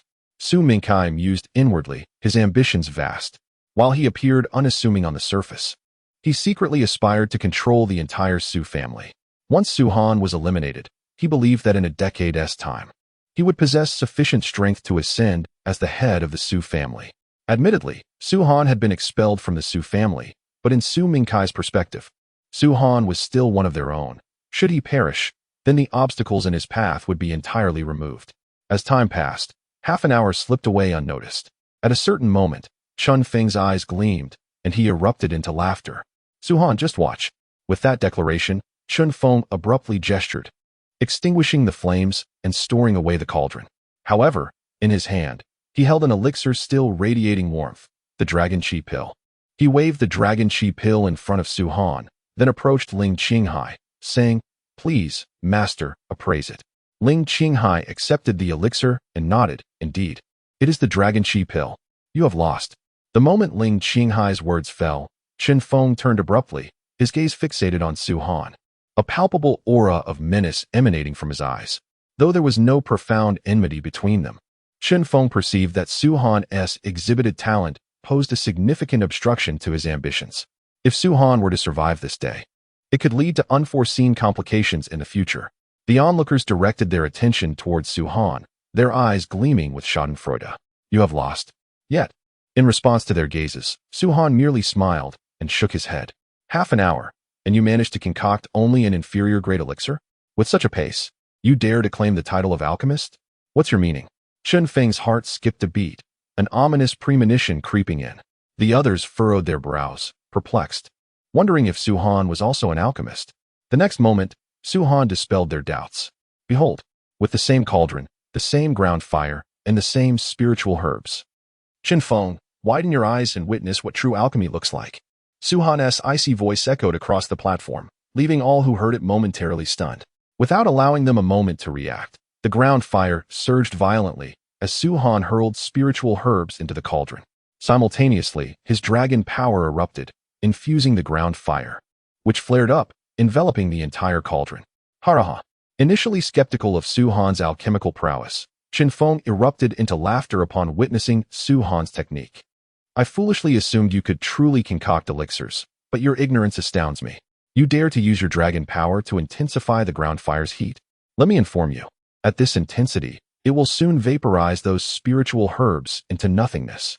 Do you think that possessing a cauldron and some ground fire makes you an alchemist? Not only Chen Feng, but even Ling Qinghai in the stands shook his head. The Cold Cloud sect indeed had its own alchemists, though their rank was not high. They were sufficient to maintain the operations of the ninth-rate sect. Ling Qinghai, though not an alchemist himself, had witnessed many alchemists at work and recognized that Su Han's current methods were fundamentally flawed. No, it would be inaccurate to label them entirely erroneous. Perhaps only high-ranking alchemists could afford to act so recklessly, as they possessed exceptionally powerful spiritual energy. But could a mere Dragon Vein Realm practitioner like Su Han possibly have such formidable spiritual power? It was patently impossible. Lacking the necessary spiritual energy to control the flames meant he could not regulate their temperature, and not only would he fail to concoct the elixir, but he also risked a cauldron explosion that could injure himself. Stop embarrassing yourself. If you kneel and crawl through my legs right now, I might just spare your life. Chen Feng shouted loudly. His words were merely an attempt to rattle Su Han's focus. He understood that an alchemist's greatest taboo during the alchemical process was disruption. Even if Su Han truly halted and crawled through his legs, he would not spare him, for Su Han posed too great a threat. Yet, Su Han paid no heed to his taunts. With a flick of his wrist, the dragon power surged, raising the flames to an ever greater intensity. And the spiritual herbs within were almost instantaneously liquefied. Extinguish the flames, retrieve the cauldron. Su Han stepped down from the platform. How is it possible he succeeded? Gasps filled the air. It hasn't even been a minute, not even half a minute. Did he truly believe Chen Feng's words and intend to crawl through his legs to save himself? Numerous gazes converged upon Su Han, mindful that Chen Feng had spent half an hour to produce a single dragon chi pill. The alchemical process was inherently time-consuming. Suddenly, Su Han waved his hand, sending a streak of light soaring towards Ling Qinghai.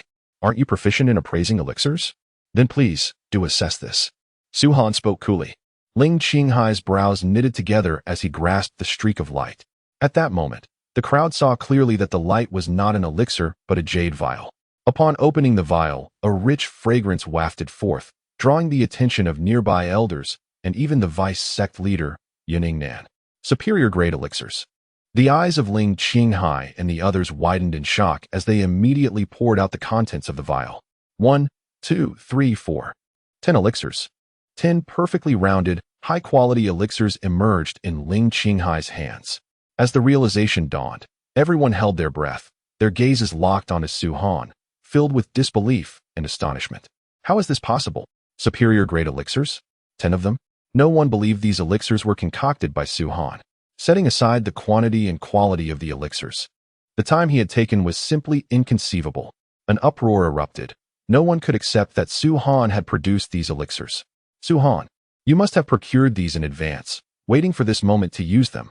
Chen Feng was equally skeptical, for the notion was ludicrous. 10 superior grade elixirs in half a minute? He had spent an entire half-hour producing a single inferior grade elixir. You think what you cannot achieve, others cannot either? You are merely a waste. Su Han replied with a calm demeanor. Even now, you still pretend? Chen Feng's gaze turned icy. What good does arguing with me here do? Don't you have a venerable master? Wouldn't it be settled if you had your venerable master discern it? Su Han directed his gaze towards Ling Qinghai. At this moment, Ling Qinghai's eyes were already wide with shock. Even as a formidable dragon god realm expert and the sect leader of the Cold Cloud sect, possessing extensive knowledge, he couldn't suppress the astonishment within him at this moment. Only he himself had obtained this pill, and only he himself could sense the lingering warmth emanating from it. Only a freshly concocted pill would possess such residual heat. Venerable Master? Chen Feng, observing Ling Qinghai's expression, felt a growing sense of foreboding within his heart, one that intensified with each passing moment.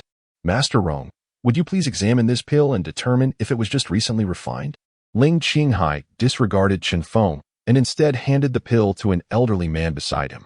This man was adorned in a gray robe, with a badge depicting a pill furnace on the left breast, signifying his membership in the Alchemist Association. Furthermore, he was a high-ranking silver-grade alchemist. Master Rong received the pill and scrutinized it for a while before ultimately sighing. This pill bears intricate patterns and residual warmth. These patterns are the primary components of the pill, gradually permeating it and enhancing its potency. If it weren't freshly concocted, these patterns and warmth would have long dissipated. What? Chen Feng's eyes abruptly turned bloodshot as he fixed his gaze upon Su Han, his voice hoarse. I don't believe it. I don't believe it. Observing Chen Feng's demeanor, Ling Qinghai couldn't help but sigh. Chen Feng was undeniably a prodigy. Having unlocked 21 dragon veins around the age of 20 and becoming a low-grade alchemist while still in the dragon vein realm. Either of these feats would be unattainable for most. However, in the presence of Su Han, everything about Chen Feng seemed to pale in comparison. It seemed that no matter how many dragon veins Chen Feng unlocked, Su Han could surpass him by one.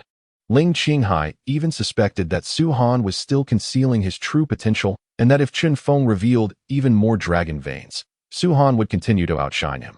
Furthermore, in terms of alchemy, no one in the entire dragon martial continent had ever heard of someone becoming an alchemist while in the dragon vein realm, let alone being able to concoct low-grade pills. Even if it took half an hour, the mere ability to successfully concoct a pill while in the dragon vein realm, even after 10 hours, would be astonishing. Yet, compared to Su Han, Chen Feng was insignificant. Half a minute, top-grade pills, 10 of them. Not even the silver-grade alchemist Master Rong could achieve that, let alone Chen Feng. Ling Qinghai could scarcely believe that Su Han was a prodigy, an absolute prodigy. Chen Feng, there's no need to compare yourself to Su Han. With your natural gifts, you already surpass countless individuals on the dragon martial continent, Ling Qinghai advised. Chen Feng was, after all, his disciple, and even if he wasn't as talented as Su Han, he still had reason to be proud. No. Chen Feng, however, appeared to be deranged, his eyes fixed upon Su Han, his teeth grinding together. I have unlocked 21 dragon veins and became an alchemist while still in the dragon vein realm. No one on this dragon martial continent can surpass me. Su Han is definitely cheating. Chen Feng roared. Chen Feng. Ling Qinghai's expression darkened. The dragon martial continent is vast, with countless county cities, even more kingdoms, and empires, as well as sects and super sects, with billions upon billions of people. This is merely a small county town. Your talents are indeed remarkable, but that doesn't mean that no one on the entire dragon martial continent can surpass you. Understand your place. But there are no buts. Losing is losing, and your temperament needs refinement. Ling Qinghai waved his hand. Someone, take Chen Feng to the Mad Demon Hall. He shall be released when his temperament has been tempered. Yes. 2 individuals immediately stepped forward, restrained Chen Feng, and led him away. The elders exchanged glances, knowing that while the Mad Demon Hall was a place of suffering, it was also the best place to temper one's temperament and will. Others might not know, but within the Cold Cloud sect, countless disciples yearned to enter the Mad Demon Hall, but they simply didn't have the qualification. Ling Qinghai's actions might seem like punishment, but in reality, he was nurturing Chen Feng. With Chen Feng's natural gifts, he would undergo a profound transformation after enduring the trials of the Mad Demon Hall. Don't forget your bet. Su Han called out to Chen Feng. A cheater, wishful thinking. Chen Feng's eyes were bloodshot. Even now, he still didn't believe that Su Han had concocted the pill, nor did he believe that Su Han was stronger than him. Before this, Chen Feng had always believed that with his martial arts talent and alchemy talent, he would undoubtedly secure first place. If you don't fulfill your promise, I will assist you, Su Han said in a cold tone. But I'm telling you, the consequences of me removing the Chun family from Far Mountain County are vastly different from you doing it. Then I'll wait and see, Chen Feng retorted. Once I emerge from the Mad Demon Hall, the first person I'll kill is you. Upon hearing this, a cold glint flashed in Su Han's eyes. If it weren't for Ling Qinghai and the others protecting Chen Feng at this moment, he would never allow Chen Feng to continue living. All right, Ling Qinghai sighed. The results of this selection are as follows: Su Han first, Chen Feng second, and Hu Zhengyao and Yang Lin tied for third. The others sighed, but they weren't particularly disappointed, as they had anticipated this outcome. Those who qualify to enter the Cold Cloud sect will be notified shortly. The rest of you may return. With that, Ling Qinghai turned to Su Han. This sect will provide you with the best resources. If you wish, we can also recommend you to a higher level sect. As long as you are willing to become a disciple of this sect, we will do everything in our power to nurture you. Clearly, Ling Qinghai was unwilling to let go of a super prodigy like Su Han. However, Su Han shook his head in rejection. Not only did he reject, but he also turned his gaze towards Yang Lin. I'll give you one more chance to become my disciple and apprentice to me. In his previous life, Su Han wouldn't have asked a second time after Yang Lin's initial rejection. But this life was different. At least, Su Han currently possessed too few manpower and resources. The reason he valued Yang Lin wasn't because of how many dragon veins he had unlocked, but because of his magical talent. Su Han could easily sense that there were many magical elements surrounding Yang Lin's body, as if they wanted to merge with him. However, layers of spiritual energy surrounded Yang Lin's body, and coupled with the fact that Yang Lin cultivated the dragon martial continents techniques, those magical elements couldn't enter Yang Lin's body without proper guidance. A magical constitution. This was the main reason Su Han valued Yang Lin. Magic was a cultivation method from advanced planets, and when cultivated to its peak, it could be described as earth-shattering and omnipotent. For example, the Seventh Order mage from his previous life could single-handedly sweep away several ancient emperors, demonstrating its power. Anyone who cultivated magic was called a mage. Even the simplest low-level magic could contend with the Dragon Blood realm, which showed the power of magic. There were thousands of people in the entire arena. But Su Han only sensed magical elements in a few people, and Yang Lin was the strongest. That's why Su Han had been trying to win Yang Lin over. However, just like Su Han rejected Ling Qinghai, Yang Lin still rejected Su Han. I admit that your talent is extremely strong, but you are, after all, only in the Dragon Vein realm. Perhaps in the future, if you grow and surpass me by too much, I will consider becoming your disciple, Yang Lin said. A Dragon Vein realm expert apprenticing to another Dragon Vein realm expert? Clearly, Yang Lin felt that this was a shameful thing. His words revealed this sentiment. Wait for me to grow up? Su Han chuckled. There are countless individuals eager to become my disciples. Remember well the words I am about to utter. Speak. Yang Lin replied, arms crossed, appearing quite intrigued. The others perked up their ears to listen. One day, the Slaughter God Pavilion will reign supreme over the Dragon Martial Continent.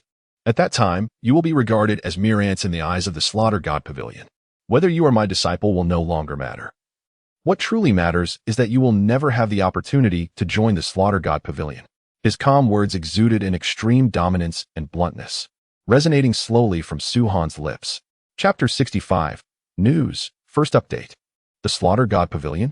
Everyone heard this, yet they overlooked the other words.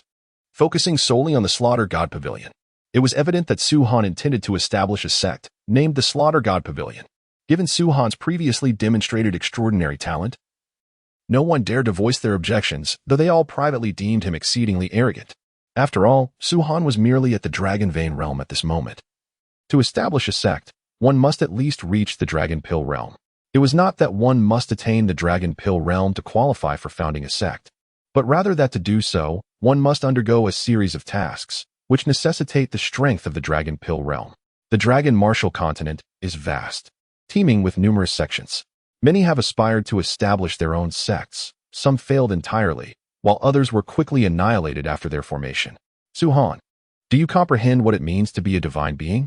Ling Qinghai fixed his gaze on Su Han, pondering. It is to transcend the Dragon Martial Continent, to surpass the Dragon Sovereign Realm, and break through the confines of this world to truly be called a deity. And so what? Su Han replied with a faint smile. If it were otherwise, my sect would not bear the name Slaughter God Pavilion. Arrogance. At last, someone could no longer contain themselves. Setting aside divine beings and the Dragon Sovereign Realm, even the Dragon Emperor Realm, or even the Dragon God Realm, possesses the power to shift the very tides. You, a mere Dragon Vein realm, dare to speak of slaughtering gods? Su Han slightly shook his head, remaining silent. In a previous life, he had been similarly dismissed, yet ultimately, he presided over the holy domain, sweeping through the world, with the name of the Slaughter God Pavilion resonating far and wide.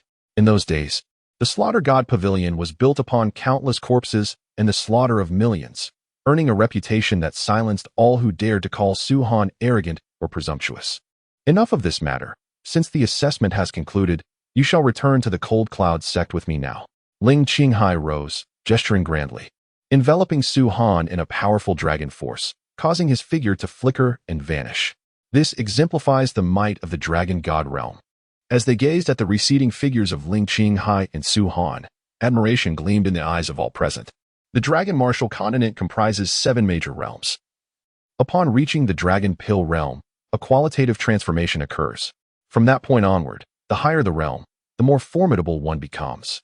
Though Ling Qinghai had merely just broken through to the early Dragon God realm, he could traverse 100,000 miles in mere minutes. After Ling Qinghai's departure, an elder stepped forward to announce the long-prepared list. Some joined the Cold Cloud sect with joy, while others left with regret for failing the assessment. In the distant mountains, at the Chen family estate, a guard rushed in, exclaiming with joy, "Report." The hall was filled with Chun Yifu seated in a position of authority, flanked by various guest elders. They were all aware that the results of the Cold Cloud sect assessment would be revealed today and had been eagerly awaiting the outcome. "What is the result?" Chun Yifu inquired as the guard entered.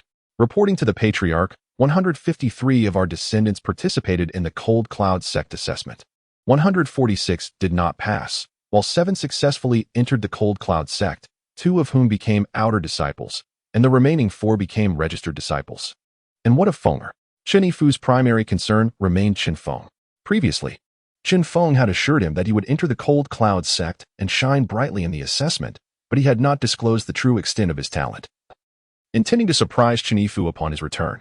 Thus, Qin Yifu was naturally very anxious about Qin Feng. The young master successfully entered the Cold Cloud sect, having opened 21 dragon veins. The sect master personally acknowledged him as a core disciple. The guard replied joyfully. "Haha." Qin Yifu's face broke into a jubilant smile. Rising to his feet, "This rascal has been keeping secrets from me. I didn't expect him to possess such abilities." 21 dragon veins? The guest elders exchanged astonished glances, struggling to fathom the talent required to open 21 dragon veins.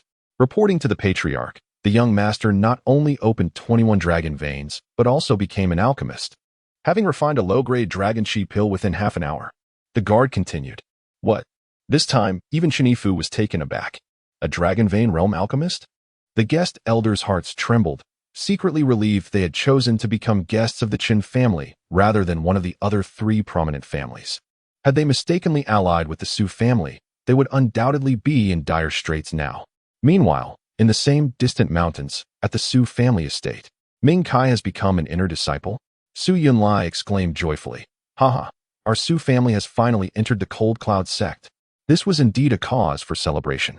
Su Yunqing, seated as the family head, smiled slightly before adding, "Yet Ming Hui and Ming Xian, those 2 scoundrels, have yet to return with any news.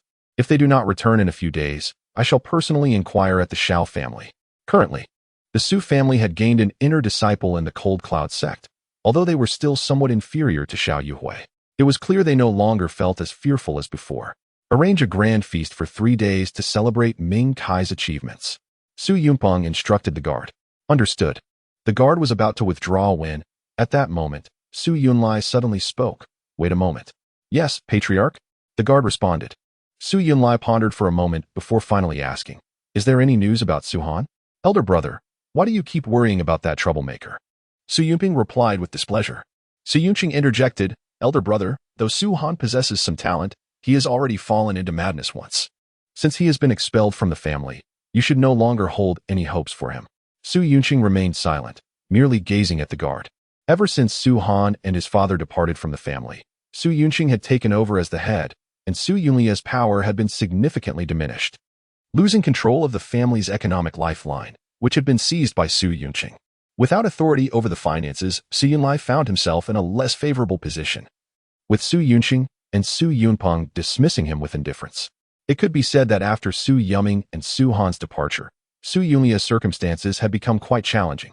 For this reason, Su Yunlai had taken in Su Mingkai as an adopted son, and now that Su Mingkai had entered the Cold Cloud sect, it was likely that Su Yunqing and Su Yunpeng would no longer dare to treat him with the same disrespect as before. Chapter 66. Su Yuming's pride. Second update. This. The guard felt the weight of Su Yunlie's gaze upon him, revealing a conflicted expression. He had originally wished to avoid discussing Su Han, as it would surely dampen the Su family's spirits, but now that Su Yunlai had inquired, he felt compelled to respond. Since the patriarch has asked, then I shall speak. Su Yunqing replied impatiently, go on. Yes. The guard, upon hearing Su Yunqing's command, finally spoke. News has arrived that Su Han has opened 22 dragon veins and has become an alchemist, producing 10 superior-grade elixirs in just half a minute. What? Su Yunqing and Su Yunping's expressions changed drastically, nearly causing them to leap from their seats. Repeat that. Su Yunqing demanded, his eyes wide with disbelief. The guard reiterated. Su Han has opened 22 dragon veins and is now a superior-grade alchemist. Nonsense. Su Yunqing shattered the teacup in his hand, seething with anger. That is impossible. The limit on Dragon Martial Continent is 10 dragon veins. How could he possibly open 22? That little brat is merely at the dragon vein realm. To become an alchemist, one must possess spiritual power and cultivation above the dragon spirit realm. How could he possibly become an alchemist, let alone a superior grade one? This news must be false. Su Yunpeng echoed his disbelief. Sighing deeply, Su Yunlai observed their reactions, contemplating the gravity of his past decision to expel Su Han from the family. Ever since that moment, he had questioned whether it was a grave mistake. Now, Su Han's formidable talents affirmed the error of that decision, a monumental blunder. The guard pondered for a moment before continuing. There are also reports that the head of the Hanyun sect has attempted twice to take Su Han as an inner disciple, but he has declined both offers. Seemingly uninterested in joining the Hanyun sect, and even declaring his intent to establish his own sect. Su Yunqing's furrowed brow relaxed, and he burst into laughter. Ha ha ha. Did you see? A fool remains a fool. He was arrogant in the Su family, and continues to be so after leaving. He doesn't even regard the sect leader of Hanyun. I wager no one in this world can control him now. Meanwhile, at the Shao family, a guard reported to the family head. In this instance, 9 members of the Shao family entered the Hanyun sect, though most are merely nominal disciples, with only 2 becoming inner disciples. Indeed, Shao Hongshan nodded, having anticipated this outcome, as becoming an outer or inner disciple is closely linked to the number of dragon veins opened. What about Han? Naturally, Su Yuming was most concerned about Su Han. Young Master Han, with his exceptional talent, has surpassed thousands to become the top candidate in this assessment. The guard smiled. Phew. Su Yunming sighed in relief. Although he had expected it, he felt reassured only after hearing the results. After all, Su Han had opened 20 dragon veins. Who could compare? However, there was a dark horse in this assessment. Chun Feng from the Qin family. The guard continued. Chun Feng's talent is astonishing. He has opened 21 dragon veins and has become a lower-grade alchemist. What? Everyone was taken aback. Shao Hongshan immediately inquired. Chun Feng opened 21 dragon veins? How could Su Han be first? Didn't he only open 20? The young Master Han opened 22 dragon veins, the guard clarified. Interestingly, Chun Feng only revealed 11 dragon veins at first, seemingly attempting to conceal his strength, while young Master Han displayed 12. Chun Feng, unsatisfied, showcased 15. To which young Master Han responded with 16. Ultimately, Chun Feng reached his limit, revealing all 21 of his dragon veins, yet young Master Han surpassed him again with 22. It seems there is some rivalry between them, as young Master Han consistently outshines Chun Feng. This impudent little brat. Su Yiming shook his head with a wry smile. Others shared a look of understanding. The rivalry was evident, especially since Su Han had nearly killed Chun Feng's brother previously. They could easily imagine the fury on Chun Feng's face as Su Han deliberately overshadowed him. After young Master Han revealed his 22 dragon veins, Chun Feng, unwilling to concede, finally unveiled his identity as an alchemist, producing a lower-grade dragon chi pill within half an hour. The guard added, and upon hearing this, Shao Hengshan and the others nodded in acknowledgement. Not only has Chun Feng opened 21 dragon veins, but he also became an alchemist while still in the dragon vein realm. Such a circumstance is rare across the dragon martial continent. One must admit his qualifications are indeed formidable. But alas, he has crossed paths with young Master Han. The guard chuckled. After Chun Feng completed his alchemy, everyone assumed young Master Han would lose. Who could have anticipated that young Master Han would also begin to refine elixirs, producing a total of 10 superior grade ones in merely half a minute? At this revelation, the hall fell into a stunned silence. They knew Su Han could refine elixirs, but to produce 10 superior grade ones in half a minute was simply astonishing. Did he truly create those elixirs? Xiao Hongshan expressed his disbelief. The guard responded with a smile.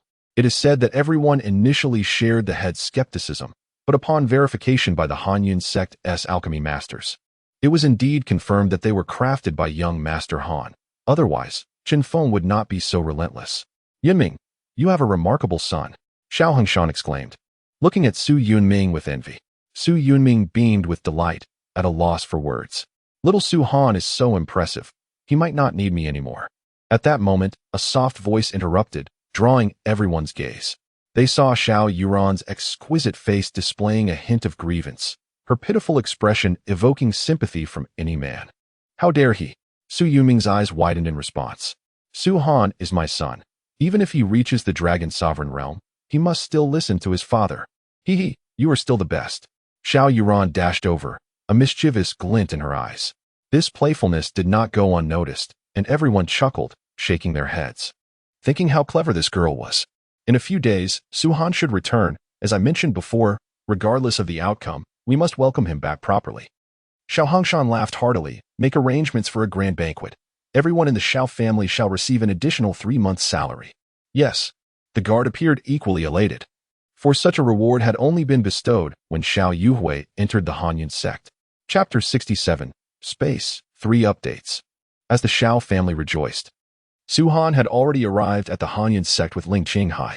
Others followed behind, but Ling Qinghai was the first to bring Su Han, unmatched in speed. The Hanyun sect was vast, with countless buildings, far surpassing the 4 prominent families of Yuanshan.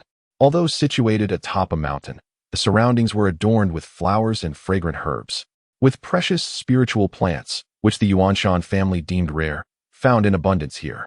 As Su Han walked, he encountered dozens of medicinal fields, including many of low to high grade, as well as 4 inferior silver grade fields, 2 medium silver grade fields, and 1 superior silver grade field.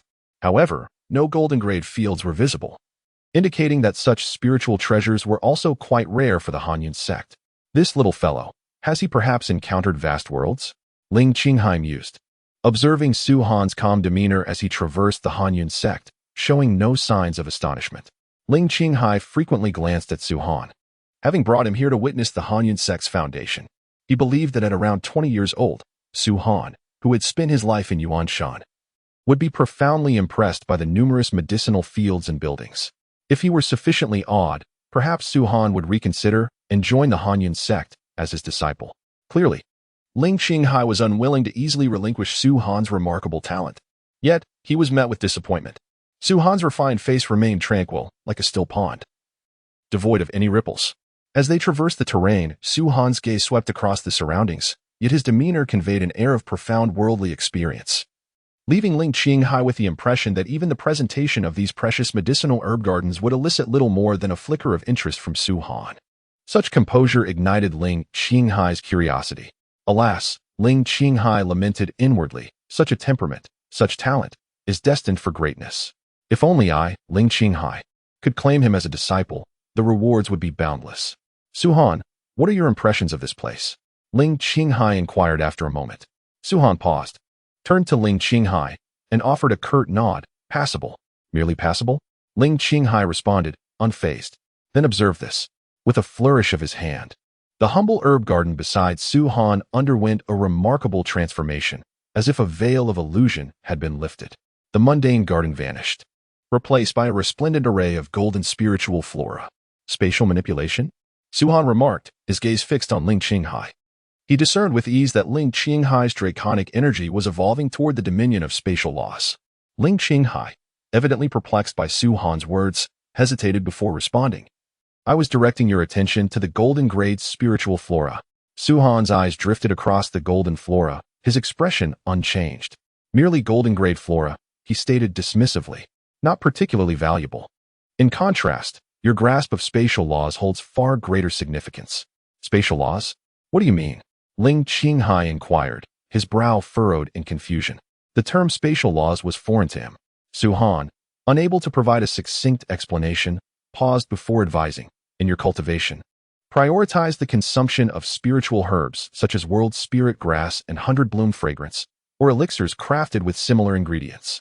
This will undoubtedly accelerate your progress and amplify your cultivation. Upon hearing these words, Ling Qinghai was visibly shaken, his mind reeling. While he remained oblivious to the intricacies of spatial laws and had never partaken of the spiritual herbs or elixirs mentioned by Su Han, a profound sense of clarity washed over him. It was as if he had grasped a fleeting truth, yet struggled to articulate it. Observing Ling Qinghai's state, Su Han continued, "This illusion, you created it, did you not?" "Indeed," Ling Qinghai affirmed, his gaze unwavering, his countenance devoid of the imposing aura of a Dragon Realm expert, replaced by the eager anticipation of a seeker of knowledge. "Observe," Su Han murmured, his lips pursed. With a decisive gesture, he unleashed a torrent of golden light from his palm. This emanated from the draconic energy within Su Han's dragon veins, not merely 22, but a staggering 40. As the golden light enveloped Ling Qinghai, its initial brilliance gradually waned. Ling Qinghai, puzzled by this development, braced himself for the light's dissipation. Instead, a breathtaking spectacle unfolded before his eyes. "This is," Ling Qinghai gasped, his eyes widening in astonishment. The scene resembled a world unto itself, starkly contrasting with its surroundings. He beheld a colossal precipice, shrouded in mist, its height immeasurable, yet evoking a sense of vertigo. Atop the precipice stood a solitary figure, facing away from Ling Qinghai and Su Han, obscuring its features. With a wave of the figure's hand, the precipice and mist dissolved, revealing a vast ocean. The figure now stood upon a small island amidst the turbulent waves, which threatened to submerge it at any moment. Dissatisfied, the figure shook its head and waved its hand once more. The ocean vanished, replaced by a sprawling city teeming with inhabitants. The figure now stood atop the city walls. Ling Qinghai's gaze remained fixated on the ever-changing scene, specifically on the figure's gestures. Each wave of the hand transformed the landscape into a different world, each transformation deepening Ling Qinghai's comprehension. Unbeknownst to him, a vortex began to form around Ling Qinghai, devouring the surrounding spiritual energy. Even the spiritual flora in the nearby humble herb gardens withered instantaneously, their essence drawn into Ling Qinghai's body through the vortex. As time elapsed, Ling Qinghai felt himself on the verge of grasping the elusive truth, yet it remained just beyond his reach. Alas! A sigh echoed through the air, jolting Ling Qinghai from his reverie. The vision shattered, vanishing into nothingness. The cold cloud sect remained unchanged, the herb gardens untouched, as if the entire episode had been a figment of imagination. "No!" Ling Qinghai cried out, his voice laced with frustration. He had been on the cusp of enlightenment, only to have it snatched away at the last moment. "Su Han, repeat the demonstration," he pleaded. Ling Qinghai's eyes were ablaze with fervor, his mind consumed by the rapidly receding tide of clarity. He knew the value of such moments, having never experienced them in his cultivation journey. Su Han shook his head. "Perhaps another time." "No, do not wait for another time. Do it now, I implore you," Ling Qinghai exclaimed, his eyes bloodshot. "If you repeat the demonstration, I will bestow upon you immeasurable rewards." "It is not possible," Su Han reiterated, his voice firm, "to conjure that vision." He had depleted the draconic energy from 40 dragon veins. To attempt it again was beyond his capabilities, while the draconic energy could be replenished. The crucial factor was mental fortitude. Su Han's vision, known as the Void World, demanded a level of mental prowess attainable only at the highest echelons of cultivation. Su Han possessed an unparalleled understanding, yet his mental strength, though superior to most, was still limited by his rebirth. He could not sustain the Void World for a second iteration unless his mental energy was instantly restored. The Void World he had conjured was not merely an illusion but a tangible reality. The figure within it had once existed. This individual, known as Demon 9, was one of Su Han's closest confidants in his previous life, a being of immense power, ranked 10th among the Saint Domain's strongest, capable of obliterating anything with a mere wave of his hand. However, within this very scene, after countless gestures, Demon 9's body had collapsed. Hence, Su Han's sigh. Demon 9's demise mirrored Su Han's own, both succumbing to inner demons during cultivation, resulting in the disintegration of their souls and the eternal slumber of their bodies. "I have been reborn.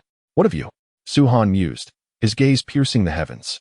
"Su Han, I yearn for enlightenment. Repeat the demonstration."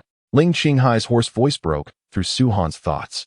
Su Han turned to find Ling Qinghai's eyes bloodshot, his hair disheveled, his robes billowing, his demeanor bordering on madness. "Calm yourself," Su Han commanded, his brow furrowed.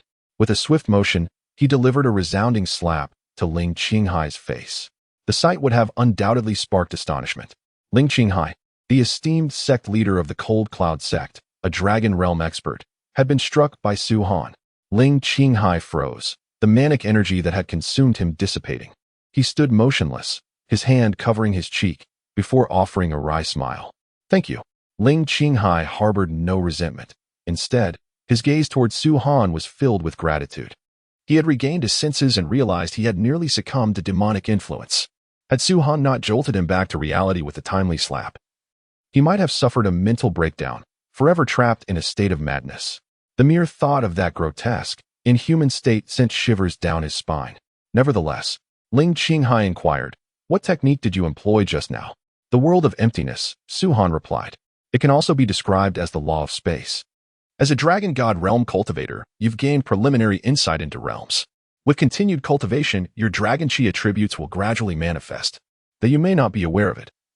Your attribute is evolving toward the law of space. Hence, you experienced a certain enlightenment when I unleashed the world of emptiness." "I see," Ling Qinghai murmured, enlightened. He couldn't fathom how Su Han, merely a Dragon Pulse realm cultivator, possessed such profound knowledge. Is he truly a Dragon Pulse realm cultivator? He feels more like an ageless, peerless demon. No wonder you declined to become my disciple. Ling Qinghai took a deep breath. Su Han glanced at Ling Qinghai and suddenly smiled. "If you're willing, I can offer you an opportunity to become my disciple.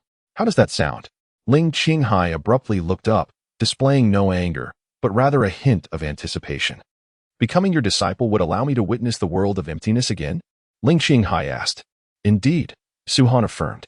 "Not only would you witness the world of emptiness, but if you become my disciple, I can ensure you break through to the mid-stage of the Dragon God realm within 3 months, the late stage within a year, and reach the Dragon Emperor realm in no more than 5 years. What?" Ling Qinghai was utterly stunned. Under normal circumstances, he would never have believed Su Han's words, and might even have slapped Su Han to death in a fit of rage. After all, they were talking about the Dragon Emperor realm, the second highest realm in the entire Dragon Martial continent. In the current Dragon Martial continent, with no dragon sovereigns in sight, Dragon Emperors reign supreme. Even the weakest Dragon Emperor could stir up storms and obliterate the world with a mere wave of their hand. Yet, at this moment, having witnessed Su Han's prowess, even if he still didn't entirely believe Su Han's claims, Ling Qinghai couldn't shake the feeling that Su Han was speaking the truth. "I won't pressure you. The choice is yours to make." Su Han finished, then gestured toward the medicinal gardens, chuckling. "These were all you're doing. If the people of the Cold Cloud sect inquire, don't try to pin it on me."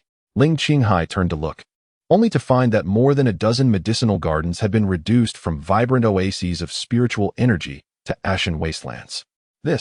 Ling Qinghai's lips twitched violently, his heart aching. Those were more than a dozen medicinal gardens. Though they were only low-level gardens, each contained nearly 1,000 spiritual plants, enough to nurture the Cold Cloud sect's newcomers. In such a short span of time, he had destroyed nearly 10,000 spiritual plants. Ling Qinghai could scarcely believe it was his doing, for he knew that even during his regular cultivation, he couldn't achieve such a feat in just a few breaths. The only explanation was the state of enlightenment he had experienced earlier, and it was precisely because of this that Ling Qinghai once again appreciated the significance of that enlightenment. However, the thought of actually becoming Su Han's disciple was something he couldn't accept at the moment. After all, Ling Qinghai was a Dragon God realm expert, the master of the Cold Cloud sect, a domineering figure whose word was law. Countless people would line up to seek discipleship under him. But to suddenly become someone else's disciple was simply too much to bear. Besides, becoming the disciple of a Dragon Emperor realm expert might be acceptable. But a Dragon Pulse realm cultivator? What nonsense is this? Ling Qinghai quickly arranged for people to handle the matter at the medicinal gardens. As for Su Han, he was invited to the Cold Cloud sect's reception hall. By now, Ling Qinghai no longer treated Su Han as a junior. At times, he even wondered if Su Han was a reincarnation of some ancient monster. The immense realm required to unleash the world of emptiness was something Ling Qinghai could deeply appreciate. If it were him, he wouldn't even be able to imagine it, let alone execute it, because he simply didn't possess that realm. "I brought you to the Cold Cloud sect intending to impress you, hoping you would consider becoming my disciple. Little did I know, the roles would be reversed, and I'd be the one seeking discipleship. It's truly..." Ling Qinghai shook his head and chuckled wryly. Truly absurd, isn't it? Su-Han said calmly. Those who excel are teachers, and the virtuous are supreme. If you don't understand this principle, you'll never become a true powerhouse. Ling Qinghai fell silent. After a moment, Ling Qinghai spoke. You mentioned wanting to become a guest elder of the Cold Cloud sect. While that may seem laughable to others, I believe you have other requests, correct? I want to establish a sect. Su-Han paused, then added, I need you to help me obtain a sect founding token. Agreed. Ling Qinghai nodded without hesitation. Before breaking through to the Dragon God realm, obtaining a sect founding token might have been difficult, but after the breakthrough, Ling Qinghai was qualified to obtain an 8th rank sect founding token. An 8th rank sect founding token was, of course, the item needed to establish an 8th rank sect. The sects of the Dragon Martial Continent, seemingly free and unfettered, were actually subject to governance. This governance was jointly controlled by the 10 super sects of the Dragon Martial Continent. Each super sect was an extraordinary existence on the Dragon Martial Continent. Even first-rate sects were merely slightly larger ants in their eyes. To establish a sect, one had to obtain their permission, upon which they would issue a sect founding token. Ling Qinghai would undoubtedly upgrade the Cold Cloud sect to an 8th rank sect. The greatest benefit of becoming an 8th rank sect was the ability to control the 10 nearest 9th rank sects. For example, the current Cold Cloud sect was under the jurisdiction of the 8th rank sect, Flowing Snow sect. After upgrading to an 8th rank sect, Ling Qinghai would have 10 slots for 9th rank sects under his control. What Su-Han wanted was one of those slots. I can give you a sect founding token, but to establish a sect, you also need to complete a sect founding mission. The missions issued by those super sects vary each time. With your current strength, I'm afraid it'll be quite challenging to complete. Ling Qinghai added, Isn't there the Cold Cloud sect to assist me? Su-Han smiled. Ling Qinghai frowned, sighing. Sect founding missions strictly prohibit assistance from other sections. You can inquire about this. Moreover, to establish a sect, one must have Dragon Core realm cultivation. Your Dragon Pulse realm is a bit low, isn't it? You don't need to worry about that. As for the Cold Cloud sect helping me, it won't be without compensation. There are some things I'm too lazy to find, so I'll purchase them directly from the Cold Cloud sect. That shouldn't be considered assistance, should it? Su-Han said. Ling Qinghai nodded. That's acceptable. After all, possessing immense wealth is also part of your strength. In addition to that, I have another matter that I need your help with. Su-Han added. Speak, Ling Qinghai said. The Cold Cloud sect, as the only sect within 100,000 miles, naturally has no shortage of talented individuals. I want to select 50 disciples from the Cold Cloud sect to become disciples of the sect I'm establishing. Su-Han said. 50 people? Ling Qinghai frowned again. You should know that the disciples of the Cold Cloud sect are selected through 3 trials. To give you 50 slots at once, even if I agree, the elders would likely object. In Ling Qinghai's view, Su-Han would undoubtedly choose the most talented disciples from the Cold Cloud sect, such as Lung Yihui, Hu Zhengyao, and Yang Lin. The Cold Cloud sect had many disciples, but those with such talent were few and far between. Furthermore, if Su-Han were to directly extract from the most exceptional talents, a void would be created within the younger generation of the Hanyun sect, a prospect that neither the elders nor Ling Qinghai himself would countenance. Rest assured, my acquisition of these 50 slots isn't contingent upon selecting only those prodigies with numerous dragon veins. I possess my own cultivation methods. If someone catches my eye, even with only 5 dragon veins, I will take them, Su-Han said with a smile. Really? Ling Qinghai inquired with a hint of skepticism. Su-Han nodded. You need not fret about this. When the time comes for me to select disciples, you will see. If they are unwilling, I will not force them. Besides, I am not taking these disciples for free. As he spoke, Su-Han waved his hand, and a plethora of items materialized in the hall. These items formed 2 distinct piles, one consisting of weapons shimmering with a silver-white luster, and the other comprising jade bottles piled high, like small mountains. These are. The radiance of the weapons and jade bottles left Ling Qinghai momentarily stunned. Are these all silver-grade weapons? He exclaimed in astonishment after a long moment. In the Dragon Martial Continent, while talent is undoubtedly precious, alchemists and weapon refiners are even more esteemed. Weapon refiners, in particular, hold a special position. Unlike elixirs, which are consumable, weapons can be used repeatedly. Ling Qinghai was aware that the Hanyun sect had several alchemists, including a high-grade silver-level alchemist. However, they only had one weapon refiner, and even that individual was only a low-grade silver-level refiner. Yet, even at that level, Their status within the Han sect was exceptionally high. Even the high-grade silver-level alchemist, Master Rome, would address this weapon refiner with utmost respect, as it was this refiner who had crafted Master Rome's pill furnace.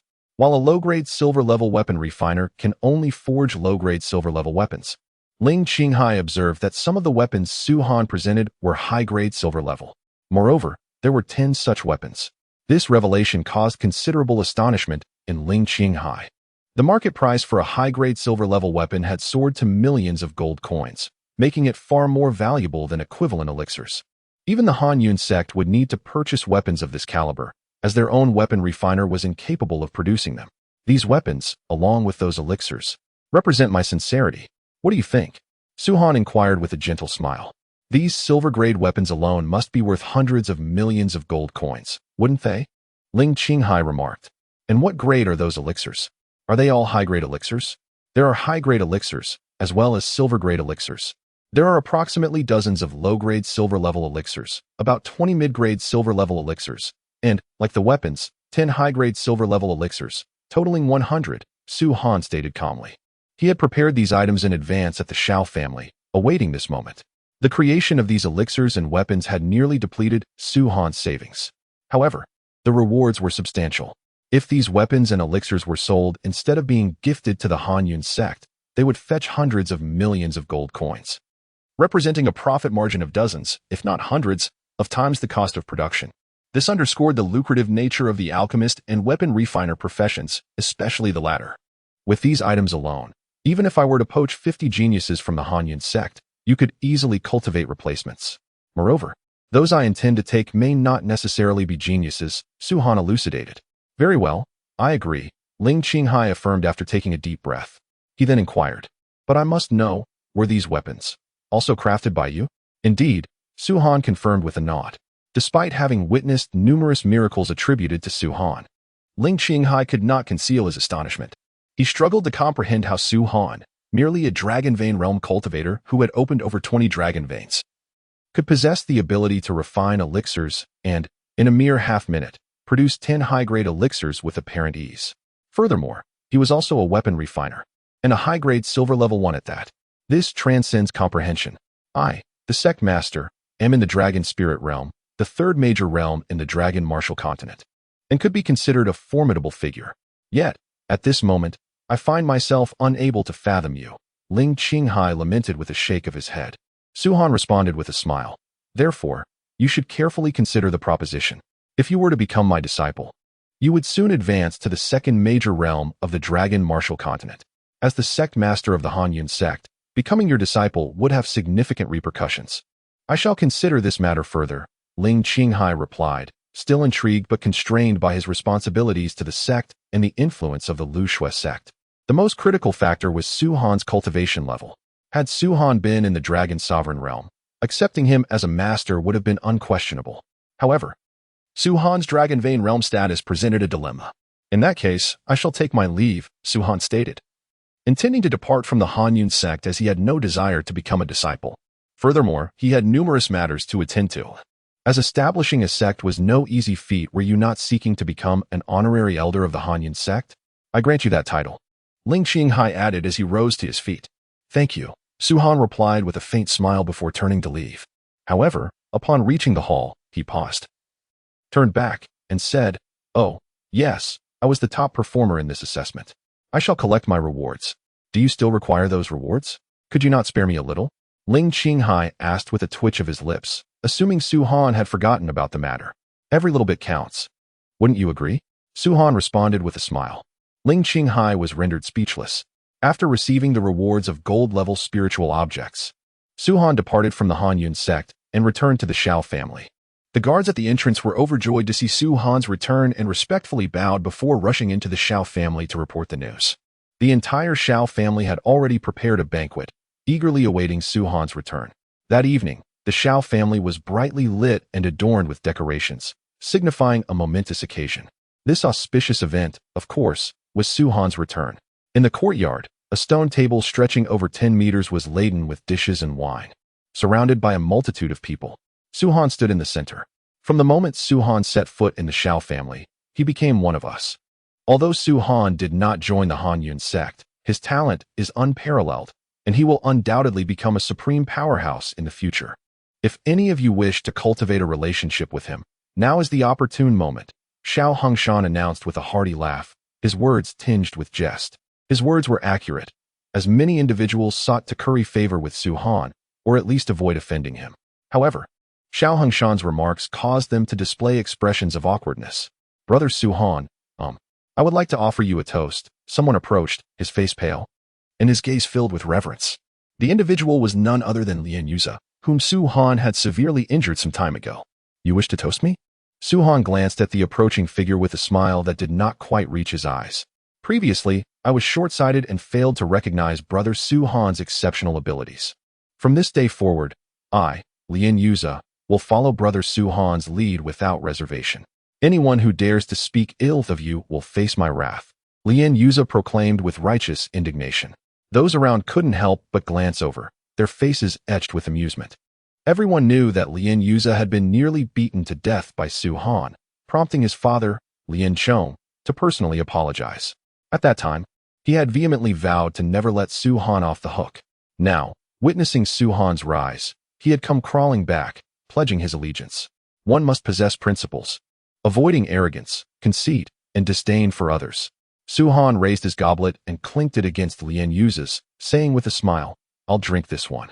Lien Yuza paused for a long moment. Seeing that Su Han had already drained his glass, he hastily gulped down his own. He had anticipated Su Han embarrassing him publicly and had braced himself for the awkwardness. To his surprise, Su Han's magnanimity was boundless, seemingly harboring no intention of seeking retribution. Brother Su Han, from now on, I, Lien Yuza, am your loyal follower. I will brave mountains of blades and seas of fire at your command, without the slightest complaint, Lien Yuza declared, pounding his chest. It was evident that he had genuinely submitted to Su Han.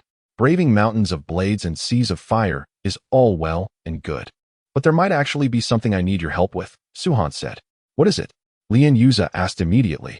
In due time, I will establish a sect. When that happens, I want you to join my sect, Su Han stated. A sect? Lien Yuza's eyes lit up, but he quickly shook his head with a wry smile. With my talent, joining a sect is. Brother Su Han truly overestimates me. Why? Are you unwilling? Su Han asked with a smile. Lien Yuza quickly replied. It's not that I'm unwilling, but I fear my talent won't meet your requirements. Although he had reached the initial stage of the Dragon Blood realm, he was already over 30 years old. At this age, reaching the Dragon Vein realm and opening 8 or 9 dragon veins would be considered somewhat talented. However, Lien Yuza had already reached the initial stage of the Dragon Blood realm, indicating that his future achievements would likely be limited. He believed Su Han had the ability to establish a sect, but he lacked confidence in his own talents. You've heard of the magic I wield, haven't you? Su Han suddenly asked. Lien Yuza was taken aback, nodding his head. I have. His heart began to race. The magic Su Han had displayed, the golem, had astonished the entire platform. It had not only chased Li Qing, who was in the late stage of the Dragon Blood realm, all over the platform, but had also fought evenly with the chief elder of the inner sect, a dragon spirit realm expert. If I could learn that kind of magic, what would it matter if I didn't have dragon vein talent? I could still become a powerhouse. Could it be that I have a talent for magic? Lien Yuza wondered, his eyes widening. Indeed, Su Han replied with a smile, nodding his head. You do possess a talent for magic, and a very high one at that. Su Han could easily sense the dense magical elements swirling around Lien Yuza's body, while not as abundant as those around Yang Lin. It was important to remember that Yang Lin had not yet broken through to the Dragon Blood realm, remaining in the Dragon Vein realm. Magical elements clashed with spiritual energy, but also accommodated each other. Yang Lin, being in the Dragon Vein realm, could still open dragon veins, and his entire body cells were open, naturally attracting more magical elements. Lien Yuza was different. He had broken through to the Dragon Blood realm, and his dragon veins were completely closed, yet he still had so many magical elements surrounding him. Clearly, his magical talent was even stronger than Yang Lin's. The most crucial point was that the magical elements around Lien Yuza were different from Yang Lin's. Lien Yuza's magical elements were a dense aura of death. Among mages, this was known as necromancy. Necromancers differed greatly from mages. Mages could manipulate various attributes of the world, but necromancers could only manipulate one, death aura. However, when it came to strength, Su Han would undoubtedly say necromancers. In the starry sky, Countless powerful forces waged wars involving hundreds of millions of people. War was where necromancers could maximize their impact. They could control corpses, and the corpses they controlled could have up to 100 of their former strength. It could be said that a high-level necromancer could sway a war. Su-Han hadn't expected Lien Yuza to have this kind of talent. If Lien Yuza hadn't admitted his mistake, so be it, but now that the two had resolved their grudges, Su-Han didn't mind giving him a hand. Nor did he mind having a super necromantic archmage in the future pantheon. Brother Su-Han, do I really have that kind of talent? Don't lie to me. Lien Yuza asked, his breathing becoming rapid. After the banquet, come to my room, and I'll give you a book specifically for cultivating magic, Su-Han said with a smile. Really? Lien Yuza exclaimed, almost jumping for joy. He felt an urge to hug Su-Han and kiss him hard. He never imagined he would have such luck. He had only wanted to resolve his grudges with Su-Han to prevent Su-Han from causing trouble for him in the future. But this unintentional act had led him to magic. Brother Su-Han, do you think I have a talent for magic? What about me? What about me? I want to become a mage too. Brother Su-Han, teach me. The Shao family's descendants rushed forward, having been eliminated from the Cold Cloud sect selection. They had witnessed Su-Han's magic firsthand. Seeing it with their own eyes was vastly different from hearing about it. Su-Han had said that the golem was just a low-level spell. If they could learn that spell, wouldn't they be able to defeat Dragon Blood Realm experts with the strength of the Dragon Vein Realm, and even contend with Dragon Spirit Realm experts? Get out of the way. Seeing so many people rushing over, Lien Yuza immediately shouted, don't disturb my brother Su-Han's enjoyment. This is a banquet, not a selection. He's my brother Su-Han too. Exactly. Brother Su-Han isn't just yours. Why are you stopping us? Let's all go together, beat down Lien Yuza, and see if he dares to stop us again. Su-Han. The banquet lasted for 3 days, but Su-Han only attended the first day. On the second and third days, he stayed in his room, not to refine pills, but to organize his magic books. He had countless magic books in his mind, mostly of the 5 elements. Of course, there were also higher-level ones, such as wind, space, and necromancy. During these days, the Shao family's descendants nearly broke down Su-Han's door, wanting him to see if they had a talent for magic. Su-Han looked at them one by one. Out of hundreds of people, only a dozen had a talent for magic, and even those were just average. There was no one as strong as Lien Yuza. However, Su-Han didn't think this number was small. This was just the Shao family's descendants. What about the entire Far Mountain County, the entire prefecture, the entire kingdom, or even the entire Dragon Martial continent? The advanced magic planet Su-Han had been to didn't have such a high ratio. Only 1 in tens of thousands had a talent for magic. I didn't expect that the Dragon Martial continent, which cultivates dragon energy, would have so many people with a talent for magic, Su-Han murmured. He thought it was because of the abundance of magical elements. Before he arrived, the Dragon Martial continent didn't even know what mages were. They absorbed spiritual energy and directly excluded the magical elements. With no one absorbing the magical elements, they accumulated, naturally leading to more people with a talent for magic. For Su-Han, this was great news. Only he knew how to cultivate magic, essentially monopolizing the entire Dragon Martial continent. If magic were merely weak, it would be acceptable. However, in comparison to the might of dragon energy, magic far surpasses it. In the blink of an eye, a month has passed. During this time, Su-Han imparted the methods of cultivation to the younger generation of the Shao family, those gifted in magic. Once they mastered these techniques, the magical tomes would disintegrate, suppressing any desire for others to learn. This exclusivity was essential for Su-Han to maintain his monopoly. Moreover, a significant announcement echoed through the remote mountains. The Cold Cloud sect had ascended to the status of an 8th-tier sect. The elevation of a sect holds immense significance for a small area, like the remote mountains, as the Cold Cloud sect is situated there.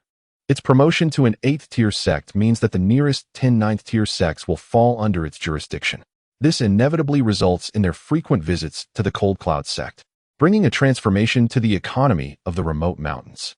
Brother Su-Han, this is an invitation from the Cold Cloud sect. Lien Yuza entered Su-Han's chamber, presenting an elegantly crafted invitation. For the past month, Lien Yuza and others had been practicing outside Su-Han's room, claiming that they could receive his guidance at any moment. Indeed, Su-Han had occasionally offered them assistance. In this month's span, Lien Yuza mastered 2 types of necromancy, while the others each learned 1. They had personally tested the might of magic, yielding results that left them astounded.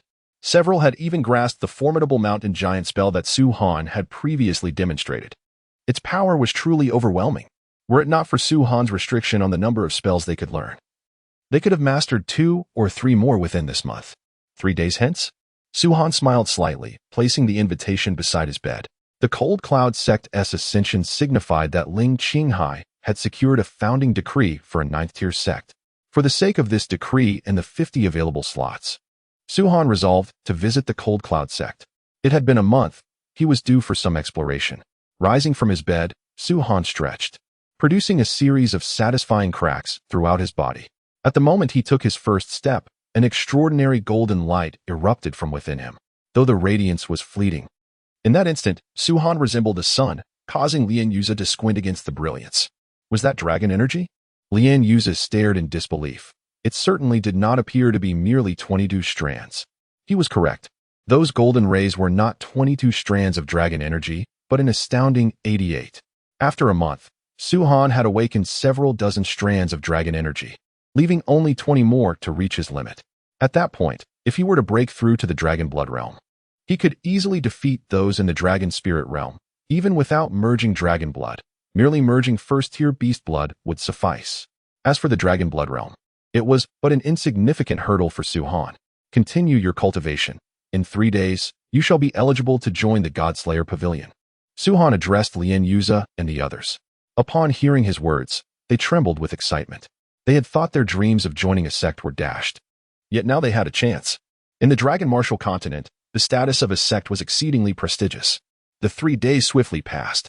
On this day, the Cold Cloud sect hosted a grand celebration, marking its official promotion to an 8th-tier sect. From dawn, the influx of people into the remote mountains surged dramatically, surpassing the attendance during the Cold Cloud sect selection process. The 4 prominent families Dragon Blood Realm and even Dragon Spirit Realm experts could be seen casually strolling down the streets. Clearly visitors from other sects come to congratulate the Cold Cloud sect. Inside the Cold Cloud sect, the gates were wide open, with several elders stationed at the entrance. Figures streamed in from outside, met with exclamations of welcome. The Lord of the Mingwei sect has arrived. The Lord of the Xianyang sect has arrived. The Elder of the Zhenhai sect has arrived. Most attendees were from 9th-tier sects, with some from 8th-tier sects as well. The 9th-tier sects sent their leaders, while the 8th-tier sects dispatched elders to convey their congratulations. Additionally, there were several rogue cultivators, all of whom possessed at least Dragon Dan realm strength or extraordinary dragon techniques, making them formidable opponents. Clearly, Ling Qinghai had cultivated favorable relations. Standing on the mountainside, Su Han gazed upward, observing a long queue. With only 8th-tier and higher sects permitted to move to the front, while 8th-tier sects were allowed to cut in, others dared not, as the queue primarily consisted of 9th-tier sections. Yet, the Cold Cloud sect exhibited remarkable efficiency. After approximately half an hour, Su Han finally stood before the mountain gate. Is it you? Upon seeing Su Han, one elder, Huang Yuanzhang, momentarily froze before his expression darkened. This was the elder who had previously accepted Yang Lin as a disciple. Clearly, he was unaware of the developments between Ling Qinghai and Su Han and still harbored displeasure at Su Han's earlier arrogance. Is there a problem? Su Han cast a glance at him. The invitation, please. Huang Yuanzhang, unwilling to engage in banter, insisted that Su Han produce the invitation, threatening to dismiss him otherwise. Su Han, too, had no intention of lingering in conversation, promptly presenting the invitation to Huang Yuanzhang. Upon seeing it, Huang Yuanzhang found himself in a predicament. His prior announcements had specified that only leaders or elders from other sects would be welcomed, and even rogue cultivators with considerable renown. How could he announce Su Han without undermining his own declaration? After deliberation, Huang Yuanzhang declared loudly, Su Han, the young master of the Shao family, has arrived. The Shao family? Which Shao family? Murmurs rippled through the crowd. Isn't he merely at the Dragon Vein realm? He has no entourage. Could he possibly possess a significant background? Surely he cannot be from the Shao family of Pingle Prefecture? Little do you know. This Su Han hails from the Shao family of the remote mountains. What? The Cold Cloud sect even invited these small families from the remote mountains? Instantly, frowns appeared among the onlookers, while they had taken pride in being invited. The notion that the Cold Cloud sect would invite these lesser families from the remote mountains irked them. To them, such families were but insignificant insects, unworthy of standing alongside them. Quickly, step inside. Do not embarrass yourselves here. Huang Yuanzhang waved dismissively, as if swatting away flies. Su Han furrowed his brow. about to speak when a multitude of figures suddenly appeared from within the Cold Cloud sect, leading with Ling Qinghai. "Welcome, young Master Su, to our humble abode." Ling Qinghai approached Su Han, his broad smile leaving the assembly momentarily speechless. However, I cannot shake the feeling that things are not quite as they seem. Everyone's gaze is fixated on Ling Qinghai, whose face is beaming with delight, his attention solely directed at Su Han, never once wandering to survey the surroundings. Su Han's talent is indeed formidable, yet did the sect leader truly need to personally welcome him? Huang Yuanzhang furrowed his brow at the unfolding scene. I had anticipated that young Master Su would arrive earlier, which would have facilitated my reception of guests. Ling Qinghai feigned displeasure, yet his words left everyone momentarily stunned. Reception? A mere Dragon Vein Realm individual to extend a welcome? It is essential to note that those present today are either affluent or esteemed. Comprising primarily of powerful figures from 9th tier and even 8th tier sects, be they sect leaders or elders, to have him, a mere Dragon Vein Realm disciple, take on such a task seems rather inappropriate. Sect leader Ling, delegating this task to such a young lad may be somewhat unwise, spoke one elder. Identifiable by his attire as a member of the 8th tier Lu Shui sect. Though Lu Shui sect is itself an 8th tier sect, the upcoming ascension of Han Yun sect to the same rank pales in comparison to their heritage. This elder, despite his position, clearly looked down upon Han Yun sect. I must not forget to introduce, Ling Qinghai announced loudly. From this day forth, Su Han shall be our esteemed honorary guest elder of Han Yun sect. What? This proclamation left even Huang Yuanzhang and the others from Han Yun sect in shock. Within the ranks of Han Yun sect, there are numerous guest elders. Yet only 3 hold the title of honorary guest elder. In any sect, the status of an honorary guest elder is exceedingly distinguished. They do not manage any sect affairs. Akin to a hands-off manager, yet their authority is second only to that of the sect leader and deputy sect leader. Consequently, the honorary guest elders of major sects possess formidable cultivation levels, only intervening when truly necessary. Yet, how could Su Han, a mere Dragon Vein Realm disciple, become an honorary elder? Sect leader, this seems rather inappropriate, Huang Yuanzhang remarked, his brows knitting tightly. Beside him stood Yang Lin, whom Huang Yuanzhang had intentionally brought along to broaden his horizons. Yang Lin could hardly fathom that Su Han, having declined to become Ling Qinghai's disciple, had ascended to a status even higher than that of the sect leader as personal disciple. There is nothing inappropriate about it. The quota for honorary guest elders is within our discretion, Ling Qinghai replied, casting a glance at Huang Yuanzhang. Huang Yuanzhang, startled, quickly added, I misspoke. And I humbly request the sect leader's forgiveness. Many witnesses observed this exchange, finally realizing that Ling Qinghai had indeed come forth to welcome Su Han.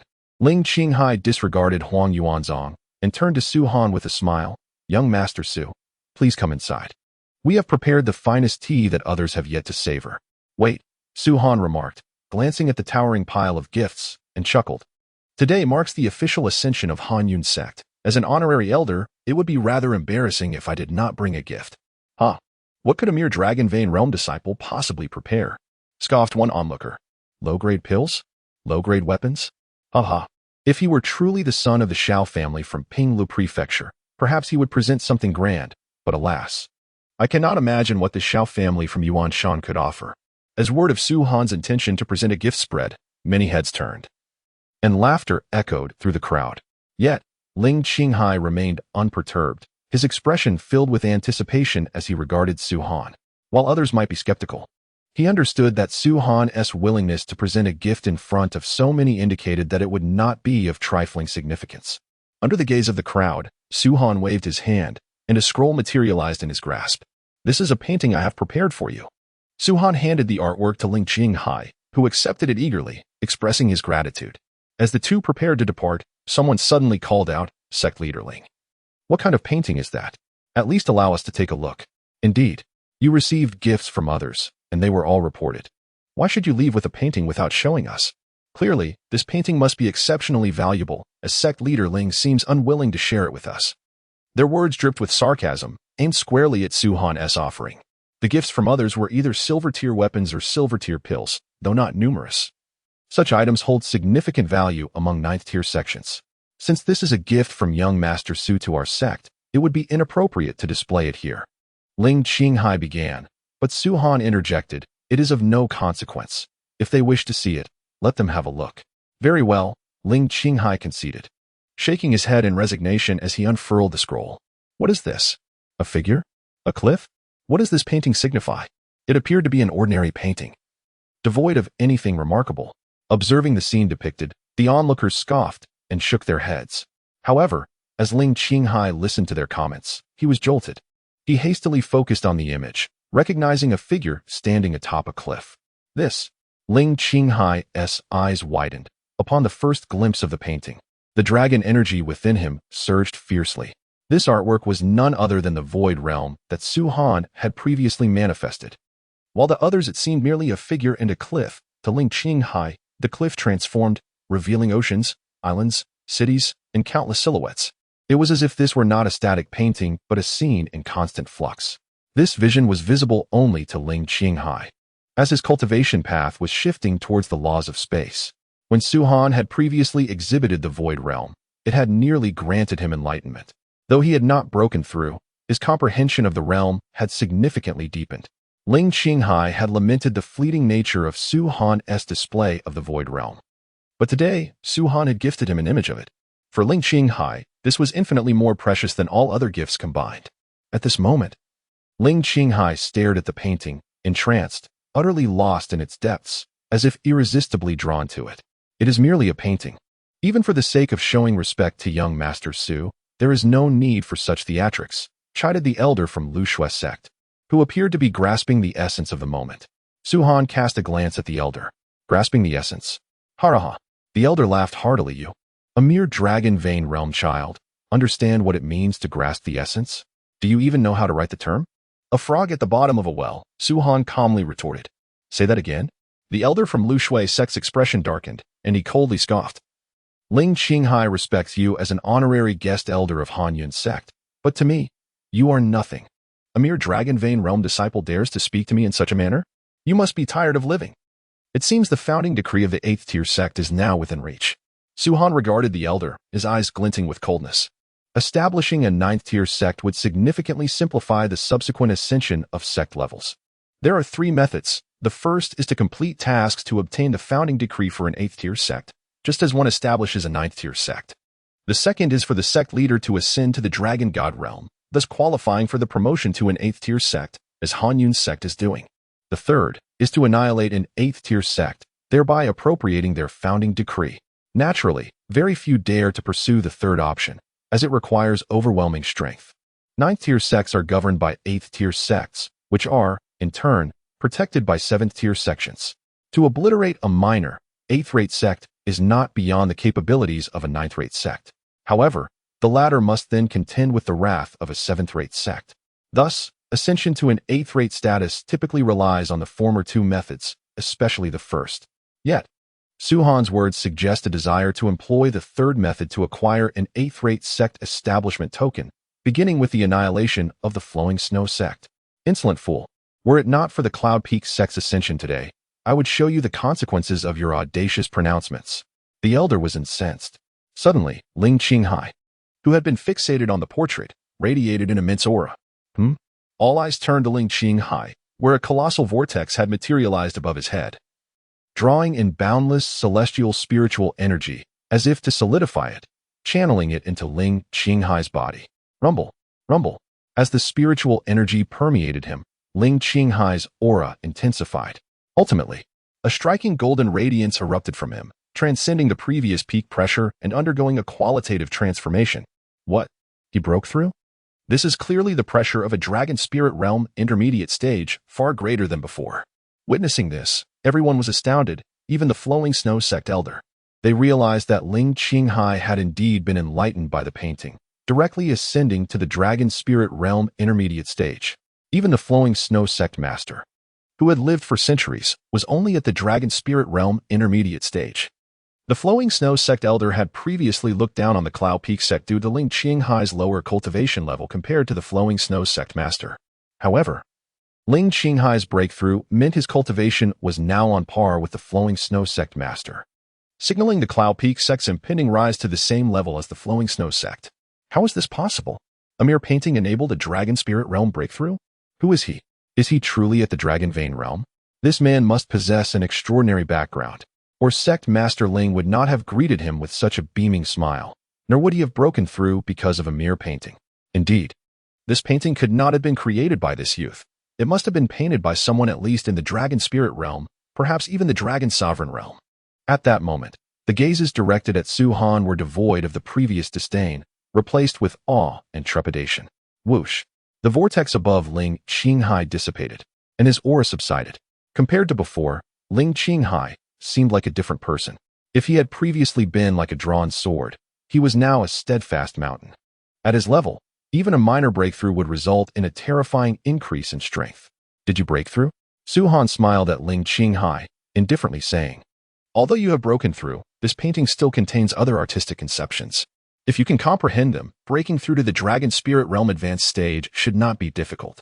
Thank you, young Master Su. Ling Qinghai disregarded the gazes of others, and, under the scrutiny of so many, clasped his hands and bowed deeply. No need to thank me. Your talent is not bad. You merely took some detours due to the lack of proper guidance. After Su Han finished speaking, he walked toward the Cloud Peak sect. Ling Qinghai hastily followed, and the rest of the crowd, in their astonishment, also went along. An hour later, all the guests invited by the Cloud Peak sect had arrived. The Cloud Peak sect's ascension ceremony officially commenced. The elder bestowing the 8th-rate sect establishment token was the most esteemed figure present, even surpassing Ling Qinghai. This was Qing Yu, the patrol envoy of the super sect giant, all stationed in Pingle Prefecture. Yuanshan County was under the jurisdiction of Yunyang Prefecture City, which in turn was under Pingle Prefecture. The entire Eastern Mausoleum Kingdom had only 4 prefectures: Pingle, Wang'an, Chanying, and Jinyang. The status of the 4 prefectures was comparable only to the Eastern Mausoleum Kingdom's royal family, with foundations rivaling those of 7th-rate sections. Even the sect masters of 7th-rate sects would not dare to be too arrogant in the presence of the prefects of the 4 prefectures. Qing Yu was the patrol envoy of Pingle Prefecture, second only to the prefect in status. Furthermore, he was an outer disciple of Giant Isle, one of the 10 most powerful super sects in the entire Dragon Martial continent. Even an outer disciple's status was far higher than that of an 8th-rate sect master. From this day forward, the Cloud Peak sect is officially promoted to an 8th-rate sect. Qing Yu's voice echoed throughout the plaza. Congratulations, Sect Masterling. Congratulations, Sect Masterling. Haha. With Sect Masterling's aptitude, I imagine a 7th-rate sect is not far off. As fellow 8th-rate sects, Sect Masterling, please do not compete with us for resources. Those sect members all offered their congratulations, as such embellishments cost nothing and were easy to do. After giving Ling Qinghai the 8th-rate sect establishment token, Qing Yu also gave him 10 9th-rate sect establishment tokens. This was the right of an 8th-rate sect. Upon promotion to an 8th-rate sect, the 10 nearest 9th-rate sects would immediately fall under its jurisdiction. In addition, it would possess 10 9th-rate sect establishment tokens. These tokens did not necessarily have to be issued by the Cloud Peak sect. They could also be auctioned off.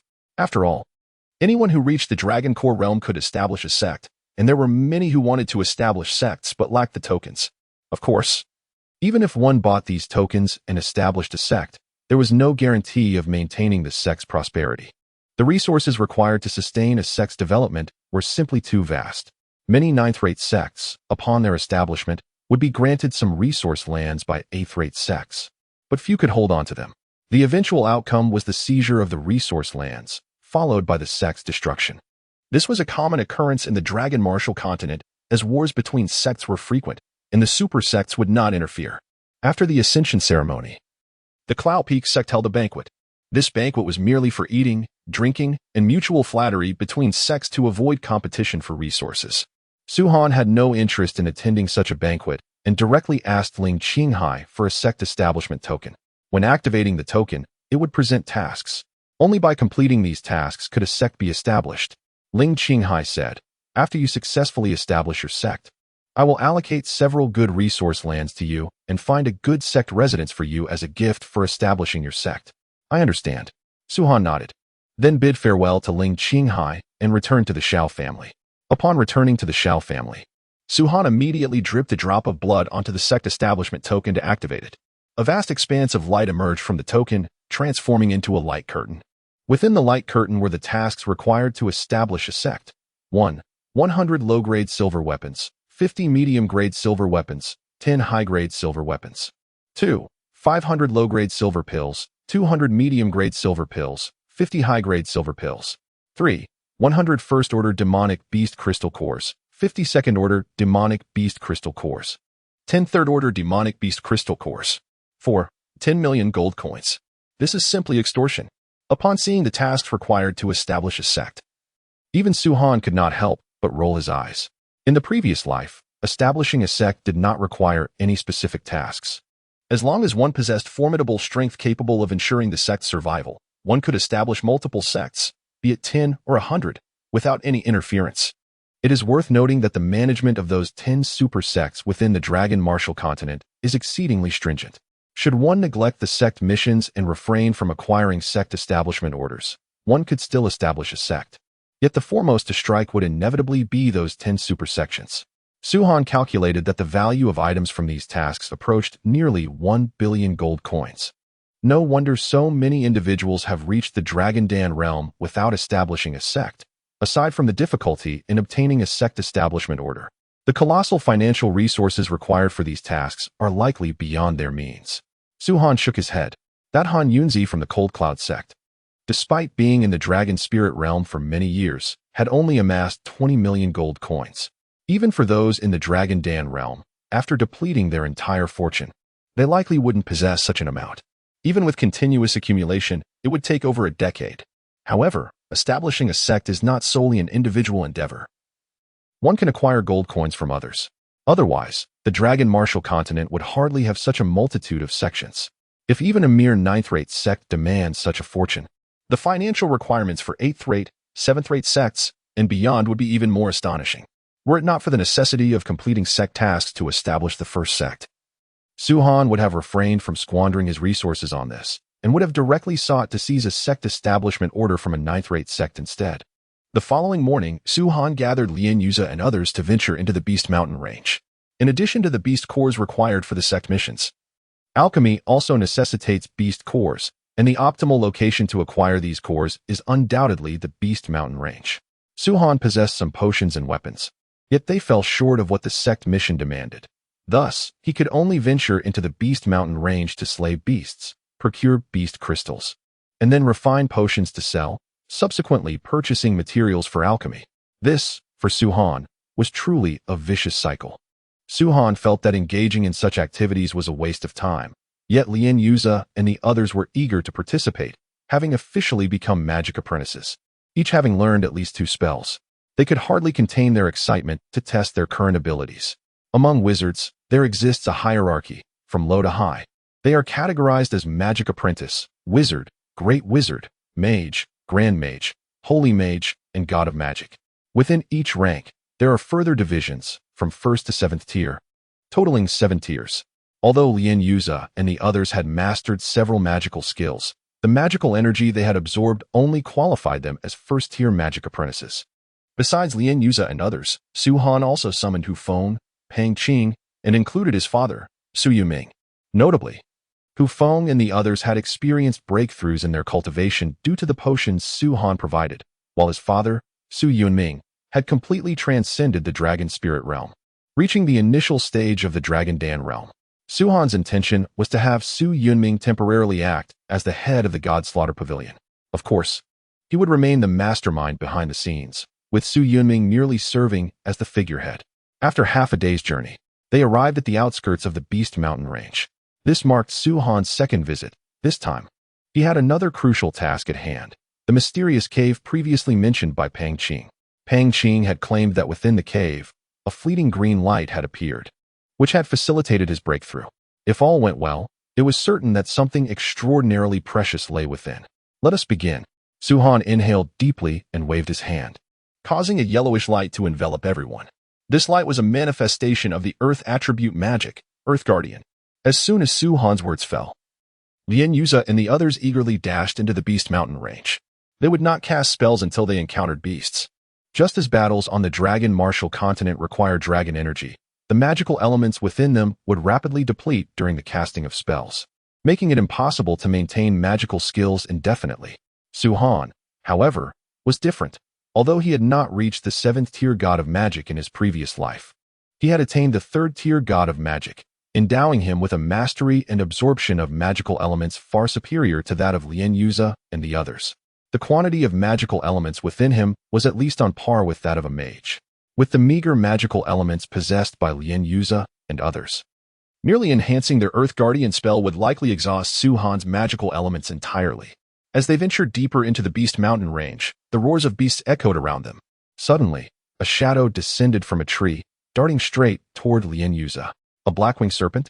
Lien Yuza scoffed. Just a first-tier little snake. It hardly warrants the use of magic. As he spoke, he drew his sword and struck down toward the blackwing serpent. With a flash, the sword glimmered with a silvery light, indicative of its status as a silver-grade weapon. Prior to their departure, Su Han had equipped them all with mid-grade silver weapons, neither too high nor too low, perfectly suited for Lien Yuza and the others. Had the weapons been of a higher grade, they would not have been able to wield such power effectively. As for Su Yunming and Pang Qing, Su Han had provided them with superior silver-grade weapons. Su Yunming, being in the Dragon Dan realm, was fully capable of wielding gold-grade weapons, yet Su Han lacked the materials for crafting them. Pang Qing, having just surpassed the initial stage of the Dragon Spirit realm, found the superior silver-grade weapon to be most fitting. With a swift slash, blood sprayed as the blackwing serpent was cleaved in two. So sharp, Lien Yuza's eyes sparkled with excitement. He could distinctly sense that it was not merely his strength, but rather the exceptional sharpness of the silver-grade weapon that facilitated this feat. Had he wielded an ordinary weapon, he would have had to unleash his full strength at the initial stage of the Dragon Blood realm to slay the blackwing serpent. After all, the blackwing serpent is renowned for its formidable defense. Its outer layer of scales can withstand attacks from those at the initial stage of the Dragon Blood realm without sustaining injury. That strike of yours has effectively split the blackwing serpent's crystal in two. This beast crystal is credited to you, Su Han remarked. I didn't do it on purpose. Lien Yuza chuckled, glancing at Su Han with newfound enthusiasm and gratitude, devoid of any previous resentment. Without Su Han, he would never have mastered magic or acquired a silver-grade weapon. Even a mid-grade silver weapon is worth around 2 million gold coins. As the group delved further, the number of beasts encountered increased. However, they were still on the periphery of the Beast Mountain range, where most of the beasts encountered were merely first-tier. Die! At one point, a descendant of the Shao family shouted, his sword flashing as he shattered the shell of a land turtle. Another one. The Shao family descendant pocketed the land turtle's beast crystal, his cheeks flushed. With this addition, he now possessed 53 first-tier beast crystals, still needing 47 to meet the sect mission's target of 100. Haha. With these silver-grade weapons, slaying these first-tier beasts is exceedingly simple. Even magic is unnecessary. Lien Yuza laughed heartily. Indeed, even if we need the remaining 47, it won't take half an hour. Others chimed in. Throughout this period, Su Han and Hu Feng had not made a single move. It was solely Lien Yuza and the Shao family descendants who dealt with these first-tier beasts. As they put it, when facing these first-tier beasts, there was nothing a single strike couldn't resolve. If there were, then 2 strikes would suffice. The sect mission requires 100 crystals, but since we have this rare opportunity, we should gather as many as we can, as they will be needed for your cultivation in the future, Su Han remarked. We have already begun to practice magic. What do we need these demon crystals for? Lien Yuza couldn't help but inquire. Do you think that once you have mastered magic, demon crystals become obsolete? Su Han smiled and shook his head. While the elements of magic do indeed clash with the spiritual energy of heaven and earth, the dragon veins you have opened can also store magic elements. This implies that the higher your cultivation, the greater the capacity for storing magical elements. Understanding dawned upon Lien Yuza and the others, who nodded in agreement. Warriors cultivate dragon energy, and their dragon veins are specifically designed to store this energy. Likewise, mages possess a means to store magic elements, known as the magic core. However, one must attain the rank of a grand mage to truly condense a magic core. Prior to that, what they possess is merely an illusory core. Yet, for Lien Yuza and the others, not only can their illusory cores store magic elements, but their dragon veins can do so as well. This effectively provides them with 2 reservoirs for magical elements, making their combat capabilities significantly superior compared to the mages of the advanced planet Su Han had encountered. Suddenly, a tremendous roar echoed before them. As the sound faded, a massive figure, 3 meters in length, emerged into view. It was a second-tier demon beast, the rampaging demon lion. Lien Yuza and the others' expressions sharpened. The rampaging demon lion holds a prestigious position among second-tier demon beasts. An ordinary Dragon Blood Realm warrior would have no choice but to flee upon encountering it. Even in its standard state, the rampaging demon lion is exceedingly formidable, far surpassing its peers, and it possesses a second state, known as the rampaging state. This state is what earns it the title of the rampaging demon lion. When wounded, it becomes enraged and swiftly enters its rampaging state. In that state, even those in the dragon spirit realm must carefully deliberate before engaging in battle. Haha, this is perfect for testing the power of my mountain rock giant. Lien Yuza laughed heartily. The others shared his anticipation. Had they encountered the rampaging demon lion before mastering magic, they would have undoubtedly fled in terror, and even Lien Yuza, a Dragon Blood Realm warrior, would have had no choice but to escape. Yet now, they were eager to confront the rampaging demon lion in battle.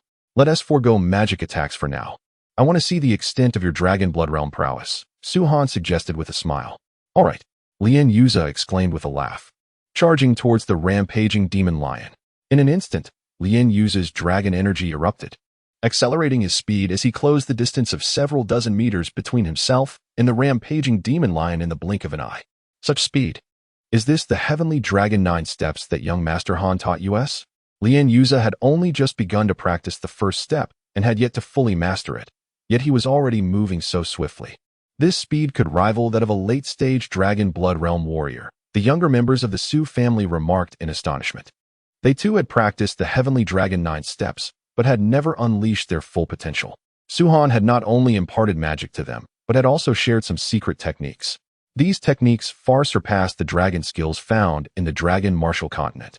In Su-Han's words, it was not that the secret techniques were powerful, but rather that the dragon skills of the dragon martial continent were woefully inadequate. For instance, the heavenly dragon 9 steps, while considered weak in Su-Han's memory, allowed Lien Yuza in the early stage of Dragon Blood Realm to match the speed of those in the late stage. With a resounding crash, Lien Yuza collided with the rampaging demon lion. The lion, lacking any special attack methods, could only strike with its robust and sharp limbs. Dust flew as Lien Yuza was sent reeling backward, while the rampaging demon lion remained unscathed, charging after him, showcasing its immense strength. Haha, bring it on. Lien Yuza laughed, uninjured, and once again struck at the rampaging demon lion. This time, a colossal fist aura coalesced around his fist, expanding several meters, and he hurled it towards the rampaging demon lion. Let me show you the might of my demon-subduing fist. With a resounding boom, the two forces clashed again. This time, Lien Yuza stood firm while the massive rampaging demon lion was sent tumbling backward, crashing to the ground. How powerful! Everyone gasped in astonishment. This demon-subduing fist was also a technique taught by Su-Han. Prior to using it, Lien Yuza was flung away by the rampaging demon lion. Yet after unleashing the fist, he had sent the lion flying. One must remember, the rampaging demon lion is one of the most elite second-tier beasts, renowned for its immense strength, and yet this mere early-stage Dragon Blood Realm warrior had managed to overpower it. Just how formidable must the demon-subduing fist be? If Lien Yuza had taken down the rampaging demon lion, I would have loved to test my current strength, one of the onlookers remarked. Hee. There will be plenty of opportunities ahead. The secret techniques young Master Han has taught us are truly astonishing, another added, glancing at Su-Han with newfound admiration. To the casual observer, Su-Han was merely a Dragon Vein Realm individual. Even with extraordinary talent, he remained a Dragon Vein cultivator. Techniques like the demon-subduing fist and the heavenly dragon 9 steps were unheard of, yet Su-Han wielded them with ease. It was no wonder he could defeat early-stage Dragon Blood Realm warriors. Now, having learned these two techniques, even they felt a surge of confidence to confront Dragon Blood Realm experts. A furious roar erupted from the rampaging demon lion. Its eyes turned blood red, its fur bristling, and its already massive 3-meter frame swelled to 4 meters. Had it succumbed to its rampaging state? Lien Yuza showed no sign of fear, but smiled slightly. After all this time, it's time to end this battle. I did not come here to play with you. As his words fell, Lien Yuza drew his sword once more. Being merely in the early stage of Dragon Blood Realm, even possessing the demon-subduing fist and the heavenly dragon 9 steps, he could not hope to slay the rampaging demon lion swiftly, as that would only deplete his dragon energy. In other words, he was not Su-Han. Boom. The rampaging demon lion, now in its rampaging state, charged towards Lien Yuza with tremendous force, causing the ground to tremble beneath it. In this state, its speed, strength, and attack power had multiplied several times over, making it formidable even against early-stage Dragon Spirit Realm warriors. Stellar Sword Technique. Lien Yuze suddenly swung his sword, executing the technique Su Han had taught him. With a flash, golden light erupted, revealing a vast expanse of starlight, transforming the area beneath the descending sword into a celestial realm. However, this starry sky was not black, but rather a brilliant white. As the sword descended, the multitude of stars surged forward, bombarding the rampaging demon lion. Die! Boom! Boom! Boom! As Lien Yuze's voice subsided, the rampaging demonic lion, which had been charging towards them, abruptly recoiled. With each step backward, its immense form emitted thunderous sounds, and agonizing howls escaped its jaws. A torrent of blood streamed down its body, revealing a rapid proliferation of ghastly wounds. Thump! In the end, the starlight dissipated entirely, and the demonic lion's carcass crashed to the earth, devoid of life. So formidable. The scions of the Shao family stared fixedly at the demonic lion. They had only witnessed Lien Yuze unleash a single sword strike, yet they were unable to discern the precise manner of the beast's demise. Gazing upon the hundreds of lacerations that marred the demonic lion's hide, they inhaled sharply, their breaths catching in their throats. Merely a single sword stroke, yet so many wounds? And each one dealt a fatal blow to the demonic lion. Were such an attack to land upon a person, would they not be utterly annihilated? This was no mere sword stroke. It was an onslaught of hundreds of strikes. To defend against it would not be a matter of parrying a single blow, but rather withstanding a barrage of hundreds. Brother Suen, am I not powerful? Lien Yuze turned towards Su Han, as if seeking commendation. His complexion was pallid, a testament to the exorbitant expenditure of dragon chi required to execute the Starry Sky swordplay. A single strike of this magnitude was the limit of his dragon chi reserves. Its potency was undeniable, but its cost was equally staggering. Not bad. Su Han nodded in approval. Praise cost nothing, and he was not one to withhold it. However, he added, refrain from calling me Brother Suen in the future. It sounds rather awkward. How can that be? You are my brother Suen. Lien Yuze declared matter-of-factly. I am your loyal follower. Anyone who dares to bully you will face my wrath. Does young Master Han even require your assistance? Bah. He's acquired a few arcane techniques and become swollen with conceit. Why don't you become my follower instead? The Shao family descendants jested. Although Lien Yuze's cultivation base currently surpassed theirs, their dragon veins were far more abundant. Upon achieving breakthroughs, their strength in the dragon martial continent would undoubtedly eclipse Lien Yuze's. Moreover, their relationships had improved, and Lien Yuze had shed his former arrogance. They no longer feared him and frequently engaged in playful banter. Shao, what do you know? Lien Yuze retorted, rolling his eyes as he extracted the demonic lion's demon core. With my brother Suen's stature, he cannot be expected to exert himself against every Tom, Dick, and Harry. All right, Su Han said with a helpless shake of his head. Let's proceed with haste. We are not here to squander time. Subsequently, the group ventured deeper. This expedition was a far cry from their previous foray with the Su family guard. Although the Su family guards were predominantly at the Dragon Blood realm, while the Shao family scions were mostly at the Dragon Vein realm, they possessed formidable secret techniques imparted by Su Han, as well as devastatingly powerful magic. Their strength was worlds apart from that of the Su family guard. Even Hu Feng and Pang Qing sighed inwardly. Had they encountered a rampaging demonic lion on their previous expedition, dozens would have perished before they could escape. Can one person truly sway the course of a battle? Pang Qing murmured, glancing at Su Han before exchanging a look with Hu Feng. I have a feeling that even if we were to encounter a horde of demonic beasts like before, we could easily emerge unscathed.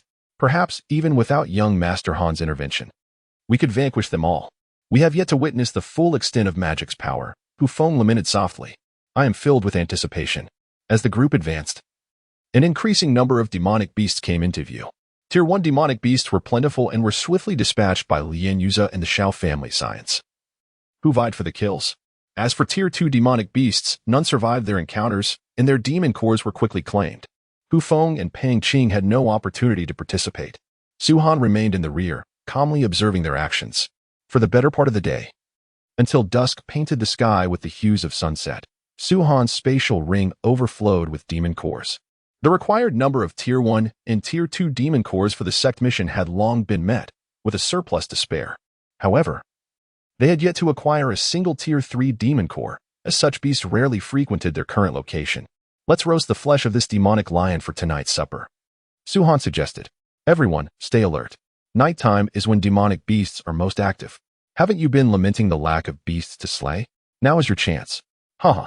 I shall replenish my strength and slaughter them until the ground is littered with corpses. Lien Yuza exclaimed with the greatest enthusiasm. After a full afternoon of slaying, his thirst for battle remained unquenched. In the past, he would have fled at the sight of a Tier 2 demonic beast, but now he reveled in the carnage. Soon, the demonic lion's flesh was roasted to perfection. After the group had feasted, they rose to continue their journey. However, at that moment, figures emerged from the surrounding thickets. These figures were clad in uniform white robes, emblazoned with badges bearing no markings. Suhan and his companions immediately recognized them as members of a sect, one that had yet to be formally established, hence the blank badges. Are you also here to complete a sect mission? Haha, greetings. Lien Yuza boomed upon seeing the newcomers. Greetings, my foot. Can't you sense the murderous intent emanating from them? Ufeng rolled his eyes. Lien Yuza paused, his brow furrowing. Are you also here for a sect mission? A middle-aged man emerged from the group, his white robe stained with blood. Even his face bore traces of gore. Evidence of his numerous kills. What is it? Suhan inquired blandly. Get out of the way, you mere dragon vein realm whelp. You are not worthy to converse with this sect.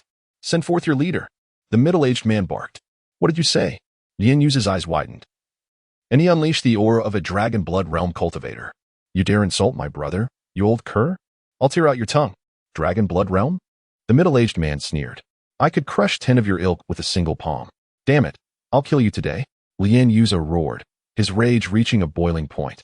I shall repeat myself. Send forth your leader, or none of you shall leave this place alive. The middle-aged man declared coldly. Suhan frowned slightly, stepping forward. I am the leader, he stated calmly. Speak your mind. You? The middle-aged man was incredulous, but upon observing that Lien Yuza, Pang Qing, Ufeng, and the others deferred to Suhan, his brow furrowed. Are you not here to complete a sect mission? Indeed, Suhan confirmed with a nod. The middle-aged man's confusion deepened. Completing a sect mission, yet led by a dragon vein realm cultivator? And upon closer inspection, aside from Lien Yuza, Pang Qing, Ufeng, Xiyiming, and Zhang Hai, the rest are all at the dragon vein realm. Are they merely fortunate, or are they concealing their true strength? Did you also obtain a sect founding token from the Han Yun sect? The middle-aged man pressed. Yes, Suhan replied impatiently. Do you have something to say? If so, speak quickly and cease wasting my time. Haha, it seems you have no concept of mortality. The middle-aged man bellowed with a boisterous laugh. I am Mage Tian, the vice sect master of the blood demon sect. Surrender all the demon crystals from your packs if you wish to live, or face utter annihilation. Suhan furrowed his brow, lost in contemplation. You recognize me? Mage Tian inquired. No, I do not, Suhan replied, shaking his head. However, I must commend you on your auspicious name. Mage Tian was taken aback. What do you mean? His confusion was met with uproarious laughter from Lien Yuja and the others. What are you laughing at? Mage Tian demanded, his voice laced with fury. Mage Tian, Mage Tian. Ha ha ha, it seems your days are numbered. Lien Yuja exclaimed. A younger member of the Shao family chimed in. Did your parents possess no semblance of culture?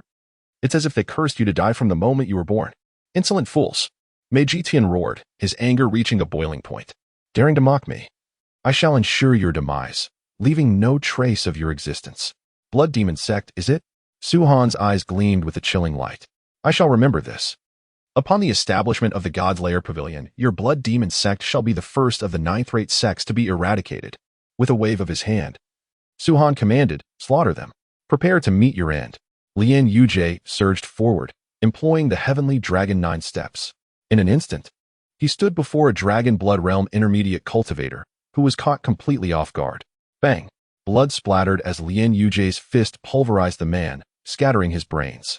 What? How is he so swift? He's merely at the dragon blood realm initial stage, yet his speed rivals that of the dragon blood realm late stage. The blood demon sect members were visibly shaken, their faces etched with disbelief at Lien Yuja's instantaneous obliteration of a dragon blood realm intermediate cultivator. Despite their numerical superiority, numbering nearly 100 in their higher cultivation levels, with a majority in the dragon blood realm and few in the dragon vein realm, they were now apprehensive. After all, the dragon vein realm cultivators were considered delicate flowers, requiring nurturing rather than combat. Their presence here was more of a burden than an asset. Suhan discerned that the middle-aged man possessed the highest cultivation level, reaching the dragon spirit realm late stage. He surmised that the blood demon sect's leader was likely a dragon core realm cultivator, perhaps the only one in the sect. Such meager strength would inevitably lead to their swift demise upon establishing a sect. Su-Han shook his head, lamenting their inadequacy. If we are destined for swift destruction, then your fate is even more dire. The middle-aged man gestured commandingly. Kill. Instantly, a swarm of figures descended upon Su-Han and his companions, brandishing swords and sabers, their blades glinting menacingly. Su-Han remained unperturbed, showing no inclination to engage in combat. The only one who piqued his interest was the middle-aged man, Mei Jitian. Unless Mei Jitian made a move, Su-Han would remain idle. Moreover, Su Yuming, with his dragon core realm cultivation, was more than capable of annihilating them all.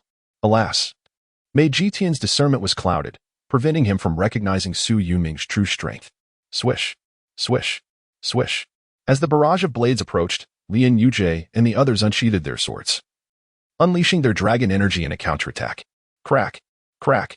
The clash produced a series of crisp sounds, causing the expressions of the blood demon sect members to contort in disbelief.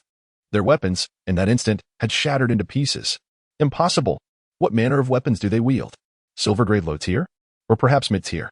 How could Dragon Vein Realm cultivators be equipped with such exquisite gear? The blood demon sect members were incredulous.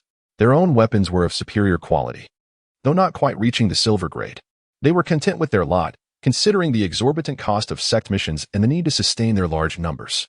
Equipping them with superior grade weapons was already a considerable feat, yet Lien Yujie and his cohorts wielded silver-grade weapons. With such meager resources, you dare call yourselves a sect? Lien Yujie sneered as he charged forward, delivering a devastating blow to one of the assailants. The latter's face paled as he desperately attempted to parry with his broken weapon. However, his shattered blade was no match for Lien Yujie's mid-tier silver-grade sword. Splatter! Blood erupted as the man was cleaved in two. You seek death? Mei Jitian roared, his figure hurtling forward, his fist aimed at Lien Yujie. Su-Han and the others stood idly by, showing no intention of intervening. This blatant disregard only fueled Mei Jitian's rage. He unleashed his full power, his dragon spirit realm late-stage cultivation reaching its zenith. Did you truly believe that no one could vanquish you? Prepare to die. As Mei Jitian's words echoed, his fist struck Lien Yujie with devastating force. Despite his silver-grade weapon and the secret techniques taught by Su-Han, Lien Yujie was merely at the Dragon Blood Realm initial stage. In terms of raw power, he was no match for Mei Jitian, especially without resorting to magic. Bang! Lien Yujie was sent flying, crashing into the ground several meters away, creating a sizable crater. The Blood Demon sect members erupted in cheers, finally venting their pent-up frustration. After all, Lien Yujie had previously slain two of their Dragon Blood Realm comrades. However, their jubilation was short-lived as Lien Yujie emerged from the crater, unscathed. What? How could he withstand the Vice Sect Master's attack and survive? Impossible. The Vice Sect Master's power is such that even a Dragon Blood Realm late-stage cultivator would be instantly killed. Mei Jitian's expression darkened. He observed that Lien Yujie had suffered no injuries and was standing there, seemingly unharmed. That's not right. Mei Jitian's gaze shifted back to Lien Yujie, and he noticed that the earthen yellow glow that had enveloped him had vanished. It was that earthen yellow barrier that allowed him to withstand my attack without suffering any harm. Mei Jitian realized. Just as he reached this conclusion, Su-Han's slender fingers flicked in Lien Yujie's direction. Buzz! A resonant hum filled the air as the earthen yellow barrier, which had previously disappeared, reappeared around Lien Yujie. What? Mei Jitian was utterly astounded. Had he not witnessed it with his own eyes? He would never have believed that the earthen yellow barrier, capable of withstanding an attack from a Dragon Spirit Realm late-stage cultivator without causing any injury, originated from a Dragon Vein Realm cultivator. The other members of the Blood Demon sect were equally stunned, their eyes wide with disbelief. How can we possibly fight this?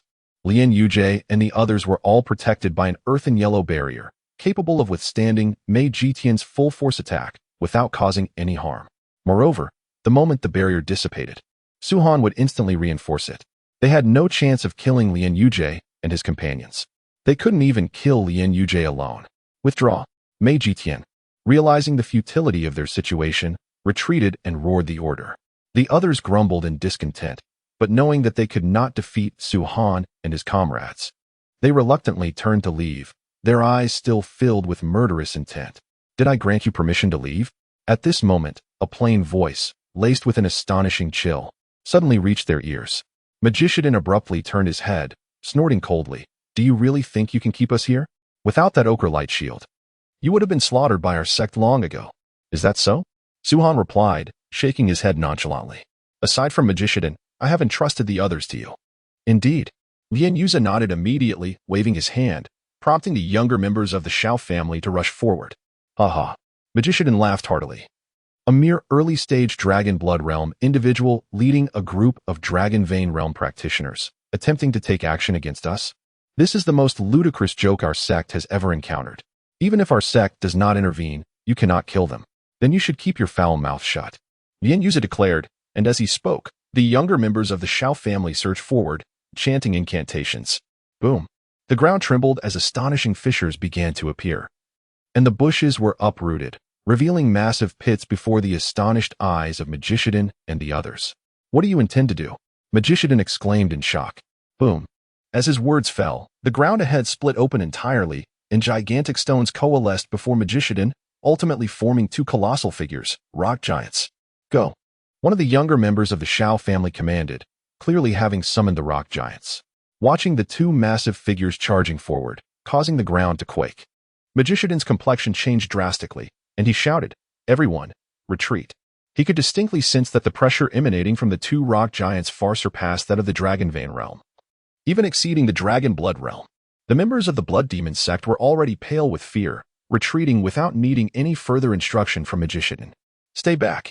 Just then, another younger member of the Shao family spoke, and as he finished his incantation, he raised his hand skyward. Whoosh. In an instant, a colossal beam of light surged from the ground, encompassing a radius of hundreds of meters, trapping everyone within it, including Su Han and those attempting to flee from the Blood Demon sect. Break it. The members of the Blood Demon sect struck fiercely at the light barrier, which trembled violently. After all, this Shao family member was merely a novice spellcaster, and under such a barrage, it was only natural for the barrier to quiver. However, it did not shatter. Quite impressive, Su Han remarked, casting a satisfied glance at the younger member of the Shao family. Hearing this, the young man beamed with joy. It was rare for anyone to receive Su Han's praise since he began his magical studies. What is this thing? Magician was utterly astonished. His gaze fixed on the two younger members of the Shao family, gritting his teeth. Before today, Magician had never imagined that mere Dragon Vein realm practitioners could exhibit such astonishing abilities. This is what I call the rock giant. One of the younger members of the Shao family grinned. And I call this the demon ceiling canopy, the other added, referring to the enormous ochre light shield enveloping the area. Boom. At this moment, the members of the Blood Demon sect were trapped by the demon ceiling canopy and could not escape, while the two rock giants approached, their colossal fists descending upon them. The faces of the Blood Demon sect members turned ashen as they scrambled to evade the blows, but their speed was no match for that of the rock giants. The might of the rock giants had once caused Li Qing, a late-stage Dragon Blood Realm individual, to flee in terror. And they had even withstood attacks from Ping Yuzi of the Dragon Spirit Realm. The Dragon Blood Realm practitioners stood no chance of escape. Bang! The massive fist struck the ground, creating a deep crater.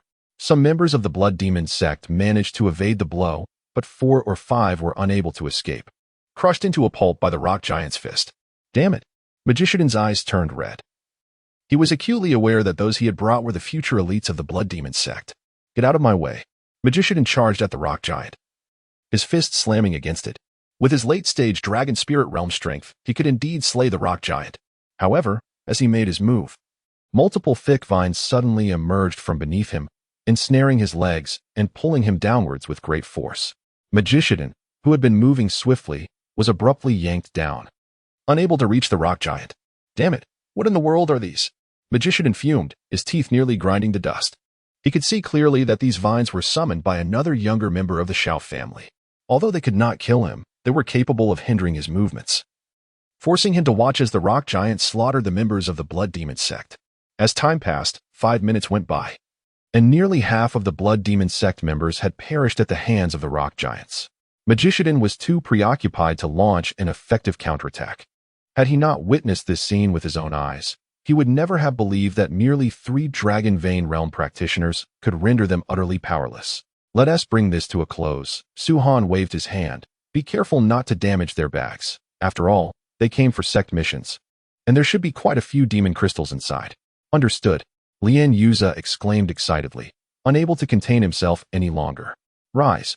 Lian Yuza raised his hands and waved them forward, causing a cloud of black mist to coalesce and envelop the corpses of the deceased members of the Blood Demon sect. In the wake of this black mist, something astonishing occurred. All the corpses, except for those completely reduced to mush, began to rise. Impossible. Magician's expression shifted drastically. He could hardly fathom how the dead could come back to life. Kill. Lian Yuza whispered softly. Kill. In an instant, the reanimated corpses shouted in unison. Their black mist-enshrouded figures charging towards the remaining members of the Blood Demon sect. Run. Escape. Magician shouted fiercely. Chapter 81. A great harvest want to leave? Don't you think it's too late?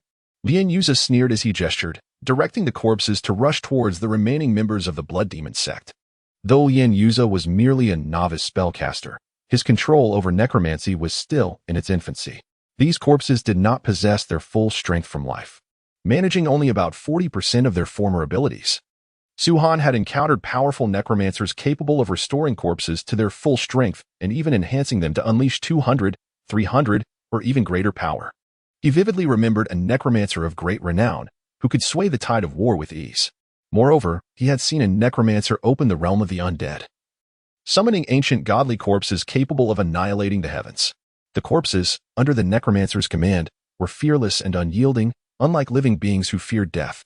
At this moment on the battlefield, the members of the Blood Demon sect found themselves cornered, with no escape in sight. The two rock giants had already instilled fear in them, and now, with the appearance of countless corpses, the situation grew increasingly dire. Fight to sustain the fight. This was the true power of the necromancer. Regardless of whether the corpses belonged to allies or foes, any corpse could be controlled. However, as the number of corpses increased, the consumption of magical elements would also escalate. In the blink of an eye, half an hour had passed, and all members of the Blood Demon sect, except for Mei Jitian, lay dead. The expression on Mei Jitian's face was beyond mere shock. He shattered the vines, only for new ones to appear, making any attempt to flee exceedingly difficult. The two towering rock giants, along with the corpses of the Blood Demon sect members, naturally turned their attention towards Mei Jitian. Under such circumstances, the pressure on him escalated swiftly. Nevertheless, as a formidable warrior at the late stage of the Dragon Spirit realm, he knew that defeating these two rock giants and the surrounding corpses was no simple feat. I shall take care of this. Hu Feng stepped forward, a slight smile gracing his lips. After watching for so long, my hands have grown a bit restless. Very well, Su-Han nodded slightly. Hu Feng had recently broken through to the Dragon Spirit realm, albeit in its initial stage. However, armed with the secret techniques bestowed upon him by Su-Han, eliminating Mei Jitian, a late-stage Dragon Spirit realm cultivator, should pose no challenge. With a swift motion, Hu Feng drew his sword and raised it above his head, unleashing a powerful strike towards Mei Jitian, who was a good 10 meters away. Stellar sword technique. In an instant, a myriad of stars manifested in the sky, creating a dreamlike scene that captivated all who beheld it. Yet amid such beauty, an overwhelming sense of lethal intent lurked. As Hu Feng's sword descended, the celestial bodies enveloped Mei Jitian at an alarming speed. Do you think you can kill me with your initial stage of the Dragon Spirit realm? Get lost. Mei Jitian retorted, albeit with a hint of desperation. He wielded his own sword in an attempt to block Hu Feng's attack. However, at that moment, Mei Jitian's expression shifted dramatically. He realized that the true threat of Hu Feng's strike did not lie in the sword's brilliance, but rather in the countless stars raining down. Boom, boom, boom. The stars descended, causing a series of resounding explosions. Mei Jitian unleashed all his dragon energy, exerting his full strength to withstand the onslaught. Yet, the sheer number of stars was overwhelming. As the saying goes, a prolonged defense leads to inevitable failure. After enduring several strikes, one star finally collided with Mei Jitian, sending him hurtling backward. With a cough of blood, he was propelled through the air. The impact of that single star seemed to breach Mei Jitian's defenses, and soon after, a torrent of stars bombarded him relentlessly.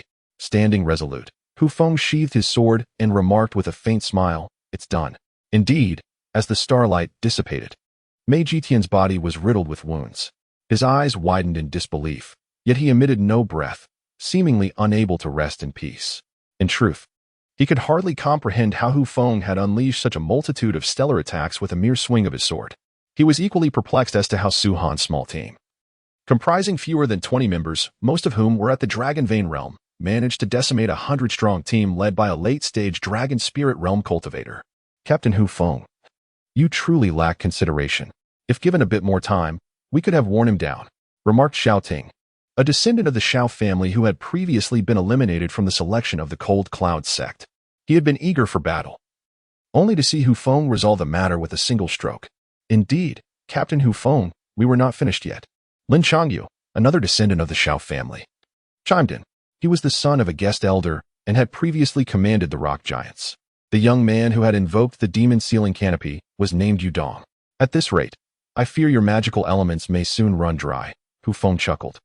Even if we exhaust ourselves, being able to defeat a powerful late-stage dragon spirit realm cultivator with our dragon vein realm strength would still be worth it, Yudong murmured. Enough, Su Han interjected with a smile. Let us assess the spoils of this battle. Hu Feng is right. Your magical elements are likely running low. We must conserve our strength for the battles ahead, so we cannot waste time on Mei Jitian. Upon hearing this, the group fell silent. Some stepped forward to collect the backpacks from the fallen members of the Blood Demon sect. Regrettably, one backpack contained a dozen demon crystals, but had been shattered by the rock giant's fist. My lord, Mei Jitian possesses a spatial ring. A voice of surprise came from Lien Yuza. Su Han nodded. Given Mei Jitian's status as the deputy sect leader and his late-stage dragon spirit realm prowess, it would be unreasonable for him not to have a spatial ring. Ultimately, Lien Yuza tallied the findings and exclaimed with excitement. The haul is truly remarkable. We have a total of 238 first-tier demon crystals, 110 second-tier ones, and a mere 16 third-tier crystals. Is there truly so much? Yudong and the others gasped, realizing that these demon crystals alone would suffice to meet the sect's mission requirements. It seemed Mei Jitian and his comrades had gathered enough demon crystals for their sect's tasks but had been greedy, seeking to acquire more, only to encounter us. Had they not acted, it would have been one thing, but they sought their own demise. Who could have stopped them? They deserve it. The group chimed in. Enough talk. Let us move on, Lien Yuza exclaimed, and the group prepared to advance. This is merely the beginning, Lien Yuza teased, as he saw the eager gazes of his companions. He laughed heartily. Besides the demon crystals, Mei Jitian's spatial ring holds dozens of vials of elixirs and nearly 100 weapons. What quality are they? Someone inquired. Let me see. Lien Yuza examined the contents, only to feel a bit embarrassed. Drat, they are all low-grade elixirs, with the best being merely of high grade and not even reaching silver quality. The weapons are nothing but ordinary. Upon hearing this, disappointment washed over the group, as they had anticipated a lucrative bounty. Did you think the members of the Blood Demon sect had luck on par with yours? Hu Feng shook his head. Even low-grade silver weapons fetch a price of 1,000,000 gold coins each. Were it not for our lord, the weapons you possess now would hardly surpass those of the Blood Demon sect. Indeed, the group cast grateful glances at Su Han. Is there nothing else? Su Han inquired nonchalantly. If not, then recover your strength and let us proceed, he continued. This expedition was not solely for the acquisition of demon crystals, but also to hone the combat abilities of his companions. Following this battle, Su Han felt quite satisfied with their performance. Moreover, there are 2 gold cards and 8 silver cards, just as everyone believed there was nothing further to uncover. Lien Yuza's laughter echoed once more. Why didn't you mention this sooner? They chided him, eager to discover the amount contained within. Well, the minimum amount on a gold card is 1,000,000, and the Blood Demon sect has truly suffered a tremendous loss this time, Lien Yuza declared. And as Mei Jitian was deceased, he dripped blood on the gold cards, claiming them as his own, revealing the amount of gold coins within. Wow. Upon seeing the amount displayed on the cards, Lien Yuza gasped in astonishment. How much is it? Speak up. The others urged anxiously. After regaining his composure, Lien Yuza reported. The total from the 8 silver cards is 5,660,000 gold coins, while the 2 gold cards amount to a staggering 320 million. What? At this revelation, Yudong, Xiao Ting, and the others stared wide-eyed. They had never before encountered such an astronomical sum of gold coins in their lives. The entire Xiao family's annual income barely reached 1,000,000, and even if they were granted 100 years, their total earnings would scarcely amount to 1,000,000,000 gold coins. In this recent battle, excluding the various elixirs, weapons, and demon crystals, the sheer amount of gold amassed reached nearly 330 million. It appears that Megashida, the deputy sect leader, holds a significant position within the Blood Demon sect. Even Su Han, typically composed, could not help but smile upon hearing this figure. Even he would require some time to amass such a fortune in gold. Surely, this must represent the entirety of the blood demon sect's wealth, mused Su Yunming. Su-Han shook his head, asserting that it likely wasn't the case. The blood demon sect, having embarked on sect missions, must have gathered all necessary items or their equivalent in gold. Moreover, Megashida is merely a deputy. The lion's share of wealth must reside with the sect leader. The others nodded in agreement. This battle has elucidated for them the quickest means to wealth, not by slaying individuals, but rather by vanquishing an entire sect. The foundational strength of a sect is evidently formidable, far surpassing that of the families in the remote mountains. Even a newly established sect possesses immense resources. However, the blood demon sect is merely sewing garments for our benefit. Su-Han's gaze shimmered with cold brilliance. Once the God Lair Pavilion is fully established, the first to be eliminated shall be the blood demon sect. Upon hearing this, the others trembled with excitement. Eager to take action immediately, for the next half-month, they spent their time in the Beast Mountain range. During this time, Su-Han's spatial ring, along with the one acquired by Lien Yuza, brimmed with demon beast cores, totaling tens of thousands. This means they had slain countless demon beasts over this half-month period.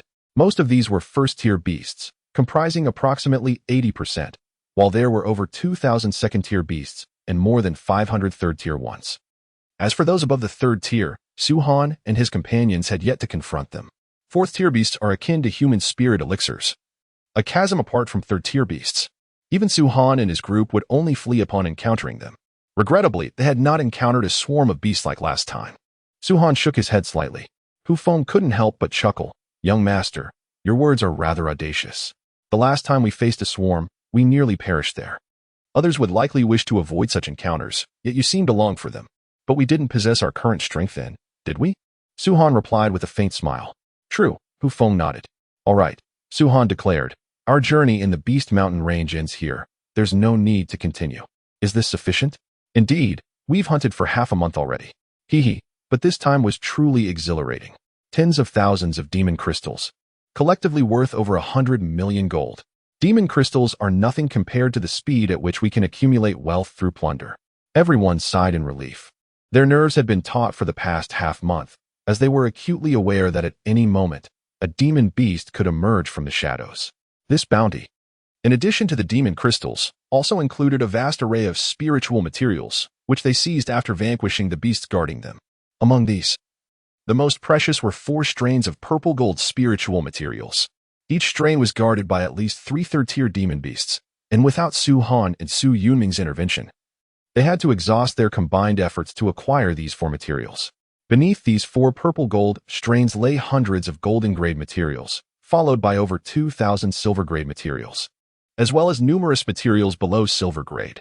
Although not akin to the Cold Cloud sect, which cultivated vast fields of herbs, this quantity remains quite impressive. It is time to investigate that cave. Su-Han turned to Pang Qing. Lead us there. Understood. Pang Qing's expression turned serious. Gratitude to Brother Loser for the generous reward of 399 book coins, and to Brother Official for the same amount. What does official requisition even mean? Thank you immensely. Your support is cherished. Chapter 83. The teleportation array. Pang Qing vividly recalled the mysterious cave, as he had gained significant benefits from it, advancing a small realm. However, he also understood that at the time, numerous demon beasts had surrounded him, yet none dared to enter the cave. After lingering outside for a while, they had retreated in fear, as if swept away by a tide. It was evident that something within instilled great terror in them. Pang Qing had marked the cave's location, situated within the territory of second-tier demon beasts. After traversing for half a day and slaying nearly 100 demon beasts, they finally arrived at the cave. Is this the place?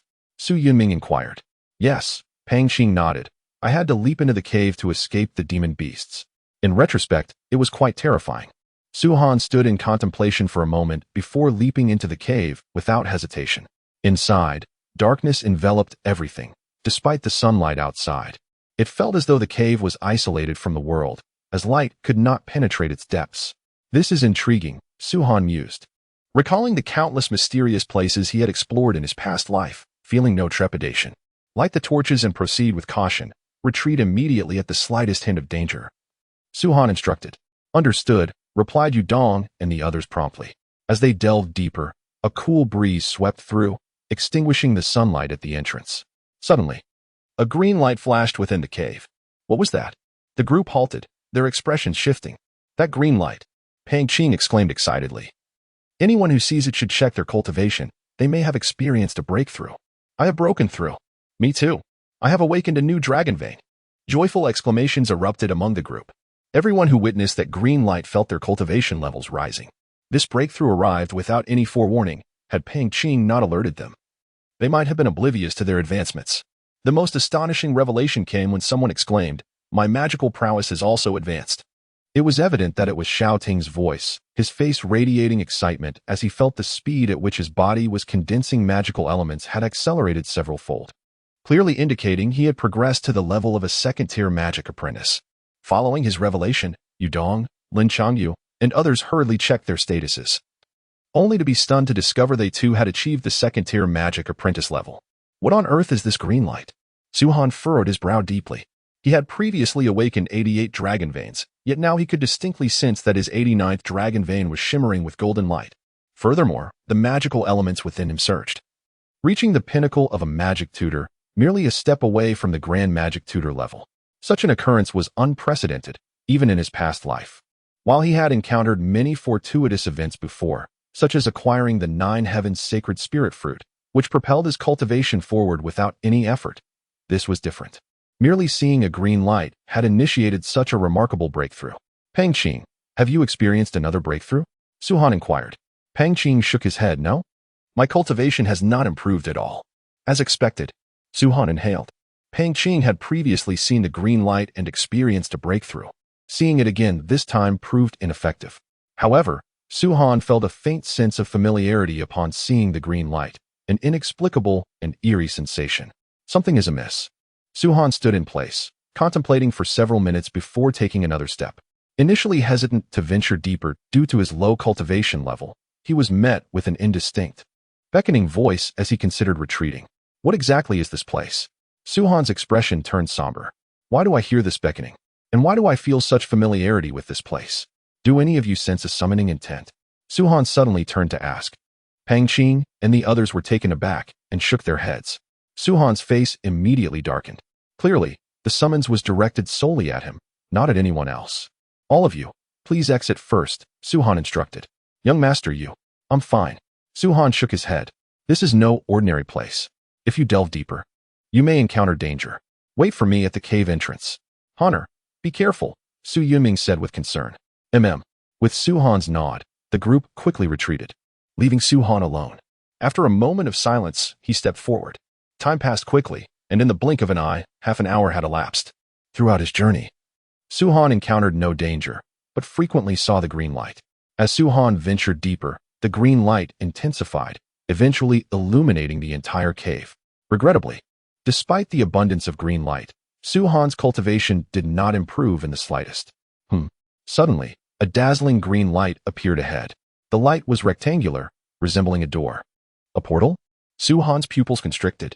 Upon seeing the portal, the sense of familiarity intensified. The summoning sound in his ears seemed to grow clearer, but he could not discern its exact message. I have never been to this dragon martial continent before, yet I clearly sense that this portal is summoning me, or rather, that the other side of the portal is summoning me. After a moment of contemplation, Su Han's expression turned resolute. I want to see what lies on the other side of this portal. With that thought, Su Han rushed into the portal without hesitation. Whoosh! At that moment, the green light flared, and in a place unseen by Su Han, the green light faintly formed 2 palms, embracing Su Han. If anyone were to observe the portal at that moment, they would be astonished to see that it resembled a human figure. And the hands formed by the green light deeply embraced Su Han as he entered the portal. Chapter 84, Radiant Seraphim. This is. The moment he entered the portal, Su Han arrived in another world. He was immediately stunned by the sight before him. It was a world of white. Without sky or earth, only a vast expanse of white. In the void above, 72 figures stood, resembling humans but with enormous black wings. Dark blood angels? Su Han's pupils constricted violently. He recognized these figures. In his previous life, Su Han had encountered dark blood angels, whose strength defied description. With a single finger, they could obliterate an advanced planet. Those who reached the level of dark blood angels possessed power comparable to the ancient emperors of the Holy Domain, and only Su Han, the Holy Domain Master, could steadily suppress them. However, in the Holy Domain, Su-Han had only encountered one Dark Blood Angel. Everyone speculated that the Dark Blood Angels possessed such terrifying power, much like the ancient emperors of humans, and their numbers were likely limited. Yet here, there were 72 of them. The 72 Dark Blood Angels were shocking enough, but even more astonishing were the three figures in the center. These three figures also possessed enormous wings, but instead of black, they were white. Moreover, these white wings numbered 12 pairs. From afar, the wings appeared vast and boundless, while the figures they were attached to seemed small in comparison. Radiant Seraphim. Su-Han's expression turned grave. These three figures were Radiant Seraphim. Compared to Dark Blood Angels, Radiant Seraphim possessed even greater strength. In his previous life, Su-Han had heard that Radiant Seraphim were formerly Dark Blood Angels. To become a Radiant Seraphim, one had to undergo 10 evolutions, only possibly evolve into a Radiant Seraph. The evolution of Dark Blood Angels was similar to human cultivation, fraught with peril. Su-Han, for example, had suffered from cultivation deviation, leading to his demise. Dark Blood Angels faced similar dangers during their evolution, more terrifying than cultivation deviation. Failure to evolve would inevitably lead to death. It was conceivable how powerful the Radiant Seraphim were after surviving so many dangers and successfully evolving. In his previous life, when Su-Han reigned over the Holy Domain, he had never encountered a Radiant Seraphim. Everyone believed that Radiant Seraphim were merely legends. However, after his rebirth, he encountered them here, and there were 3 of them. But why is there no pressure? Su-Han suddenly paused. He knew that being so close to these Radiant Seraphim, not to mention the Radiant Seraphim, even the pressure from the Dark Blood Angels would be enough to kill him instantly. Yet, after standing here for so long, he felt no pressure. The Dark Blood Angels and Radiant Seraphim did not seem to notice him. Am I too weak? Or? Su-Han's body trembled as he suddenly realized something. These Dark Blood Angels and Radiant Seraphim, while seemingly in this world, were actually in a deeper world. If the Dragon Martial Continent was the first world Su-Han was in, then the place where Su-Han was standing at the moment was the second world. And the place where the Dark Blood Angels and Radiant Seraphim were located was the third world, a world within a world. Su-Han felt a chill run down his spine. In his previous life, when his strength was at its peak, he had created a world, and even a world within a world. However, Su-Han's limit was only 2 worlds. Yet here, there were 3 worlds. No, not 3 worlds. I came here through a portal, so it doesn't include the Dragon Martial Continent. Therefore, there are only 2 worlds here. Su-Han's eyes flickered. But a world within a world is created for those with low cultivation levels, not to mention Radiant Seraphim. Even the strength of the Dark Blood Angels is enough to collapse that world. Even the world I created back then could not accommodate beings of the Dark Blood Angel level. If this is truly a world within a world, how powerful must the person who created this world be? At that thought, Su-Han felt a chill run through him. He thought he had stood at the pinnacle of the world, but after his rebirth, he discovered such a terrifying figure. Of course, this did not mean that this person was stronger than Su-Han. One could not determine the strength of cultivation based solely on this. The simplest way was to have a fight. What are they doing? Su-Han fixed his gaze upon the Dark Blood Angels and the Radiant Blazing Angels, observing as the former surrounded the 3 latter in a tight circle. Beneath these 3 luminous beings lay a colossal stone platform, enveloped entirely in a green luminescence, rendering its surface obscured and indiscernible. The Dark Blood Angels extended their hands, crimson energy seeping into the bodies of the Radiant Angels, while the latter reciprocated, their own hands outstretched, allowing blood energy to flow downward, ultimately cascading onto the stone platform. It appeared reminiscent of a sacrificial rite. Su-Han furrowed his brow. Something was amiss. In an instant, his body jolted, his eyes widening in disbelief. A transparent chain was affixed to each of them. A tempest surged within Su-Han's heart as he struggled to comprehend the scene before him.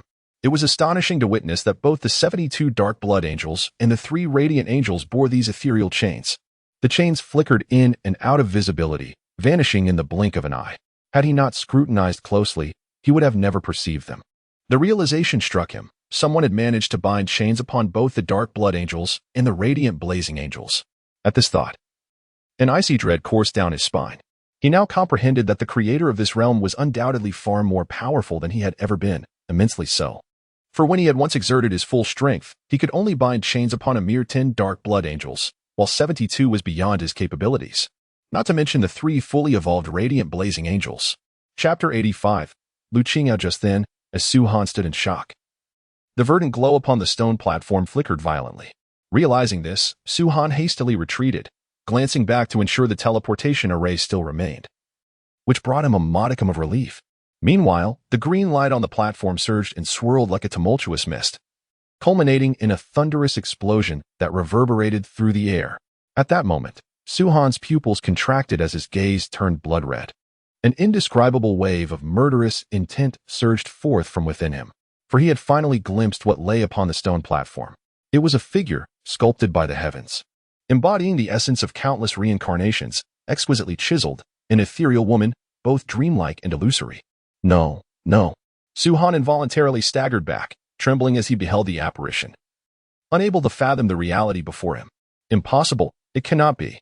Suddenly, Su-Han let out a hoarse scream. He clearly discerned the visage of the woman. Breathtakingly beautiful, a beauty beyond the grasp of language. Even in her stillness, devoid of expression and with eyes closed, she rendered the entire world dim in comparison. At this juncture, Su-Han finally understood the familiar sensation evoked by the green light and recognized why he had been haunted by indistinct calls in his ears. In the next life, may you remember a woman named Lu Qingyao. Upon a small boat, a woman leaned beside a young man, her fair hand cradling a somewhat tattered book, her lips parting to recite the verses inscribed within. Qingyao lived for only 2 words, Su-Han. In a hellish scene, the woman was drenched in blood, grasping the hand of the young man, who wielded a long blade. With a single stroke, he could cleave through the heavens and sever the ties of 3 lifetimes. If there is a next life, remember there was a woman named Lu Qingyao. Beside a black ancient coffin, the woman spoke calmly, and as her words fell, her slender form gently stepped forward, slowly lying within the ancient coffin. Memories of the past flickered before Su-Han's eyes. He could scarcely believe that the woman he had wronged throughout his life lay here, upon that stone platform, being honored. Qingyao, Qiyou. Su-Han's anguished scream pierced the air. As if responding to his cry, the 72 dark blood angels, who had previously bowed their heads in reverence, abruptly raised their gazes towards him. Save me. A voice, as ethereal as a whisper, emerged from the lips of these dark blood angels, echoing in Su-Han's ears. Not only them, but the 3 radiant blazing angels also lifted their heads, their eyes ablaze with crimson. Their hands reached out, seemingly attempting to grasp Su-Han, yet the chains binding them twisted their faces in agony. Save me. The same words escaped from the mouths of the 3 radiant blazing angels. Who is it? Su-Han held towards the heavens. He yearned to rush forth, to reach the stone platform, to grasp the woman's hand, but at that moment, his form felt as if it were anchored, utterly immobile. Boom. At that instant, the void erupted with a thunderous roar, a mass of oppressive black clouds swirling ominously.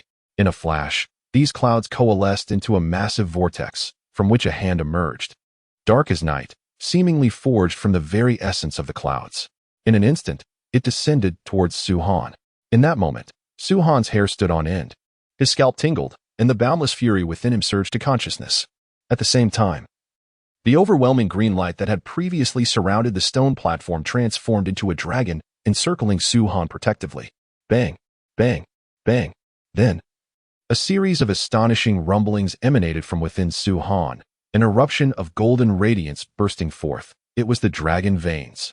Following the opening of the 89th dragon vein, one after another unfurled.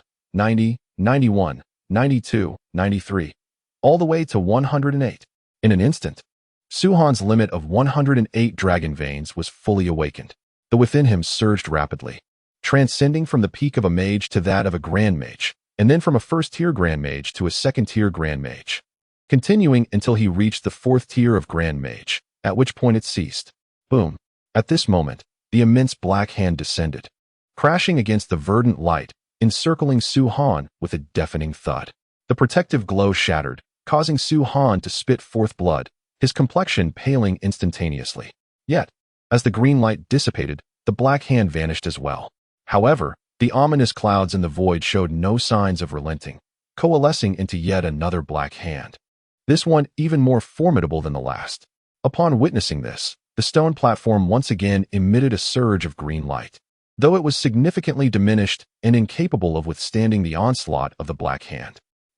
At this juncture, the 72 dark blood angels and the 3 radiant blazing angels let out anguished cries.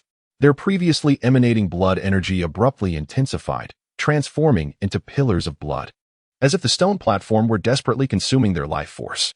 The emergence of these blood pillars shattered in an instant, morphing into a torrent of green light that once more encircled Su-Han.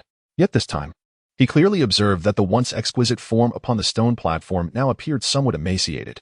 After all, Su-Han had once been the ancient emperor of the demon dragon, and he possessed an understanding of the scene unfolding before him. No, Su-Han cried out hoarsely as the hand above him descended once more. Yet it was once again thwarted by the green light. Almost immediately, a third hand began to coalesce from the black clouds. Su-Han realized that he had regained his mobility, and if he did not act swiftly, the green light upon the stone platform would still shield him. Or rather, the breathtaking figure upon that platform would continue to protect him. However, if this continues, with the diminution of the verdant luminescence and the depletion of the sanguineous essence of both the tenebrous blood angels and the radiant seraphim, the form that so captivates Su-Han's soul will inevitably disintegrate. Qingyao, I shall undoubtedly come to rescue you. Await my arrival, Su-Han declared through gritted teeth, lifting his gaze towards the firmament. Regardless of your identity, I shall assuredly not absolve you. With these pronouncements, Su-Han promptly turned and strode into the teleportation array. Chapter 86. Instantaneous decimation of a Tier 3 demonic beast. Following Su-Han's departure, the ebony clouds in the firmament intensified. With a metamorphosis, it was not a hand that materialized this time, but an enormous visage. Though referred to as a visage, its features were indiscernible, revealing only an approximate form. My ascension, consecrated for millennia, should there be a recurrence, I shall assuredly slay him. The resounding utterance emanated from the mouth of the visage, and upon its cessation, the ebony clouds rapidly dissipated. Upon the stone dais, the tenebrous blood angels and the radiant seraphim reverted to their original states, seemingly like automatons, incessantly channeling sanguineous essence into the form upon the dais. This form remained recumbent there, seemingly immutable since time immemorial. Unbeknownst to all, after the visage's pronouncement, the woman's eyelashes fluttered ever so slightly, and Su-Han, having entered the teleportation portal, found himself once more within the cavern. However, no sooner had he materialized than the teleportation array abruptly transformed into a verdant radiance, gradually contracting until it coalesced into a figure. This figure was an exact replica of the one lying upon the platform. Qingyao. Su-Han was taken aback, reaching out his hand to grasp Lu Qingyao. Lu Qingyao reciprocated the gesture, her exquisite countenance adorned with a smile that conveyed both contentment and regret, perhaps even a sigh. Their hands met, but Su-Han perceived only an icy sensation, devoid of the warmth he once knew. What ails you? Su-Han murmured. The figure merely gazed serenely at Su-Han, the verdant luminescence emanating from her gradually fading until it vanished entirely. Su-Han stood there transfixed, watching the woman's form dissipate, a profound sorrow welling up within him. In his recollections, millennia ago, Lu Qingyao had lain within a black coffin, departing from Su-Han forever. Yet Su-Han had always carried the black coffin, safeguarding Lu Qingyao's corpse with peerless jade ice, preventing its decay. But Su-Han, during his cultivation, had succumbed to demonic influence, his soul annihilated. Now reborn, none of that past had been brought with him. Su-Han had never imagined that Lu Qingyao's corpse would be taken away and placed upon that stone dais for consecration. After standing there for an extended period, Su-Han inhaled deeply and slowly emerged from the cavern. At this moment, Pang Qing and the others were standing anxiously outside the cavern, awaiting his return.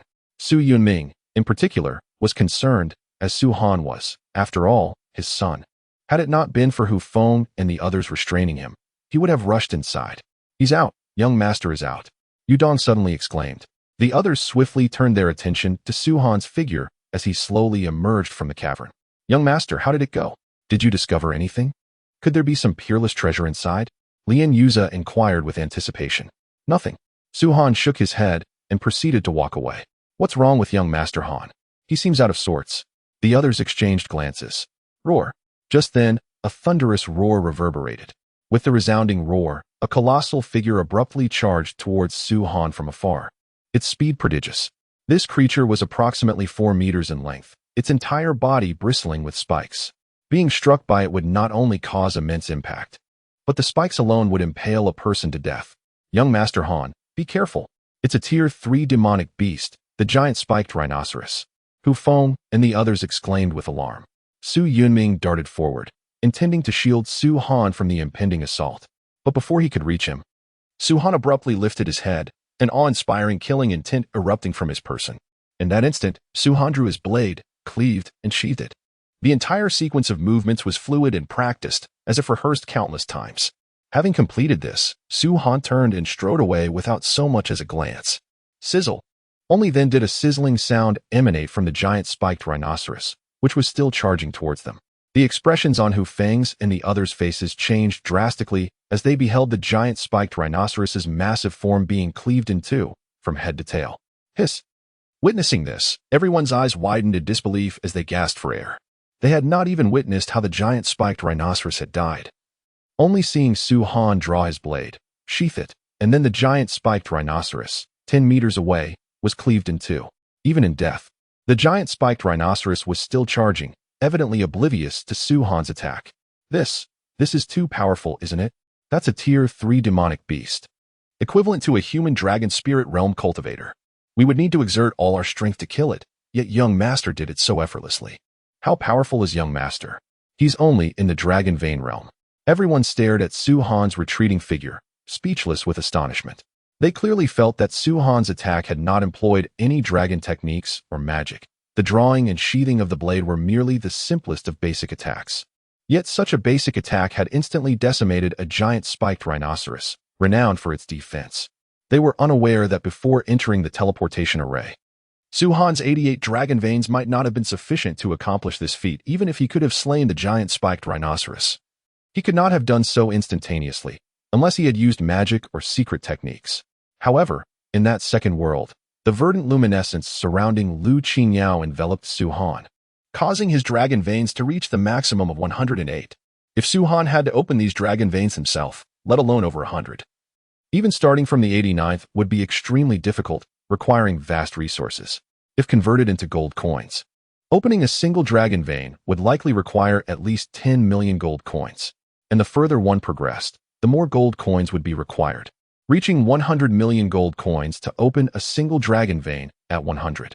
But the verdant luminescence of the stone dais, which could also be said to be Lu Qingyao's verdant luminescence, had aided Su Han. The reward was naturally commensurate with the effort. The more money required to open a dragon vein, the more powerful it would be. With Su Han's current strength, let alone a mere giant spiked rhinoceros, even the top-tier flame giant tiger among tier 3 demonic beasts could be instantly decimated. At this moment, Su Han's meridians had all been opened, and a vortex, imperceptible to the naked eye, constantly hovered above his head as he walked. The vortex, though small, was constantly devouring the spiritual energy between heaven and earth, channeling it into Su Han's body.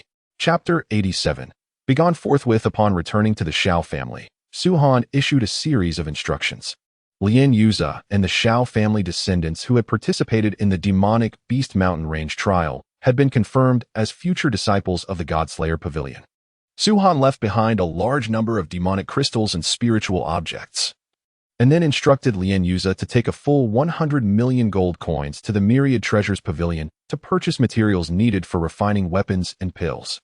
In reality, after this trip to the demonic Beast Mountain Range, he already possessed a large number of materials, such as demonic crystals and spiritual objects. If it were any other alchemist, these materials might not be enough for the number of pills required by the sect mission. But Su Han was different. He had reached the pinnacle of perfection in refining pills and weapons, and his cultivation had skyrocketed to the limit of 108 meridians. His success rate for pills below the gold level was completely 100%. The reason why the alchemy and weapon refining industries were so expensive was mainly because the success rate was too low. Certainly, even so, these two industries remain exceedingly popular in the Dragon Martial continent. At this moment, the demon crystals have been gathered, and the gold coins are in hand, leaving only the elixirs and weapons to procure. As for Lu Qingyao's situation, Su Han, amidst his sorrow, felt a flicker of ecstatic hope.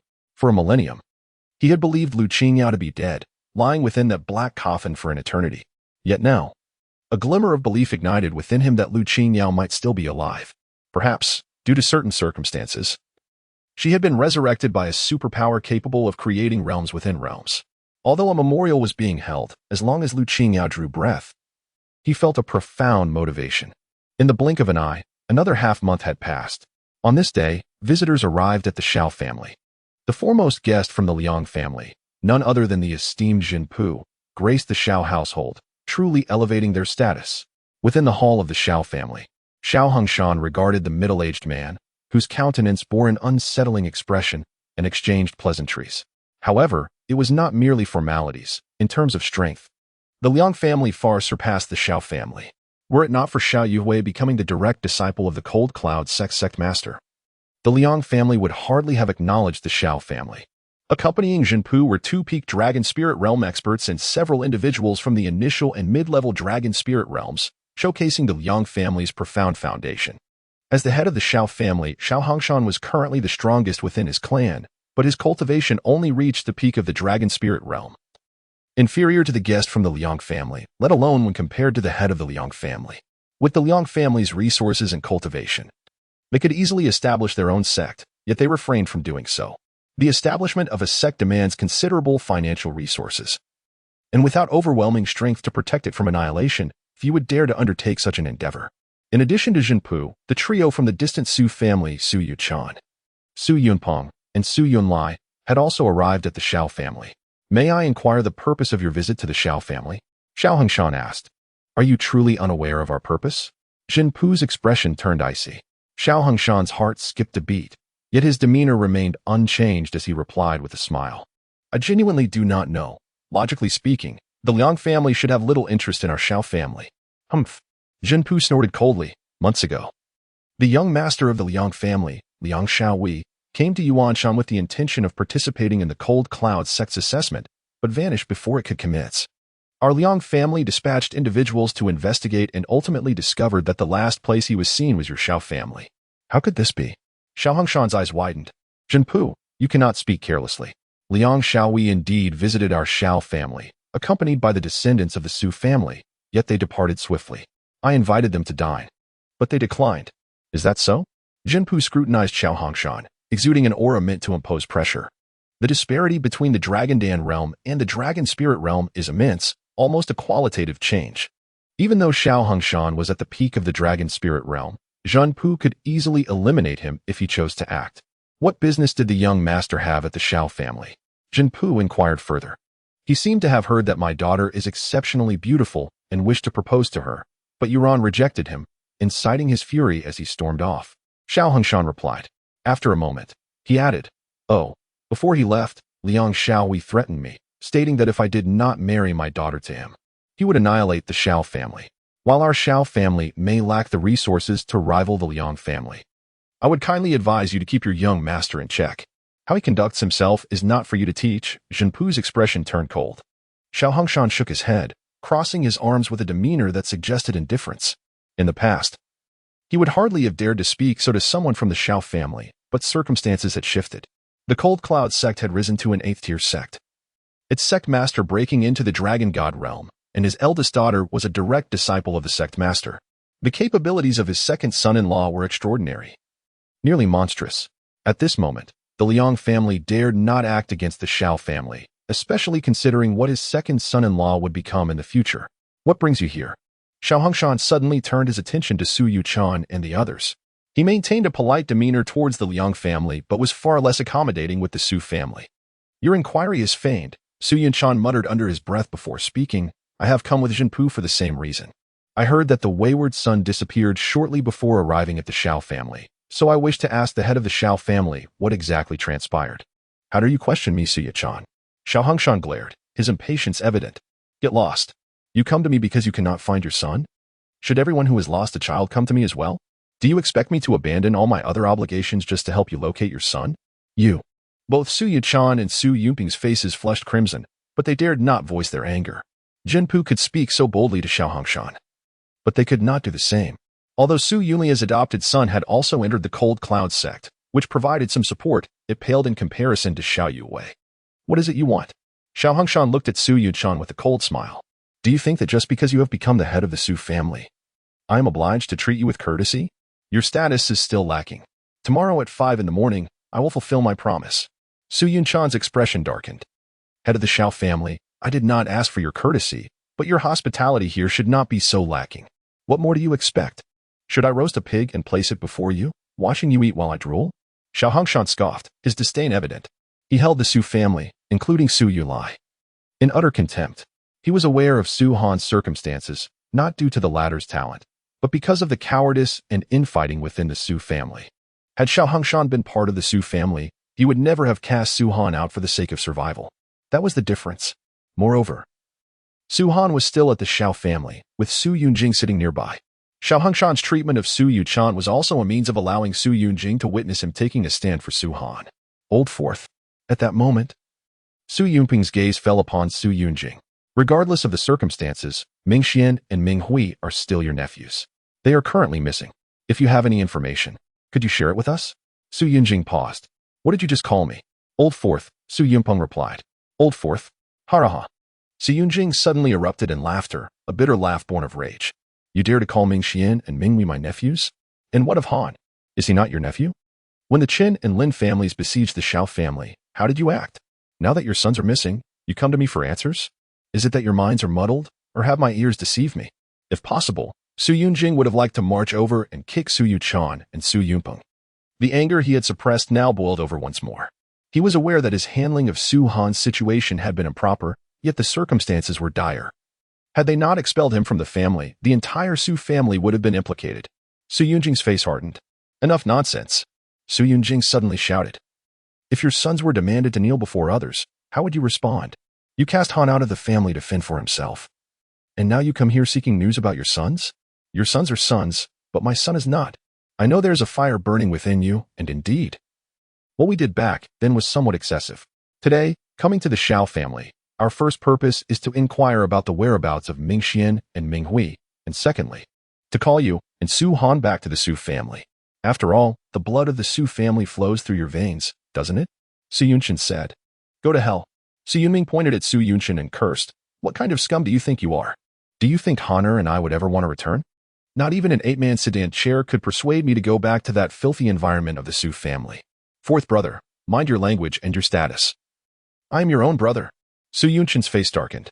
My own brother? Ha ha ha, Su Yunchen, if I were you, I would have found a rock to crash into long ago. Su Yunming's body radiated coldness. Having a brother like you, Su Yunming, it seems I was blind when I was reincarnated, to end up in the same womb as you. You. Enough? Su Yunchen was about to say more when Su Yunlai interjected. Yunming and Su Han do not wish to return to the Su family. There's no need to force them. Hearing this, Su Yunchen gritted his teeth, but ultimately closed his mouth. Su Yunming glanced at Su Yunlai, took a deep breath, and said, Su Yunlai, today I call you big brother once more, but only today, and only this last time. From the moment Honor and I left the Su family, we have become strangers to it. As you wish. Su Yunlai sighed, as if aged by countless years. He knew everything was beyond redemption, and regret was futile. Is there anything else? If not, then leave quickly, Xiao Hongshan added. What kind of mess have you made, causing such a stir in my in-laws' house? I really don't want to see you. Seeing Xiao Hongshan's dismissal, Su Yunchen and his companions were at a loss. They couldn't leave, as they hadn't gotten their answers yet. Su Yunchen couldn't help but glance at Jinpu. Xiao Hongshan, our Liang family has thoroughly investigated. The last place the young master disappeared was the Xiao family. If you don't give me an answer today, You what? Before Jinpu could finish, Xiao Hongshan's expression suddenly changed. All previous politeness vanished. Jinpu, my courtesy towards you doesn't mean I fear you. The Liang family may be a major clan in the city, but my daughter is a direct disciple of the Han Yun sect's leader, a super genius who has opened 10 dragon veins. You should know the strength of the Han Yun sect's leader, right? Dare to act against my Xiao family and see what happens. Jinpu was completely stunned. He never expected Xiao Hongshan, who had been so polite moments ago, to change his demeanor so quickly. Escort them out. Before Jinpu could speak again, Xiao Hongshan stood up, waved his hand, and walked towards the back. Gentlemen, please. Lian Cheng gestured towards Jinpu and Su Yunchen. Humph. The Xiao family sure has a grand manner. Jinpu stood up and snorted. Xiao Hongshan, don't think this matter is over. The leader of the Han Yun sect is indeed formidable, and our Liang family dares not provoke them, but I've heard that the leader is fair and just. If I find out that the Xiao family had a hand in the young master's disappearance, even the Han Yun sect's leader won't interfere. Don't blame the Liang family for being ruthless then. Xiao Hongshan ignored him, as if he hadn't heard. After speaking, Jinpu left with his men, though angry. He dared not act. If it were any of the other 3 major families of Yuanshan County, it might be different. But who could blame Xiao Hongshan for having such a talented daughter? Aren't you leaving yet? Zhen Pu had left, but Su Yunshin and his group remained seated. Yunming, we apologize for what happened before. Please let Su Han return. Get out. Before Su Yunshin could finish, Su Yunming roared. Su Yunming knew exactly what Su Yunshin was scheming. When Su Han had gone berserk and his meridians were severed, Su Yunshin and Su Yunpeng had schemed tirelessly for the position of the Su family head, wishing death upon Su Yunming and Su Han. Now that Su Han had shown extraordinary talent, they talked of apologies and returning to the Su family? Ridiculous. Seeing the situation was beyond salvage, Su Yunshin decided to leave without further ado. By the way, Su Yunming's voice suddenly came through. Su Yunshin, how does it feel to be the head of the Su family? Let me advise you, enjoy it while you can, because soon there will be no Su family in Yuanshan County.